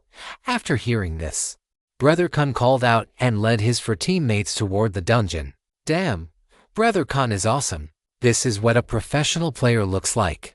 As expected of Team Kun, so domineering, some players exclaimed, while others spontaneously applauded, sending their blessings to Brother Kun's team. After the Oh My God team entered the dungeon, everyone's eyes fell on Lin Baici. Big Eater Lin, are you still going in? What kind of talk is that? As the number 1 on the level leaderboard. Of course I have to go in, if they wipe. For big beauties will die all at once. The players discussed among themselves. Some were purely curious, while others had ulterior motives. A top-tier player like Lin Baici would inevitably occupy a spot on the achievement leaderboard. If he died, a spot would naturally open up. Little assistant, are you going? Lin Baici asked. I. The little assistant did not want to go. After seeing the failed team of players, she felt a lot of psychological pressure. She wanted to wait until Lin Baici could clear the dungeon safely before following him. Lin Baici looked at Big Sweet Sister. Are you going? If not, I will pick someone else. Big Sweet Sister swallowed hard, gritted her teeth, and said, I will go, but my skills are average. If I make a mistake, please bear with me. Having been in the industry since the inception of the seafood platform and remaining a top-tier streamer, Big Sweet Sister had a very clear understanding of her own position. If she did not follow Lin Baici to clear the new content now, it would be difficult to do so later. Thinking of this, Big Sweet Sister glanced at the little assistant. Little sister, you have no idea what you are missing. Then let us go. Lin Baici took the lead, and the 4 beauties immediately followed. Big Sweet Sister looked left and right, then quietly leaned back. She had always been known as a beauty streamer and was indeed outstanding on the seafood platform. But today, she was completely overshadowed. Therefore, she did not dare to stand in the same row as Jia Hongyao and Gu Qingqiu. Completely crushed, 7th star. Entering the Boar Plains dungeon. Who do you think will get the first kill? Is that even a question? It must be Brother Kun's team. They are professional players. What I am concerned about now is whether those 4 beauties will die. The players discussed heatedly. Lin Baici and the other 4 entered the dungeon and appeared on a platform. 30 meters ahead was a wooden suspension bridge nearly 100 meters long. The bridge was 1 meter wide, paved with wooden planks, and connected by hemp ropes as thick as a bowl. It looked precarious. It was very frightening. At this end of the suspension bridge, standing on the left and right, were 2 2-meter-tall Borman guards clad in heavy plate armor, both wielding 2-handed warhammers. These monsters had human bodies and pig heads, and their massive frames looked terrifying. How do we fight? Big Sweet Sister thought to herself. They aren't going to make me go and sap one, are they? Assassins have a sap skill that can be used while in stealth. If it hits the target, it stuns them for 30 seconds without breaking stealth. I will sheet one. Gu Qingqiu walked forward. At a distance of 30 meters, she finished casting her spell, and the Borman guard on the left turned into a white sheep with a pop.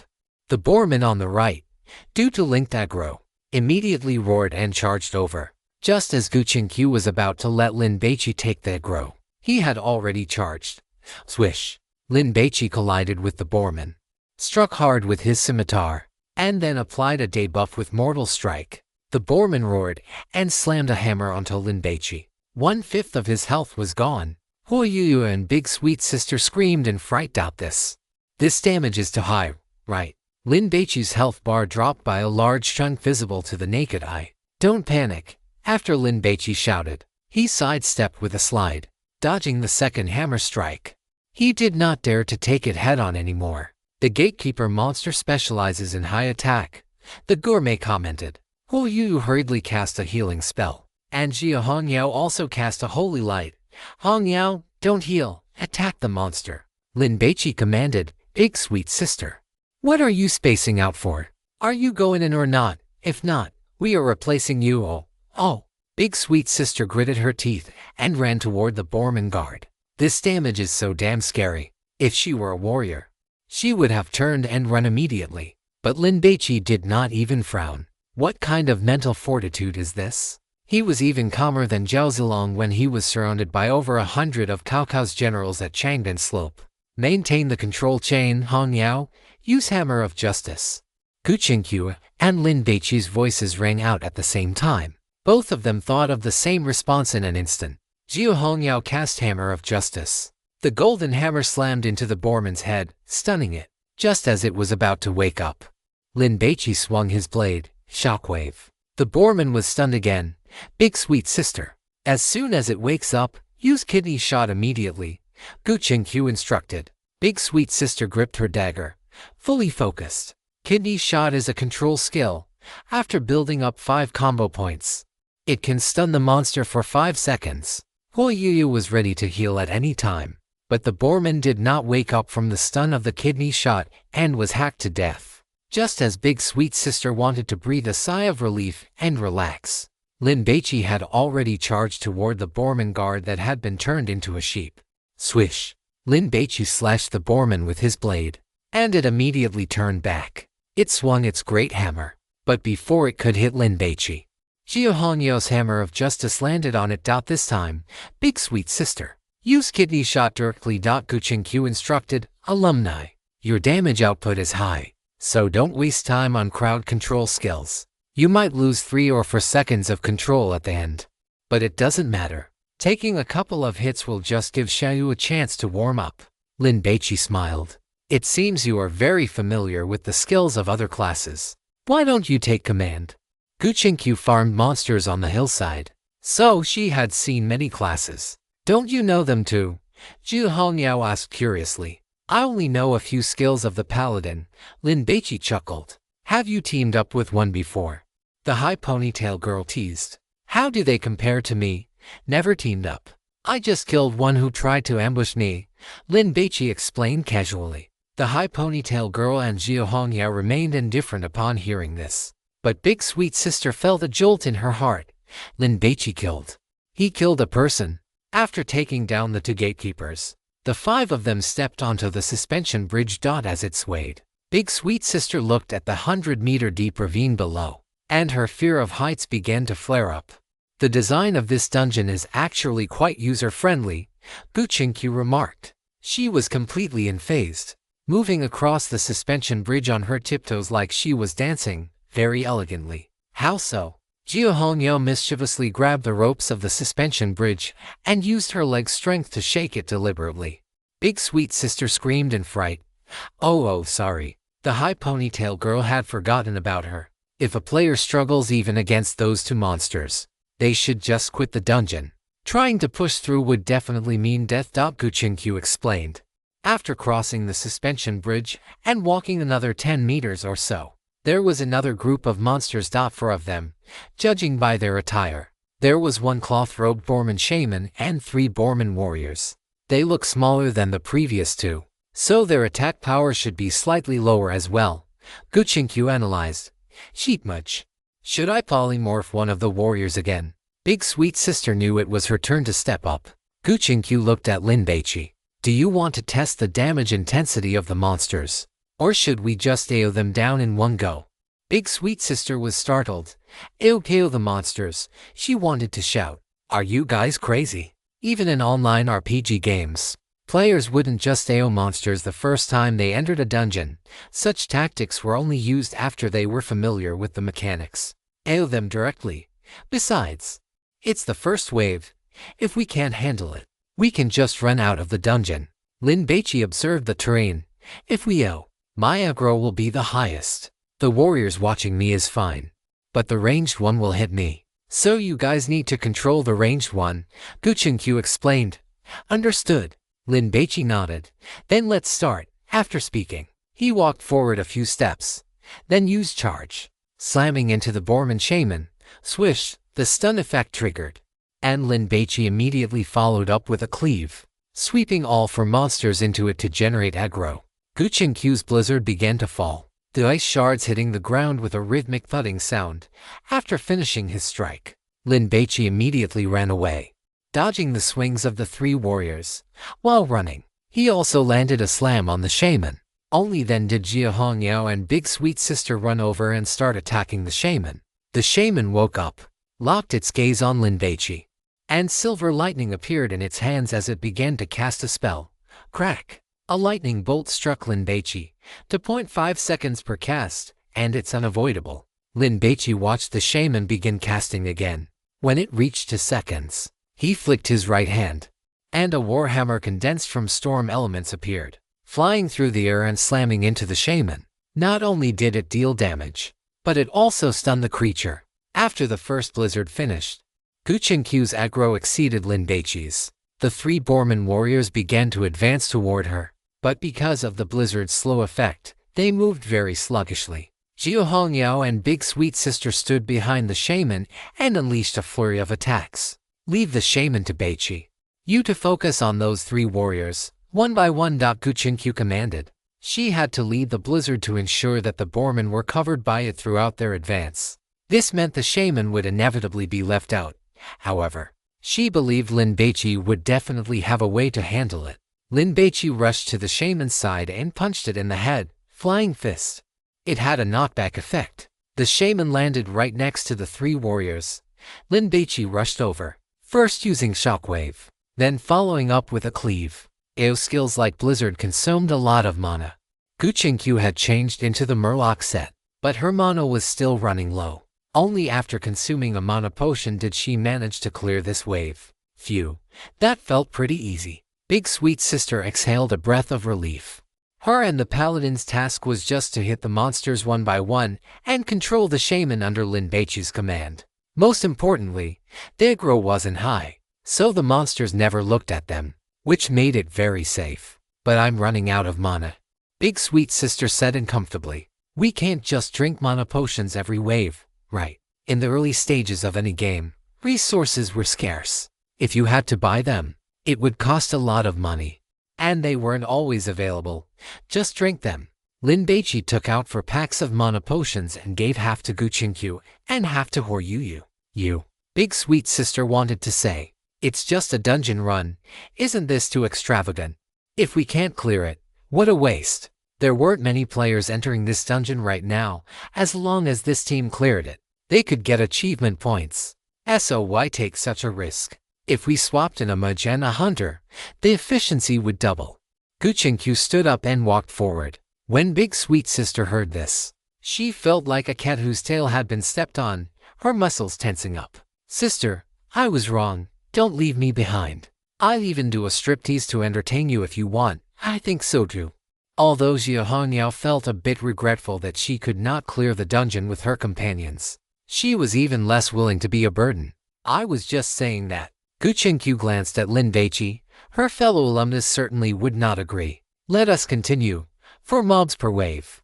The group did not bother with single target control, choosing instead to AO them down directly. The price paid for this was that Lin Baici had to exert a significant amount of effort, and Guchenq had to drink a mana potion every single wave. However, by clearing them this way, their progress was very fast. 10 minutes later, the group saw a seated Quillbor warrior beside a campfire. It had a name, Rashik. This was clearly the first boss. Pay attention to avoiding damage. There is no difficulty here. Pulling the boss, little fish, cast a shield. After Lin Baici finished speaking, he had already charged toward the boss. Swish. A golden damage absorption shield lit up on his body. Mortal strike, disarm, no effect. Lin Baici landed 3 strikes and a punch in quick succession. The boss roared, gripping its two-handed battle axe, and swung it toward Lin Baici. Lin Baici dodged, letting the axe blade slide past him. Watch out for the sweep. Dodge, Lin Baici shouted. Jiu Hongyao reacted super fast and retreated immediately. But Big Sister Sweet was a bit slower. Rashik missed Lin Baici with his first axe swing and immediately followed up with a sweep. This was an area of effect skill, covering a 120-degree arc in front of him. Swish! Lin Baici blocked with his shield, reducing a portion of the damage and losing 1/5 of his health. But Big Sister Sweet was not so lucky. She lost half of hers instantly. This hit nearly scared her out of her wits. Heal me, heal me! Big Sister Sweet shouted. Horyu ignored her and focused on topping off Lin Baici's health first. The boss fight began. Heavy wound strike. Watch out for rend. It has a continuous bleeding effect. Watch out for the sweep. Lin Baici was shocked. God of food. Do you have to be this overpowered? It was practically like a boss alert plugin, capable of monitoring the skills the boss was about to cast and providing combat information in real time.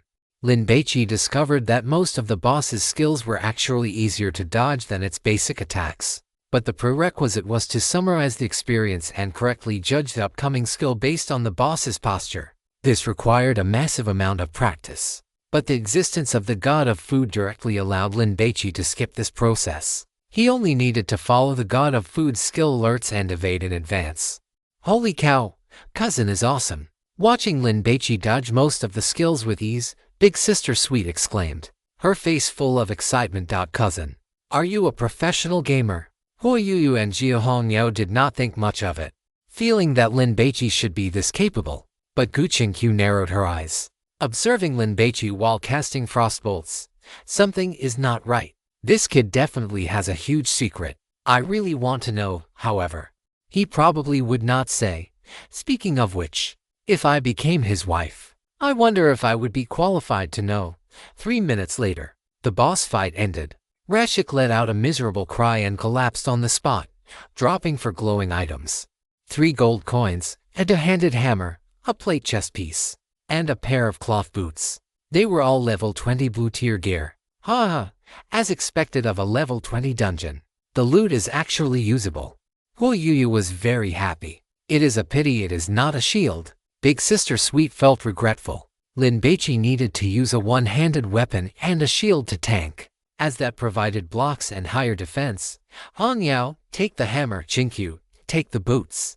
Recover quickly. Lin Baici picked up the plate chest piece and put it on. His health increased by another 500. While taking the time to eat bread, Big Sister Sweet opened the world channel.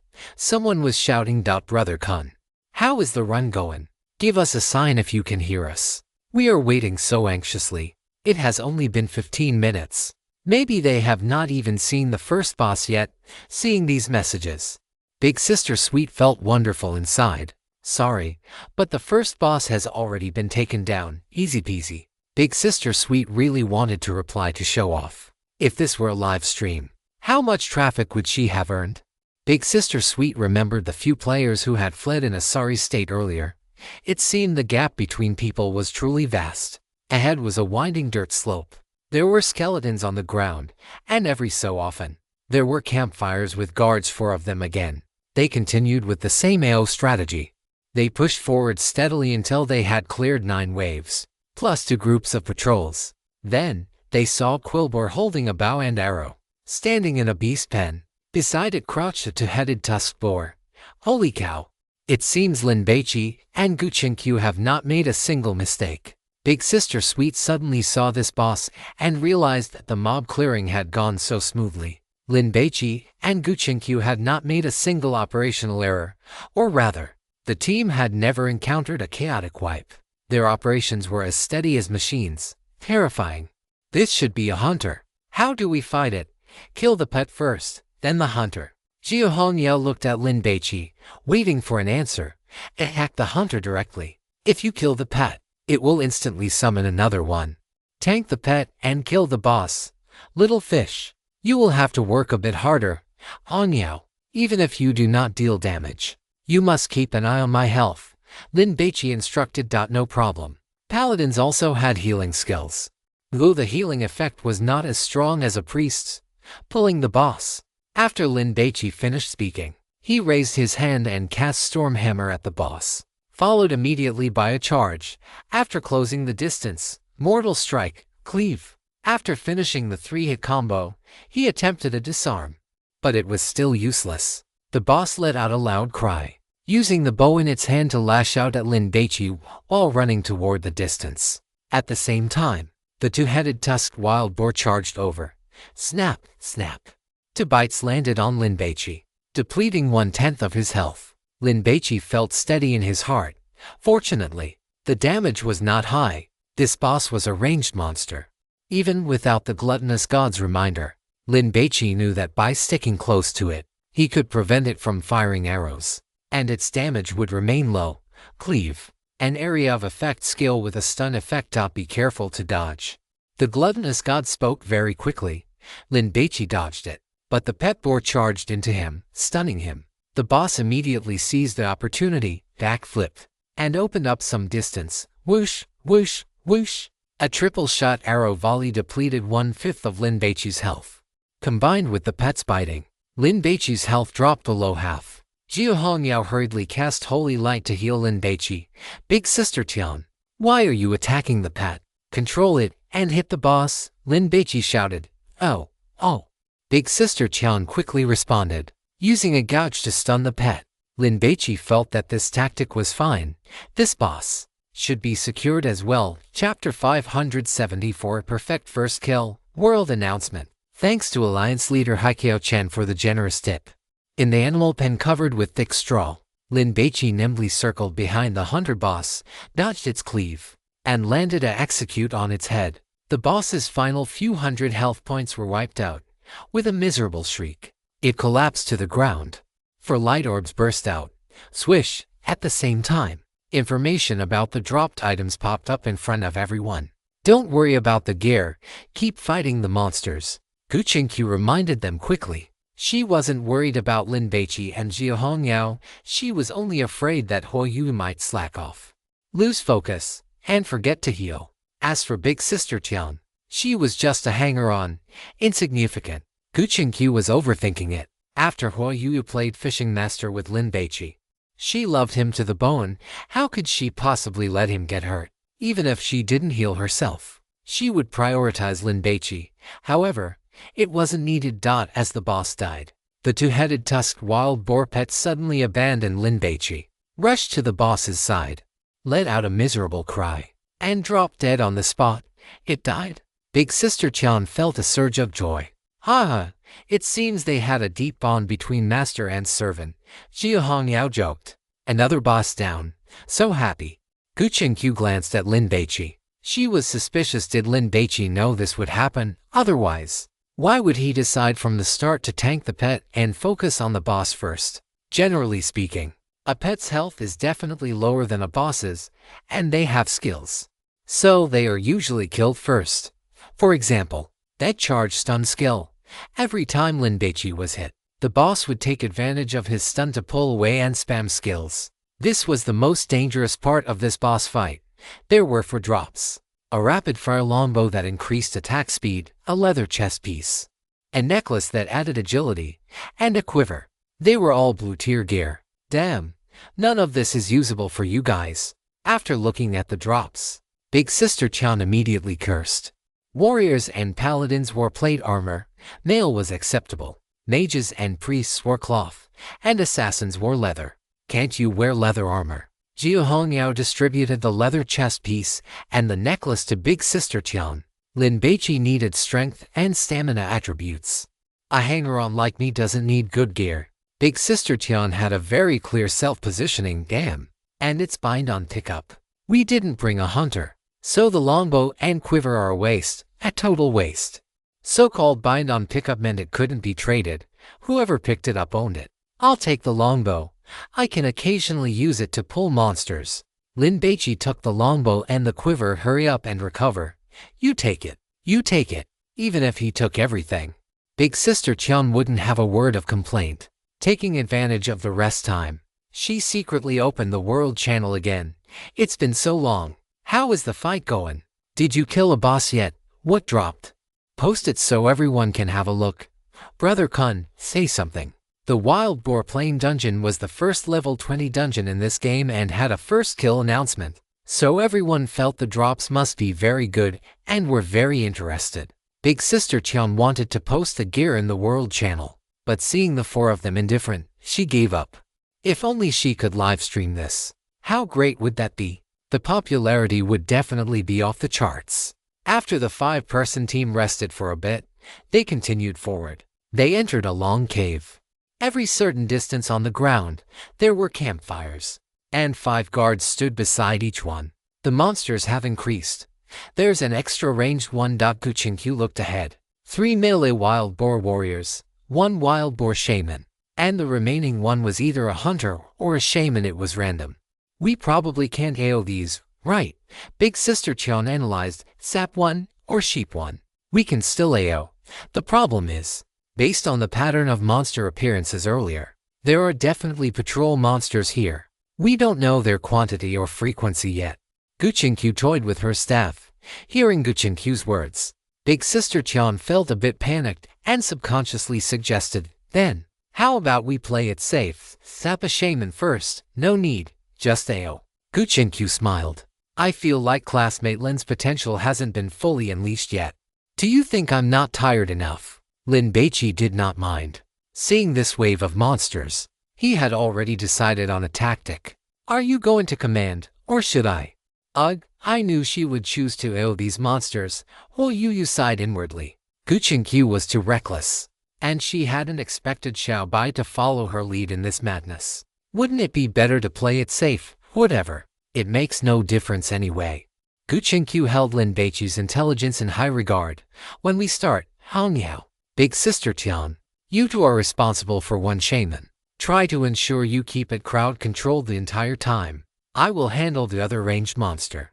Since my crowd control skills are insufficient to cover the duration, I will definitely take some hits. Xiaoyu, prioritize healing me. Lin Baici explained the tactics. He asked Yu to prioritize healing him not because he was afraid of dying, but because he was the main tank. He was constantly absorbing damage. If he fell, everyone else would be finished. Let's begin. Lin Baici locked his eyes on a shaman and charged in to initiate the fight. He was lucky. He stunned the target immediately. Cleave. Lin Baici swept his blade across all 5 monsters, establishing aggro on all of them. Afterward, he began applying Mortal Strike to them one by one, stacking debuffs to lower their attributes. During this process, Lin Baici intentionally took a lightning bolt, just as the shaman was about to finish casting its second spell. He landed a pummel. This skill was different from his flying punch. Pummel was a silence that interrupted the monster's current spell and silenced it for 4 seconds, whereas flying punch had a knockback effect. Big sister Tian, that interrupt was too early. Just like the alumnus. Wait until the second chain lightning is almost finished casting before you interrupt. Guchinkyu instructed. It is inevitable that the main tank will take damage, so players must utilize their skills reasonably to ensure the damage caused by the monsters is linear, rather than sudden, massive drops in health. Otherwise, it puts too much pressure on the healer. Guchinkyu was teaching them on the fly. Oh, okay. Big sister Tian agreed verbally, but she felt a sense of trepidation inside. She was a gaming streamer who played plenty of single-player and online games, but her selling points were mainly showmanship, antics, and her looks. She understood what Guchinkyu was saying, but actually doing it. Sorry, that was too hard, Chinkyu. Are you a professional gamer? Big sister Tian asked curiously. No, I rarely play games. Guchinkyu's family was so wealthy that she was a super VIP in real life, a pay-to-win player. Between skiing, mountaineering, and skydiving, there were simply too many things for her to do. If it weren't for her poor health, Guchinkyu would have even wanted to hit the track to experience the thrill of racing. Then you. Big sister Tian was stunned. This is the primary strategist of our team. Lin Baici praised her. Big sister Tian's own skills were average, but her eye for talent was good. After they started AOing these groups of 5 monsters, she had expected some chaotic scenes or operational errors, but none occurred. The performance of this big bear girl was also quite sharp. Not only did she fight monsters and control the field, but she also managed to heal Lin Baici. And her aggro management was incredibly stable. I only saw Guchinkyu and Big Cousin showing off earlier, but I didn't expect this one to be a woman who hides her true capabilities as well. Big sister Tian marveled to herself. Not to mention fighting bosses. Even when fighting small mobs, Big sister Tian would occasionally get hit by the monster's area of effect skills. But this big bear knight dodged almost everything and barely lost any health. Top-tier players had peak judgment regarding skill selection and timing. And combined with their positioning, they could minimize the damage they took. And the 3 people in front of her were exactly those kinds of people. Big sister Tian had never seen how professional players like Call Me Brother Kun fought monsters. But she felt that even if those people pushed themselves to the limit, they would only be at the level of their current group. Xiaobai, I only have 1/10 of my mana left. Yu shouted, very worried. Should I drink a mana potion? No need. Guchinkyu's voice was calm. Hongyao, do less damage and focus primarily on the alumnus's health. Got it. Jia Hongyao nodded. But little Kikyu, why do you keep calling little Lin alumnus? I like it, Guchinkyu retorted. Is that not allowed? Little Lin, Xiaobai, God Lin. And there was even someone calling him Big Cousin. She naturally had to choose a nickname that was uniquely hers. Besides, when Gu Qingqiu first met Lin Baici, it was in the capacity of being an alumnus. It had commemorative significance. The wave of 5 monsters was cleared without any danger, though there were some tense moments. The tension came from Huoyu's gear being too poor and her mana being insufficient. If not for Jia Hongyao's constant auxiliary healing, she would have had to drink a mana potion. Xiaoyu, don't overheal, Lin Baici cautioned. But I'm afraid something will happen to you, Huoyu pouted. Trust Hongyao. Lin Baici patted the high ponytail girl on the shoulder. After the team ate and drank to restore their status to full, they continued to grind monsters. After finishing the 3rd wave, the boar shaman dropped an item, a purple cloth helmet. Xiaoyu, hurry up and put it on, Gu Qingqiu ordered. It's so ugly. After Huoyu put it on, she had a pair of curved pig ears. If her fans saw this, it would definitely be turned into a GIF and circulated on QQ as an emoji pack. 20 minutes later, Lin Baici and the others finished 9 waves of monsters and, under a thatched hut, encountered the 3rd boss. It was an ogre 3 meters tall. Its body was covered in knotted muscles and painted with eerie totem patterns, and its legs were as thick as the large pillars found in the corridors of Jiangnan Gardens. Woo, look what I found, 5 thieves. The ogre boss laughed mockingly after seeing Lin Baici and his group. Are you here to steal my slaves? How truly overconfident. This was an ogre merchant, wearing a suit of plate armor, holding a warhammer in his left hand, and carrying a yellow cowhide backpack on his back. Behind him, on the left, was a carriage piled high with goods, and on the right were 3 cages, each holding an orc slave, level 21, and it is a melee fighter. Da Qianji swallowed hard, feeling nervous. She was only level 19, and melee bosses like this usually had area of effect skills and hit incredibly hard.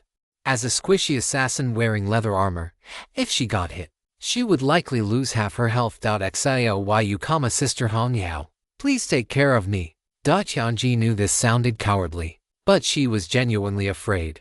She snuck a glance at Lin Baici, Xiu Hongyao, and Gu Qingqiu, only to find them looking incredibly calm.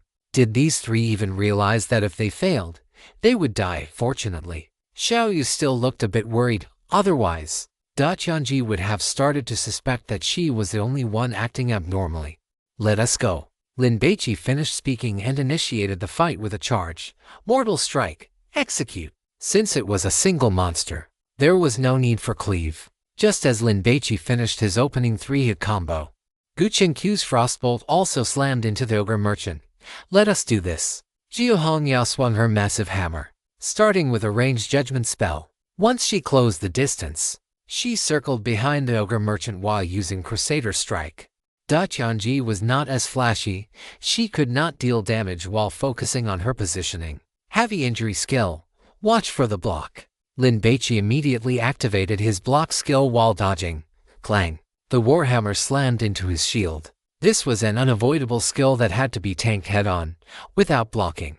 It would cause a heavy injury effect, which would not only cause continuous health loss over the next 6 seconds but also increase the damage taken from subsequent attacks. It could be said that blocking the heavy injury was one of the keys to defeating this boss. Cleave, watch out and dodge, bomb throw, ranged players watch out. Lin Baici did not dare to warn Huoyu and Gu Qingqiu, otherwise he would not be able to explain how he knew the boss's skills in advance. The ogre merchant reached into the backpack on its back with its left hand, pulled out a coconut-sized, spherical black iron bomb, and hurled it at Gu Qingqiu. That was close. Lin Baici breathed a sigh of relief. Gu Qingqiu did not need a warning. Sure enough, Gu Qingqiu immediately began to reposition. The black iron bomb hit the ground and exploded with a boom, covering a diameter of 15 meters. The ogre merchant's damage was quite high, but Lin Baici had the gluttonous god as a boss alert plugin, so he could avoid most of it in advance, keeping things relatively stable. The boss's health dropped to 60%. It let out an angry roar, abandoned Lin Baici, and ran toward a cage on the right. Do not interrupt. The ogre boss took a key from its backpack and began to unlock the cage. Interrupt it quickly, Gao Qianji shouted. This boss was clearly planning to release that orc slave to help it fight. Xiao Bai. Little Kikyu, what should we do? Jiahongniao did not rush to interrupt. Do not interrupt. Let it release the slave and see, Lin Baici commanded. 3 seconds later, the ogre merchant finished unlocking the cage. With a creak, the cage door opened, and the orc slave rushed out, lunging directly at Huoyuyu. Watch out for the taunt. As soon as the gluttonous god spoke, Lin Baici had already finished his taunt, and the orc slave ran toward Lin Baici. The taunt skill could attract aggro, forcing the monster to attack the main tank. It is over. We should have interrupted. Tianji regretted. What do we do now? Kill the small one. Jiahongniao swung her hammer. Even though she was wearing sturdy plate armor, her chest was bouncing around, which was quite a sight. Do not kill it. Lin Baici was very calm. The boss had already used its skills twice, so it seemed these were its only tricks. He estimated the next slave would be released at 30% health. The slave turned into a sheep. We can sheep it, Guqinkyu commanded. Do not worry about it anymore. The boss's health dropped to 30%. With another shriek, it ran to the cage and began taking out the key to unlock it. Do not interrupt, Lin Baici warned. Tianji asked subconsciously, only to be glared at by Lin Baici. Do not act on your own. Listen to Xiao Bai, Huoyu urged. Go for the sap, Lin Baici shouted. Tianji's reaction was slow, or rather, she did not dare. The one released this time was an orc mag. It exited the cage, ran over 10 meters, and began casting spells. A fireball the size of a cantaloupe was aimed right at Huoyuyu's face. Guqinkyu turned the orc slave mage into a sheep. Polymorph could only affect one target at a time, used consecutively. The duration of each polymorph would decrease. So the first orc slave warrior turned back and ran toward Guqinkyu. I will control it. Jiahongniao immediately threw a hammer of justice. Tianji, you are too slow. Guqinkyu scolded. The orc mage had just come out, and had not entered combat yet, so it could have been sapped out once it entered combat. The assassin could no longer use that skill. I will do better next time. Tianji was very anxious. 2 slaves. One turned into a sheep, and the other, controlled in turns by Lin Baici and the others, prevented them from participating in the battle. The boss's health reached 10%. It ran to the cage again, starting to release another slave. Tianji, Guqinkyu shouted. Tianji agreed quickly, but her execution was poor. She missed the sap, and the orc slave priest that ran out had white light glowing on its hands, beginning to heal the ogre merchant. Watch for the interrupt. Guqinkyu's silence had already been cast on the slave priest. Ignore the small ones. Burn the boss. Xiaoyu, drink a mana potion. Baici, drink a health potion. Save the ultimate skills for the end. Guqinkyu urged him on. Having downed a blue potion, his health was already at 10%. It was impossible to clear the small mobs first. The ogre merchant roared, swinging its hammer even faster. Its skill casting speed increased. But for Lin Baici, it was not much of a problem. With a miserable shriek, the boss crashed to the ground. 4 beams of light burst forth. Purple gear. Tianji and Huoyu were filled with surprise. In the loot information that popped up, there was a purple named item, Ogre Black Iron Bomb. Stay steady, Guqinkyu advised. The 3 orc slaves stopped fighting the moment the boss died, then exchanged glances and ran back into their respective cages. That's it, we're done. Tianji was pleasantly surprised. It seemed they wouldn't have to fight the small mobs this time either. Jiahongniao was carefree, and Huoyu was determined to follow Lin Baici, so neither cared whether he had secrets. This, however, left Guqinkyu, who liked to get to the bottom of everything, feeling restless, as if a cat were scratching at her heart. Talk to the 3 orc slaves. They will help you besiege the wild boar tribe High Shaman. As long as you ensure the slave priest does not die, you will pass easily. Hearing this, Lin Baici raised an eyebrow. So, these 3 slaves had this purpose. The guy who designed this dungeon, he really put some thought into it.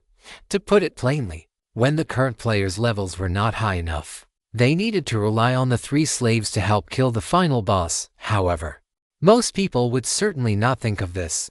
They would subconsciously kill them, or even interrupt the boss while it was unlocking the cages, preventing it from releasing the slaves. This is a purple accessory. Seeing that the boss fight was over, Tianji immediately began to admire this purple piece of equipment. Ogre Black Iron Bomb can throw a bomb at an enemy. After exploding, it deals damage to the enemy and stuns the target for 3 seconds. Cooldown 2 minutes. Ineffective against dungeon bosses. Top tier. After reading the stats, Guqinkyu praised it. Possessing this purple bracelet was equivalent to gaining an extra skill. And a crowd control one at that. Shinkyu, you take it. Lin Baici distributed the loot. With this thing, it will be more convenient for you to group mobs. And clearing them will be safer. You take it. Guqinkyu declined modestly. You are the mount. Having an extra skill has a huge impact on the efficiency of pulling mobs. And I can't always be the one clearing them. Oh, stop with the back and forth. Jiu Hongyou made the decision. The mount takes it. Then, I won't be polite. Lin Baici put the bracelet on his left wrist. The ogre merchant's two-handed warhammer dropped as well. Bonus effect, after hitting an enemy, there is a certain chance to summon a slave to help the player fight. This one is nice. Tianji felt regretful. Assassins couldn't use two-handed hammers. Jiu Hongyou put the warhammer into her inventory. The remaining 2 items were an accessory that added strength and a 36-slot ogre merchant's travel bag. Lin Baici took the accessory, and the travel bag was given to Hoyuyu. Continue, Guqinkyu urged. Wait a moment. Lin Baici walked to the cage and spoke to the priest. Kill the chieftain here with us, and you will be free. You will also be able to wash away the shame of being captured. Fine. The priest hesitated for a few seconds before agreeing. It stepped out of the cage, walked to the carriage nearby, and found its equipment among the cargo to put on. Lin Baici spoke to the other 2, and they also agreed to fight. This actually works. Tianji was dumbfounded and still a bit worried. They won't turn on us while fighting the boss, will they? They shouldn't. Lin Baici set off. The team exited the long cave and saw an altar towering into the clouds, with a staircase of over 100 steps leading to the top. Braziers were lit on both sides of the stairs, as if some sort of bizarre ritual was being performed. There were over a dozen waves of monsters on the stairs. 5 in a group. Lin Baici's group began clearing the mobs, still using area of effect attacks. It's a pity our gear isn't great. Otherwise clearing them in one go would definitely be satisfying. Huoyu looked forward to it.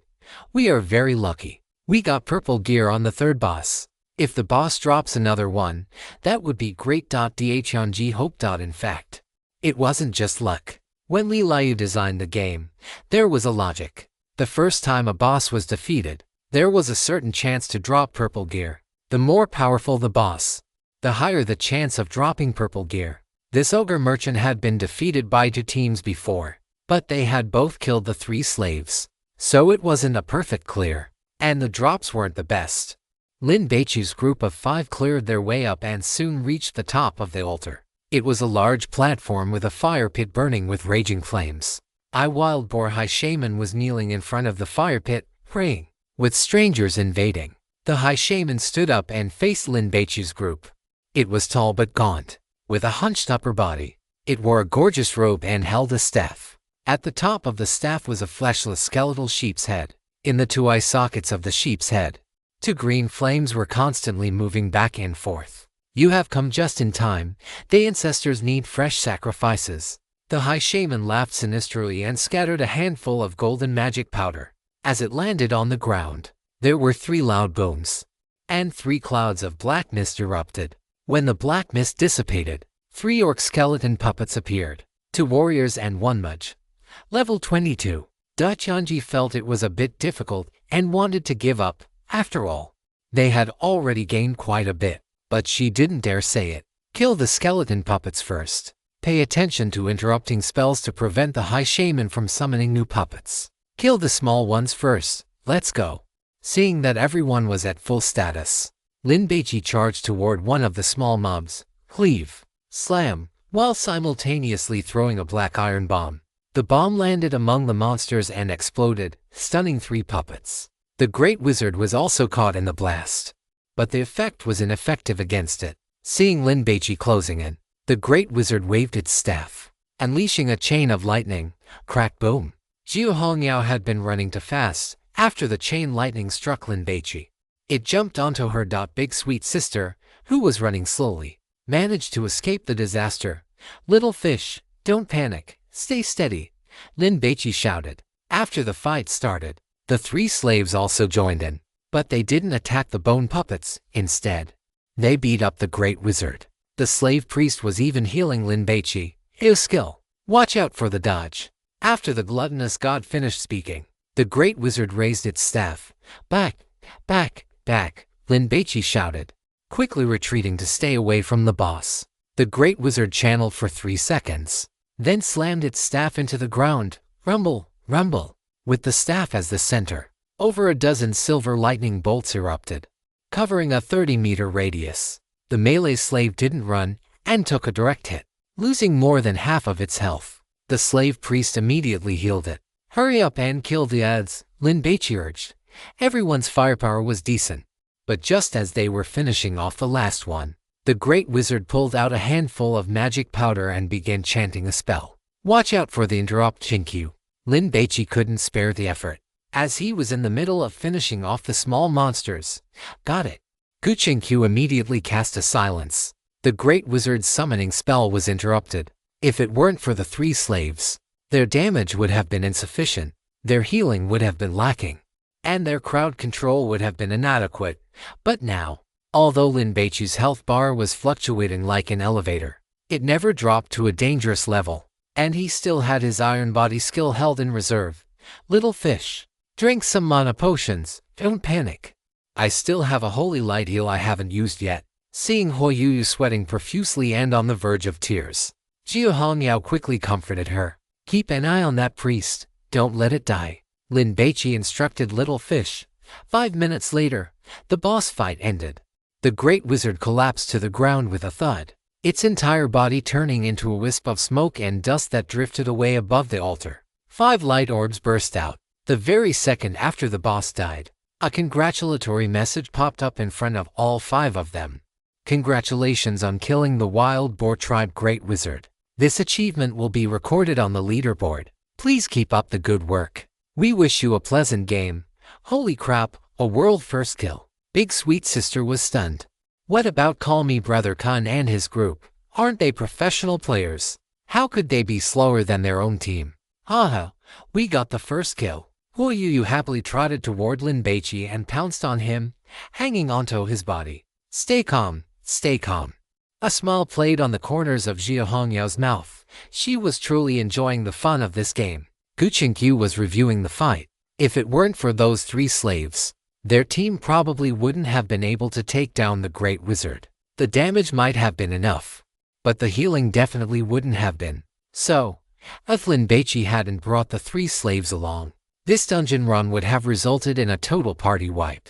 In the Wild Boar Plains, on the large slope, more and more teams were farming wild boars, but the skill levels of the mages varied, leading to different levels of efficiency. On the World Channel, some people were asking about the progress during their breaks from fighting monsters. It's been over an hour. They're still not done. They haven't died, have they? Brother Kun, can you do it or not? If you can, give us a sign.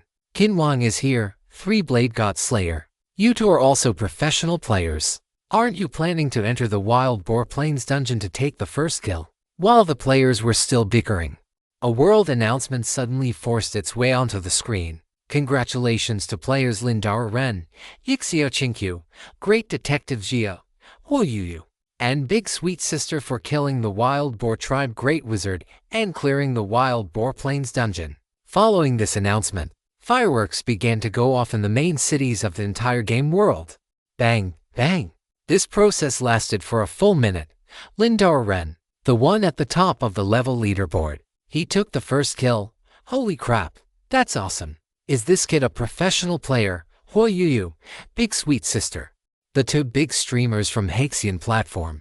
They actually managed to get the first kill. Sister Fish, you were hiding your skills. You're this good at games? I always thought you were just a beauty streamer. Bullshit. She's clearly a streamer who likes to make dirty jokes, right? The World Channel immediately became lively because of this announcement. Many of the people caught in this super video game city were here to watch the Hero Glory tournament at the Wanda Plaza. They watch streams often, so naturally, They were fans of top female streamers like Hoyuyu and Big Sweet Sister. Even those who weren't their fans knew who these streamers were. Sister Fish. I'm Tyrannosaurus No Teeth. Your room moderator, Sister Fish. Please carry me. Big Sweet Sister. I'm Wankai, your top 10 donor. Hoyuyu felt very awkward looking at the people greeting her through the world channel, and she stole a glance at Lin Baici, hoping he wouldn't be angry. Big Sweet Sister was feeling both proud and regretful. Damn it. If this were a live stream, the traffic would have absolutely skyrocketed. Holy crap, first kill. Kang Tianj was fighting a werewolf when he saw the ID Lin Ren in the first kill announcement. He felt as if he had been stuffed with a mouthful of excrement, and he became completely depressed. Damn it. It seems there's no way to get revenge for being killed now. Inside the dungeon, Call Me Brother Kun and his group were clearing monsters on the stairs, with 6 more waves to go before reaching the top. Seeing the world announcement, Speed Attack Shoe Wearer felt his head buzz, a sense of disbelief washing over him. They actually finished it. Hunter Shanji looked completely bewildered, raising his head to stare at the monsters on the steps. How are they fighting? Why are they so much faster than us? Da Huangxiang Gamian could not wrap his head around it. Our gear is already considered quite good. There shouldn't be such a huge gap between us. When it comes to experience and operations, we are professional players after all. Exactly. If it were those professional level players like the LGD team taking the first clear, that would be one thing. But why does this Lin Ren team deserve it? Ichuan Gong Suzi was furious. And there are 2 female streamers with them. Damn it. They must have been pulling mobs and using area of effect attacks to clear them. Kunj analyzed. No way, right? Liulian Taigui did not believe it.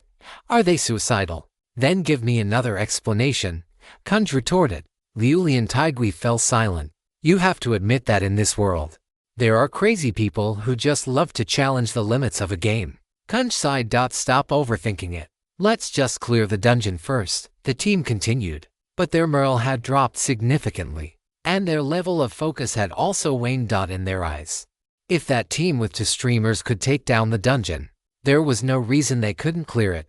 On the altar, the 5 of them spotted the Great Wizard and initiated the fight. Their positioning was perfect, and their interrupts were timely, but their healing was insufficient. The boss, along with the 3 small mobs, hit way too hard. Especially that area of effect chain lightning. It drained 1/3 of every team member's health. No one had expected the range of this skill to be so large. Kunj activated all his defensive survival skills, and the priest, Da Huangxiang Gamian, healed him like his life depended on it. But it only allowed him to hold on for a minute before Kunj was taken out by a fireball from the Great Wizard. Without the main tank, the rest were just sitting ducks. It's over. Gong Suzi and the others tried to run, but they were killed before they could even make it down the steps. A few minutes later, everyone respawned at the graveyard. We didn't die. Gamian was first in disbelief, then ecstatic. Kunj immediately sent a message to the GM to inquire and received the same reply as Kang Tianj. Players would not die, but their achievement points would be wiped to 0. Kunj plopped down onto the ground. Honestly, at the moment of the team wipe, he had been in despair. I've calculated it. The healing simply couldn't keep up. How did that Lin Ren team manage to take it down? Gong Suzi was completely baffled. Let's go back to Wild Boar Plains and ask those people. Kunj rushed back at full speed. Having achievement points wiped wasn't terrible. As long as they cleared the Wild Boar Plains dungeon, they would definitely earn plenty of achievements. He felt that the other team must have accidentally discovered a secret he didn't know about. Kunj opened his panel, searched for the 5 members of that squad, and chose to add them as friends. Though he knew it was unlikely to go through at a time like this, Kunj had guessed correctly. In front of Lin Baron and his 4 companions, notification boxes requesting to add them as friends were popping up incessantly. It was incredibly annoying. Those who couldn't add them as friends started shouting in the world channel, Sister You, I'm your VIP fan. Please accept my friend request, Sister You. What is your relationship with Lin Ren? Why is it 1 man and 4 women in a party? Are you a couple? Players were speculating, extremely curious about their relationship, and even more envious of Lin Baron's romantic luck. Playing a game with 4 beauties must be absolutely delightful. Don't talk nonsense. Lin Baici is Sister Yu's eldest cousin. This message was sent by the assistant. Hua Yu didn't want things to blow up, so she quickly sent a message in the world channel. Biggie Ren is my cousin, and Yixio Chinkyu is his schoolmate. It's not that I don't want to add you. It's just that there are too many messages. I can't keep up. You all know my skills, right? I'm just a mascot responsible for cheering them on. I'm the one being carried too. Tianji added. I can testify to that. When everyone saw Hua Yu speaking, they immediately started shouting again. Sister Yu, can you ask your cousin to carry me once? I don't want to die. Can you let me see what the boss looks like too? Tianji was ignored. Yu Kuashengjian, congratulations, Brother Ren, Tenkeki. I knew you weren't human. You're a god. To Bilibili dance category content creators sent private messages to Lin Baici. After the flattery, they soon saw Hua Yu's message. Tenkeki. So it's Sister Yu's eldest cousin. My apologies, Yu Kuashengjian. Can I call you eldest cousin? My voice is quite sweet. It sounds nice when I say it.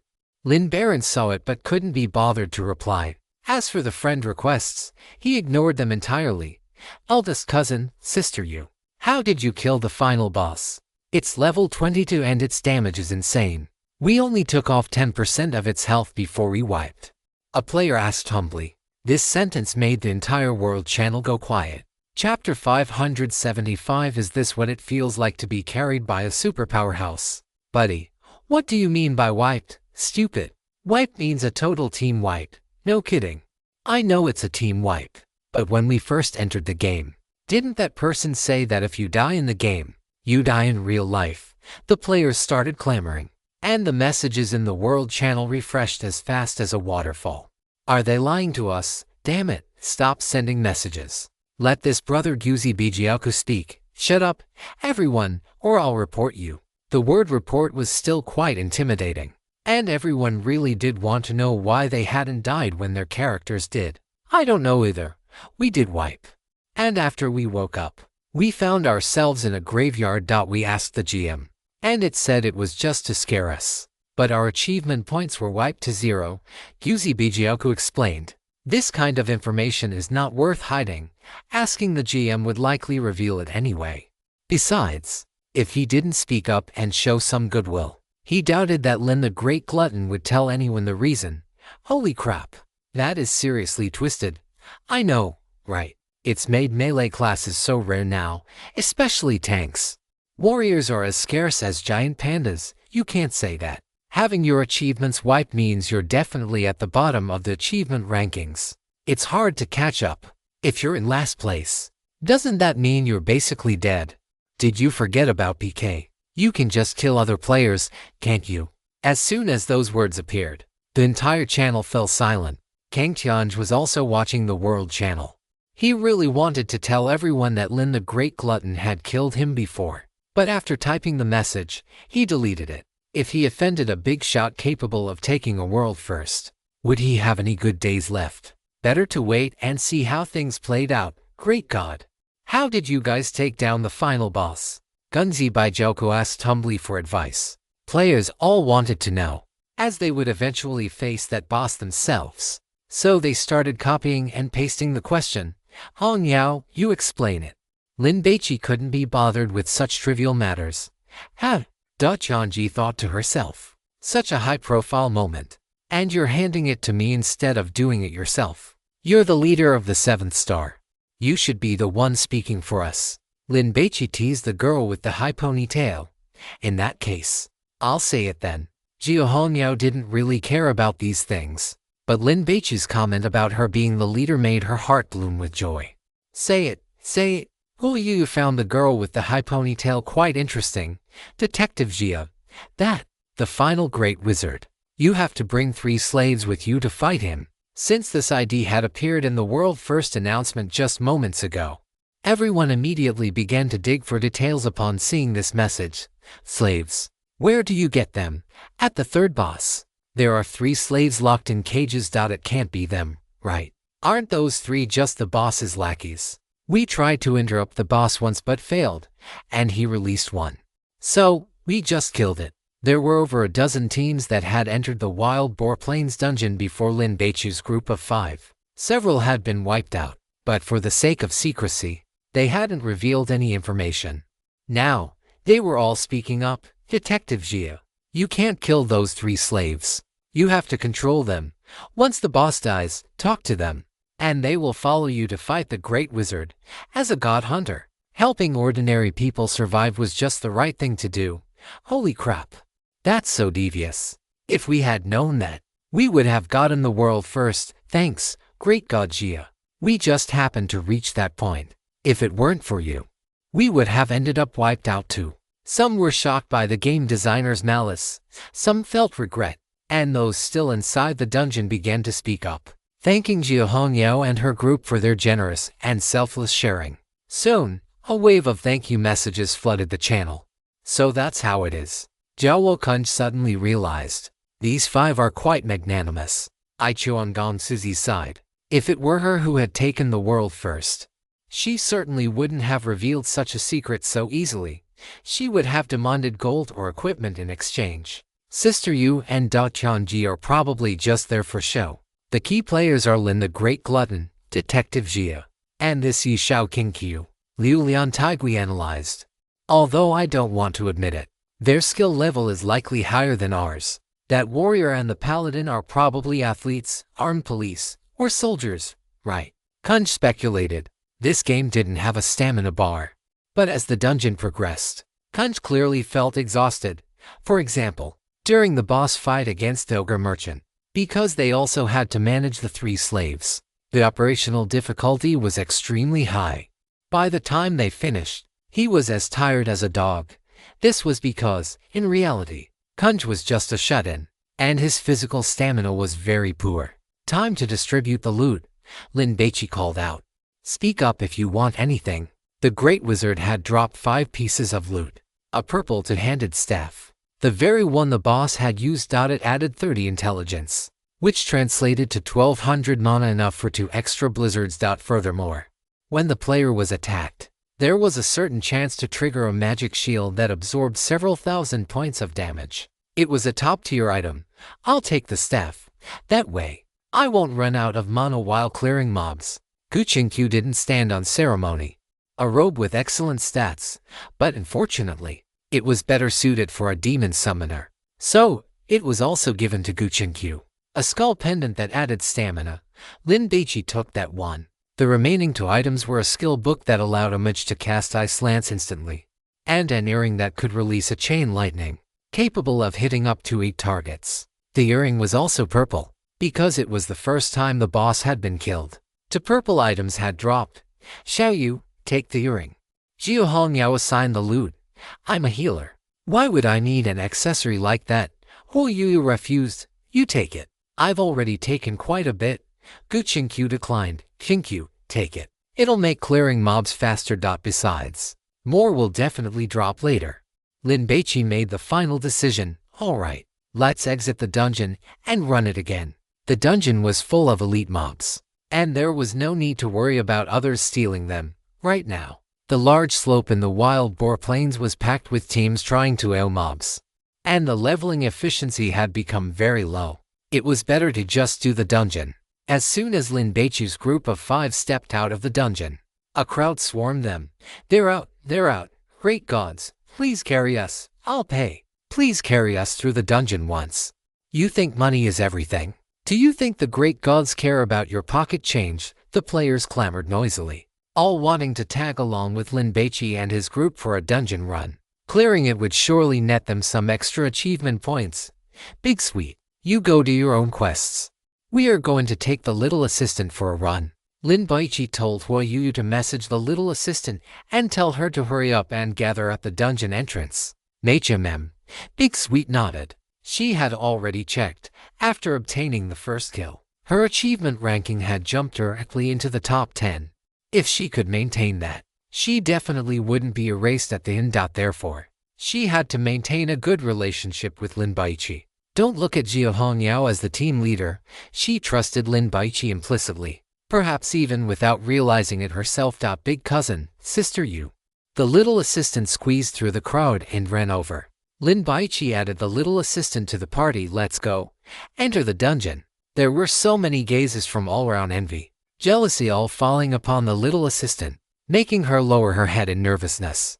As it was her first time being the center of such attention. It is our second time running this. And we have to priests now. So we can be a bit more aggressive, Gu Qingqiu suggested. All right. Lin Baici and Jia Hongyao understood Gu Qingqiu's meaning instantly. There was no need to maintain crowd control throughout the entire run. They should seize the time to deal more damage. And it was acceptable to lose some health. Lin Baici charged in to pull the mobs. Seeing this, the little assistant was startled. What should I do? They hadn't even assigned her a task yet. Just keep an eye on the health bars and heal as needed, Gu Qingqiu said casually. The little assistant was stunned, looking at the messages on the world channel. Wasn't this dungeon supposed to be very difficult? Shouldn't they divide the labor and have everyone pushed to their limits? And yet, you're telling me to just heal whenever. Oh my god. Are the people outside just too bad? Or are you guys just too strong? The little assistant couldn't comprehend it.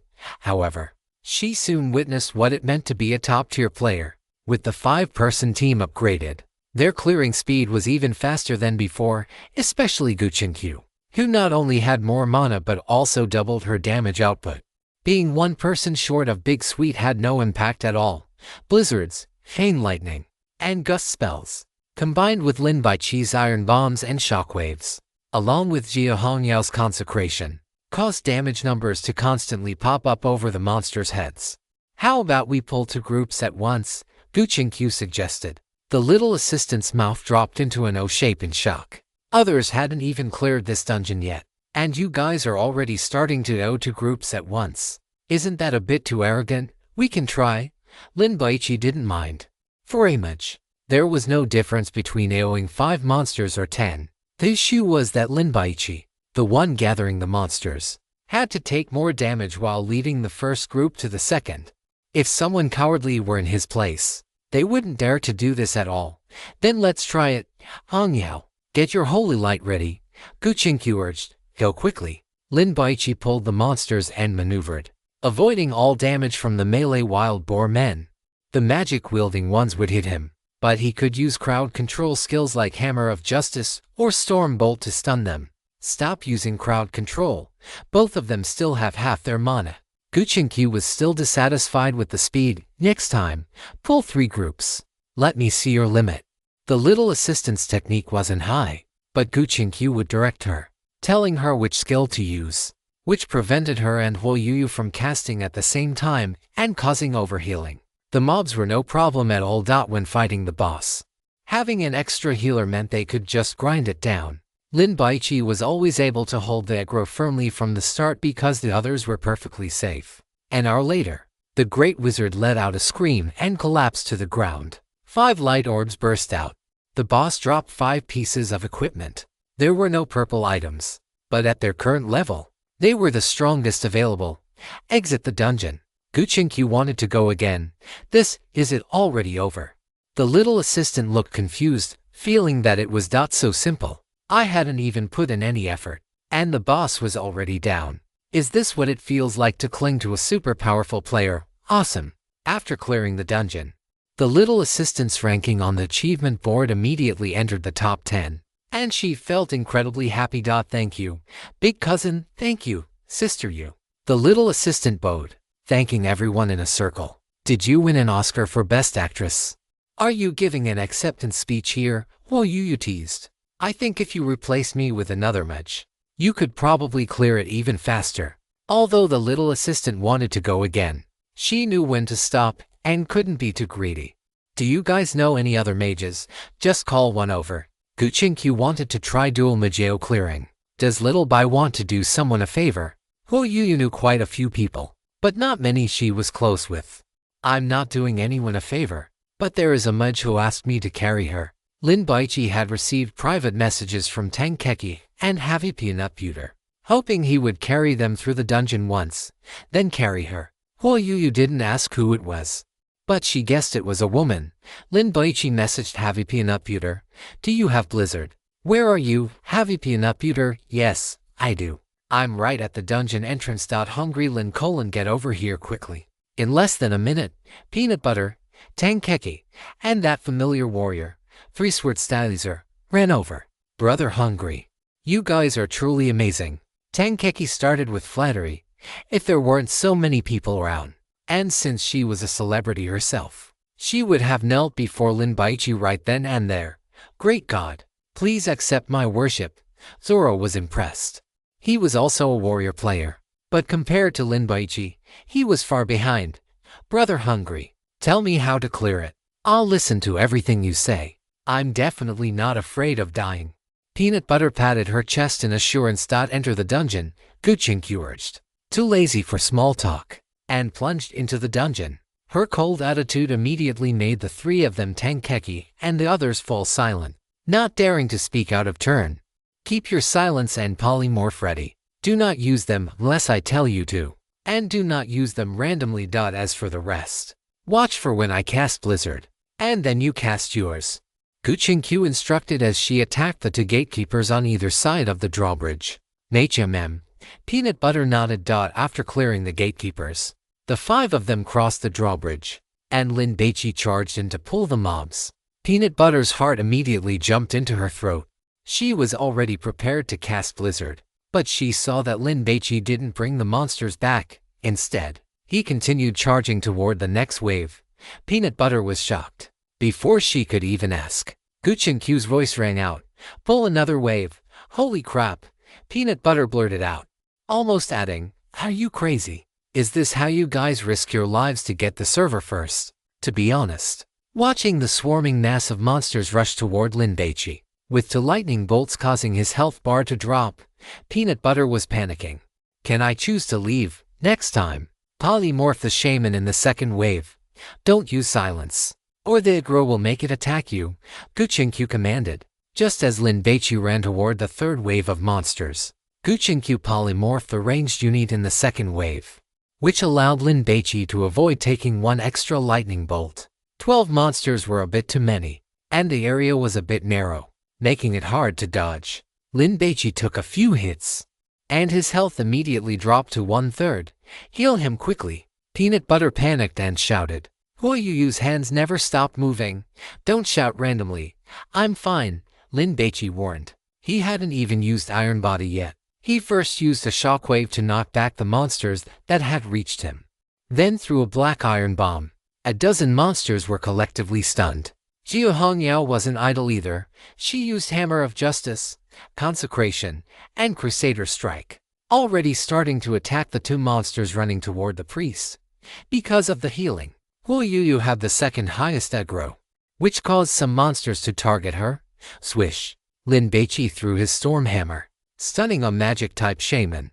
Guchinq began casting Blizzard. She didn't cover all the monsters. Instead, she used the slowing effect to make the monsters in front move slower, allowing the ones behind to catch up, which helped group them together. Pay attention and learn.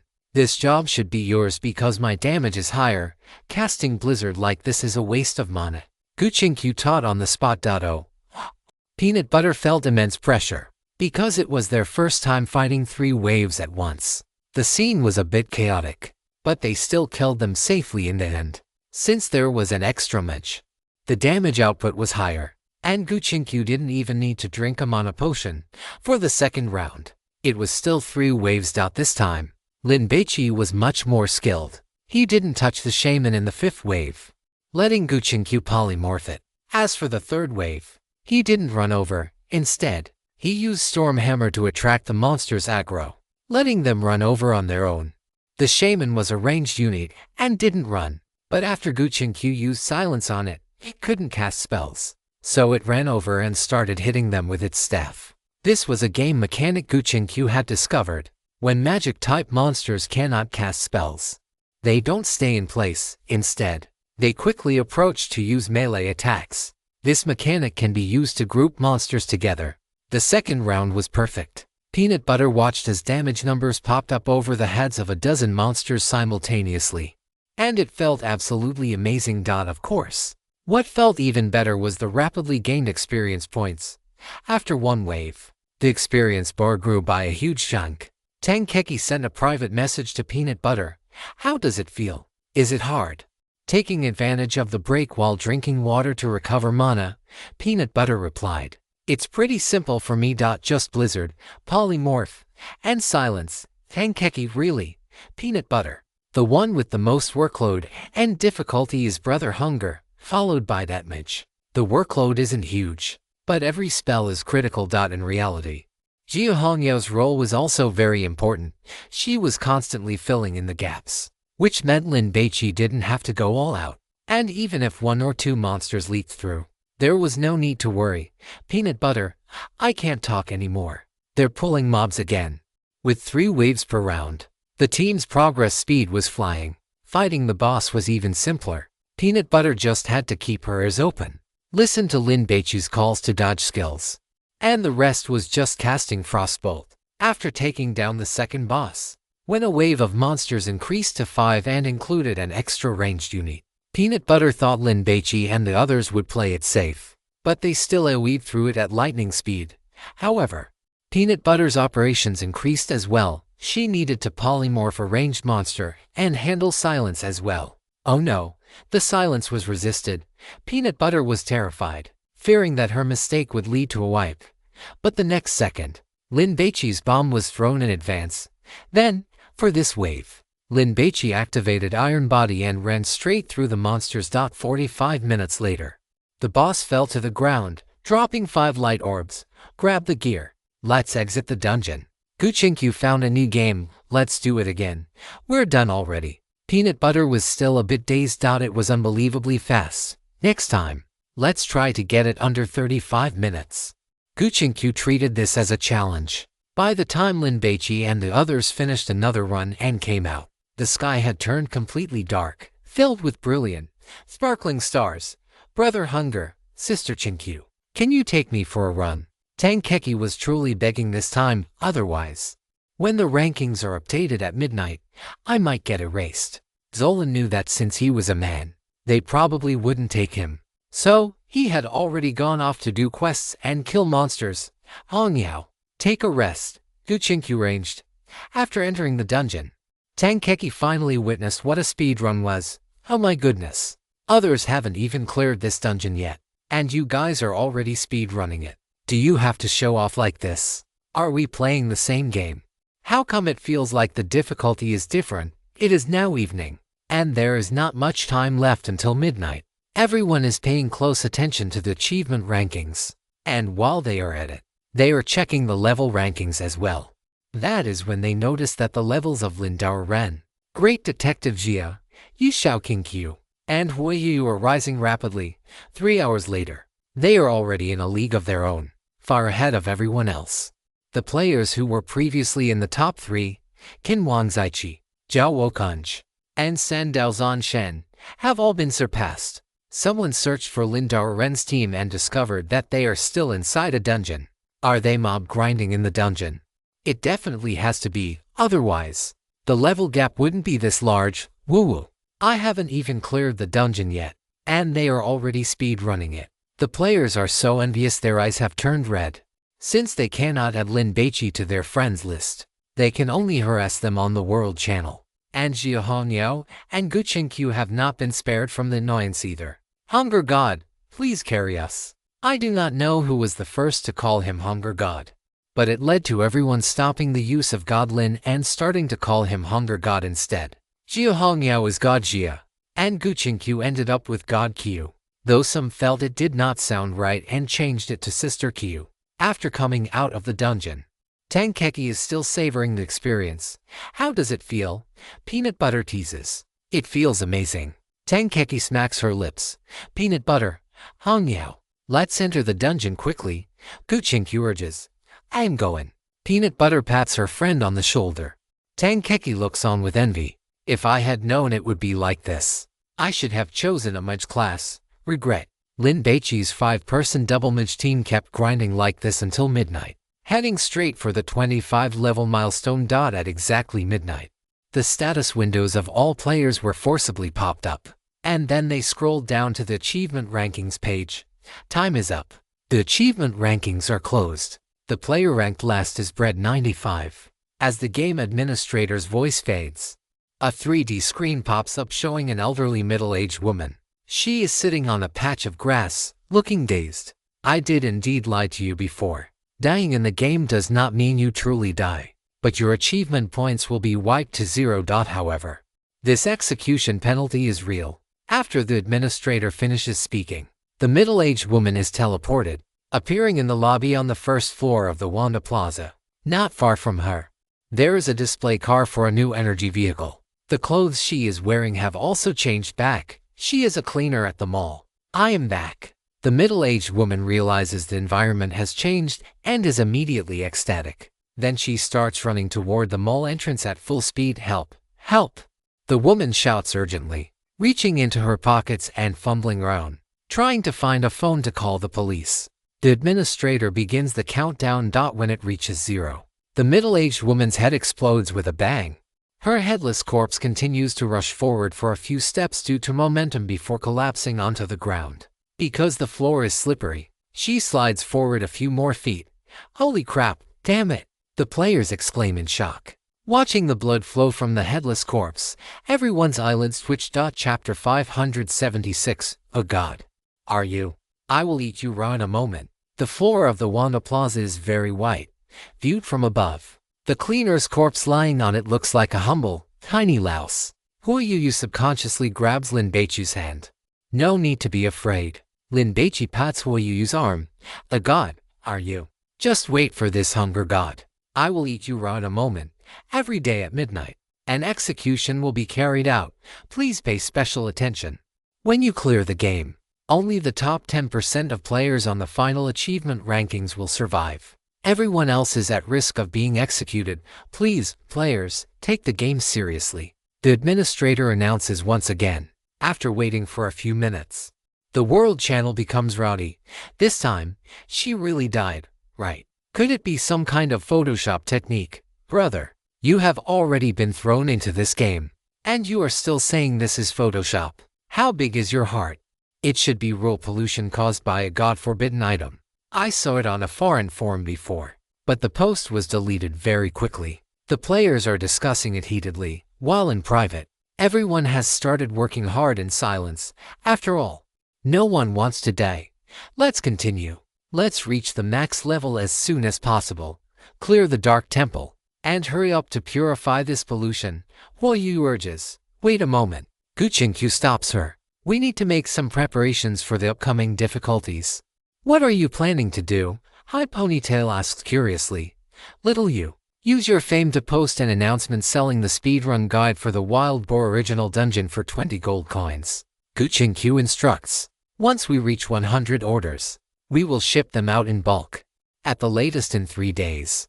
If there aren't 100 orders, we will provide a full refund. Huoyu frowns. 20 gold coins is not a small amount. She has only saved up 11 so far.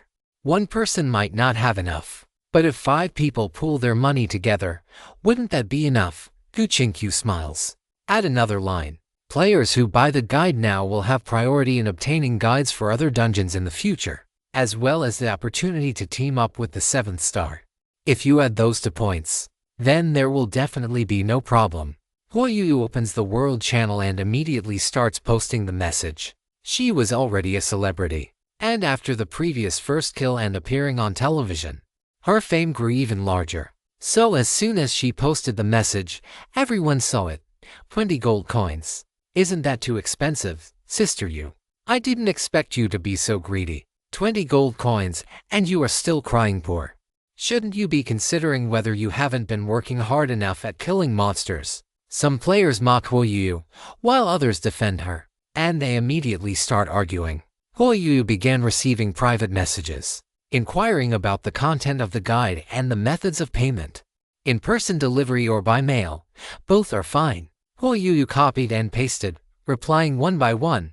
Little Loach, you were worried for nothing. These 100 copies will sell out without any trouble. Huoyu counted, in less than 10 minutes. She had already sold over 40 copies. I just saw a woman get erased. Don't you think they are afraid? Guqinkyu chuckled. Besides, look at the level rankings again. The 4 of us are already in the top tier. That is the most powerful proof that the guide is useful. That is right. Not charging them 50 gold coins is already Sister Q being kind. Peanut Butter chimed in, feeling very happy right now. Not having to pay for the guide and still being able to tag along for EXP. It just could not get any better. She was only level 17 before, but now she is already level 21. On the same level as Call Me Brother Kun and 3 Blade Slaying Gods.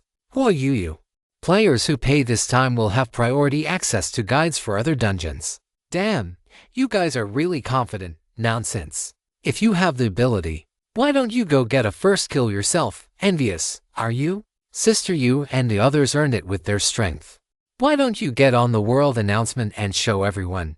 One has to admit, the combat power of Sister Yu's fans is truly formidable. Huoyuyu. Paying players will also have priority for the opportunity to team up with our squad. As soon as this sentence was sent, the channel went into chaos. You should have said so earlier. 20 gold coins, right? I will give you 25. I offer 30. Take me to clear it once, and I will be your servant. Compared to the guide, players cared more about this. Consequently, Huoyuyu received a massive amount of private messages again within a few minutes. 100 copies is enough. The Little Mermaid was very happy. Let us clear the dungeon once first. We will talk after we come out. Guchinkyu entered the dungeon. The team was fixed. It was a double mage lineup, which was the most efficient. They kept grinding until 6 in the morning, when Peanut Butter could no longer hold on, making frequent mistakes. After we finish this run, we are swapping people. Guchinkyu was very cold. I am sorry. Peanut Butter yawned, feeling very apologetic. Although she often stayed up late, she did not pull all-nighters. After playing for so long, her mind was exhausted. After finishing this run, go do some quests to clear your head. Jiahong Yao was not tired, but she was bored, and she wanted to explore this world. After all, this was a rare opportunity. Fine. Guchinkyu did not care. When everyone finished the dungeon and came out, except for Peanut Butter, the 4 of them, including Lin Baici, were almost level 30, and they had all replaced half of their equipment. Having farmed the wild boar plains for so long, any piece of equipment that could drop had already dropped over a dozen times. I am going to Harvest City to do some quests. Lin Baici said goodbye. Brother hungry. I will go with you to heal you. Tankeki chased after him. No need, go get some rest. Lin Baici refused. He walked to the nearest small town, spent 5 silver coins, and boarded a 4-wheeled carriage heading to Harvest City. A quarter of an hour later, a magnificent Western-style castle appeared on the horizon. It is truly beautiful, Lin Baici remarked. The horses hooves trotted onto the stone bridge over the moat, making a crisp clattering sound. In Harvest City, pedestrians were as thick as weaving, and the sound of hawking was endless. Silent Lamb Potion Shop, Blackbeard Leather Goods, Storm Giant Weaponry. Those dazzling shop signs displayed the Western fantasy style of dragons and magic to the fullest. Lin Baici saw a mercenary guild. He went in and took a look around, discovering it was used for posting quests. The shopkeeper was a long-eared elf, very beautiful, wearing a low-cut V-neck gown. Lin Baici went to the barracks and found the knight commander, a middle-aged man, and handed him the letter from the sheriff of Flash Gold Town. So you are an acquaintance of Hal. Rest assured, I will definitely take care of you. The commander sized up Lin Baici. However, before I arrange work for you, I need to see your strength. Recently, a group of bandits has occupied the mines in the Sentry Ridge. Go and scout it out. If you can bring back a few heads, that would be even better. This is a prerequisite quest for the Blackwater Mine Dungeon. It is long and tedious, not worth doing. It is recommended to go check out the sewers of the main city. Commander, do you have a map of this city? Lin Baici asked. I do. The commander held up one finger. Lin Baici understood instantly and handed over a gold coin. Why do you want this thing? The commander handed Lin Baici a roll of parchment. Harvest City was in the rear of the human kingdom. Even if the orcs grew wings, they could not fly over. So the commander was not afraid of the map being leaked. Thank you. Lin Baici left the barracks and, following the map on the parchment, found the entrance to the sewers. As soon as he entered, a foul stench drilled into his nostrils. Chapter 577, Super Top Tier Reward. Unique to the entire server, the sewers were winding and tortuous. hiding filth and grime, with cockroaches and rats scurrying on the ground. Is this environment made too realistically? Lin Baici felt like vomiting from the stench. Go buy oil lamps, at least 10. Lin Baici came out of the sewers, found a general store, bought 20 oil lamps, and then went to find the warrior class trainer to learn all the standard skills. Afterward, he entered the sewers again. Along the way, he could see rotting animal carcasses. The stench was overpowering. As he went deeper into the sewers, the light grew dimmer. In the end, visibility was reduced to only 5 or 6 meters. So Lin Baici quickly lit an oil lamp. He reached a fork in the road. Before he could decide which way to go, the gluttonous god spoke. Left. Lin Baici twisted and turned, walking along the path. After about 7 minutes, he suddenly saw a patch of light ahead. It was from an oil lamp, with a tent pitched beside it. An NPC or a rare monster. Lin Baici felt his spirits lift. Regardless of what it was, appearing in a place like this meant it was definitely something special. He quickly trotted over. Hey, young human. Want to have a drink together? An orc inside the tent heard the commotion and walked out, holding a horseshoe-shaped flat flask in his hand. This is craft ale brewed by dwarves. A single flask costs 1 gold coin. Tell it you have plenty of money. Are you a merchant? Do you have any other goods? Lin Baici pulled out a handful of gold coins. This, I have plenty of. The orc's eyes lit up the moment he saw the gold coins. Haha, I am a merchant traveling the world, and I have all sorts of strange and exotic goods. As long as you have money, we can make a deal. As the orc merchant spoke, seemingly to prove his capabilities, he lifted the tent flap and dragged out a large chest from inside. He opened it, and sure enough, it was filled with all kinds of merchandise.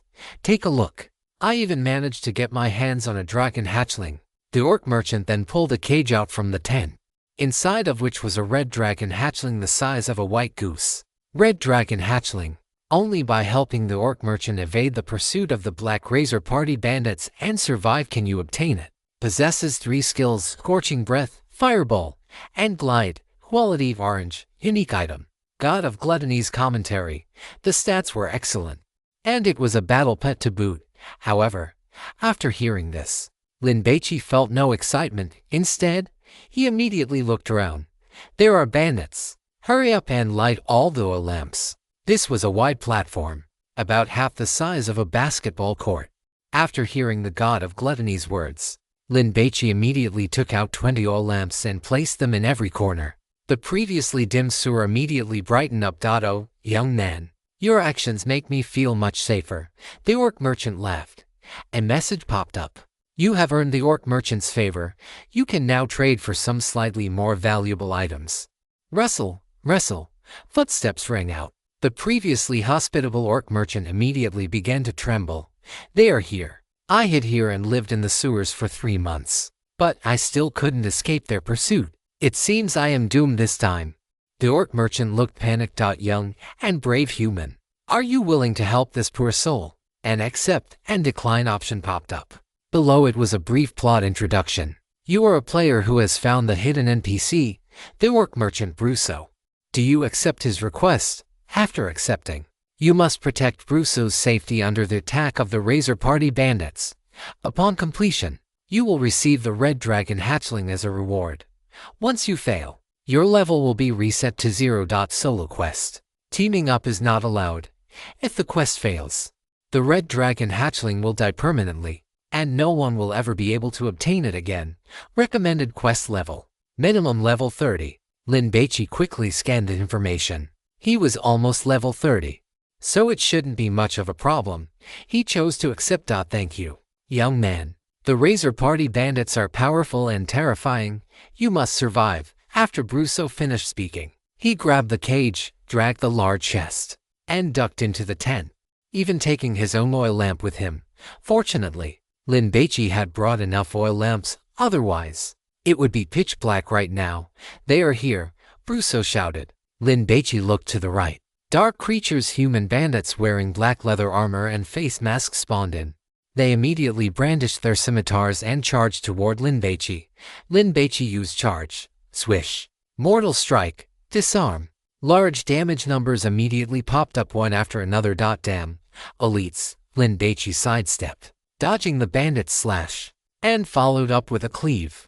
These monsters were level 30, but because they were elites, they had more health and higher attack power than average level 30 monsters. However, it was not a major issue. Lin Baici did not have recovery skills, and health potions had a cooldown. He could only drink one every minute. Since Lin Baici had just lost a potion's worth of health, he quickly drank one to get the cooldown started. After cutting down 7 elite bandits, there was no more movement. Hurry up and eat and drink, the god of gluttony urged. Lin Baici sat down to gnaw on some bread. After resting for about a minute, the second wave of bandits arrived. Before, they had come out one by one, but this time, two appeared right from the start. Charge, cleave, shockwave, disarm. Lin Baici unleashed a combo, and combined with his movement, he whittled down the health of the two bandits while taking very little damage himself.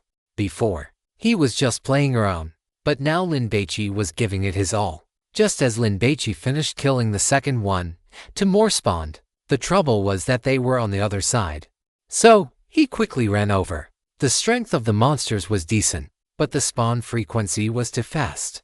Lin Baici had farmed the Wild Boar Plains dungeon for so long and even had purple gear, he wouldn't dare say his equipment level was the best in the entire game, but it was at least in the top 3. Even so, his damage was only just enough. If it were any other class, they wouldn't be able to finish off the first 2 monsters before the next 2 appeared. If this continued, the quest would fail sooner or later. The second wave of bandits appeared 7 times, totaling 14 monsters. After finishing them off, Lin Baici quickly sat down to eat and drink. His brows furrowed deeply. The spawning of the bandits had a time limit. It wasn't a case of killing 2 and then having 2 more appear. According to general patterns, the later monsters should be more numerous and more powerful. Right, Lin Baici muttered.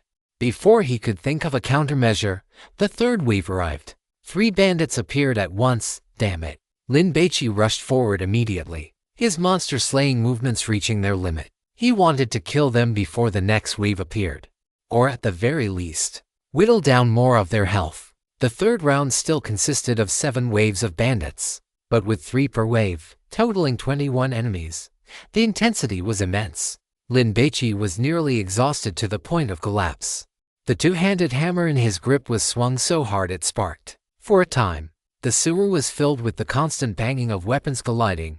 Throughout this round, Lin Baici's health never once stayed full. A minute later, the 4th round of monsters appeared. Lin Baici's expression turned grave, feeling like he was done for. But what awaited him wasn't for monsters, but the sound of a gunshot. Inside the tent, Brusso let out a miserable shriek. Lin Baici froze for a split second before immediately charging toward the source of the gunshot. On the way, he bent down to pick up an oil lamp and threw it forward. The silhouette of a bandit musketeer flashed in the light and vanished instantly. The oil lamp hit the ground, igniting a ball of flame. Lin Baici had already locked onto that musketeer. Charge, mortal strike. Just as he hacked it to death, another gunshot rang out from the direction of the tent. Lin Baici hurried back. The 4th round brought bandit musketeers, testing the player's ability to track monsters in the dark and their capacity for maximum damage output. The musketeers appeared quickly. Lin Baici had to kill them in the shortest time possible before moving to the next one. Otherwise, Brusso would be shot to death by the musketeers. After Lin Baici killed the last musketeer, Brusso emerged carrying a cage. My hero, perhaps I can really survive the Razor Gang thugs this time. You must keep it up. As a token of my gratitude, I will give you the hatchling of the Red Dragon. Brusso showed the hatchling in the cage to Lin Baici, then ducked back into the tent. It was afraid that Lin Baici wouldn't put in the effort and might give up halfway, so it used the reward to tempt him. The 5th round arrived. First came a gunshot. Then a bandit wielding a blade charged out. Musketeers plus bandits, a combination of ranged and melee. Lin Baici charged the bandit, drew its aggro, and immediately ran toward the musketeer to kill it first. After a fierce struggle, the bandit was down to 1/7 of its health when another gunshot rang out. Kill the musketeer first. Lin Baici would have done so even without the gluttonous god's reminder. He ran toward the musketeer while simultaneously casting skills to hack at the bandit. He was incredibly busy. It was still 7 waves. By the time Lin Baici finished killing them, he was panting. The main issue was the sheer amount of running involved. A minute passed quickly, and the 6th round arrived. Bang bang! 2 gunshots rang out almost simultaneously, signaling to musketeers, followed by 2 bandits charging out. Lin Baici saw this and gasped, "Damn it. I feel like I'm finished." He knew his damage output well, having fought 5 rounds of monsters. He also knew their health and damage. With a quick mental calculation, he knew he couldn't clear this round. "Do your best." Lin Baici didn't give up. After killing the 2 musketeers, Lin Baici dragged the 2 melee bandits along to the next wave. By the time he finished the 4th wave, there were still 6 bandits around Lin Baici. Hacking at so many monsters at once caused terrifying damage. Lin Baici's health bar was dropping rapidly. Gunshot. The 5th wave of monsters appeared. Lin Baici rushed over, focusing all his effort on killing the musketeer first. There was no helping it. This thing couldn't be aggroed and only attacked Brusso in the tent. Facing the siege of 8 melee bandits, Lin Baici's health plummeted. He prepared to use his ultimate skill to tank through it.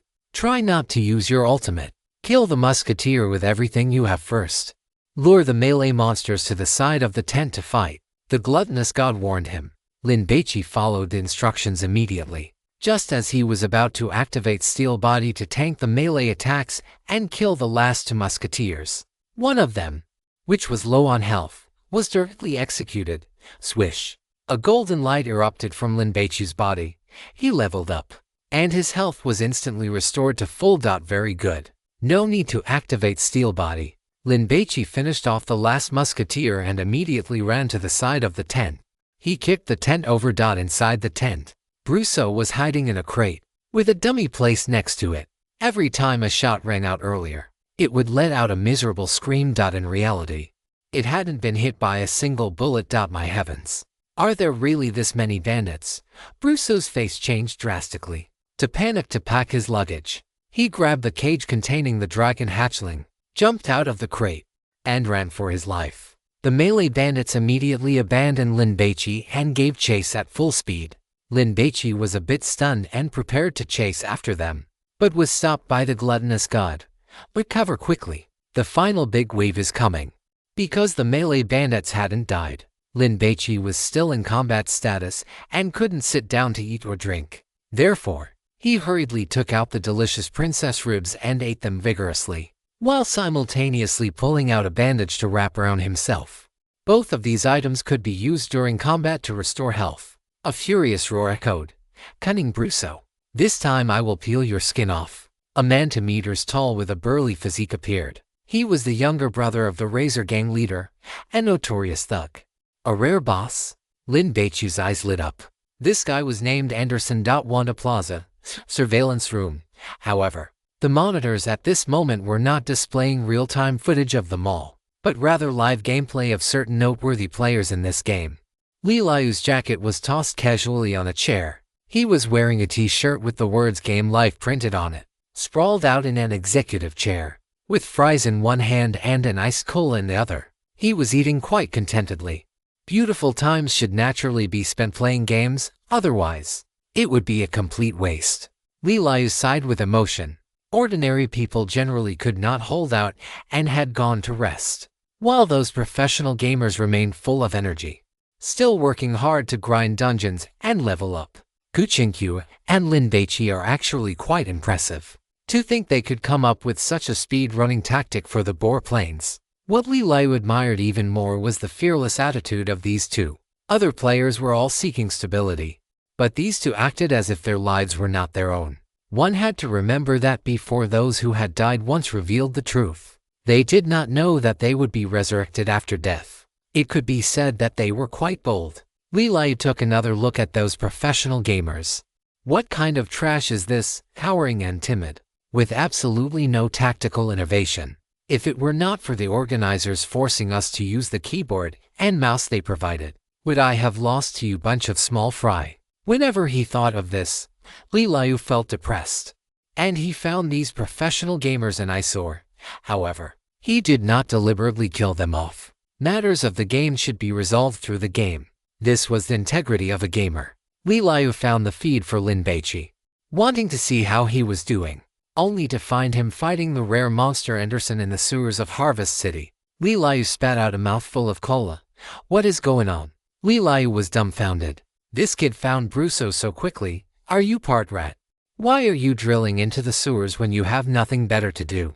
How is he already at the 7th wave? I remember designing this quest to be completable only at level 35. Li Liu sat up straight in shock, staring at the monitor. Theoretically, it could be done at level 30, but it would require the absolute best gear currently available, superb operation and positioning skills, and most importantly, knowing the correct kill order for the monsters. If even one of these requirements was not met, it would be a failure. Generally speaking, it was impossible.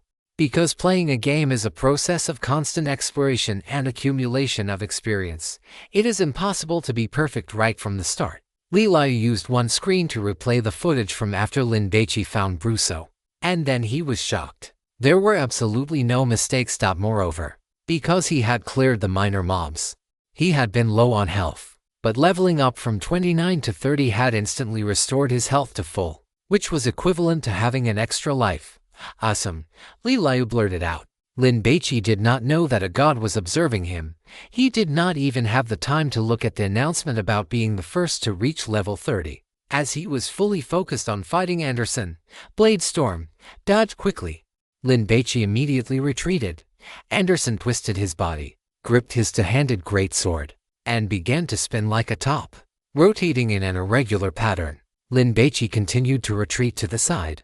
The whistling wind blew against his face, scraping his skin until it stung. As soon as Anderson stopped, Lin Baici charged forward and attacked. Mortal Strike. Lin Baici poured out all his skills in the shortest possible time. Cleave, dodge quickly. Lin Baici hurriedly performed a backflip. Swish. The greatsword swept across a 120-degree arc in front of Anderson. If he had been hit, not only would he have lost health, but he would also have been affected by a debuff, reducing his attack speed by 30% for 10 seconds. Lin Baici waited until Anderson finished his swing and then immediately charged forward, hacking away with a flurry of strikes. Speed was what mattered. Block quickly. Bloodthirst. Dodge quickly. Disarm. Dodge quickly. Blade Storm. What the hell? Li Liu was stunned. Given Lin Baici's current health, he would have been dead after taking a few hits. Yet the rare boss just could not land a blow on him. On the rare occasion that he did get hit, he could drink a health potion or eat a piece of princess rib meat to recover. Why is he able to evade the boss's skills every single time? Li Liu took a sip of cola, staring at Lin Baici. Could he be a natural-born gaming genius? When Anderson's health dropped below 10%, Lin Baici swung his warhammer wildly. Continuous execution. He did not get greedy for damage. Instead, he prioritized dodging skills before attacking. For a melee boss like this, being unable to hit the target is the most helpless situation. Lin Baici leaped and struck, executing the boss. Anderson's last bit of health was wiped out. The boss let out a miserable cry and collapsed to the ground. 3 balls of light dropped. Lin Baici breathed a sigh of relief. Seeing that he had exited combat, he immediately sat on the ground to eat and drink, while keeping an eye on the direction in which Brusso had fled. No need to rescue. Lin Baici had been hesitating and thinking about going over to check, but he felt relieved upon hearing this. He picked up the 3 balls of light dropped by the rare monster. A skill book, Blade Storm. After casting, the player spins for 7 seconds, dealing massive damage to enemies while reducing incoming damage by 70%. Can only be used while wielding a two-handed weapon. Ranged classes cannot learn this skill. Lin Baici whistled. This skill was excellent. It was highly efficient for clearing mobs. The second ball of light was a headpiece, Razor Gang Mask. It reduced the chance of monsters discovering you and increased your damage by 3%. The third item was an accessory, a purple grade item, Anderson's Iron Flask. When equipped, it provided a passive effect. Your dodge chance increased by 3% when activated. It guaranteed the evasion of the next single target skill, with a 1-minute cooldown. Awesome! Lin Baici's eyes lit up. This was definitely a top-tier defensive accessory. Even though it was a purple item, he felt that even after reaching the level cap, He might not be able to replace this thing. Equip it immediately. Ding, ding. Lin Baici kept receiving private messages, likely congratulating him on being on television again. But he had no time to check them because footsteps had begun to echo. You actually didn't die, Russo exclaimed in shock. Lin Baici turned his head and saw the orc merchant hiding in the distance, peeking toward this side sneakily. By the gods, is this Anderson's corpse? Russo quickly ran back and crouched beside Anderson to inspect him. He is the younger brother of the Razorfin gang leader, a notorious and ruthless bandit. The number of people who have died at his hands is no less than 1,000. I protected you.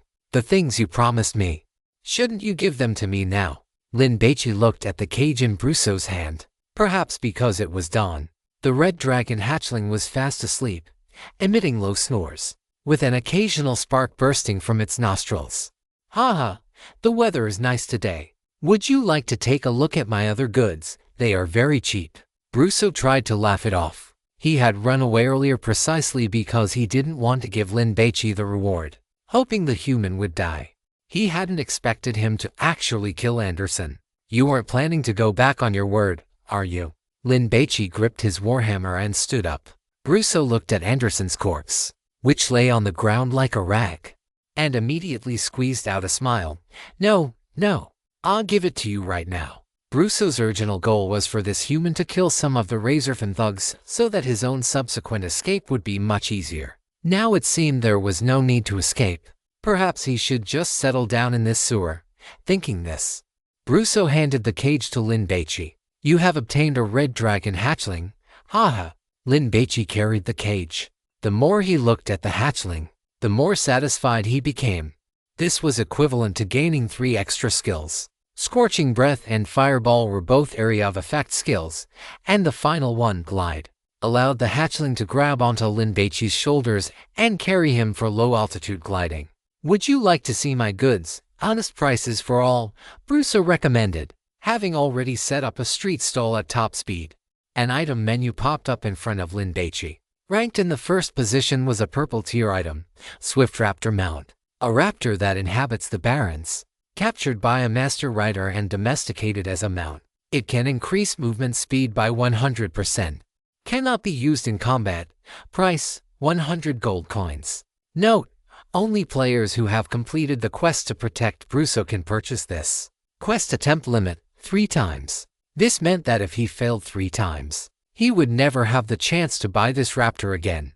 Other goods included potions with particularly strong attributes, super large health potions that could restore half of one's health at once, and combat potions that boosted attributes. For example, increasing attack power by 10% for 1 hour. They were just a bit expensive, costing 1 gold coin per bottle. Of course, calculated by the returns, it was definitely not a loss. If one cleared the Wild Boar Plain dungeon with the buff from this combat potion, it could be 15 minutes faster. Lin Baici opened his friends list and sent a message to Hua Yuyu. How many gold coins do you have now? Send them all to me, Hua Yuyu. The little fish girl didn't even ask what Lin Baici was going to do. With nothing else to do, Lin Baici began to process his personal messages. As peanut butter. Congratulations to Brother Hungry on reaching level 30.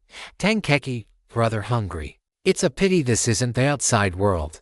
Otherwise I would definitely dance a otaku dance to cheer you up. As for what clothes to wear, I choose the kind you like. Tenkeki. Wearing only lingerie wouldn't be out of the question either.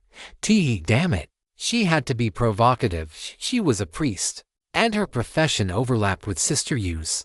If she didn't offer something substantial, she would basically have no chance to tag along in dungeons. Big sweet sister.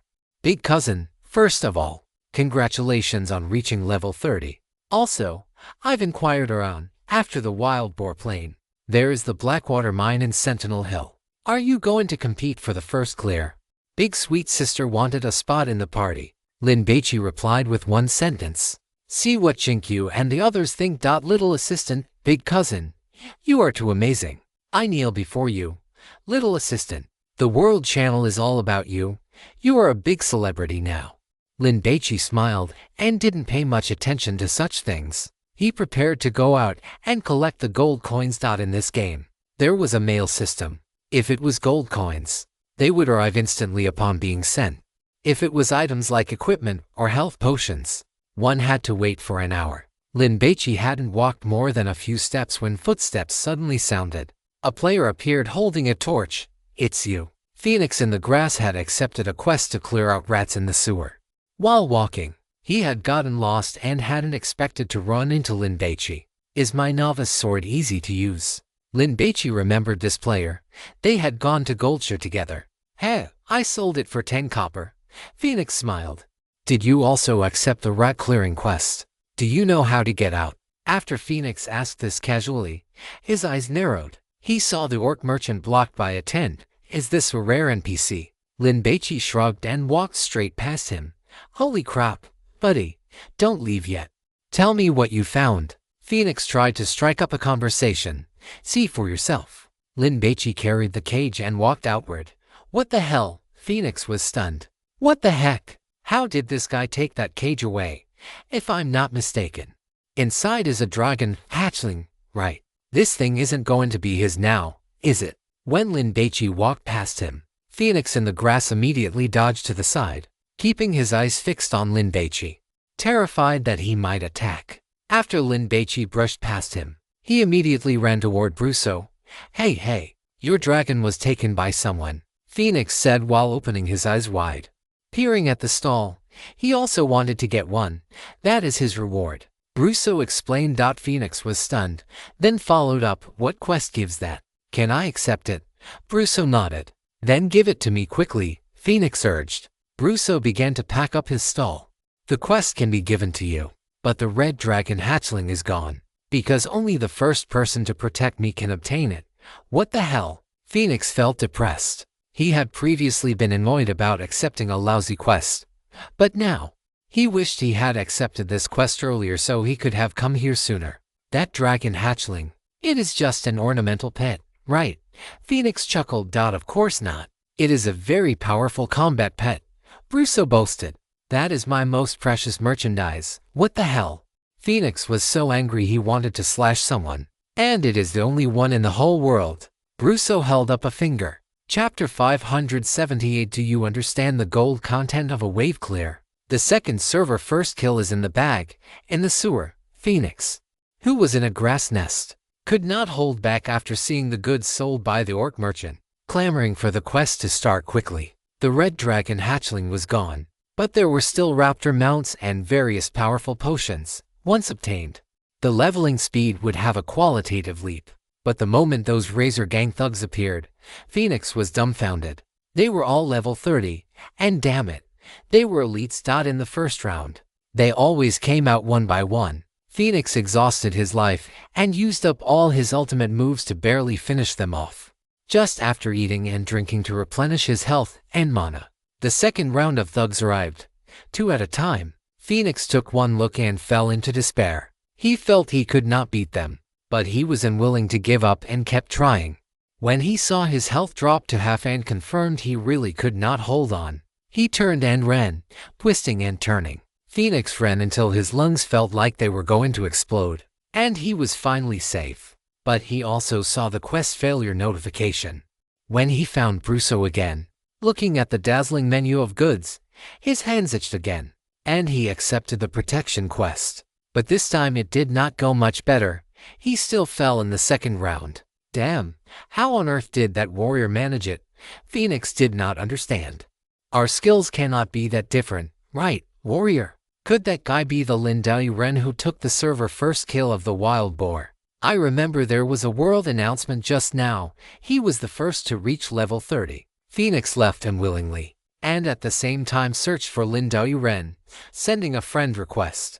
He hoped to ask about the techniques for passing this quest. Sigh, if I had known, I should have returned the novice sword to him on the way to Goldshire earlier. Damn it, who knew that a player encountered by chance would be such a powerhouse? If I had befriended him back then, how good that would have been. What a miscalculation. Phoenix in the grass nest felt depressed and uncomfortable, feeling like he had lost 100 million. The swift raptor mount was purple. After Lin Baici mounted it, his movement speed reached 100% instantly, flying fast, just like driving a car. In Harvest City, Players saw Lin Baici riding the dragon past and were stunned. Hey, buddy, are you an NPC? Where did you get this dragon? Buddy, I will offer 1 gold coin. Just say something. Damn, that is cool. Some players wanted to strike up a conversation to ask about the source of the mount, but as soon as they finished speaking, the person had already disappeared, highlighting one thing: speed. It made these people incredibly envious. The world channel became noisy again. I saw a player riding a dragon in Harvest City. I saw it too. It is so cool. Are you sure that is not an NPC? Nonsense. I can tell the difference between an NPC and a player. Did you not ask him how he got it? He was riding a dragon, running super fast. I ran until I was coughing up blood and still could not catch up. Lin Baici did not pay attention to these things. With a mount, he conveniently did a few errand quests, then retrieved gold coins from his mailbox, returned to the dungeon, and bought everything he could from Brusso. The goods on his stall were not infinite. They refreshed every 6 hours. If Lin Baici wanted to make money, he could take advantage of the fact that others had not discovered him yet to resell a batch of supplies. Of course, with Lin Baici's personality, he did not care for these small gains. At 9 in the morning, Guqinkyu sent a message. Yi Qinkyu assemble, Harvest City. At the prison entrance, when Lin Baici arrived riding the raptor, everyone had already arrived. And even Tank, who clearly did not have a spot in the team, had come. Cousin Datianji greeted him. She was urgently looking at Peanut Butter, but at this moment, her gaze fell on the mount under Lin Baici. Brother Ren. So the person riding the dragon was you? Tank and Peanut Butter said in unison. We have only been separated for 3 hours. What have you been doing? Jiahong Yao was shocked. Found a rare NPC, did an elite quest, and killed a rare monster. Lin Baici smiled slightly, jumped off the dragon's back, waved his hand, and put the mount away. Where is it? Jiahong Yao was eager to try, also wanting to get a dragon to ride. In the sewer, Lin Baici suggested. But let us clear the dungeon and level up first. That quest is quite difficult. It is best to do it after level 35. The high ponytail girl nodded. She would definitely listen to what they said. Dual mage lineup. Peanut Butter goes first. Guqinkyu ranged. Datianji knew that her chances of starting were slim, but hearing this, she still felt a bit depressed and disappointed. After all, the server first kill was gone. Assistant, you and the others go level up. I will notify you when the dungeon is almost cleared. So remember to come over and wait in advance, Guqinkyu reminded. If you miss the time, I will not wait. Yes, yes. The assistant and the other two nodded repeatedly. Are there any questions? Guqinkyu asked. If you have questions, speak up quickly, otherwise we are leaving. Are we not going to run the Blackwater mine? Big Sweetie raised her hand to speak. I heard that many people are going to Sentinel Hill to run that dungeon. We are not going, Guqinkyu explained. I have researched it. Blackwater Mine is a level 25-30 dungeon, and Harvest City Prison is a level 30-35 dungeon. Everyone is level 30 now. So, why would we go there? To compete for the first kill and get achievement points. Big Sweetie did not understand Guqinkyu's train of thought.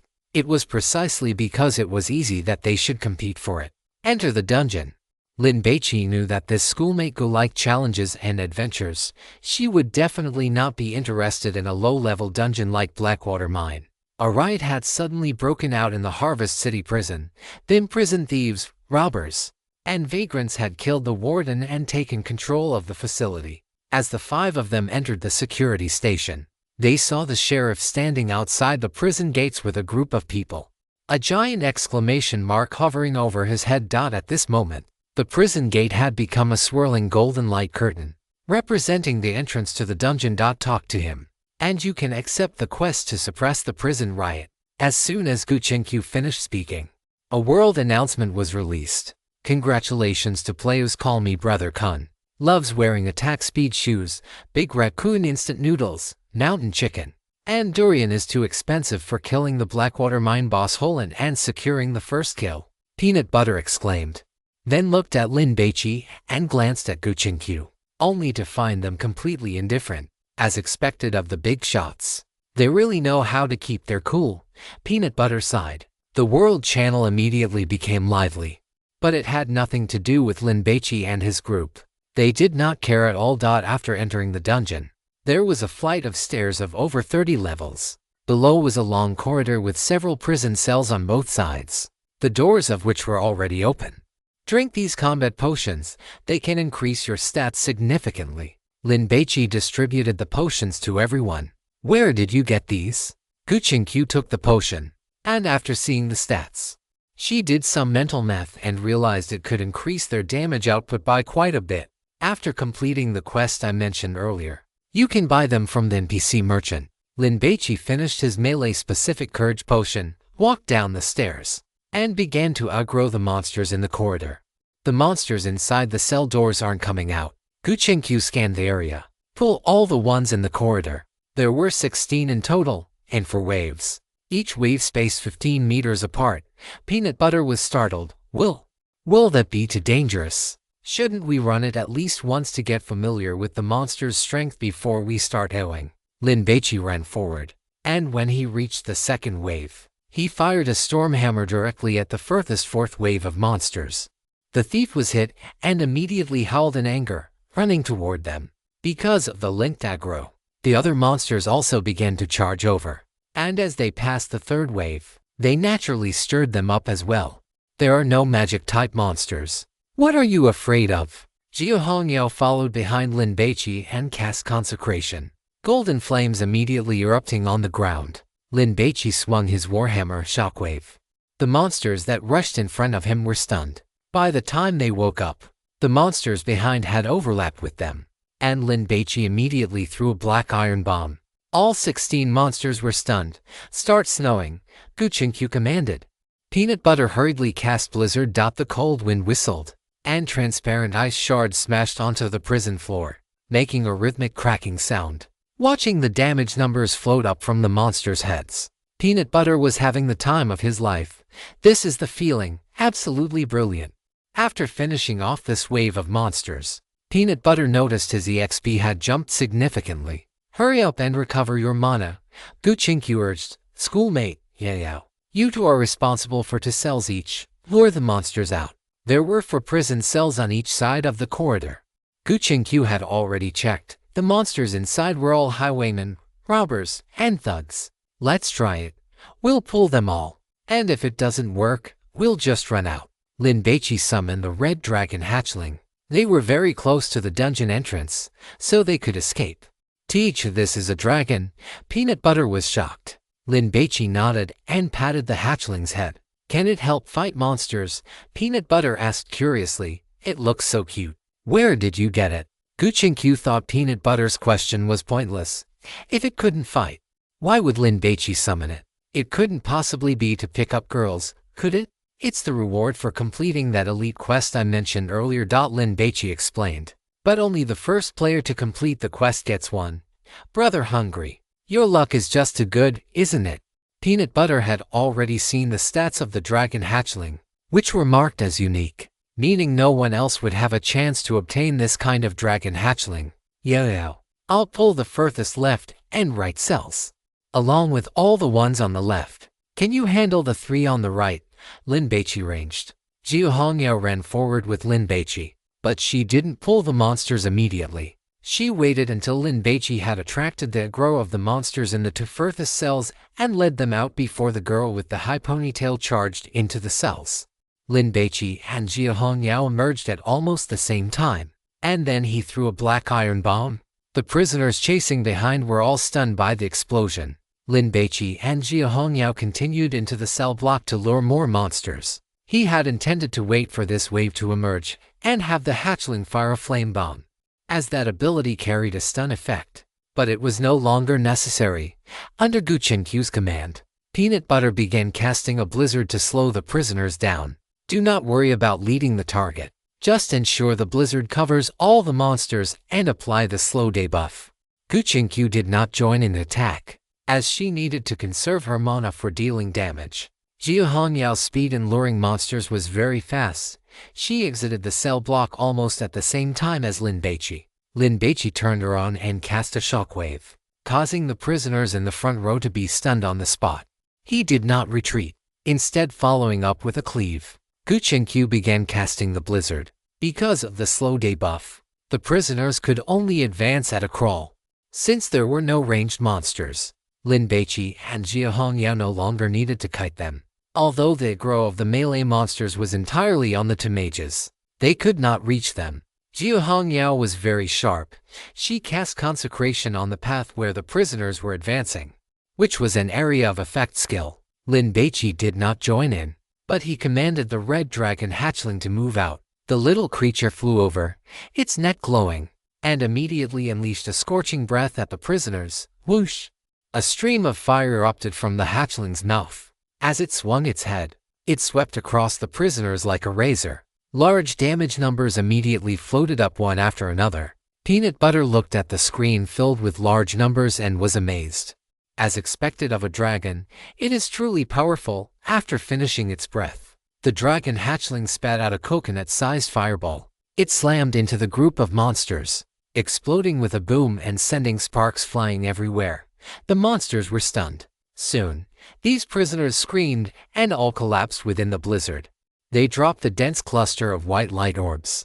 Peanut Butter checked her experience bar. Another huge chunk. This feels so good. Peanut Butter was delighted.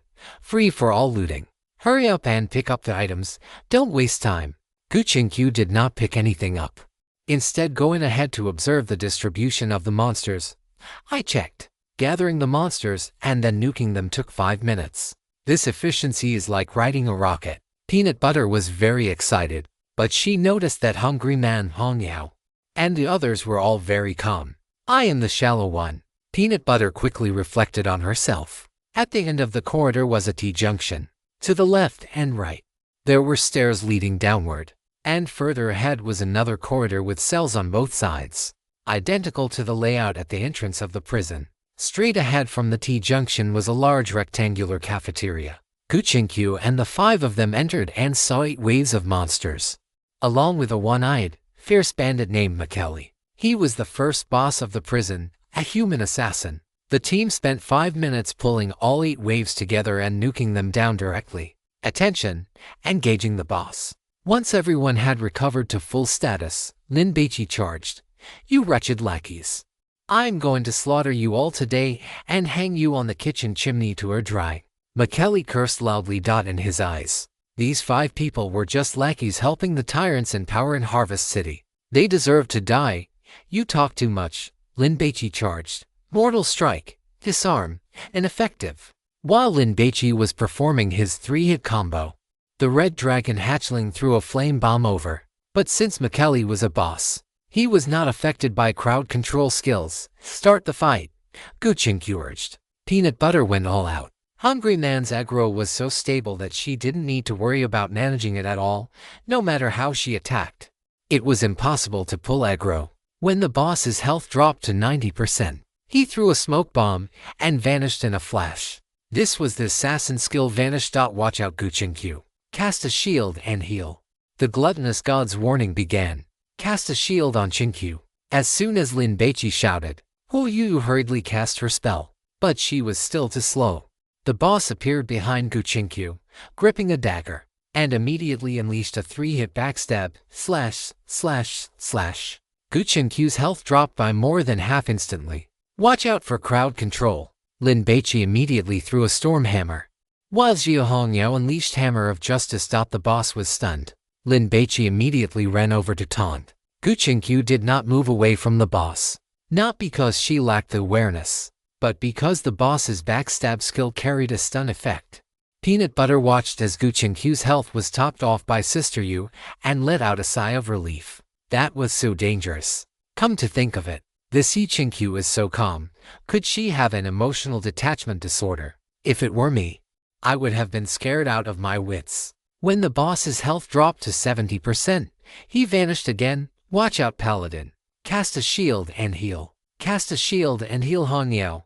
Lin Baici shouted urgently. Huo Yu immediately complied. This time she was much faster, just as she cast the divine shield on Jia Hongyao. The boss appeared behind the girl with the high ponytail and unleashed a 3-hit backstab. How did you judge who he would appear behind? Gu Qinkyu asked curiously. Lin Baici had guessed correctly twice in a row.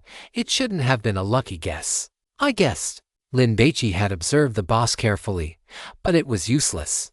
Every time the boss reached this stage, his attacks targeted random players without any obvious pattern.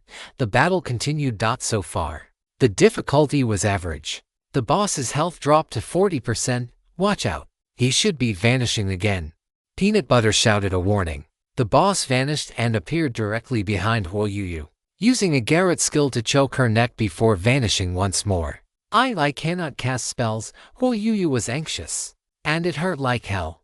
Garrett is a silent skill, specifically for magic-wielding classes. Once it hits, the target cannot cast spells for 9 seconds. The boss appeared behind Peanut Butter. With a single stab of his dagger, she was stunned. And as the boss unleashed a flurry of stabs, her health dropped rapidly. Save me! Save me! Save me! Peanut Butter screamed. So panicked she nearly wet her pants. Use a red potion to heal. Lin Baici threw a storm hammer just in time, stunning the boss in place. Guqinkyu targeted Peanut Butter and used a bandage. A red plus sign effect appeared on Peanut Butter. It works to use bandages. Guqinkyu finished her experiment. Next time the boss disappears, control him immediately. If you cannot keep the health bar up, use a bandage on the target. The team pushed through this potential white point, followed by a period of steady damage output and standard skill dodging. Soon, the boss health dropped to 10%. McKelly vanished. Huo Yuyu started running around aimlessly, but it was useless. The boss found her with precision, landing a Garrett that made tears well up in her eyes. It felt as if a steel wire had been tightened around her throat. Lin Baici was moving, his head tilted to the left, looking backward. The moment he sensed a figure appearing, he activated Iron Body. The boss appeared and stabbed with his dagger, but it was blocked by the Iron Body. Lin Baici turned around. Execute. Beautiful. Jiu Hongyao cheered and threw a hammer of justice, stunning the boss. Hunger God is awesome. Peanut Butter was stunned. Was Lin Baici's play really that flashy? After surviving this wave, the boss had no more skills left. He was beaten until his health was depleted, let out a miserable shriek, and collapsed to the ground. 4 white light orbs burst out, a pair of leather boots, a purple one-handed sword that added dodge chance, a bracelet that added agility, and a piece of mail armor shoulder pad. Lin Baici took the one-handed sword. He was tanking the monsters using a shield and a one-handed weapon. It is a pity there is no assassin here. The boots and bracelet are wasted. Peanut Butter said with regret. Peanut Butter received a private message and opened it. Tenkeki, how is the run going, Peanut Butter? We already took down the first boss. Most of the drops are assassin gear. Tenkeki, no way. How many minutes have you been in there? You already killed the boss, Peanut Butter. Do you not understand the value of a one-wave clear, Tenkeki? One-wave clear, Peanut Butter? Well, not exactly. But there were dozens of monsters before the boss, and we cleared them into waves. Tenkeki sent a shocked emoji and followed up. You started speed clearing on your first time in this dungeon, Peanut Butter. Yes, that is how reckless we are. Continue. Guqinkyu did not care about any of this. She left the cafeteria and started clearing monsters from the left side. As long as we farm enough, everything will drop eventually. Jiu Hongyao took the mail shoulder pad. The layout of the cells on the left was the same as the entrance, with 8 doors. Note, the masked road bullies have a stun skill. Stay at a distance of more than 5 meters to avoid being stunned. This wave has a new type of road bully monster. Let us fight one wave to test its damage. After Lin Baici finished speaking, he went to pull the monsters from one cell, 5 of them. Sure enough, as soon as the fight started, Lin Baici was hit by the road bully's fist, causing a 5-second stun during which he could not even cast skills. Damn, good thing we did not pull them all at once. Seeing this, Peanut Butter felt a lingering fear.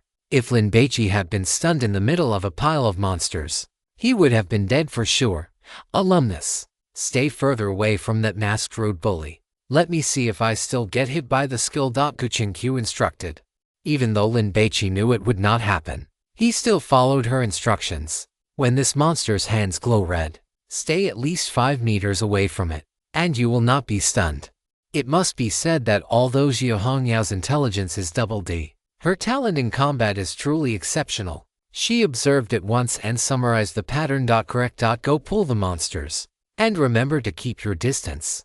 After Gu Qinkyu finished speaking, Peanut Butter was shocked. Another one wave clear. Are you people truly not afraid of death? She thought Lin Baici and Jiao Hongyao would at least object. Instead, these two walked straight toward the innermost cells. The prisoners' roars immediately echoed through the prison. You guys are amazing. Are your guts made of iron? Lin Baici and Jiao Hongyao are god hunters. They have even fought flesh-eating zombies. So fighting these monsters is not even worth mentioning. They started by stunning the masked road bullies, then used positioning to make the other monsters get stuck behind the road bullies, preventing them from ever getting close. After grouping the monsters, the rest was simple. Blizzard, Scorching Breath, Fireball, Consecration, cleared in one wave. Peanut Butter drank water to restore her mana while sending a message to Tenkeki, her hands trembling with excitement. They are too amazing. These people are geniuses. They can summarize the corresponding tactics after just one attempt and execute them perfectly. Peanut Butter. Running dungeons with them is just too comfortable. Tenkeki, Peanut Butter. You will understand when you run with them. I have to say, the thrill of this experience is no less than when I play with my own little stick. The corridor was cleared. Inside was a large circular prison cell with a total of 8 waves of monsters. And at the very back was a sleeping boss named Vicario, a dwarf bandit. The 5 of them still pulled all 8 waves of monsters at once to clear them, then engaged the boss. This dwarf bandit was a pure target dummy boss. He had no area of effect skills, only single target ones. Although the skill damage was high, Lin Baici relied on the Hunger God's warning to either block or dodge, avoiding all of them. Huo Yuyu felt almost no pressure at all. She could even afford to slack off. After defeating the dwarf bandits and splitting the loot, the group headed toward the right side of the prison. The number of roadhogs had increased to 2. For a standard team's main tank, the difficulty would have been significantly higher. But for Lin Baici and Jiao Hongyao, even 3 wouldn't have been a problem. The squad cleared out the prisoners in the long corridor, entered the recreation area, killed 8 waves of mobs, and faced the final boss, a human thug named Johnson. Let's go. Lin Baici charged in to initiate the fight. Leaping strike, dodge quickly. Lin Baici dodged to the side. Johnson's battle axe grazed his cheek and slammed into the floor, leaving a dent and sending stone fragments flying. If that had connected, he would have suffered a severe injury with a bleeding effect. Blade storm, dodge quickly. Lin Baici immediately darted to the side. The hulking Johnson began to spin erratically like a giant windmill. Peanut Butter got clipped and lost half her health instantly. When the monster's health dropped to 60%, a flash of light appeared on Johnson, and he split into 3. Aggro was reset simultaneously. They each went after Huo Yuyu, Peanut Butter, and Gu Qinkyu. Hungry brother. Peanut Butter was scared to tears. Don't run around. Go find the schoolmate. Gu Qinkyu ran toward Lin Baici. Once players started running around, it became difficult for Lin Baici to hold AGGRO. Fortunately, Gu Qinkyu had called out in time. Lin Baici pulled all 3 bosses together. They aren't disappearing. Do we have to fight all 3? Each of the 3 Johnsons dealt the same amount of damage as the original. So Lin Baici's health bar was plummeting rapidly. Jiao Hongyao neutralized 1, then began healing Lin Baici. Otherwise, Huo Yuyu wouldn't have been able to keep up. Control 2 of them first. The health drop is too intense. Huo Yuyu was anxious, her forehead covered in sweat. Attack them together. When the clones disappear, the boss's health will recover to match the one with the highest health among the 3 clones. If 2 of them have lost less than 10% health, the boss will fully recover. Attack them together. Don't focus on just one. Use your ultimate skills, Lin Baici commanded Hongyao. Watch the crowd control chain. I'll go first. Once they had shaved 10% of health off each Johnson, the clones merged back into one person. Phew. Huo Yuyu let out a sigh of relief. That was so scary. Peanut Butter licked her lips. That was so thrilling. I bet there's another phase. Jiao Hongyao was right. When the boss's health reached 30%, he split into 3 again. Same strategy as before. Lin Baici gathered the monsters and stunned them. The red dragon hatchling sprayed a scorching breath over them. Having had the previous experience, The scene wasn't as chaotic this time. The 5 of them steadily cleared this phase, and the boss merged once more. There was no difficulty after that. They finished him off directly. As the boss died, 5 glowing orbs dropped to the ground. Was that a server first? Peanut Butter immediately opened the achievement leaderboard. At the top was Lin Baici, followed by the 5-man team of Call Me Brother Kun and others. And only then were Xiaohongyao, Guqinkyu, and the rest.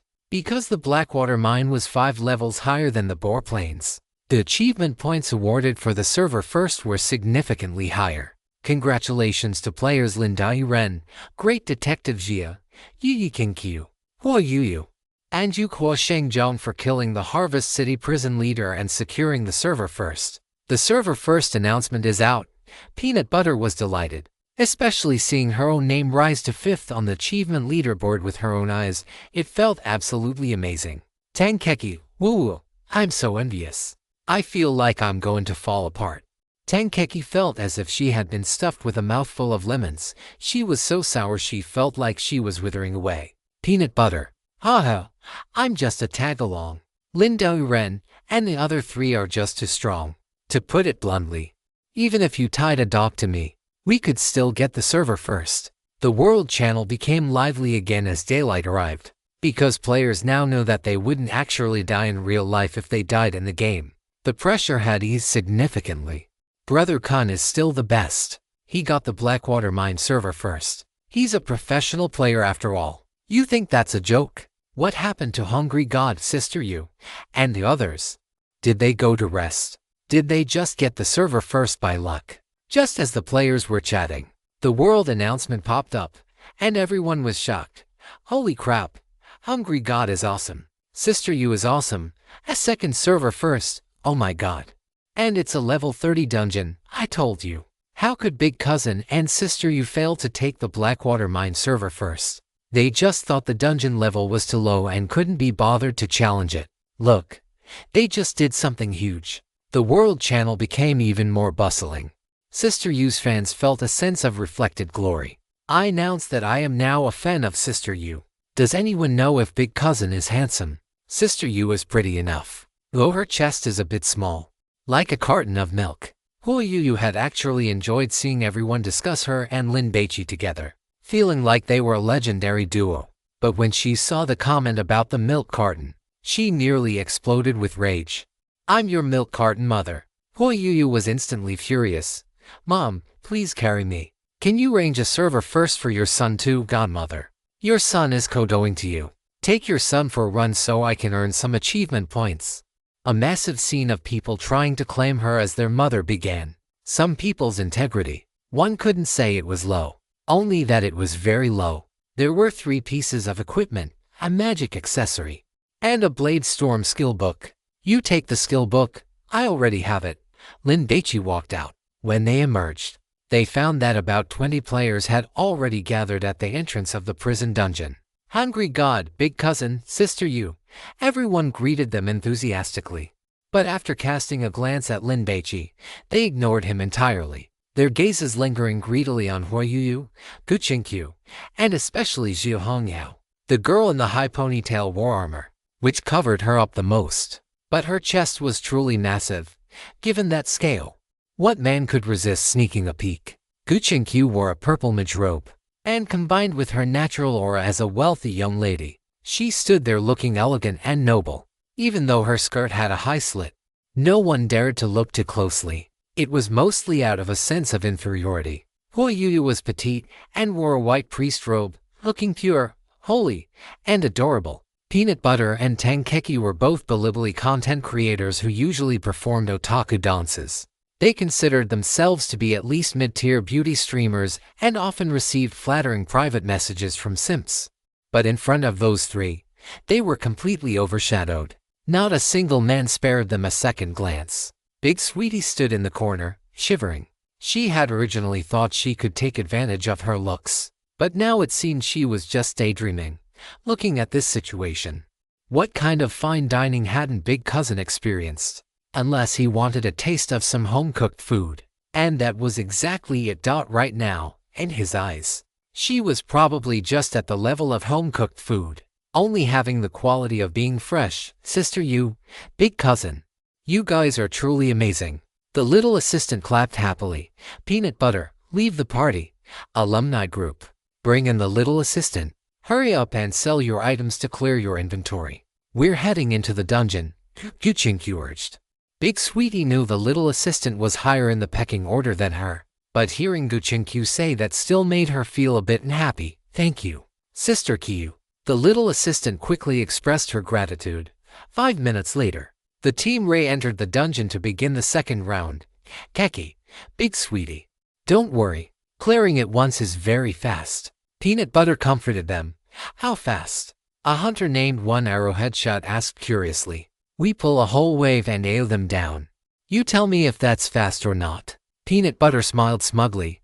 No way, right? You guys should be doing this for the first time. And you're already doing AO pulls. One Arrow Headshot questioned. The other players watching were also skeptical. Believe it or not, Peanut butter couldn't be bothered to explain. In just this short while, she had received quite a few private messages from other Bilibili creators she knew. A bowl of shrimp, Peanut. For the sake of how well I treat you on normal days, can you take me along for a run? Love eating satay sauce, Peanut. Did you guys get a lot of gear? If you have any leftovers, can you sell them to me cheap? Little horse tour, little Peanut. Can you introduce Sister You to me? Peanut butter replied to a bowl of shrimp, brother shrimp. I'm just a tag-along. Big cousin makes the calls, a bowl of shrimp. You can sacrifice your looks. Peanut butter, get lost. Peanut butter thought to herself, I would love to sacrifice my looks, but big cousin has to be interested in me first, right? Speaking of which, I wonder if big cousin likes white stockings or black stockings. Generally speaking, it should be black stockings, right? But in this game, there's nowhere to get stockings anyway. Peanut butter let her mind wander as she replied to satay sauce. There's plenty of gear. Come to the prison entrance, I'll give you some. Big cousin and the others were very generous. Loot was set to free for all. From grinding mobs yesterday until now, Peanut butter had already picked up 3 pieces of blue gear and over 30 pieces of green gear. They were all bind on equip items that could be sold for money, but big cousin had no intention of taking them back at all. Love eating satay sauce. As expected of my good sister, when we get out, I'll treat you to Haida Lao. Peanut butter sent another private message to Little Horse Tour. Forget it. You don't have a chance. Peanut butter wasn't stupid, having been in a party for so long. Seeing Hoyuyu's attitude toward Lin Baici, she knew she was likely in love with big cousin. Little Horse Tour was somewhat handsome, but standing next to big cousin, well, sorry. Any girl who looked at him instead would definitely be blind. There were many more private messages, and the content was mostly the same. They started with flattery and then probed for the composition of their first clear team and the boss's skills. Peanut butter didn't say anything, even if they were friends. She didn't want to let Lin Baici and the others dislike her because of such things and subsequently lose her spot in the team. Tankeki was not very happy. Back in the Goldshire Forest, she had been the one to take the initiative to suggest teaming up with Lin Baici, but because Peanut butter was a mage, she ended up reaping the biggest benefits. So annoying. Tankeki also wanted achievement points and wanted to squeeze into the top 10. The team had one more priest, which meant more health and improved fault tolerance. But they lacked a mage, so damage was reduced. Consequently, it took 10 minutes longer than the first clear, but even so, when the 5 of them finished and came out, the surrounding players were still shocked into a daze. Chapter 579 Lin Baici. You wouldn't want your girlfriend to know that you bought a car for a tea-serving girl, would you? The police station went silent in an instant. Every person's face wore an expression of disbelief. How long did they take? Half an hour, damn. That's too fast, right? Even if I go to AO mobs, including the time to drink and replenish mana, I can only clear a dozen waves in half an hour. The players were stunned.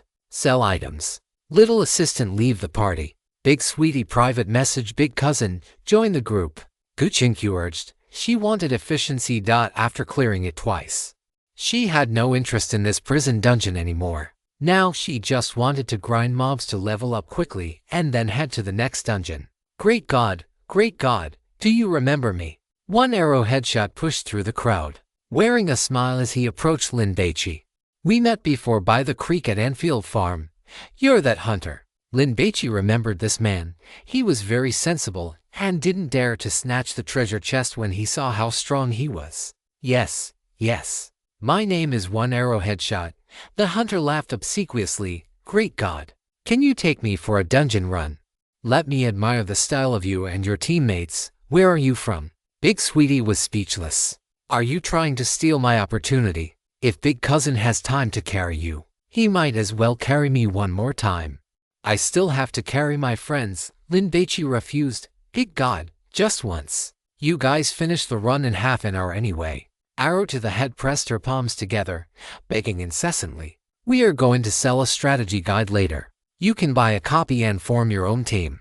Lin Baici left the police station and went to a nearby general store to sell all the miscellaneous, worthless items he had picked up, clearing out his inventory. Big Sweetie joined the party. As she entered the dungeon with Lin Baici and the others, she gripped her dagger, eager to show what she could do. "What should I do?"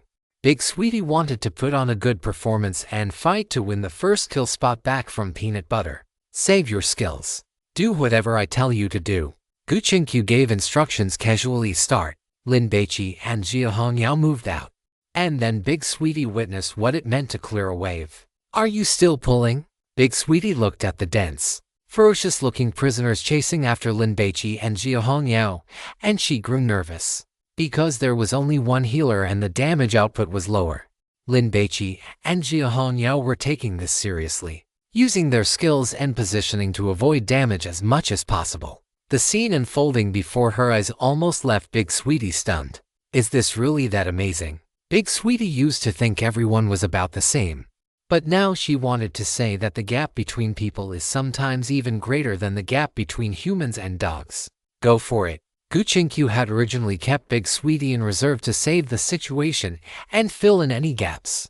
But now that she saw Lin Baici and the girl with the high ponytail gathering mobs so skillfully, she gave up on that idea. Big Sweetie tried her absolute best to stab away, but as an assassin, her single target damage was high, while her only area of effect skill was Blade Fury, which felt truly underwhelming. "Cousin, where did you get this baby dragon? Its damage seems to be even higher than mine." Big Sweetie felt depressed. That red dragon hatchling sprayed a breath of scorching fire, and large numbers kept popping up over the prisoners' heads. It looked so satisfying. A quest reward. Lin Baici was concise and to the point. Big Sweetie had decent emotional intelligence and didn't foolishly ask what kind of quest it was. Even Gu Qingqiu and Jia Hongyao didn't have one, which meant the quest was extremely difficult to complete. If she asked, she would just be humiliating herself. The 5-person team worked their way through until they reached the third boss. "Big Cousin, Sister Qiu, I discovered a blind spot." Big Sweetie suddenly spoke up. "What is it?" Jia Hongyao asked curiously. "There are no magic-type prisoners in this dungeon." Big Sweetie looked at the hardened thugs in front of her. "This should be the final boss, right? Assassins are strong in single-target damage and crowd control, especially against squishy magic-type monsters. A skilled assassin can solo one, but there were none in this dungeon. Isn't that just how it was designed?" Jia Hongyao had noticed it long ago, but she didn't think there was anything wrong with it. In Western fantasy literature, mages are the upper class and are few in number. Do you think people like that would be thrown into a prison? Gu Qingqiu laughed. Take a closer look at the identities of those prisoners. There isn't even a single noble's son among them. The one with the highest social status should be that foreman. Big Sweetie was stunned. The game's designers were quite interesting. They made a game that actually reflected certain social rules. Because Big Sweetie's class wasn't suited for this dungeon, this run was slower, taking 45 minutes. Switch to a mage. Gu Qingqiu couldn't stand this snail's pace. However, the players watching at the prison were envious to the point of vomiting blood, even if they only ran it once an hour. This leveling efficiency would be like riding a rocket while grinding the dungeon. Gu Qingqiu compiled an area of effect strategy guide. Once finished, she gave it to Huo Yuyu and asked her to sell it on the World Channel. Huo Yuyu, Harvest City Prison Dungeon AO Strategy Guide. 30 gold coins per copy. Shipping once we reach 100 copies. The World Channel immediately became lively. AO, Do you have a boss strategy guide too? What kind of question is that? They are already clearing mobs with AoE. How could they not have a boss kill strategy? Are you looking down on the gold content of a first kill team? No, it's just, how long has it been since they got the first kill? And they're already doing AoE clears. Is this efficiency too terrifying? Is there a possibility that they started trying to AoE clear the dungeon on their second run? The players clamored. Peanut Butter saw these messages and immediately spoke up. It's not the second run, it's the first. Holy crap, for real. I don't believe it. Unless you take me for a run. I can hear the sound of your abacus beads clicking from all the way over here. After finishing a wave of mobs, Yu took a moment to introduce the guide. It includes skill introductions for the 3 bosses in the dungeon, as well as the optimal kill tactics. The tactics at the end were summarized by Guchinkyu. Yu. Players who bought the previous guide have priority purchasing rights. Yu. Also, there are no magic-type monsters in this dungeon, making it very suitable for AoE. With a double mage setup and standard gear, you can definitely clear it in under an hour. To reach level 30. You only need to run it twice. The players were tempted. Yu began receiving a large number of remittance emails. At the same time, recruitment messages for powerful mages began appearing on the World Channel. Although they hadn't received the guide yet, they could form teams first and get some practice in. Otherwise, it would be a waste of time to wait until the guide arrived to start practicing. Blackwater Mine, back tunnel. Brother Kun's team finished their 3rd run and emerged from the tunnel. Looking at the harvested fields with depressed expressions, Brother Kun, should we give up? Durian is too expensive sighed. Lin the Big Glutton and his group got the first skill and have already started selling strategy guides. The others were silent, but everyone knew that there was no point in running this dungeon anymore. Brother Kun bought a guide for the Wild Boar Plains from Yu. After studying it and grinding for an entire night, he felt his level was sufficient, so he came to challenge the Blackwater Mine. Luck was on his side. He managed to secure the first clear before Lin Daoren's 7th star team. Brother Kun continued to run the dungeon, intending to develop the fastest speed running strategy. Firstly, his pride as a professional gamer made him want to prove his strength, and secondly, it was naturally to earn some gold coins. With gold coins, he could go directly to the auction house to buy equipment, potions, and various supplies, saving him the trouble of gathering herbs to craft potions himself. However, before he could finalize his strategy, Lin Daoren's team had already secured the first clear of the prison dungeon and had even started selling their own guide. This rendered all of Brother Kun's previous efforts completely futile. I have already asked Qin Wangzaiqi from the Old Godfather Guild. According to their guide, even at the slowest pace, you can finish a run in 45 minutes, and it gives more XP. Grinding here is a complete waste of time. Ichuan Gongsizi persuaded him. Let's go to Harvest City. Brother Kun compromised. You buy a guide from Yu. We need to grind monsters and level up quickly. When the next dungeon opens, we must secure the first clear and surpass them. Our level is too low to handle the prison dungeon. Why are we coming to Harvest City? Tiangu Tongzi said unhappily. We should be focusing on leveling up, level up, level up, level up. Even if you reach the max level by fighting alone, so what? You need to socialize, understand, Sumeni lectured him. Do you want to get to know big cousin and sister Yu? Tiangu Tongzi shook his head. I think that is difficult. They are the most popular players in this game right now. Who wouldn't want to know them? Sumeni couldn't be bothered to explain. Others might not be able to, but I can. After all, I am so beautiful. When Sumeni arrived, she had bought a nun's robe low cut, with a large round neckline and a high slit dot as she walked. The top of her thighs could be vaguely seen. Xiao Yuanlian followed behind, listless. She hated playing games the most. Sumeni arrived at the police station and found that there were so many players. It was ridiculous. The place was so crowded it was almost impassable. Are these all people here to beg big cousin to carry them through the dungeon? Tiangu Tongzu was shocked. He looked around and suddenly spotted an acquaintance. Hey Manny, Momo, look, isn't that the rich second-generation guy we met at the forest dealership the other day? Tiangu Tongzu had a deep impression of the man who had bought 2 luxury cars on the spot. Lin Baici. Sumeni's eyes lit up. and she immediately ran over. Hey, Baici, you entered this game too. Lin Baici was being pestered by a few players and was feeling annoyed. Suddenly hearing someone call his name, he looked up and saw Sumani. This girl was one of Jin Jiayui's casual partners. They had all eaten together before. Jin Jiayui didn't enter, did he? Sumani looked at the players around Lin Baici. Are they all your friends? No. Lin Baici saw Qiangu Tongzu, Xiao Yuan Lian, and the rest of that 5-person group. Jiayui didn't come in. Lin Baici guessed that Jin Jiayui was probably busy taking care of that nightclub girl, He Yunjia, who was pregnant. Baici. Xiao Yuan Lian greeted him. Qiangu Tongzu didn't want to interact with Lin Baici, but given Lin Baici's financial power, he didn't want to offend him either, so he just nodded. Hey, I didn't expect you to be hiding so deep. You are actually a huge tycoon. Sumani reached out and poked Lin Baici in the chest, acting very flirtatious. Jin Jiayui didn't seem to know you were rich either. What is this? Is it fun to play the pig to eat the tiger in college? I never hid it, Lin Baici explained. Ts case, the things men say. Sumani sighed. I felt so bad when I knew you paid the bill that day, worrying that you would be eating scraps for the next half month. I even lost sleep over it. Now it seems I was just being shallow, to compensate me. Don't you plan to treat me to a meal? Lin Baici wasn't a novice. He could tell that Sumani wanted to get closer to him. Once they had a meal, anything could happen afterward. But the problem was, Lin Baici glanced at Qiangu Tongzu. You are saying this right in front of your simp.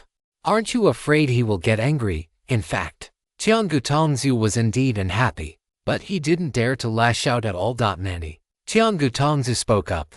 What do you want to eat? I can treat you. The tone and the little expression on his face were so aggrieved. Sumani's lips curled up, revealing a carefully practiced smile. If you don't want to spend money on me, how about I treat you? I am, after all, a college student from the Haijing Academy of Drama. Taking me out wouldn't make you lose face, right? We are still in the game. It is too early to talk about that, Lin Baici said dismissively. Sumani suddenly leaned into Lin Baici's ear, covered her lips with her hand, and whispered, I said Jin Jiayui has never touched me. Do you believe me? Lin Baici didn't expect Sumani to be so bold, and he almost blurted out, I believe you, my foot. If it weren't for the safe period or taking pills, wouldn't she be pregnant by now? Everyone is still young. Why not enjoy a few years of youth? Why be so serious about life? Sumani had competed for favor with He Yunjia in front of that guy and fought over Jin Jiayui. She knew that he looked down on her, but it didn't matter. Sumani didn't want to be Lin Baici's girlfriend anyway. Just having some fun, that is fine, right? Lin Baici was so handsome and so rich, Sumani felt it wouldn't be a loss. If she could get a luxury car when they ended things, that would be even better. The girl who was with you that day looked like a total green tea bitch. I don't think I am any worse than her. At the very least, I practice dance, so my waist strength is definitely better than hers. Sumani continued to cover her lips and whispered, You will know once you try. How the hell am I supposed to try? Lin Baici knew without even thinking that this try was not innocent. Di Xinyan's brand of tea was merely a performance. She talked a big game, but in reality, her experience behind the wheel was zero. The woman before them, however, was the real deal. What a pity. A little candy that has already been chewed on by several people. Remember, a gourmet does not eat other people's saliva. However, you can use her to find a candy shop and see all kinds of little candies. Given your social circle, such an opportunity is rare. Lin Baici was stunned. What the hell is a candy shop? Some kind of decadent banquet? Yi Qingqiu, what are you doing? Get into the dungeon, quickly. Lin Baici had delayed for too long, and Gu Qingqiu was starting to urge him. All right, let's talk later. I have to go run the dungeon. Lin Baici sped up and left. Did you buy Sister Yu's guide? Sumani's eyes lit up. Can you give us a copy? 30 gold coins was something they could scrape together if they pooled their resources. But if they could get it for free, they definitely wanted to. That was where the fun lay. Didn't buy it, Lin Baici chuckled, walked into the security station, and slipped into the dungeon. Hey. Sumani called out a few times, but it was useless. Seeing Lin Baici enter the dungeon, she stomped her feet in anger. Nanny. The simp classmate called out. What? Sumani looked up and saw quite a few people staring at her. Accustomed to being watched, Sumani snorted coldly, crossed her arms over her chest, and deliberately pushed her cleavage together. Hey, beauty. Do you know Big Cousin? A man who had just been following Lin Baici trying to join a group greeted Sumani. Sumani glanced at the man. Don't know him, but I saw you talking to Big Cousin for so long. It seemed like you knew each other. The other party was surprised. Huh. Sumani was stunned, then reacted. You mean Lin Baici? Oh, the young man who was just talking to me is Big Cousin, yeah. The man nodded. Is he that Big Cousin who took to first clears? Sumani was shocked. You didn't know. The man was surprised. Then it seems you really aren't friends. Bullshit. I'm his girlfriend, Sumani blurted out. Damn it, Lin Baici. You looked down on me. I asked you if you bought the guide. You said no. Of course you didn't need to buy the guide. You wrote the damn thing yourself. Nanny. The simp classmate was unhappy. What? Do you have an opinion? Sumani glared back. Damn it. When I'm with him in the future, I'll let you lie under the bed and watch. Wouldn't that be blissful, Manny? Stop saying things out of anger. The simp classmate tried to coax Sumani. When Sumani had seen Lin Baici earlier, the image of that Panamera and the BMW X5 had popped into her mind, along with the sight of Lin Baici spending hundreds of thousands to buy a car for that girl. It was so damn cool, Yanjaiui. Look at yourself. You only bought me 2 bags and a few sets of clothes, adding up to less than 100,000. That probably wouldn't even cover the spare change for that BMW X5. Sumani had wanted to get one too, so she had completely forgotten about asking the great glutton Lin to carry her through the dungeon. Now that she thought about it, the great glutton Lin Baici, didn't they both have the surname Lin? Lin Baici is actually Sister Yu's big cousin. The girl with the round face felt regret. She should have had a proper chat with Lin Baici that day, or at least treated him to a meal to build some rapport. If she had, asking him to carry her through the dungeon now would have been much easier. Sumani thought she would have to wait a long time. But only half an hour later, a paladin with a big bear emerged from the dungeon, followed by the other team members. Sister Yu, I'll pay 10 gold coins. Can you carry me through once? Sister Yu, I'm your wealthy fan. You can't just stand by and watch me die. Big cousin, I'm kneeling to you. Please carry me. The players were in a chaotic mess, and some actually went *thump* and knelt down, starting to kowtow. It's no use asking me. I'm just an accessory. The one in charge is our sister Kyu. Yu explained loudly. She said it every time they came out, but it was useless. We aren't carrying anyone for now. Let's wait until our levels are higher, otherwise carrying a dead weight makes the run too slow. Guchen Q's voice was cold. The term dead weight sounded harsh, but no one dared to refute it. After all, why hadn't they taken a first clear themselves in competitive sports? Being weak is the original sin. Guchen Q had the right to say that. Baici, Sumani squeezed through. Student Lin, the round-faced girl followed. Do you remember me? The film student from the Shanghai Academy of Theater who invited you to shoot a short video. Did I not tell you last time? My father is actually the dean of the film academy. When the round-faced girl said this, her expression carried a hint of reserve and superiority. Wow! Tankeki and Peanut Butter exclaimed. A big shot, as Bilibili dance streamers. A university dean was already very impressive.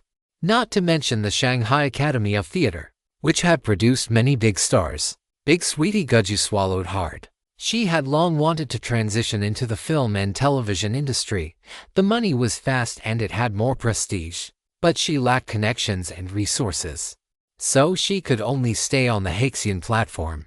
Now, standing here was the daughter of an industry bigwig, and she clearly had a request for Lin Baici. Big Sweetie nudged Yu with her elbow and whispered in her ear, Little Yu, your chance has come.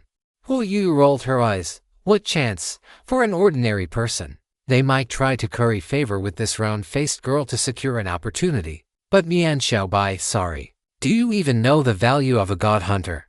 The little fish crossed her arms, leaned back, and tilted her chin up slightly. Forget about the dean's daughter. Even if the president of the Shanghai Academy of Theater came, it is all useless. Lin Baici ignored the girl with the round face. He did not like her tone. Little Lin, is she asking you to film short videos? Jiu Hongyao placed her hand on Lin Baici's shoulder, looking very interested. What is the script? The crooked-mouthed Dragon King, the god of war returns. What kind of nonsense is that? Lin Baici was speechless and shook off Jiu Hongyao's hand. You do not know. Short videos are super popular right now, and there are quite a few that are very creative. Jiu Hongyao suggested with a serious expression. I think if you just lift up your shirt and show off your 8-pack abs, that would be it. If you do not gain 1 million followers within a week, I will lose. What will you do if you lose? Lin Baici asked in return. Jiu Hongyao had just said it off the cuff. She brushed her ponytail and did not know how to answer. Is it Professor Sun? He visited my father in Hong Kong last year. I wonder how your father is doing now. Is he in good health? Gu Qingqiu asked. The girl with the round face was startled. Professor Sun, are you talking about Principal Sun Mingyu? Did Professor Sun get promoted to principal? Gu Qingqiu smiled. The girl with the round face felt a shock in her heart. Principal Sun had become principal last year. Relying on projects he had launched in Hong Kong in collaboration with several major television stations and large film and television companies, which had cultivated over a dozen newcomers and achieved great success. This girl, who carried the aura of a wealthy young lady, said the principal had visited her father. Oh my god, what kind of status is this? The girl with the round face suddenly did not dare to speak recklessly. Sumani had a lot to say, but at this moment, it was all stuck in her throat. She looked at these girls, and the more she looked, the more a chill rose in her heart. Why the hell are they all so good looking? If they were at the High Opera Academy, any one of them could be the school beauty, especially this big-chested girl. Did all your nutrition go there? Sumani suddenly realized why Lin Baici had no feelings for her. If anyone had these top-tier goddesses hovering around them every day, they would become immune to ordinary beauties. Damn it, Sumani muttered, feeling an inexplicable annoyance and a sense of helplessness in her heart. She had originally intended to use her looks and figure to seduce the great Lin Baici into taking her into the dungeon. But now it seemed that was just wishful thinking. So annoying. Let's go. Keep grinding the dungeon. Gu Qingqiu entered the dungeon. Hurry up, hurry up. Jiu Hongyao went in first. Huo Yu wanted to go with Lin Baici, but she did not want Lin Baici to think she was overly jealous. So she had to leave on her own. I'm going to grind the dungeon first. Let's talk another day. Lin Baici slipped away. But before he had taken 2 steps, he was grabbed by Sumani. Sumani leaned into Lin Baici's ear. Lin Baici, you would not want your girlfriend to find out that you bought a BMW X5 for a green tea girl, would you? Chapter 580. Lin Baici, your roommate's girlfriend seems to have designs on you. After Sumani finished speaking, she even licked Lin Baici's earlobe, looking at him with a slightly mocking smile. Forcing me to use my trump card, are you? Do you know I am from the Haijing Theater Academy? The things I have seen the most are backstabbing and palace intrigue. Lin Baici turned his head and looked at Sumani, his expression somewhat stunned. He did not expect this woman to say such a thing. Was he being threatened? Sister Yu's cousin? I do not believe it. You are just a wealthy fan of Huo Yu, right? Sumani analyzed. Jin Jiayu loves Huo Yu so much, he tips her big rockets every few days. Just counting the times I have seen it, Jin Jiayu has already tipped over 100,000 yuan. You are Jin Jiayu's roommate. You cannot possibly not know how much he is a fan of Huo Yu. But Jin Jiayu treats you as a friend, yet he does not know about your relationship with Huo Yu. Aside from you having an affair with her, I cannot think of any other reason. Lin Baici did not expect this woman in front of him to have this kind of mindset. Actually, to put it bluntly, women have a natural sensitivity when it comes to matters between men and women. Or rather, when it comes to catching a mistress. Did I hit the nail on the head? If you are just simple relatives, then why not tell Jin Jiayu? Sumani sneered. Then she felt super annoyed in her heart. Huo Yu, whom Jin Jiayu could only watch through a screen and never touch, received hundreds of thousands in big rockets from him. And what about her? She had to get on top and move, working so hard, just to get a handbag. It was truly too cheap. Of course, Sumani was in a fit of anger now, and had completely forgotten that when she first got the bag. She also thought it was a great deal and that Jinjayu was indeed a big spender. Huoyuyu has already been slept with by you, right? Sumani crossed her arms, pushing them up from beneath her chest. How is it? How does it feel to sleep with the goddess your roommate is obsessed with? Are you done? Lin Baici looked at Sumani. This was the first time he had seen a woman act like this. He was a bit shocked, a bit surprised, and also found it a bit funny. He suddenly thought of Ji Xinyan. He wondered what her reaction would be if the tea girl knew he had other girlfriends. Would she be just as extreme? Lin Baici's attitude made Sumani feel a bit at a loss. The other party was to come. If you are done, then get lost. Lin Baici's expression turned cold. I will tell Jinjia. Before Sumani could finish, she was grabbed by the collar by Lin Baici and pulled in front of him. Do you know where you are right now? You are trapped in a god-forbidden game, and you want to tell Jinjiu. Whether you can even make it out alive is a question. Sumani subconsciously raised her hand, preparing to slap Lin Baici across the face. Lin Baici struck first, hitting Sumani across the face. This game is made very realistically. The tactile sensation is quite good. Whoa, cousin is awesome. Hey, what is the situation? Is this a couple fighting? Wow, that girl is so pretty. How could big cousin have the heart to hit her? The surrounding players were shocked. Although Sumani was acting spoiled, she still had her wits about her and didn't dare to make a loud scene. Otherwise, there would truly be no room for reconciliation. So everyone didn't hear the conversation between the two. Seeing this, the simp classmate immediately rushed over in anger. Why are you hitting someone?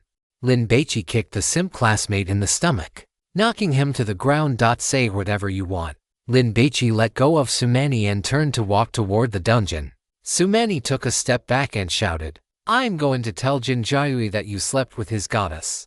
Lin Baici raised his left hand and gave her the middle finger. Watching Lin Baici's figure disappear into the dungeon, Sumani cursed in anger. Damn it. Why does everyone like Huoyuyu?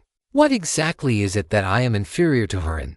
I am also a university student at the High Opera Academy, and there are plenty of men driving luxury cars who want to keep me as a mistress. Sumani was so angry she wanted to cry. In reality, Sumani had long legs, an oval face, and long black hair. Plus, she had practiced dance for years and knew how to dress, making her very attractive. The fact that Jinjiu, who had been accustomed to the best of everything since middle school, could take a fancy to Sumani was enough to prove her level. Then there was the simp classmate, who still cared for and fawned over her even though he knew she had a boyfriend. These things were enough to demonstrate Sumani's charm. It was just a pity that it was useless on Lin Baici. There was no helping it. The first impression had not been good, and later on, there was even less chance for any favorable feelings to develop. Sumani also thought of this and felt deep regret, but it didn't matter. A woman chasing a man is like separating a mountain with a thin layer of gauze. I am going to lock horns with you. Lin Baici entered the dungeon and saw four girls looking at him. Ex-girlfriend. Gu Qingqiu chuckled. What nonsense are you spouting? She is just one of my roommate's girlfriends. I met her before when we were eating. Lin Baici looked calm and composed. After all, he really hadn't done anything. Let's start fighting the monsters. Start the fight. Jiao Hongniao didn't care about such things. Even if Lin Baiqi's girlfriend were to get pregnant unexpectedly, she, as his good brother, would even accompany her to get an abortion, providing money and effort to help settle everything. As long as it didn't affect Lin Baici and her in containing god-forbidden items and purifying rule-based pollution, it was fine. Huoyuyu wasn't worried at all. Jin Yingxian was the real enemy. That woman outside the dungeon, she wasn't even worth considering. Peanut Butter hugged her staff and squatted on the ground, pretending to watch ants. Experience told her that it was best not to participate in these kinds of topics. Ding dong, a private message arrived. Tenkeki, big cousin is so ruthless, such a beautiful woman. Even I felt a heartbeat. And he just slapped her. Tenkeki, I was thinking about wearing a little skirt and black silk stockings to dance a suggestive dance for big cousin. But now it seems I was being naive. Peanut Butter thought to herself. I wanted to do that too. She actually had some small thoughts. wondering if big cousin brought her along to grind the dungeon because she was pretty. He should have some ideas about her. So, and knowingly, Peanut Butter had become a little full of herself. Now, after that woman's scene, Peanut Butter suddenly realized that she had been overthinking it. Peanut Butter still had self-awareness. Regardless of looks or figure, she was not as good as that female much. If Lin Baici didn't even take a fancy to her, how could he possibly take a fancy to herself? It seems I really am just an accessory. I just happen to be a mage. And I just happened to add Lin Baici as a friend, so I was chosen. In fact, if it were any other mage, big cousin and the others wouldn't care. After all, it's just casting Blizzard. You could tie a dog there and it would still work. Tankeki currently. It seems the competition is very intense. Since that is the case, we can only play to our strengths. Peanut Butter, what strengths? Tankeki. The two of us go together. Peanut Butter sent a string of ellipses, followed by a terrified emoji. Tankeki. What? You are not willing, at worst. I will let you go first, Peanut Butter, you little pervert. Tankeki and Peanut Butter were best friends and often joked around. Their words were just empty talk for fun. They wouldn't actually do it. Tankeki. Enough talk. I'm going to do quests and fight monsters. Tankeki. Sigh. It was supposed to be me first, suggesting to team up with big cousin. But now you picked up the bargain. So annoying. Peanut Butter. Sorry. When I reach a higher level, I will take you with me. Tankeki, stop talking nonsense. Focus on fighting monsters. Be careful not to make a mistake and get kicked out of the team by big cousin. The prison dungeon, which had no ranged monsters, was cleared very quickly. In half an hour, another run was finished. Hurry up and sell the items to clear your inventory, Guchinkyu urged. She wanted to rush to level 40 as quickly as possible to go play in the next dungeon. Sister Kyu, take me once. Sister Kyu, big cousin, for the next dungeon, I will offer 100 gold to reserve a first clear spot. Is that okay? I don't want any equipment. Damn, you kid are clever, aren't you? As soon as Guchinkyu's group came out, the players surrounded them. They had many things to discuss, such as buying a spot on the team, but they couldn't add Guchinkyu and the others as friends, so they could only negotiate like this. In the crowd, so many watched the popularity of Lin Baici's team, tried hard to suppress the displeasure in her heart, squeezed out a smile, and pushed her way through. Brother Lin, I was wrong. So many reached out to grab Lin Baici's arm, looked up at him, and revealed a pitiful expression. I shouldn't have thrown a tantrum just now.